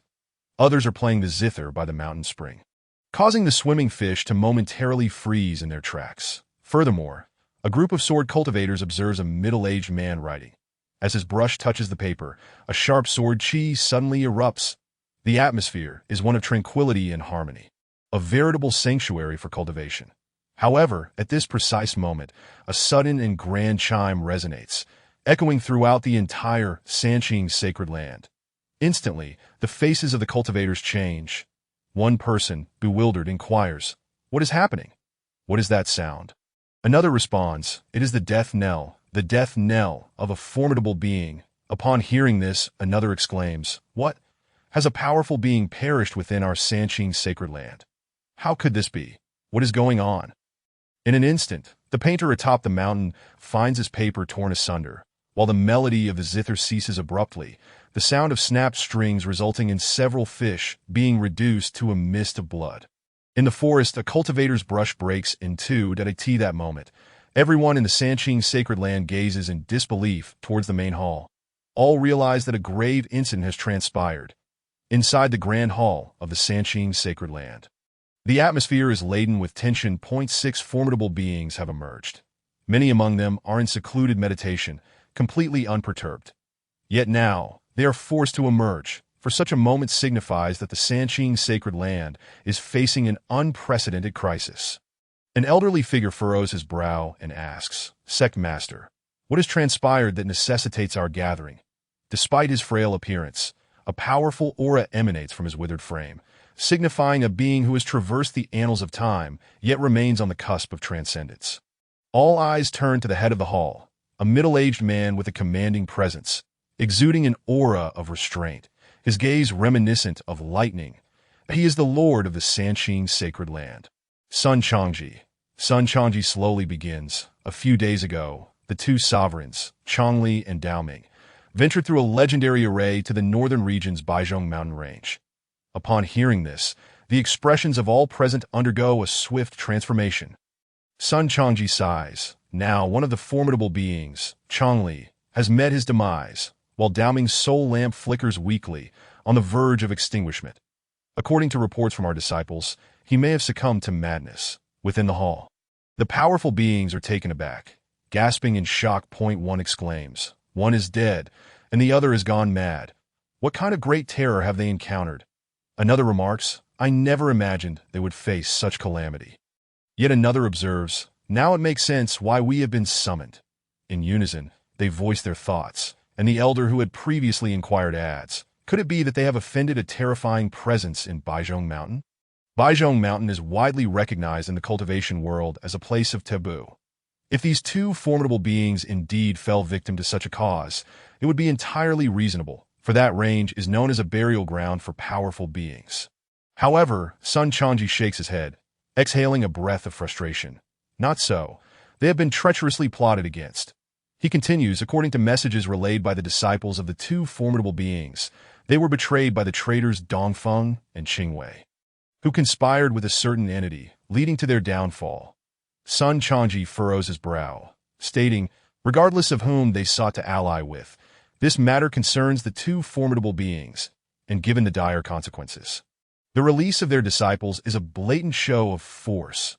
Sun Changji addresses all present. This is a demonstration of might. His tone grows icy. If we, the Sanqing sacred land, were to endure such humiliation in silence, our reputation would undoubtedly suffer irreparable damage. The powerful beings present turn pale at his words. Sun Changji declares thus, "The purpose of my summoning you all today should be clear. We shall initiate a holy war."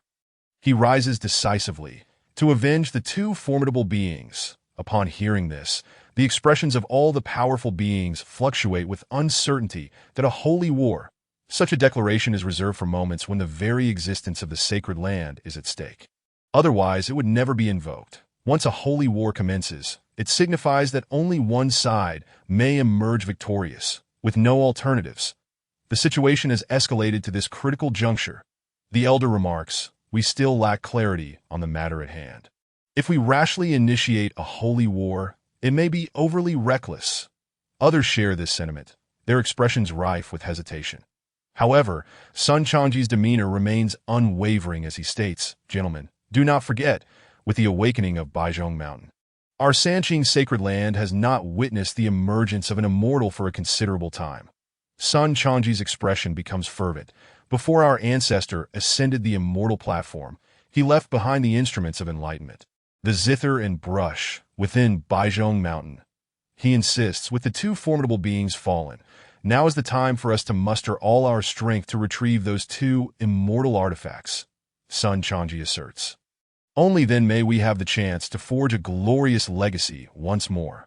With these words, all present comprehend that the true purpose of this holy war lies not in avenging the two fallen beings, but in reclaiming the immortal artifacts left by the ancestor of Baizhong Mountain. The elder sighs, "I understand. Only through this holy war do we have a valid pretext to intervene in this matter." Though the Sanqing sacred land is but a sect within the central domain, should the entire sect mobilize to seize opportunities, they would likely face resistance from the northern domain. This would violate the established rules of the cultivation world. However, with the deaths of the two formidable beings, they have been granted a suitable excuse. Soon, a decree from the Sanqing sacred land proclaims to the world, "Assemble the forces of the sacred land and initiate a holy war to avenge the two formidable beings." Chongli and Daoming. This news not only astonishes the entire sacred land, but sends shockwaves throughout the central domain. The Holy War, rapidly. The news of the Sanqing sacred land's impending large-scale offensive towards the northern domain reverberates, drawing attention from all corners. The word of the death and madness of two powerful beings swiftly spreads throughout the entire northern domain, propelled by the Sanqing sacred land. After all, they require the narrative of victimhood to rationalize their aggressive advance into the northern domain. One individual remarks, in Baizhong Mountain, someone has audaciously targeted the formidable beings of the Sanqing sacred land, achieving such devastating results. It is simply inconceivable. Another adds, the situation in Baizhong Mountain appears to be increasingly complex. This news flies across the northern domain like wildfire. Meanwhile, at Baizhong Mountain, a vast assembly is already gathered, led by the Taishu sacred land and the Ziji sacred land. These two sacred lands have united to form a coalition, seeking to explore Baizhong Mountain. Although the upheaval in Baizhong Mountain has brought disaster, it also presents a genuine opportunity. Many of the pre-existing formations lie in ruins. Now accessible, a tribulation-transcending expert swiftly approaches. Exclaiming, "Report!" He brings the latest tidings. The Sanqing sacred land from the central domain has declared a holy war and is en route to Baizhong Mountain. The tribulation-transcending expert continues. It is said that the Sanqing sacred lands Daoming and Changli conspired with the traitors Qingwei and Dongfeng to entangle with a formidable presence, resulting in one death and one descent into madness, prompting the declaration of a holy war. Leading this coalition are the formidable beings Gaia and Lian, both esteemed for their exceptional fortunes and revered by their predecessors, thus becoming the leaders of this alliance. Upon hearing this news, both of them exchange glances, their expressions revealing confusion and uncertainty. The formidable Lian inquires, "Could this be the handiwork of our esteemed predecessor?" Gaia responds affirmatively, "It must be so." The traitors mentioned by the Sanqing sacred land, Dongfeng and Qingwei, are likely the two women who previously accompanied our predecessor. Lian's expression grows serious as he remarks, "In the entire northern domain, aside from our predecessor, it seems no one possesses the power to challenge such formidable beings." He sighs, "I wonder if those two have entered our predecessor's domain." Gaia recalls the previous incident, where two transcendental monks perished at the threshold, sacrificing their very life essence. They rivaled immortals. Should the Sanqing sacred land discover this, they would likely think twice before initiating a holy war. They might even turn and flee. Chapter 64. The emergence of the demon Buddha. Gaia further states, the Sanqing sacred land is clearly transparent in their intentions. They have mistakenly believed they could exploit the deaths of two formidable beings to claim the opportunities within Baizhong Mountain. Regrettably, they have misguidedly provoked our predecessor. Gaia continues, their cunning schemes may usher in unprecedented calamities upon their sacred land, and they could very well be eradicated. Lian suggests, should we intervene?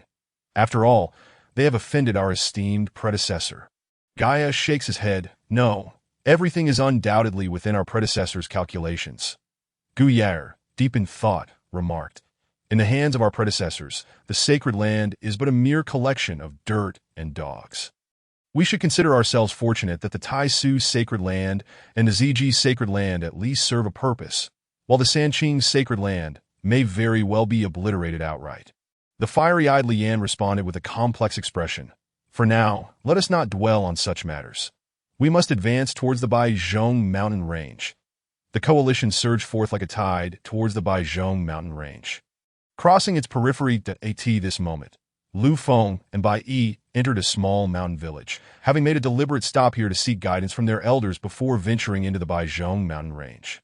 Arriving at Lin Daren's courtyard, they beheld the character He. The second prince remarked, this character signifies the broad-mindedness of our elder, valuing harmony above all. Truly worthy of respect, Bai Yi added with admiration. Just a glance evokes an inexplicable profundity. Lu Feng too felt a sense of the extraordinary.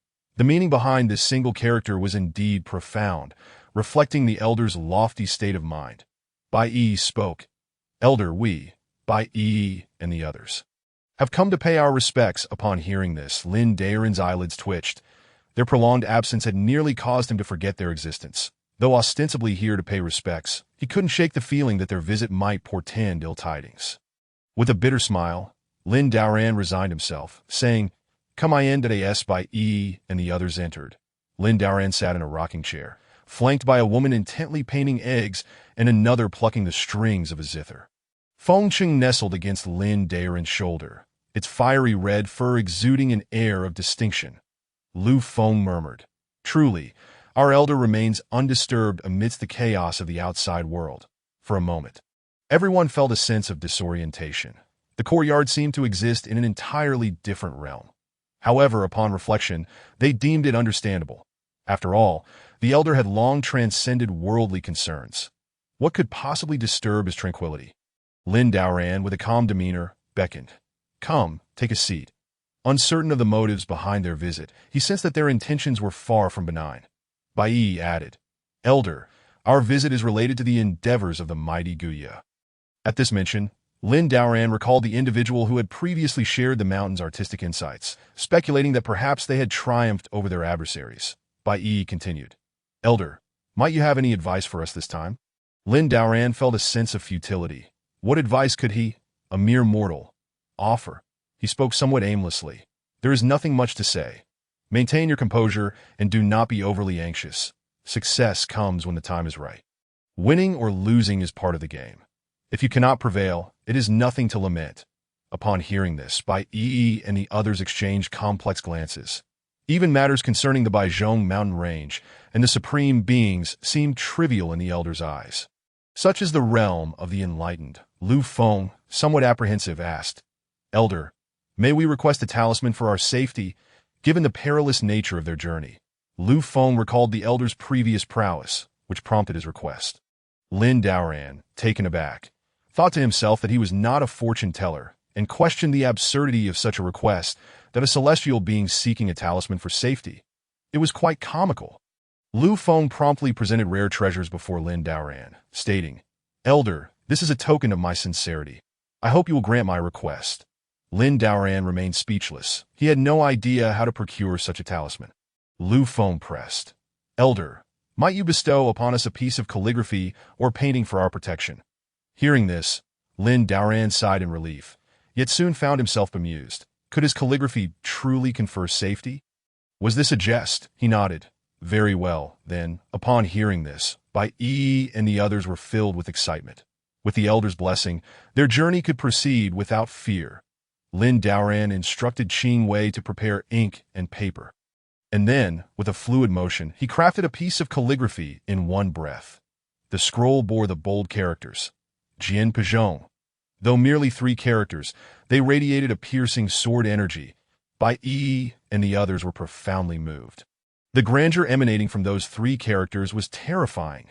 Furthermore, Lin Daoran continued to paint, effortlessly creating a scene of floating white clouds, a vast sky, and the elusive shadow of a rooftop. A celestial palace concealed itself within the clouds. As Lin Daoran concluded his brushwork, Bai Yi and the others were left in awe, as if they had genuinely glimpsed a celestial abode. Within the river of time, it stood proudly. Qing Wei entered a state of enlightenment. Lin Daoran, uncertain if this would suffice, feigned calmness as he handed the scroll to Bai Yi, swallowed hard, knowing not whether this talisman would ensure safety. If they perished on their journey, it was no concern of his. Meanwhile, at Lishan, once a formidable force in the northern regions of the Qin dynasty, now lay in eerie silence. Within a secret chamber, Li Xinyang, the master of Lishan, had secluded himself for half a month. With no one daring to disturb him, kneeling before a statue of a Buddha, he recalled the moment when the demon Buddha had proclaimed the arrival of a messenger destined to annihilate all obstacles. Elated, he had envisioned the imminent dominance of Lishan, even contemplating supremacy over the northern territories.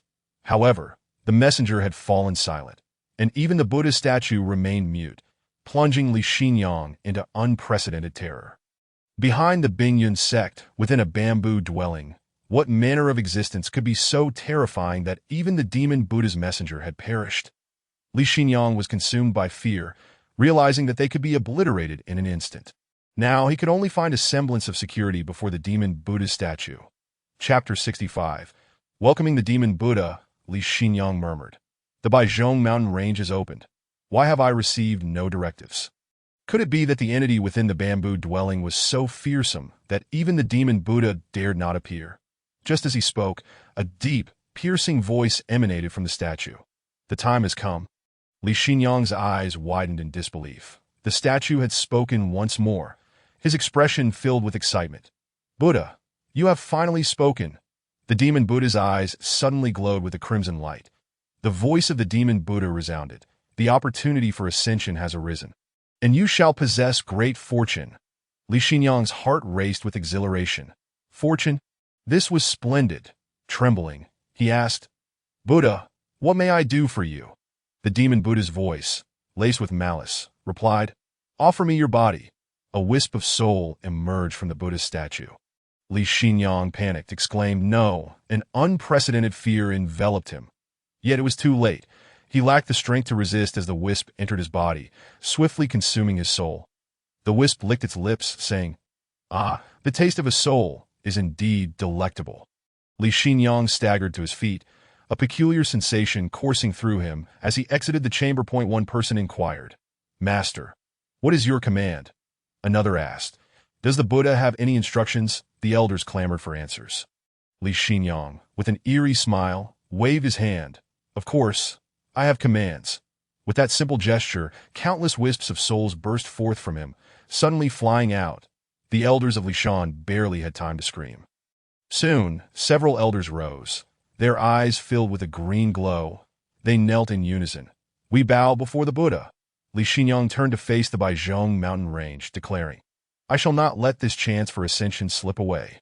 He murmured to himself, and in the next moment he and the elders vanished from the mountain. In the northern domain, within a lake shrouded in coldness, temperatures plummeted, freezing the waters. The lake appeared black, its surface covered in rare frost. A sight seldom seen. Within a massive piece of black ice lay a figure, a white-haired woman, her form graceful. Suddenly opening her eyes in an instant, the ice shattered. The lake erupted, sending water soaring into the air. The next moment, the woman soared above the lake, declaring, The opportunity for ascension has finally appeared. This time, I shall become immortal. With a single step, she traversed 1,000 miles in the blink of an eye. The coalition led by the Tai Su Sacred Land and the Ziji Sacred Land had reached the depths of the Baizhong mountain range. On the third day, the coalition faced grave threats as a primal beast soul lingered. Its might undiminished. The beast's paw decimated hundreds of cultivators. Ultimately, Guya and Lian could only barely suppress it, and on the fourth day, a remnant high-level array nearly annihilated the coalition.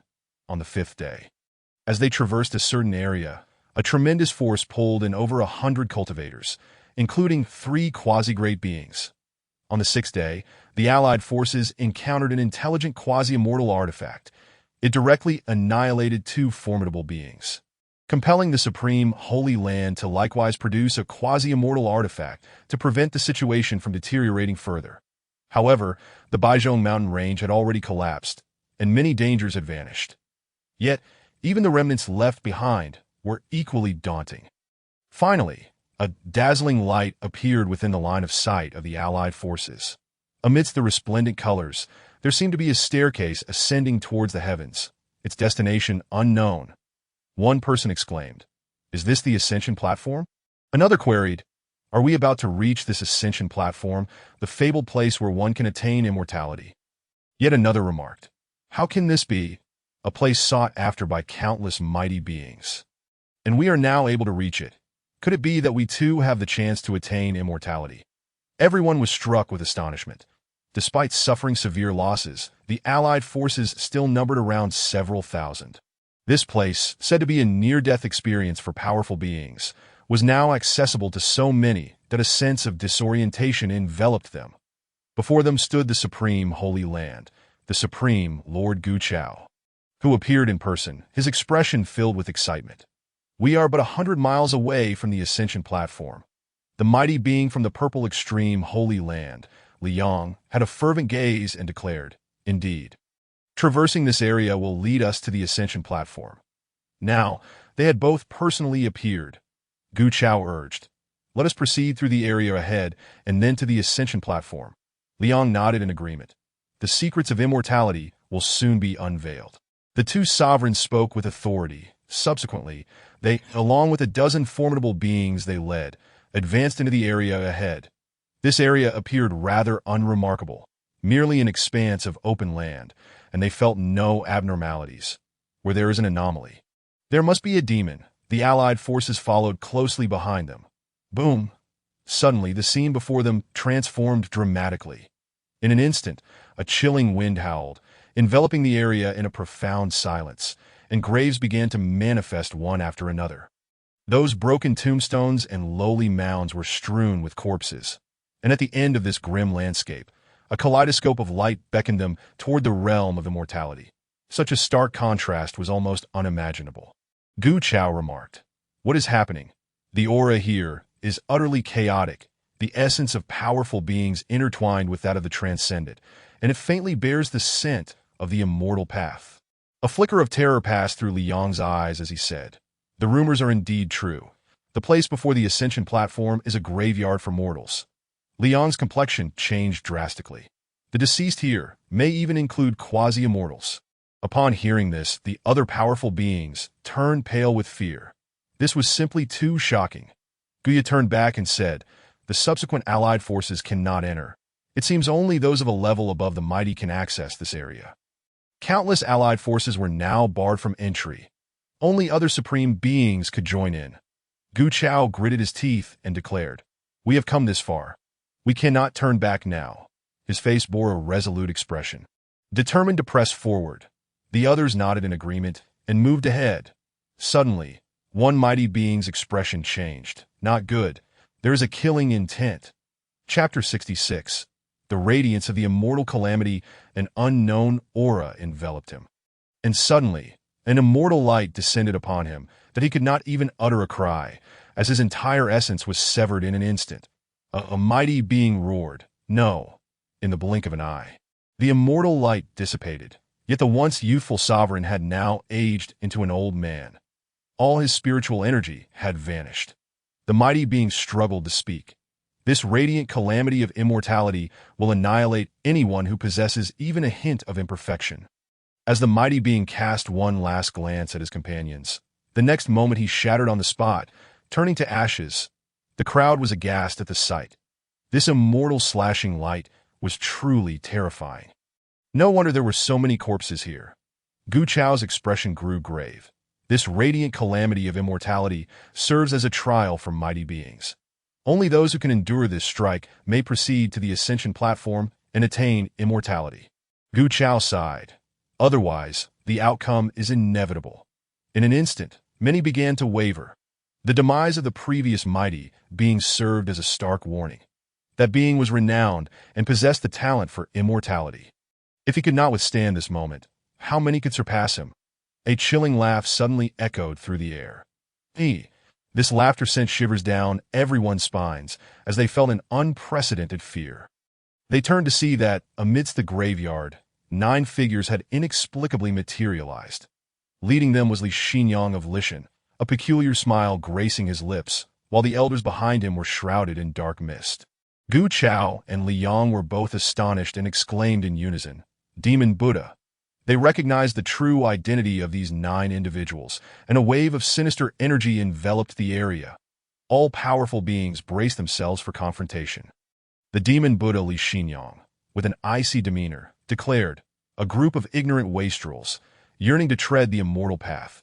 Since you wish for it, I shall grant it today." With a thunderous roar, Li Xinyang suddenly transformed into a being with 3 heads and 6 arms. Li Xinyang proclaimed, "I shall borrow the paths of your mighty beings to summon the boundless radiance of the immortal calamity, paving the way for my ascension."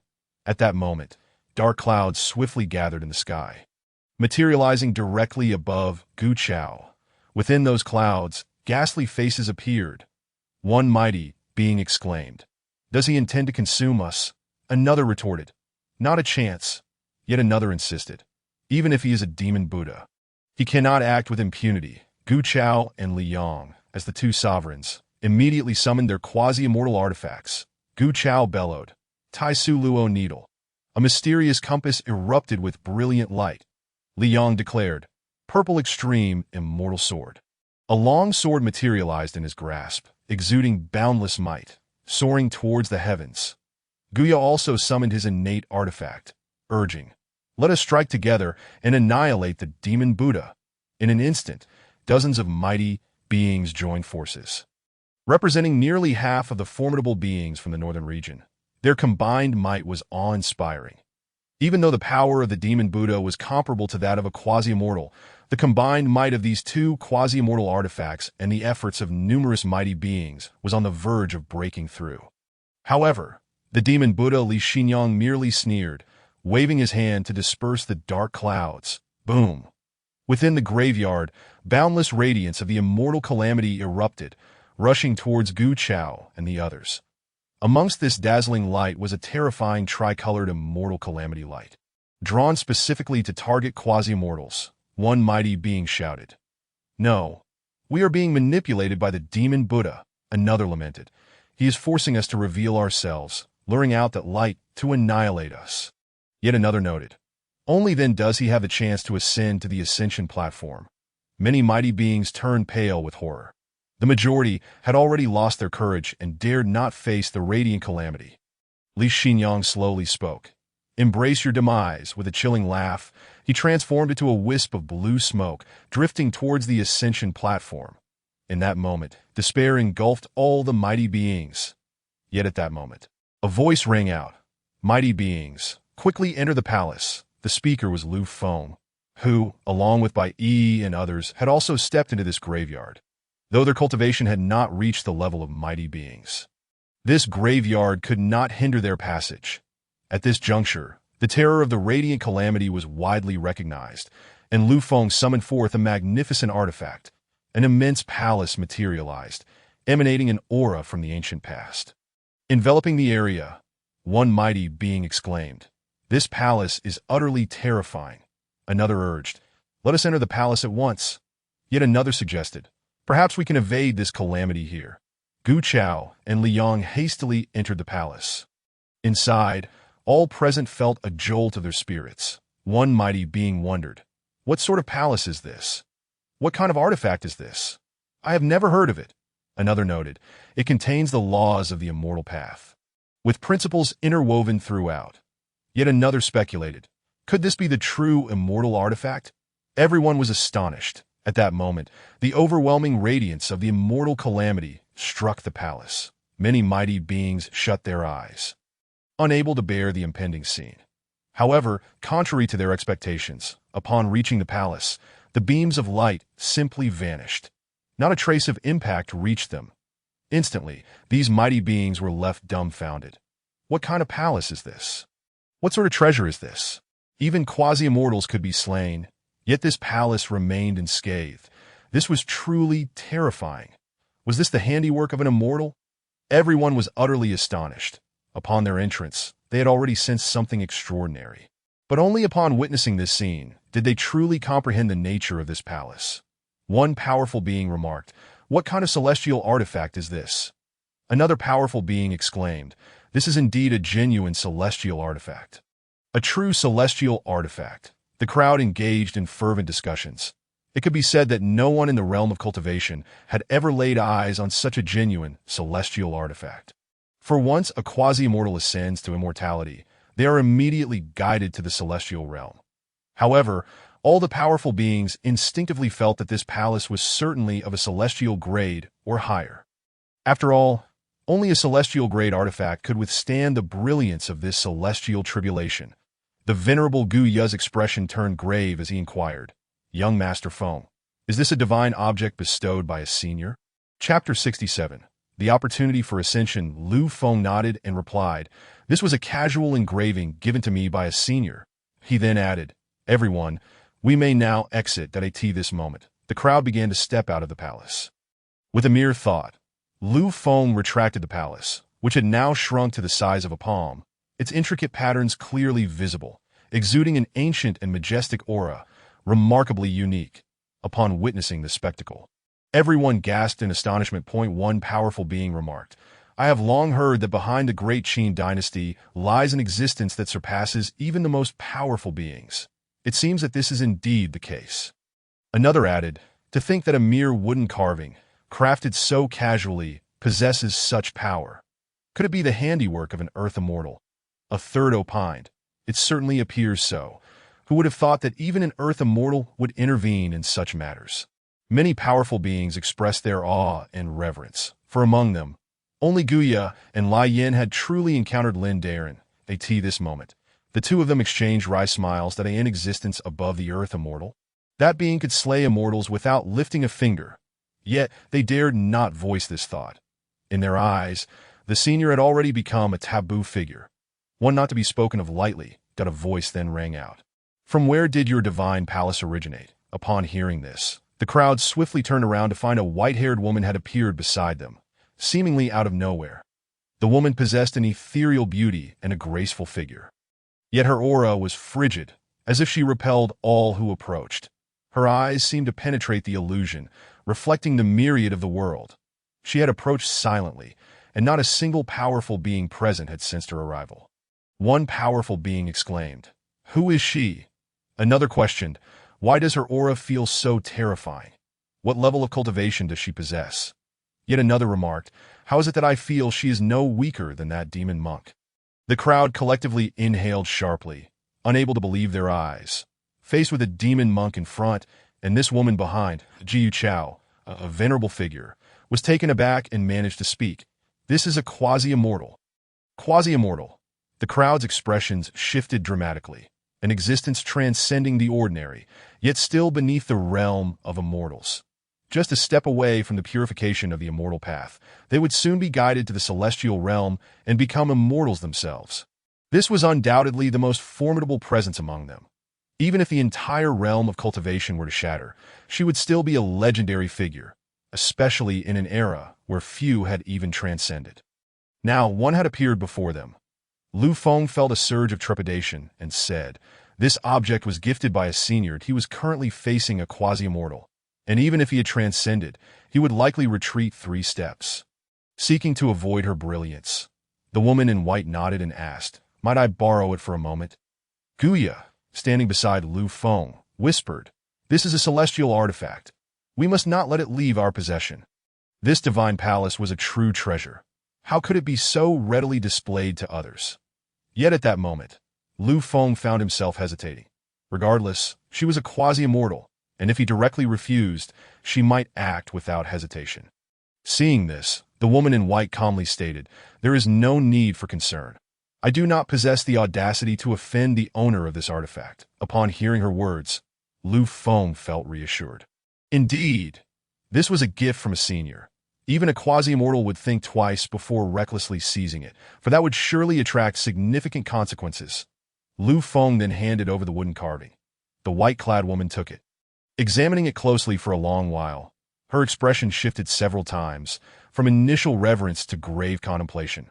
With a soft sigh, she said, "Alas." Finally, she sighed deeply and returned the wooden carving to Lu Feng, saying, "Truly an enviable fortune. Take good care of it." Lu Feng accepted the wooden carving, letting out a breath of relief. The white-clad woman turned to the crowd and said, "The Ascension platform holds great opportunities.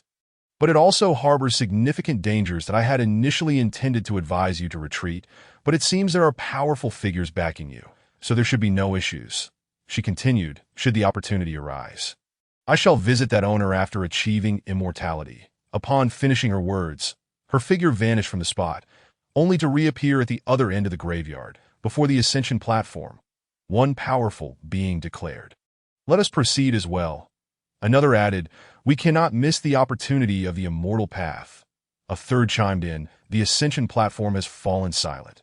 We can go and take a look." Gu Chao and the others began to voice their agreement.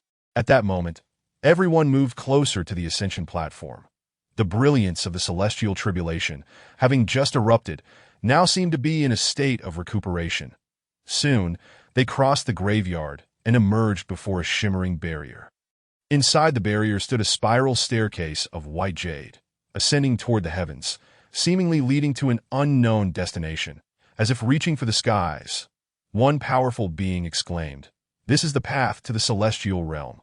Another questioned, "Can we also enter this celestial realm?" A third remarked, "This is a rare opportunity." Instantly, The crowd buzzed with excitement, their expressions alight with hope. Perhaps they too would leap through the dragon gate and ascend to become immortals. Meanwhile, the demon monk and others who had arrived before them halted, refraining from acting recklessly. The demon monk suddenly turned to the white-clad woman, his voice low. "There is treachery afoot." The woman remained unfazed, replying, "Even if there is treachery, what of it? The ascension platform is inherently fraught with peril." She suddenly turned to Lu Feng and said, "My name is Mu Shui. Please be sure to inform that senior that I am willing to take the lead." No sooner had she spoken than she stepped into the shimmering barrier, whereupon a radiant, multicolored light enveloped her. An overwhelming aura of the immortal path surged forth. One powerful being exclaimed, "Is this what it means to ascend to immortality?" Another questioned, "A single immortal has emerged just like that?" A third marveled, "Is this truly the aura of an immortal?" The crowd was left in sheer shock, their eyes riveted on the scene unfolding within the barrier. Guya and Lai Yin were equally astonished. Previously, they had felt the power of the demon monk burning with the essence of life, yet now it was clear that it was far from the immortal path. They were still leagues away. The true immortal path was one to be revered. At that moment, many powerful beings found themselves filled with a sense of reverence, and several even knelt in worship. This was the immortal path. The demon monk Li Xinyang's eyes gleamed with fervor, his excitement palpable as he exclaimed, "They truly have become immortals?" His earlier vigilance was now completely drowned in the allure of ascension. Chapter 68. The true culprit emerges. The demon monk no longer hesitated, stepping forth as well, and the same radiant aura of the immortal path enveloped him. Strangely, the sinister and eerie aura surrounding him began to dissipate, transforming into something sacred. One powerful being remarked, "The immortal path truly has the power to purify all." Another questioned, "Even a malevolent deity can ascend to immortality." A third noted, "Is this the opening of the immortal path?" All present were astounded, unable to fathom the unfolding spectacle.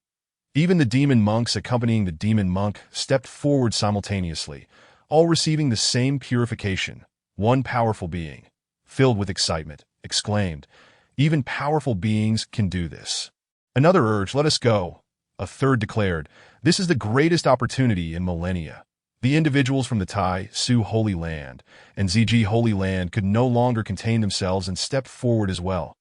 An elder among them remarked, "The purification of the immortal path makes me feel as if my path has been reconnected." He had been on the verge of transcending, yet at this moment, his white hair turned black, shedding his aged appearance, rejuvenating into a striking figure, returning to his prime. Another powerful being exclaimed, "This is a qualitative leap. Who would have thought this is the immortal path?" This is the immortal path. In an instant, nearly all the powerful beings surged forward into the barrier. Gu Chao and Lai Yin also followed suit. Bai Yi pondered aloud, "What should we do? Should we enter as well?" Her eyes sparkled with longing. This was a matter of ascension. Lu Feng paused, then nodded, saying, "Let us go." They too stepped into the barrier, the aura of the immortal path washing over them. Bai Yi and Lu Feng, whose cultivation was not particularly remarkable, began to rise rapidly. They soared through several major realms at an astonishing pace, continually advancing. At this moment, the demon Buddha erupted into a maniacal laughter, stepping directly onto the jade-white stone steps, proclaiming, "I have attained immortality and may enter the realm of the celestial." In the blink of an eye, a terrifying aura descended upon them. The previously radiant spectrum of colors had vanished, and a voice resonated from the pinnacle of the ascension platform, cold and detached, uttering, "It is time to close the net." Instantly, the countenance of all the mighty beings below shifted dramatically. Those formidable figures, ensnared within the luminous veil, had not anticipated such an occurrence during the celestial path's baptism. In that fleeting moment, the surrounding sacred radiance was entirely extinguished, and a dreadful presence enveloped them. Above in the heavens, a figure materialized, appearing amidst the clouds. A middle-aged man, his hair streaked with silver, sat cross-legged atop the clouds, gazing down with an icy demeanor upon the throng below. He resembled the sovereign of this universe, with the aura of celestial beings swirling around him. One mighty being, trembling with fear, inquired, "Who is this?" Another, with a quivering voice, responded, "The aura of the celestial. This is indeed an immortal." A third voice echoed, "Why is there an immortal here? What could be his intent?" The crowd stared in astonishment at the middle-aged man. The figure above, with a cruel smile gracing his lips, coldly declared, "All of the northern region are gathered here.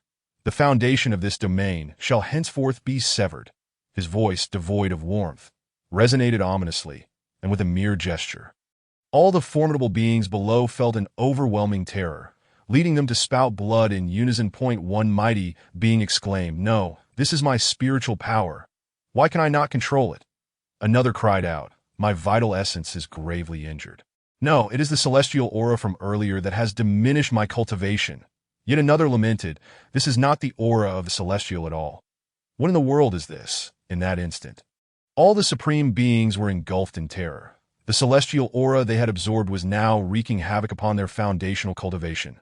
One mighty figure turned pale, exclaiming, "No, my cultivation. How can this be?" He watched helplessly as his power plummeted from the realm of the mighty to that of the tribulation.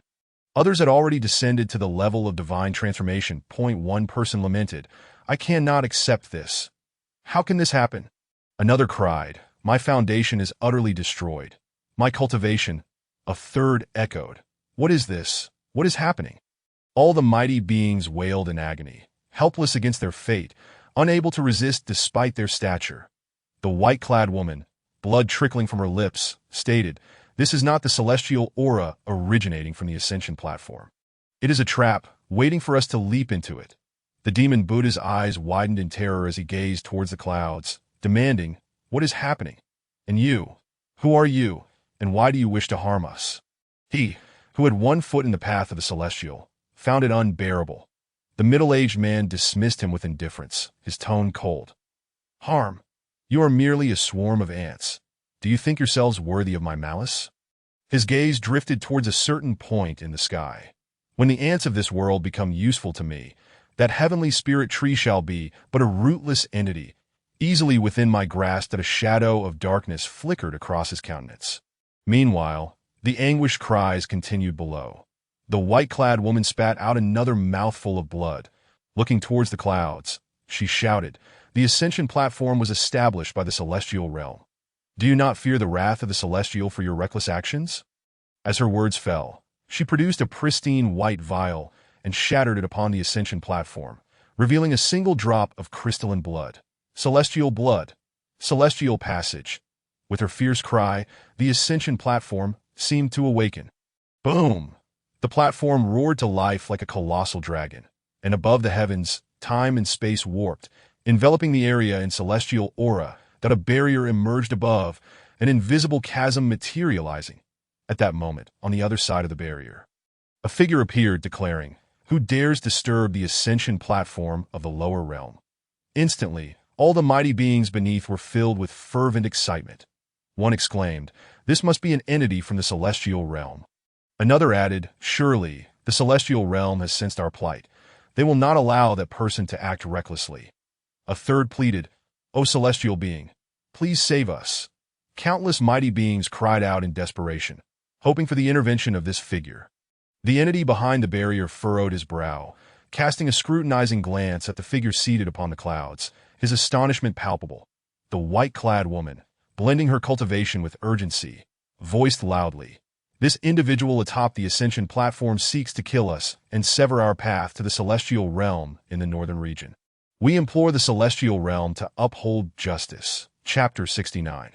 Facing despair though her cultivation was waning, her voice transcended the barrier. The figure beyond the barrier, fixated on the cloud-dwelling being, demanded, "Who are you to set such a deadly trap upon the ascension platform of my sect?" The figure retorted, "Do you wish to challenge the entirety of the celestial realm?" The cloud-dweller scoffed, cold laughter escaping him. "Challenge the celestial realm? Huh. The ascension platform is merely an obscure sect within the celestial realm. A tool for selecting disciples. What right does it have to represent the celestial realm?"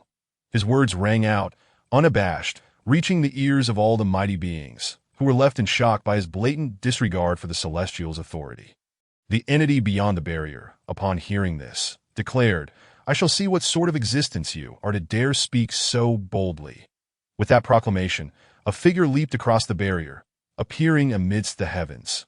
A powerful presence, clad in a blue robe, turned its gaze toward the being in the clouds, declaring, "Those who challenge the dignity of the celestial realm shall perish." With that, he raised a hand, summoning tempestuous winds and clouds that surged toward the being above. A colossal hand materialized in the sky, overshadowing the area, forcing countless mighty beings below to kneel in submission. However, the seated figure in the clouds merely chuckled disdainfully, stating, "A mere projection of a lowly celestial dares to act so brazenly before me." With a flick of his finger, the hand imbued with overwhelming celestial aura dissipated into nothingness. The celestial being in the blue robe paled, exclaiming, "This is bad. This is a true immortal," turning to flee. He took a single step, only to be shattered into a burst of celestial light, vanishing into thin air, coughing blood. A figure behind the barrier exclaimed, "Do not be arrogant. Do you truly believe our sect lacks true immortals?" Summon the sect leader. The entity behind the barrier roared in fury, calling for aid. Soon, another figure emerged behind the barrier. This individual, peering through the barrier with cold indifference, questioned, "Why do you wreak havoc upon the ascension platform of our sect and assault our members?" The being in the clouds merely smirked, retorting, "Though we are both in the realm of true immortals, you are but a mere projection. You lack the qualifications to address me." The entity bellowed, "Begone," at this. The being beyond the barrier fell silent. This statement rang true. For a powerful being from the celestial realm to breach the barrier, a significant price must be paid. Yet, the projection was no match for the cloud dweller. One celestial being advised, "Sect leader, abandon these ants. The cost is far too great." Another echoed, "Indeed, sect leader, we merely seek to recruit disciples. Should we engage in a cross-border conflict, the price is too steep for us to bear." Murmurs of concern rippled through the celestial beings beyond the barrier. Below, the mighty beings of the cultivation world witnessed this scene, succumbing to utter despair that if even the entities of the celestial realm could not intervene, their fate was sealed. One mighty being lamented, "I do not wish to die. Why must the immortals resort to such underhanded tactics?" Another cried, "The legacy of the northern region is severed. Will perish, transcending is lost. And all the mighty shall meet their demise." Yet another shouted, "Heavens, why is it that such a villain can attain true immortality?" Countless mighty beings roared in anguish and despair, while the demon Buddha had already coughed up blood, his realm diminishing as he collapsed to the ground. The white-clad woman turned pale, glancing at Lu Feng, pleading, "The celestial realm and the Black Hand have both emerged. Will that figure not take action?" At this moment, Guya and Lai Yin also looked towards Lu Feng. All the mighty beings and present had their foundational cultivation destroyed by the earlier celestial aura, yet Lu Feng and Bai Yi remained unscathed. Initially, the second prince had spat blood, but Lu Feng had directly assisted him, suppressing the celestial aura within him. Now, the three of them stood as the only untouched beings in the entire arena. Lu Feng, witnessing the arrival of the celestial beings, was already astonished. Upon hearing the white-clad woman's reminder, he finally reacted. Stepping forward, he proclaimed, "Senior, I have long been prepared." With that, he retrieved a scroll from his robe, slowly unfurling it. His expression was remarkably composed, far surpassing the assembled quasi-immortals and various formidable beings. Unfold that parchment. And at the very moment the paper was opened, it inexplicably detached itself, soaring autonomously into the heavens above. As the paper expanded, an instantaneous daze enveloped all present, as if all worldly matters were but a drop in the ocean, resurrecting the ancient epics. Following this, a formidable sword intent swept across the entire arena, exuding an invincible aura that made the very firmament tremble. Within moments, the countless clouds above shattered, transforming into a vast expanse of ruins. The true immortal hovering in the clouds also changed countenance. As the celestial cloud beneath him dissipated, he himself was overwhelmed by the sword intent, plummeting directly into the graveyard. This scene demanded that nothing could exist above the heavens.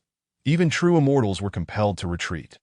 The true immortal descended rapidly, landing upon the earth of the Baizhong mountain range, his gaze fixed upon the immortal ascension platform, leaving him momentarily stunned. The sky erupted violently, with the painting at its center. The sword intent sweeping across 90,000 miles. At that moment, the northern sky resembled a celestial sword slashing through, scattering clouds for miles, and millions of living beings were compelled to kneel, gazing up at the heavens. Everyone's hearts resonated with the unmistakable sensation that above the sky hung an ancient divine sword, suspended in the northern expanse.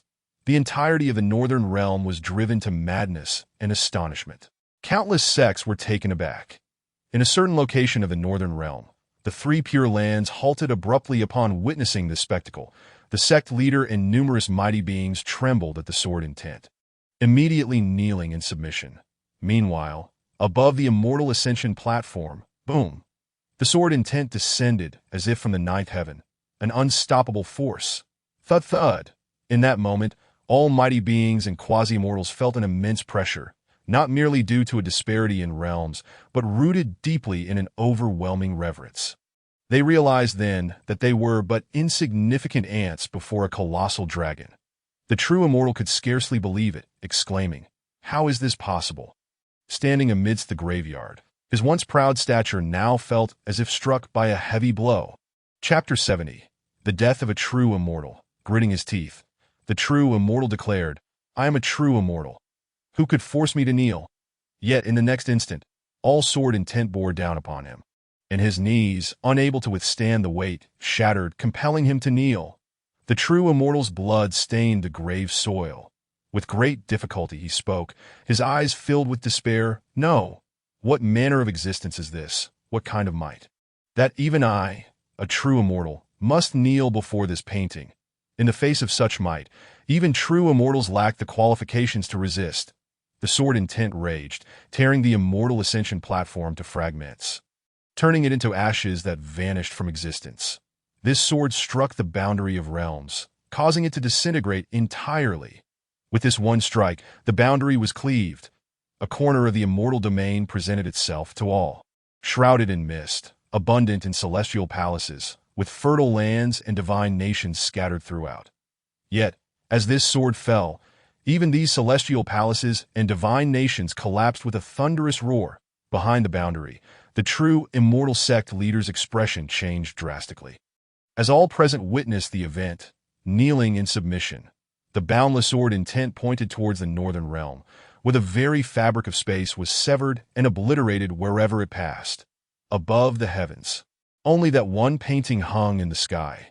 The characters on the painting, each stroke infused with breathtaking sword intent, reached the clouds above and the underworld below, cleaving the boundary and pressuring the immortal domain. This sword intent sought to eradicate all malevolent forces. The demon and Buddha, their eyes wide with terror, prostrated themselves, crying out in anguish. Yet their bodies disintegrated beneath the weight of this grand path. Their fellow demon monks behind them also burst apart at this moment. Thus, the true immortal within the graveyard found himself in despair, words unspoken. Yet before he could voice them, he turned into a mist of blood. The true immortal's blood saturating the entire graveyard. The remaining spirits in the Baizhong mountain range dissipated, and the aura of darkness was extinguished. The heavens and earth brimmed with righteous energy. Humanity bowed down. The immortals trembled. At this moment, above the immortal domain, in the northern territories, this was the battlefield between immortals and demons, where countless souls wailed day and night. Centuries ago, a generation of demon lords emerged from the forbidden lands of the demon clan, waging war against the immortal domain, their demonic legions rampant. For hundreds of years, gold immortals spilled blood here, with many profound immortals likened to mere ants. At this moment, in an ancient celestial city, the defenders wore expressions of despair. Gazing at the endless horde of demon soldiers before them, they wished to surrender. A gold immortal lamented, "Not a single celestial lord wishes to aid us in the northern frontier." His celestial sword had long been shattered, his robe stained with blood, and he stood alongside only a few hundred surviving soldiers. The gold immortal's lips curved in bitterness, tears welling in his eyes as he spoke. "The people of the northern frontier are about to become fodder for the demon clan, while the lofty celestial lords turn a blind eye, simply because our generation's sword king once defeated them all." In that moment, he raised the celestial sword, sorrowfully proclaiming, King Wu Qiong, your subjects are about to spill blood here today. The gold immortal murmured to himself. Why do you not return? Why do you not return? The soldiers behind him roared in unison, yearning to summon their former king, the indomitable ruler of the immortal domain, who had once placed the northern frontier at the pinnacle of the entire realm. Yet it was as if a stone sank into the sea, and there was no response. In the heavens, the demon soldiers advanced relentlessly. The gold immortal fell silent, gazing into the distance, witnessing the demon soldiers commit atrocities, setting fires and plundering. He raised his broken sword and bellowed, "Kill!" They prepared to make one final charge, but within the ranks of the demon army, an enormous hand descended from the sky, casting an overwhelming shadow. The gold immortal chuckled bitterly, sensing the terrifying presence of the Tai golden immortal level demon general, fully aware of how many lives were at stake behind him. Countless subjects would perish beneath this single strike. Yet in that moment, he was not alone. He roared forward. At that instant, a sword intent piercing the heavens enveloped the northern sky. This sword intent made everyone tremble, causing all immortals to quake in fear. Everything seemed to freeze, all eyes drawn to this terrifying sword intent. The sword intent surged forth, cleaving through the ranks of the demon army. Everything transpired too swiftly, leaving no time to react. Many even suffered ruptured eardrums. The formidable demon army disintegrated like parchment, turning to ash. Where the sword intent passed, not a single drop of demon blood fell, evaporating into the air.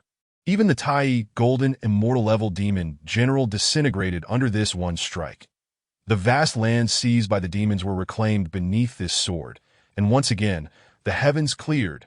Those in the northern realm of the cultivation world remained unaware. Countless mighty beings knelt on the ground, while above the immortal domain, the figures of the Qingshan sect trembled, as if time stretched into eternity. After an indeterminate duration, the sword intent, finding no adversary, finally returned to its sheath. Meanwhile, the parchment automatically rolled up and descended. In an instant, the sword intent dissipated into nothingness.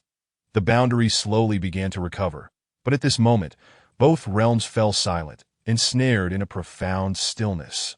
The entire world was enveloped in an unprecedented tranquility. The heavens and earth fell into silence, and the calligraphy that shocked the entire immortal domain and instilled fear across the cultivation world had returned to Lu Feng's hands. Yet, the countless mighty beings surrounding him could only kneel on the ground, unable to rise. They had been utterly subdued. Lu Feng, holding the calligraphy, wore a complex expression, unable to fathom the level of this artwork. What kind of being was the predecessor? They had previously believed the predecessor to be a transcendent figure, capable of obliterating mighty beings with a mere painting. Yet now, this piece of calligraphy had made even immortals bleed and quasi-immortals kneel in reverence. While mighty beings prostrated themselves, they could hardly imagine what realm the predecessor truly occupied. Bai Yi murmured to herself, "This is merely a piece of the predecessor's calligraphy."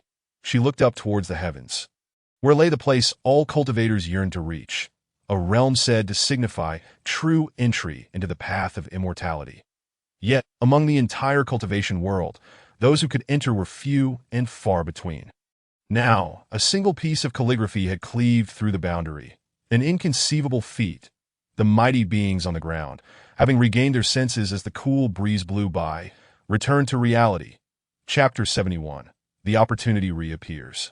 One mighty being, filled with excitement, exclaimed, "This is the divine child, the true divine child." His eyes brimmed with reverence. Another mighty being remarked, "Behind the great Qin dynasty lies such a powerful figure." A third mighty being questioned, "When did such an existence arise in the cultivation world?" The crowd wore complex expressions, engaging in fervent discussion. Guya and Lai Yin, upon witnessing Lu Feng's painting, were utterly in awe, their admiration reaching its zenith. The mighty Guya proclaimed, "We always thought the predecessor was an immortal. Now it seems we cannot fathom his true identity. Even true immortals have perished, and that sect must submit." Flames of dread flickered in the air. As one elder remarked, "Such a figure as this must undoubtedly be a prominent entity from the celestial realm, capable of piercing through the barriers of this world. Did I in that legendary chamber? Tales of such a being have never been heard." Fortunately, The sacred land of void had aligned itself with this elder in advance. The mighty Gu Chao also spoke. It now appears that the individual behind the Qin dynasty has been gravely underestimated. He could not help but let out a bitter laugh, glancing at the formidable Sun Yang, and added, even if the ancestors of our two sacred lands were to return, they would likely retreat in trepidation. To them, an ancestor represented the very foundation of their faith and their pride. Yet, the mere utterance of such words by them revealed the extent of their astonishment. The formidable Sun Yang's expression was grave as he declared, "This existence surely hails from the celestial realm. We are but pawns in his grand design." He then looked towards the graveyard, where the blood of the true immortal lay, and said, "It seems there are those who conspire against the entire northern region. Even the realm of cultivation." Sun Yang continued, "And all of this has not escaped the elder's calculations. Not only are we used as bait, but he has also lured out the existence behind it all for direct annihilation." Gu Chao could only smile wryly, commenting, "Earlier, we believed it to be the work of demons or Buddhas, but it is clear now that this elder has never regarded them as worthy of consideration." It was evident that they had been somewhat overly clever, their assessments of this elder's prowess bordering on the ludicrous. The realm and level of this elder were beyond the comprehension of such individuals. While all the mighty ones were shaken, they also felt a sense of joy within. One mighty being remarked, "The chaotic aura has dissipated. My spiritual energy has now returned." Another added, "That calligraphy can indeed obliterate everything." A third asserted, "Now it seems that the true immortal's intentions have vanished into thin air." The white-clad woman mused quietly, with the death of the true immortal and the sword striking the celestial realm. What manner of existence is this elder to possess such majesty? She turned to Lu Feng and inquired, "Might we be granted the opportunity to meet this elder?" Lu Feng was taken aback by her words. Her cultivation was that of a quasi-immortal, and in a world where immortals had yet to appear, a quasi-immortal was akin to royalty. It was remarkable that even she wished to meet this elder. Upon witnessing this, Gu Chao and Sun Yang also spoke. "If possible, we too would like to meet this elder. Please ensure we are afforded the chance." Their expressions were filled with deep respect, for even though Bai Yi and her companions possessed relatively low cultivation levels, the individuals behind them inspired awe. Lu Feng looked at Bai Yi with uncertainty, asking, "What do you think?" Bai Yi, caught off guard, found herself at a loss. After all, it was she who had first made contact with the elder. And while Lu Feng had received numerous rewards from the elder, it was impossible without Bai Yi's initial connection. She shook her head, saying, "It may not be feasible. The elder has always preferred tranquility, returning to simplicity, and dislikes being disturbed by others." Bai Yi pondered, "However, we can inquire about the elder's wishes before making a decision." Hearing this, Lu Feng and the others nodded in agreement. It was indeed a splendid idea. Bai Yi declared, "Esteemed elders, let us proceed as such." The others nodded in response, saying, "We shall await the arrival of this esteemed elder, harboring no grievances whatsoever." The white-clad woman remained silent, though a hint of disappointment flickered in her eyes. Gu Chao interjected, "Esteemed ones, this matter has concluded. We should now take our leave. The ascending immortal platform has been destroyed, and this slaughter has been unraveled, leaving us with a sense of relief."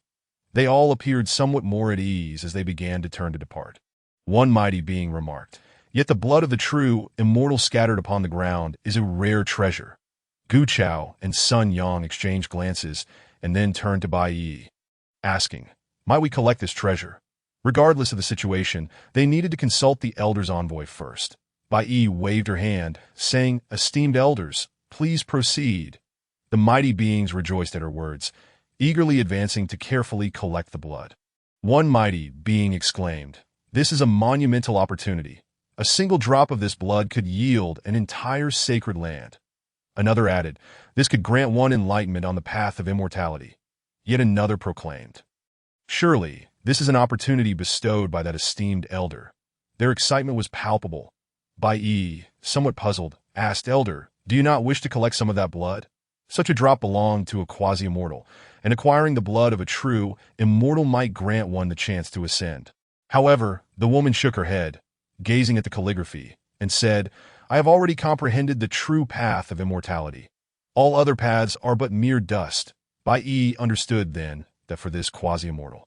The desire to meet the elder was resolute, to the extent that even the blood of the true immortal held no allure. As the group collected the blood, a grave suddenly erupted, and two beams of light shot towards them. One mighty being stood before by and exclaimed, "What is this?" Another shouted, "Protect the envoy." A throng of mighty beings rushed to shield their envoy, yet two beams of light hovered before them, revealing an ancient guqin and a brush, both exuding an aura of antiquity. The crowd was taken aback, exclaiming, "Is this not the guqin and brush of the three pure ones?" One mighty being remarked. The three pure ones. These are indeed the possessions of the immortal of the three pure ones. Did we not hear that after ascending, the immortal's artifacts were not brought directly to the celestial realm, but left here for future generations to claim? It appears to be true, another mighty being added. These are two immortal artifacts. No wonder the three pure sacred lands sought to come here. What could have caused the sudden appearance of these artifacts? Could it be that they seek protection as treasures? The crowd was utterly astonished, for these were two immortal artifacts, and should even one be exposed, the entire realm of cultivation would be thrown into chaos. Moreover, if the three pure sacred land were to acquire them, they could potentially produce several immortals. After all, the three pure sacred land was built upon the pillars of music, literature, and art, embodying their immortal path. And within them lay secrets of immortality. Yet they were also left to ponder why these two immortal artifacts had appeared at this moment. The Jiu Chao sighed softly, stating, "It is because these artifacts seek refuge." He continued, "In the realm of cultivation, only that esteemed elder could compel an immortal artifact to desire a master." The expressions of the mighty beings present turned complex, for how many had fought tooth and nail for such treasures. Yet now they sought to willingly follow another. Bai Yi contemplated, "Lu Feng, what should we do now?" Lu Feng replied, "Let us collect them first, and then present them to the elder." Bai Yi nodded, stepping forward to summon the two immortal artifacts, which promptly landed in her hands. Though the mighty beings were filled with fervor, none dared to take action out of fear. The fate of the true immortal was still fresh in their minds. To act recklessly would be tantamount to courting death. After securing the two immortal artifacts, the group completed their collection of the true immortal's blood, leaving not a single drop behind. Subsequently, they departed from the White Bell Mountain Range. However, at that moment, a battalion was marching towards the White Bell Mountain Range, the battle banner of the three pure sacred land fluttering in the wind. One mighty being shouted, "We of the three pure sacred land have come for vengeance. Who is it that caused the demise of our two mighty beings? Step forth and face your end." At this juncture, the army had reached the periphery of the White Bell Mountain Range, where the ground had already collapsed, and they were itching to act. One mighty being declared, "The immortal artifact of our ancestor lies within this mountain range." Another added, "If we can obtain it, our three pure sacred land shall shine once more." A third proclaimed, "I can already envision our dominance over the realm of cultivation." Leading this formidable army were 8 mighty beings, with the holy master Sun Changji at the forefront, a smile gracing his lips. Sun Changji gazed ahead and remarked, "The sword intent that appeared earlier must have been released by the immortal artifact of our ancestor." He paused before continuing, "The ancestor once comprehended supreme sword intent from that calligraphy. Only the ancestor could wield such terrifying sword intent." The 8 mighty beings nodded in agreement, eager to seize the relic. Sun Changji's voice turned cold as he commanded, "Inform them that we are on our way." Following his lead, the mighty beings behind him shouted, "We of the three pure sacred land have come for vengeance." They continued, "Whoever caused the demise of our 2 mighty beings, step forth now." This declaration served as both their justification for their deployment and an excuse to seize the opportunity. Upon reaching the White Bell Mountain Range, they were determined to make their intentions known. Sun Changji gestured, "Let us advance." They are now steadily approaching the location of Lin Daerin. At this moment, Gu Chao, a powerful figure, stated, "We owe a great debt of gratitude to our esteemed predecessor. If we are unable to personally express our thanks, we must rely on a few messengers to convey our sentiments." Before departing, they spoke once more, their expressions respectful and their gazes fervent. "For he is a being capable of slaying true immortals. To witness such a sight, even once in a lifetime, would indeed be a stroke of unparalleled fortune." The mighty Lai Yang remarked, We understand that we must not disturb the elder's tranquil cultivation. Hence we shall wait 15 miles away." The woman in white turned her gaze towards Bai, which left Bai momentarily perplexed, unable to make a decision. Lu Feng interjected, "Perhaps the elder may require their assistance. It ultimately depends on the elders that if necessary, we can send them away later." Upon hearing these words, Bai nodded and said, "In that case, let us invite everyone to join us." All the mighty figures remained 15 miles away, while Bai and her companions led the woman in white and the two holy lords towards their destination. As they entered the vicinity of the bamboo pavilion, Gu Chao could not help but exclaim, "The Baizhong mountain range has long since collapsed, yet this place remains untouched. It is indeed the handiwork of our esteemed predecessor." Lai Yong sighed softly and remarked, "This truly is a secluded retreat of a great master. Its apparent tranquility belies a multitude of profound laws." The woman in white gazed longingly at the bamboo pavilion at its center, where every blade of grass and every tree emanated an aura of peace and harmony. Soon, they arrived at the entrance of Lin Daren's courtyard, where a character representing harmony caught their attention. Leaving them all in shock, that Ji Yu Chao murmured, "Is this the elder's state of mind? To value harmony above all else?"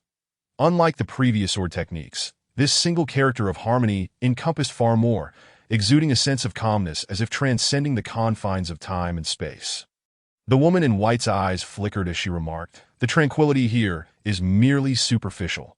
In reality, it is quite the opposite." In that moment, she felt her prior choice was extraordinarily wise. The blood of a true immortal, even if it could lead to ascension, paled in comparison to the opportunities presented here. It was naught but dust. Bai stepped forward and knocked on the door, calling out, "Elder, are you there?" Inside the courtyard, Qing Wei was painting, her skill in depicting eggs having reached an extraordinary level, through which she discovered previously unnoticed laws, rendering the eggs anything but ordinary. Dong Feng was playing the zither, the lingering notes more refined than during her initial performance. Lin Daoran had just fed Feng Cheng a handful of rice when he heard Bai Yi's voice outside, causing his hand to tremble slightly. What a troublesome visitor, Lin Daoran thought bitterly. Didn't they say they were going to a mountain range? Why had they returned so quickly? Lin Daoran replied, "I am here." These individuals had previously taken his artworks to compete with others, and it was likely they had won, or else they would not be here to settle accounts. Lin Daoran tentatively inquired, "How did it go? Was it successful?" Lu Feng heard this and, cupping his hands respectfully, replied, "Thank you for your calligraphy and paintings, esteemed elder. We are well. Everything has proceeded smoothly." Lu Feng continued, "Additionally, we have brought 2 items as gifts." Bai and Lu Feng then produced a zither and a brush, and upon seeing these items, Qing Wei and Dong Feng were astonished. Qing Wei exclaimed, "Are these the 2 treasures of our ancestral master?"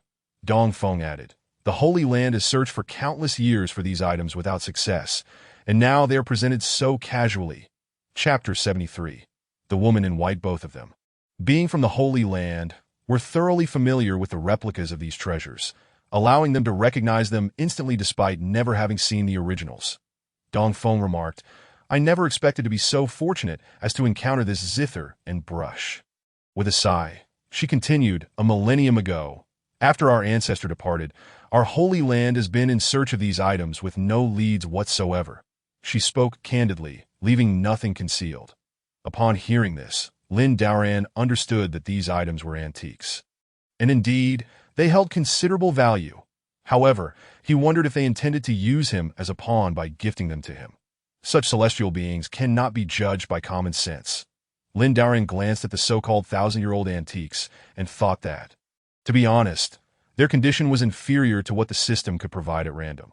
Yet these celestial beings insisted on gifting them to him, which he absolutely could not accept. One need not fear thieves, but rather the desires of those who covet. Lin Daoran stated, "In that case, Qing Wei and Dong Feng, please accept these 2 items." Though he did not wish to keep them, giving them to the 2 should pose no issues, as long as they were not in his possession. Upon hearing this, Dong Feng and Qing Wei were even more astonished. These were celestial artifacts, and they were being given to them just like that? "Master, this is too generous." Bai and the others were delighted to hear that the elder intended to accept the items, as it meant they had achieved something significant in line with the elder's wishes. However, they were taken aback when the elder promptly passed the items to Qing Wei and Dong Feng. Yet upon reflection, it made perfect sense. What kind of person was the elder? Such artifacts would be of no use to him. They were intended solely for his disciples. With this in mind, the others looked at Qing Wei and Dong Feng with a sense of envy, even if they could receive some blessings from the elder. It paled in comparison to the experience of learning directly from him, a true path to immortality. In unison, Dong Feng and Qing Wei expressed their gratitude. "Thank you, Master." They each took the celestial artifacts. Feeling somewhat dazed, scarcely able to believe that this was reality. Once, the Sanqing Holy Land had so many people venture into the Baizhong mountain range, only to vanish without a trace. Now, they had effortlessly obtained them. The benefits of following their master were indeed plentiful. Bai Yi spoke. "Elder, there are several esteemed predecessors outside who have come to participate. They wish to know your thoughts on this matter." Lin Daoran, upon hearing this, understood that they had wagered on the recent competition, thus winning a considerable amount of valuable items, which is why they were willing to come. However, upon reflection, if these celestial beings referred to them as predecessors, one could only imagine their rank. They were likely beings of formidable power that could endanger his life. Lin Daoran feigned calmness and said, "Since you have come, please enter." Bai Yi nodded and stepped outside. Bai Yi announced, "Esteemed predecessors, the elder is willing to meet you." The three individuals immediately displayed smiles. This elder was willing to see them. With that, they stepped forward, and as they entered the courtyard, an uncomfortable sensation washed over them, as though they were under the gaze of a ferocious beast. Gu Chao exclaimed, "What is this aura? Why is it so terrifying? I feel like an ant here." Gu Chao was rendered speechless upon seeing the earth chicken and the golden fish. Unable to utter a single word. What is this place?" The woman in white stood frozen in place. Although she was a quasi-mortal, witnessing this scene left her momentarily speechless. She gasped, "This is the supreme path of immortality." Right here, her gaze remained fixed on Lin Daoran, and she knelt before him. Seeing this, Gu Chao and Lai Yang were equally astonished. A quasi-mortal had knelt without hesitation. What kind of existence was this? The two exchanged glances, and without further hesitation, they too knelt down. Lin Daoran was momentarily perplexed. Is this the customary respect of immortals? Kneeling upon meeting someone, this was truly baffling. Lin Daoran felt utterly confused, unsure of what these immortals were up to. Bai Yi and the others were equally shocked. Their identities were among the pinnacle figures of the cultivation world, a quasi-immortal and two holy lords, all of whom were renowned. Yet they knelt upon meeting. Lu Feng and Bai Yi wore complex expressions, as everyone present was taken aback. Lin Daoran maintained a calm demeanor and said, "There is no need for such formalities. Please rise." His casual remark seemed to resonate like a decree to them, as if some unseen force compelled them to rise. Gu Chao spoke, "The elder's calligraphy is truly beyond our reach. To meet you is a once-in-a-lifetime honor." Lai Yang followed suit, saying, "Elder, whether in heaven or on earth, individuals of your stature are exceedingly rare. To meet you now, we have no regrets even in death." Upon hearing this, Lin Daoran felt a chill run down his spine. This was not mere flattery, and he hadn't anticipated these immortals would be so adept in this regard. Lin Daoran replied nonchalantly, "You both are overly complimentary. This is merely something I did casually." Upon hearing this, the group was even more astonished. This was the true essence of a transcendent master, unpretentious and gracious. Even the lofty principles of immortality, in the elder's eyes, were mere trifles. The woman in white, visibly anxious, asked, "Elder, may I stay by your side to listen and learn?" She felt apprehensive. Having been a quasi-immortal for countless years, she was a supreme existence in the cultivation world, yet the being before her was utterly formidable. She was unable to suppress her anxiety at that moment. Upon hearing these words, Lin Daoran felt overwhelmed. Having already dealt with two individuals, he certainly did not wish for another, that is, an ordinary man. He had no capability to teach a celestial being. Bai Yi could no longer contain herself and said, "Senior, this matter owes much to your assistance.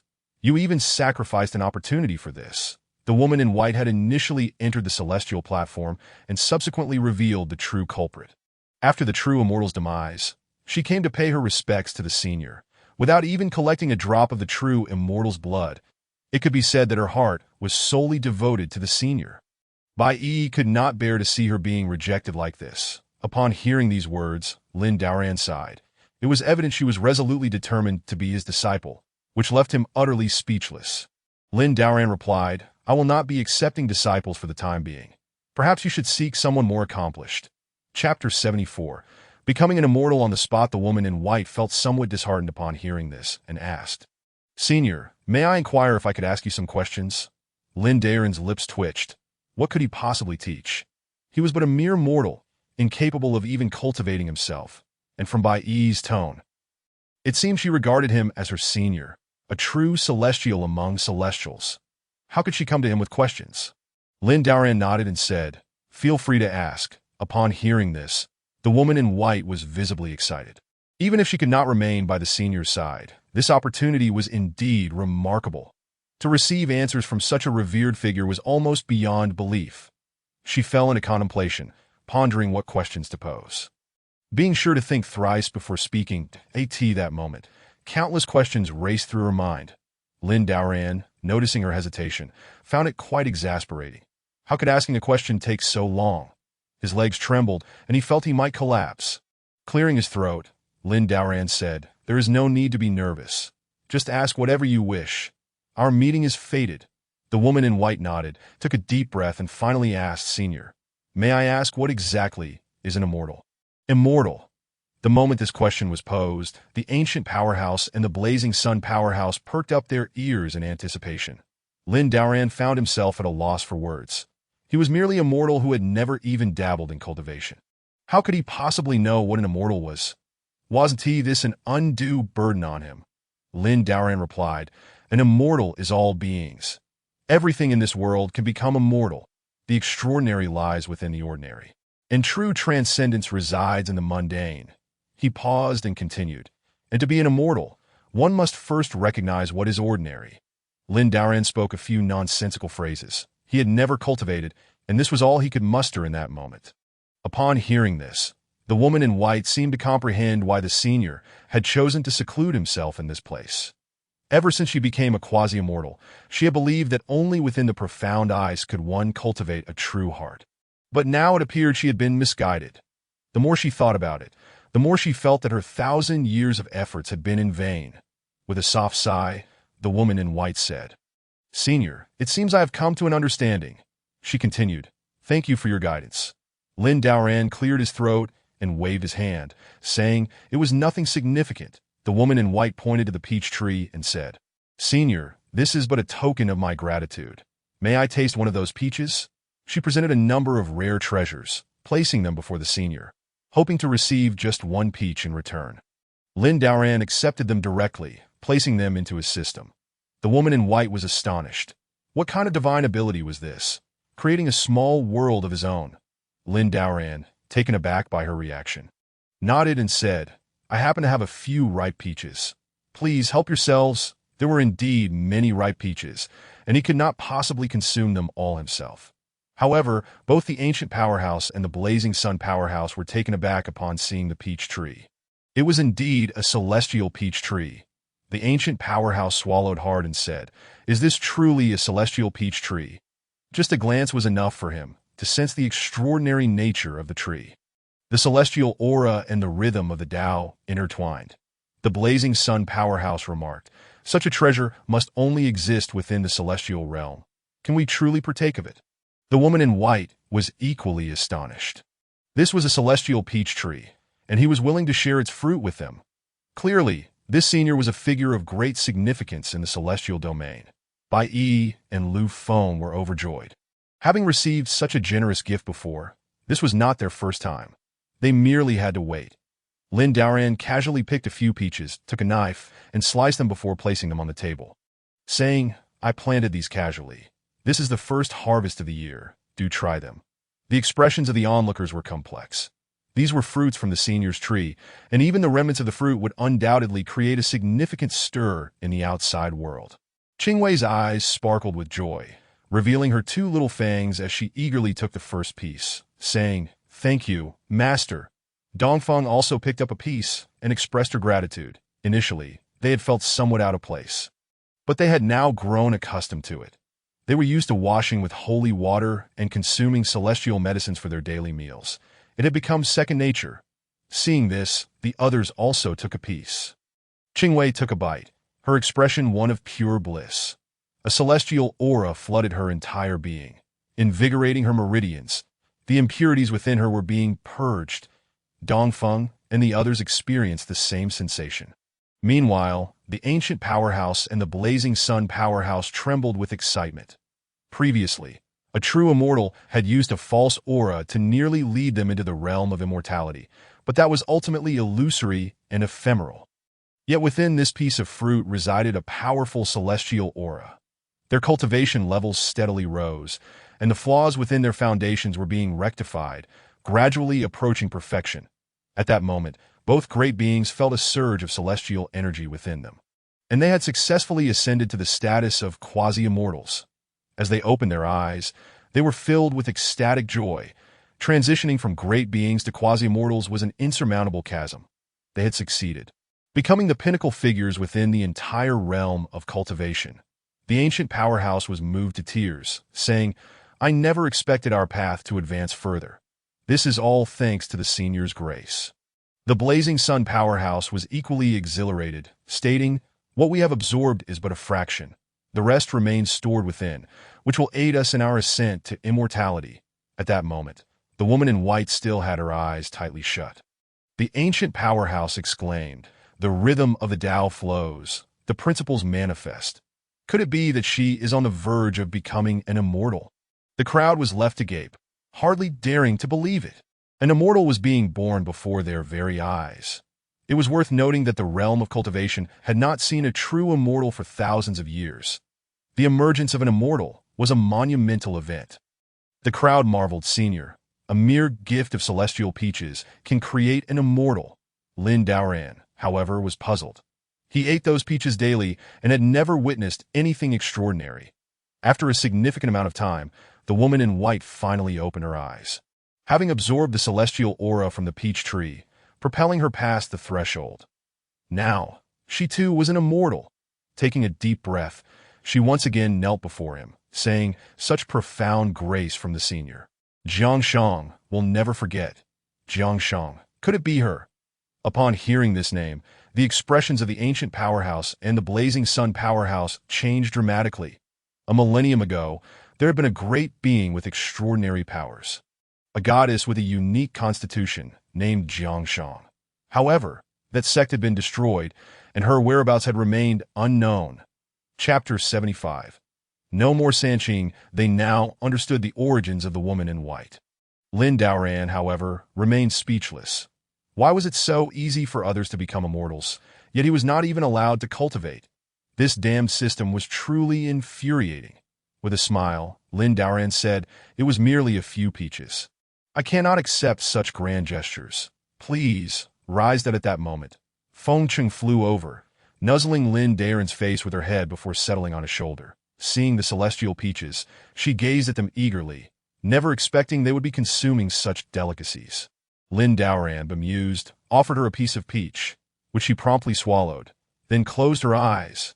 In that moment, her blood transformed into a pure golden hue, and the last remnants of impurities vanished after being cleansed by the celestial aura. The ancient powerhouse swallowed hard. This was a pure-blood phoenix, yet she was merely a pet. She appeared to belong to the lineage of the North Domain's demon emperor, but even from that lineage, it was unusual to possess such a bloodline power. Lin Daoran took a few bites of the peaches, finding them to be nothing more than ordinary peaches, albeit with a pleasant taste. Meanwhile, the blazing sun powerhouse hesitated and clasped his hands, asking, "Senior, what are your instructions for us moving forward?" Lin Daoran found this question rather perplexing. He hoped there would be no further commands, as his heart could hardly withstand such turmoil. The ancient powerhouse also said, "Senior, we will follow your lead." Lin Daoran's lips twitched. Surely these celestial beings had lost their minds, or perhaps they simply lacked understanding. With an indifferent expression, Lin Daoran replied, "If that is the case, then please take care of Yi and the others. Such occurrences may happen again in the future." Lin Daoran was unsure what he was alluding to, but since they had said so, he merely went along with it.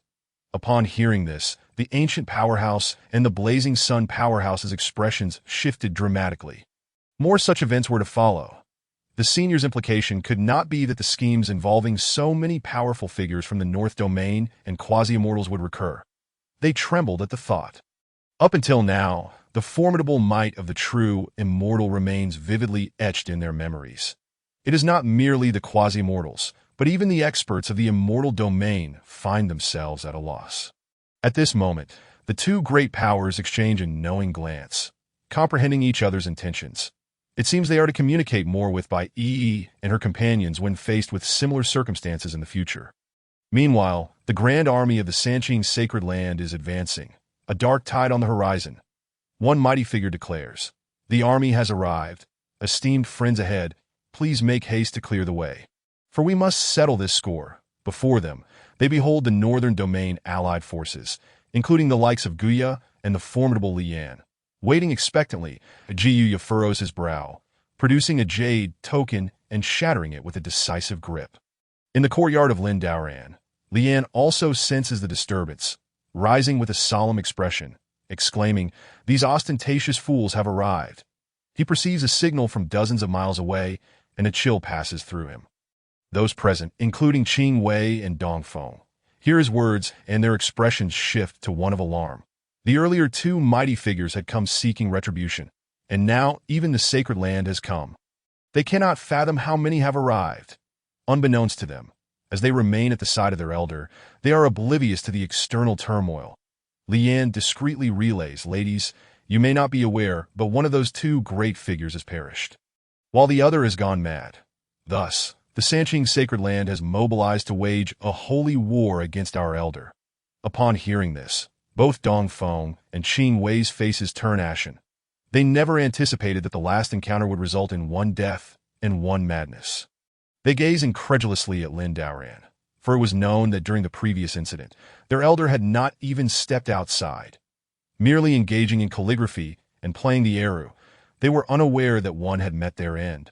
The elder's prowess is indeed beyond comprehension.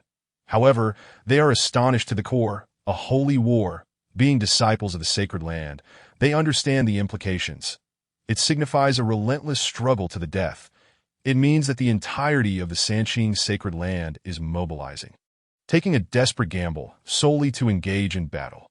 Qing Wei can scarcely believe it, asking, "Is this truly the case?" Dong Feng replies, "The Sanqing Sacred Land is likely finished.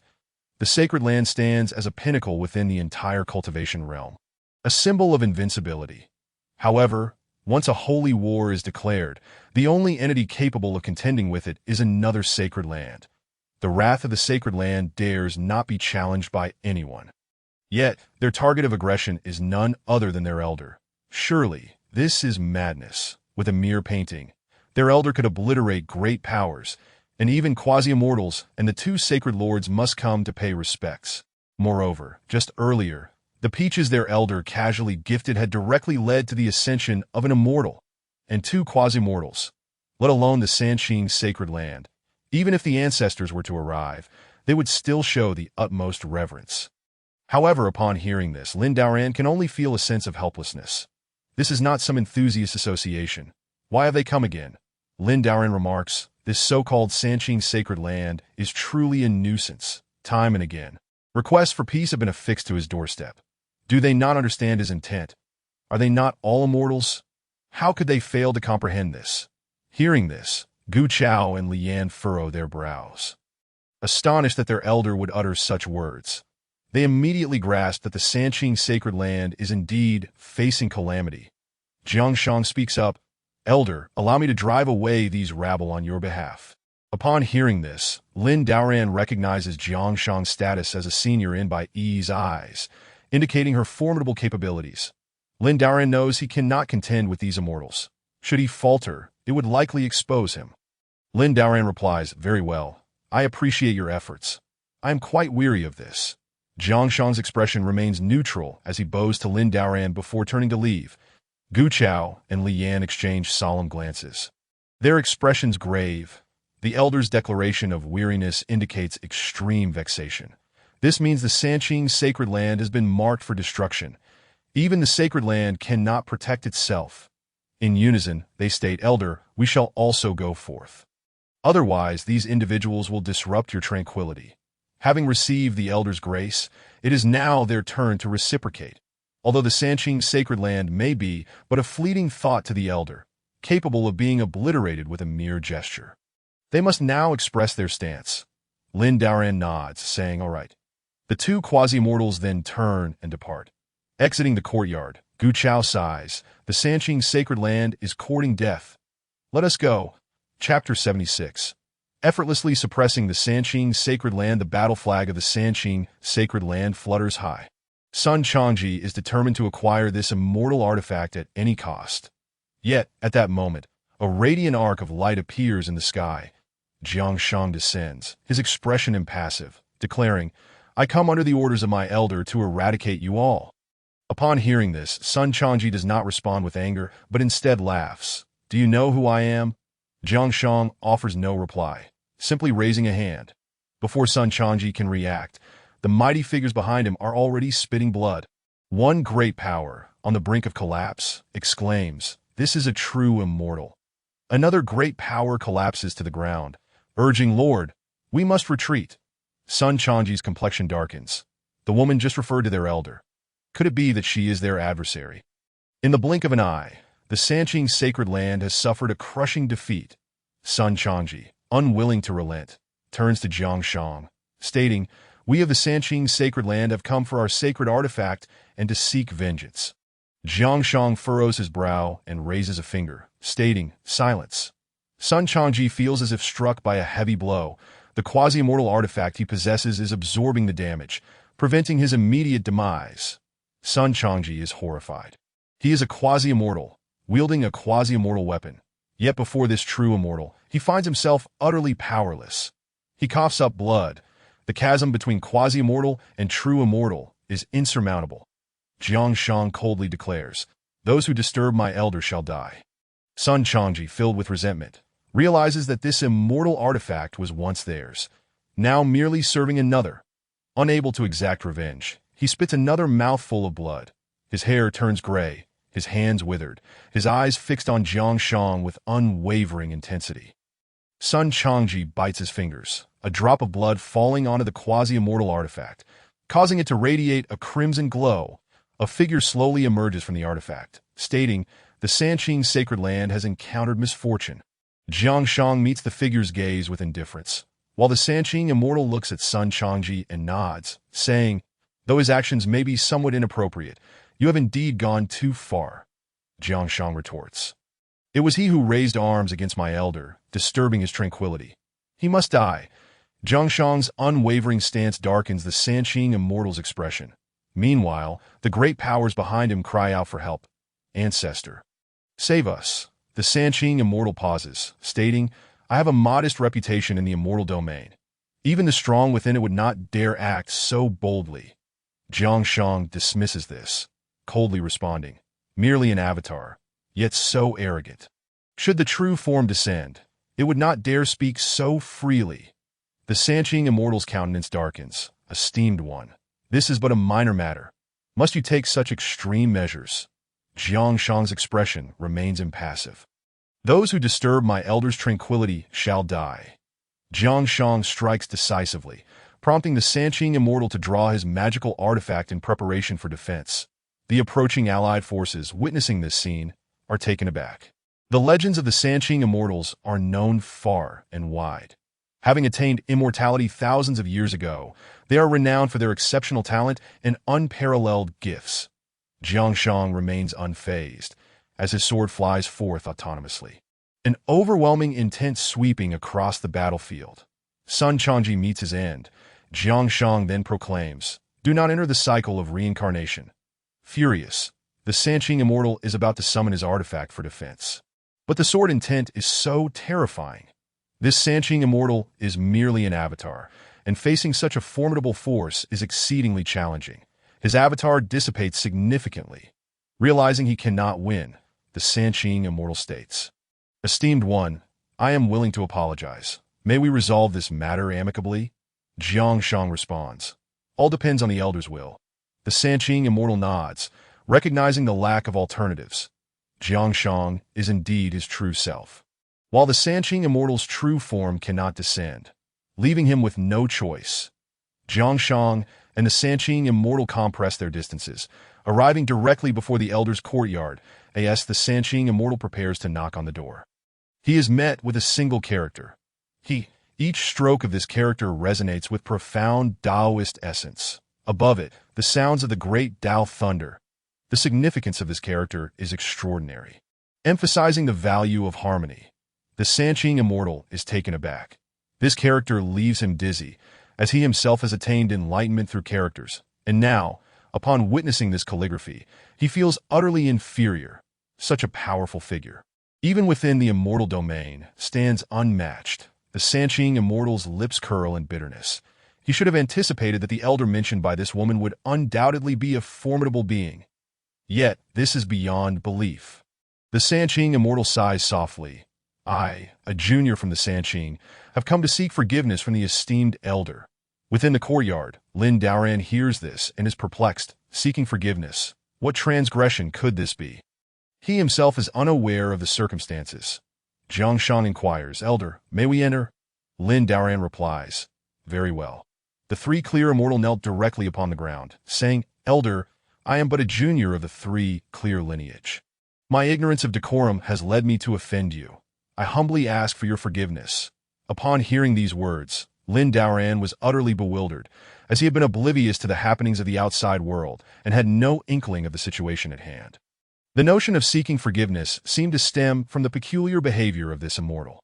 The three clear immortal then produced a plethora of celestial treasures, arranging them respectfully upon the ground, and continued, Junior, I came in haste and lack proper gifts, yet I hope you will graciously accept these offerings. Lin Daoran stole a glance at the items, discreetly collecting them into his system, that he cleared his throat and remarked, Given the circumstances, there is no need for further investigation. The treasures presented by the immortal were indeed valuable. Despite the immortal's apparent lack of mental acuity, it did not detract from the worth of the items he had presented. The three clear immortal, witnessing this scene, was further astonished. This individual possessed a small world of his own. Even as an immortal, he had never encountered such a technique. Creating a small world was an incredibly arduous task, let alone mastering its flexible application. The three clear immortal inhaled sharply, relieved that the elder did not hold this matter against him, which deepened his admiration for the elder's composure at this moment. The three clear immortal lamented the fact that he had not lived in the same era as the elder. Otherwise, the situation would not have unfolded in this manner. Lin Daoran, meanwhile, was casually skewering a strawberry with a toothpick, taking a few bites. However, when the three clear immortal glanced over, he was struck with astonishment. Even the strongest beings in the celestial realm did not exhibit such extravagance. A toothpick made from heavenly Tao golden bamboo, followed by a bite of heavenly spirit iceberry. Even in the celestial realm, this would be utterly astonishing. The three clear immortal felt a bitter pang. The elder was indeed worthy of reverence, and he now regretted that his descendants had provoked such a formidable existence. The three clear immortal then turned towards Dong Feng and Qing Wei, holding the items in his hands, and said, These are, Lin Daoran interjected nonchalantly, 2 worthless trinkets. Chapter 77. Guiding the immortal, the three clear immortal's heart sank at these words, his lips curling into a bitter smile that he had ascended to immortality. And yet his weapons were now dismissed as mere trifles.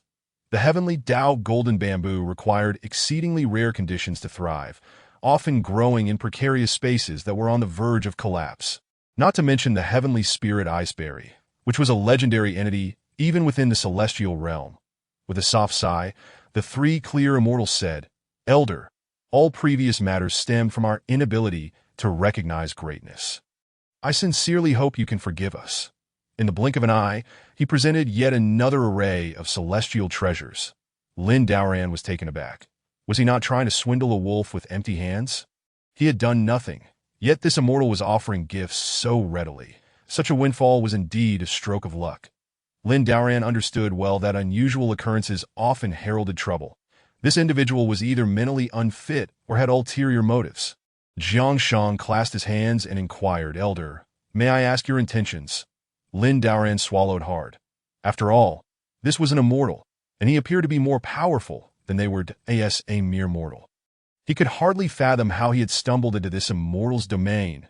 He waved his hand dismissively, saying, "It is of no consequence." Jiang Shang nodded. "Since the elder has made his intentions clear, you may take your leave."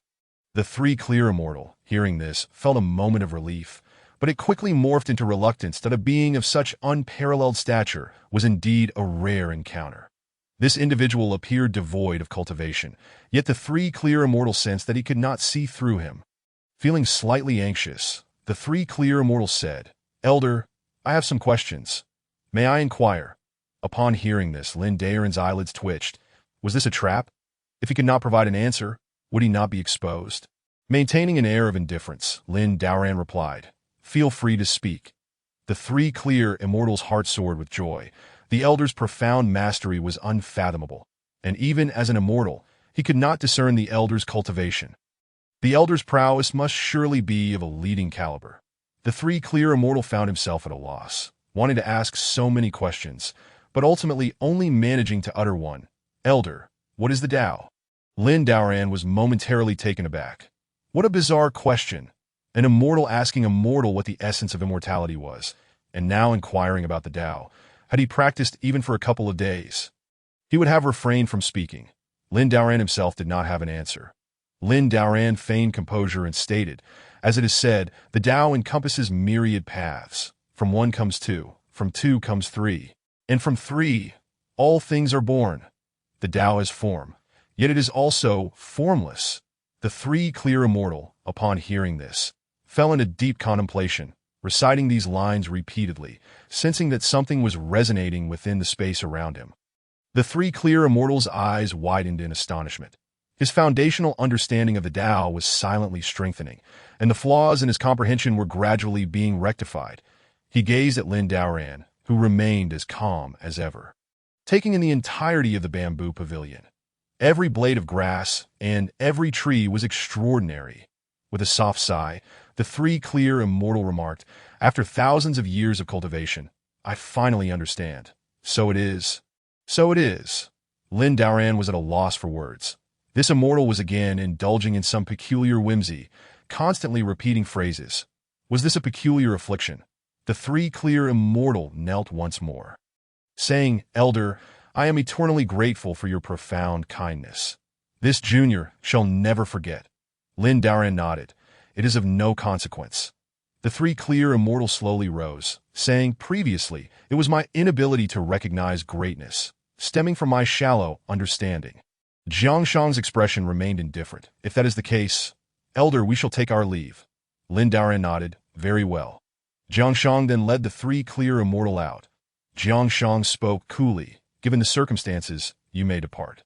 A powerful being cried out, "Ancestor, save us." Another powerful being shouted, "Ancestor, we are on the brink of destruction." Jiang Shang's gaze was cold as he turned to them, saying, "Silence." With a mere gesture, her delicate finger pointed in their direction, and those powerful beings fell lifelessly to the ground. The three clear immortal offered a bitter smile. "If that is the case, I shall take my leave first." The three clear immortals' manifestations slowly dissipated from this place. The coalition was left in shock. What manner of existence was the one within the bamboo pavilion, that even the three clear immortal chose to forego vengeance? The three clear sacred land had been obliterated in a single day. Gu Chao and Lai Yong had just arrived, looking at the lifeless, powerful beings, devoid of any blood, and felt a chill run down their spines. Such was the power of an immortal in a certain part of the sky. A figure clad in black gazed into the distance and mused, "Strange. Why has Song Qing not returned?" Another figure in black echoed his confusion. Could there have been an unexpected turn of events? Yet another black-clad figure said, "Let us wait a little longer." Time passed, and the heavenly spirit tree began to take shape. One figure in black remarked, "We cannot afford any mishaps. Let us head to the White Bell mountain range." Another black-clad figure hesitated momentarily, saying, "Will this delay the manifestation of the heavenly spirit tree?" A third figure, his voice hoarse, replied, "We shall be quick. Otherwise, if Song Qing fails, our efforts will all go to waste." The black-clad figures exchanged glances and agreed, "Very well." The next moment, they had arrived at the ascension platform of the White Bell Mountain Range. Wang Shui furrowed her brow. This ascension platform has been destroyed. Yet there is no trace of Tsang Qing. Qing Che affirmed, indeed, and Tsang Qing's soul lamp has extinguished.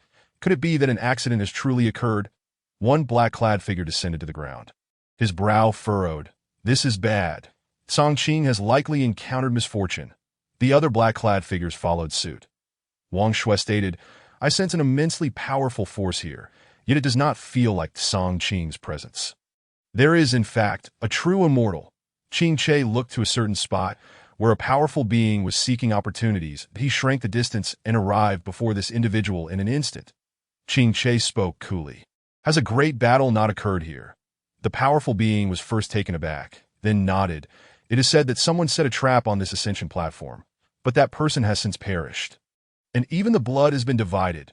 I am merely testing my luck, hoping to acquire a bit. As soon as he finished speaking, Qing Che's hand tightened, and before the powerful being could utter another word, he fell lifelessly. Wang Shui asked, What shall we do now? The other black-clad figures turned to Qing Che. Qing Che pondered, We must first eliminate the threat. This true immortal must be eradicated. Otherwise, it will disrupt our plans.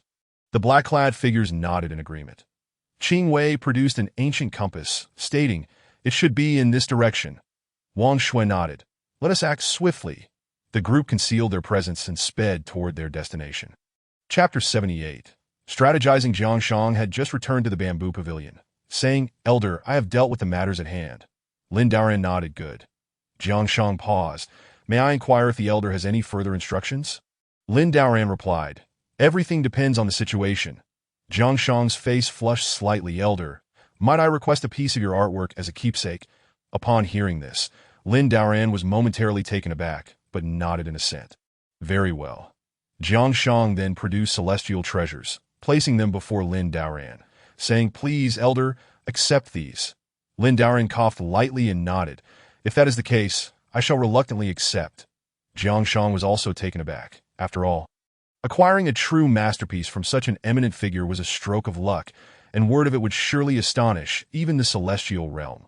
Lin Daoran felt a sense of helplessness.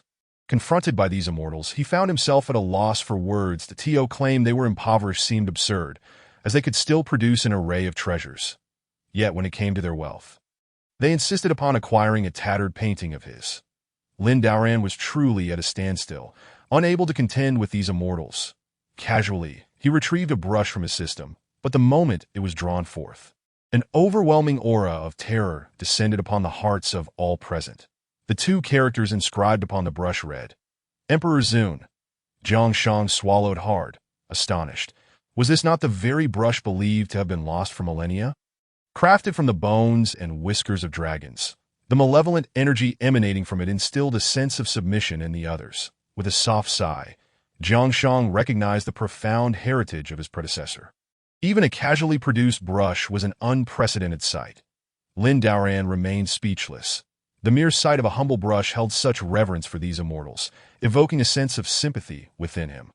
He casually wrote the character for peace and handed it to Jiang Shang. Upon receiving it, Jiang Shang paused in bewilderment and inquired, Senior, I am but a dullard and do not comprehend the meaning of this character. Taken aback by this remark, Lin Daoran realized he had written it without much thought. With an expression of calm indifference, he replied, In the pursuit of immortality, one must avoid excessive bloodlust. Jiang Shang pondered these words, and after a moment, the intent of his predecessor became clear to him.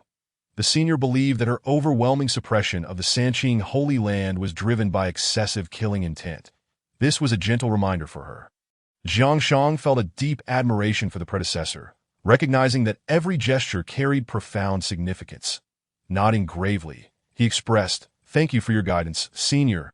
Lin Daoran responded, It is of no consequence. Jiang Shang then took the painting and exited through the door. Upon reaching a mountaintop, her gaze became indifferent as she drew her sword, stating, Esteemed guests, may I inquire what business you have with me, Jiang Shang?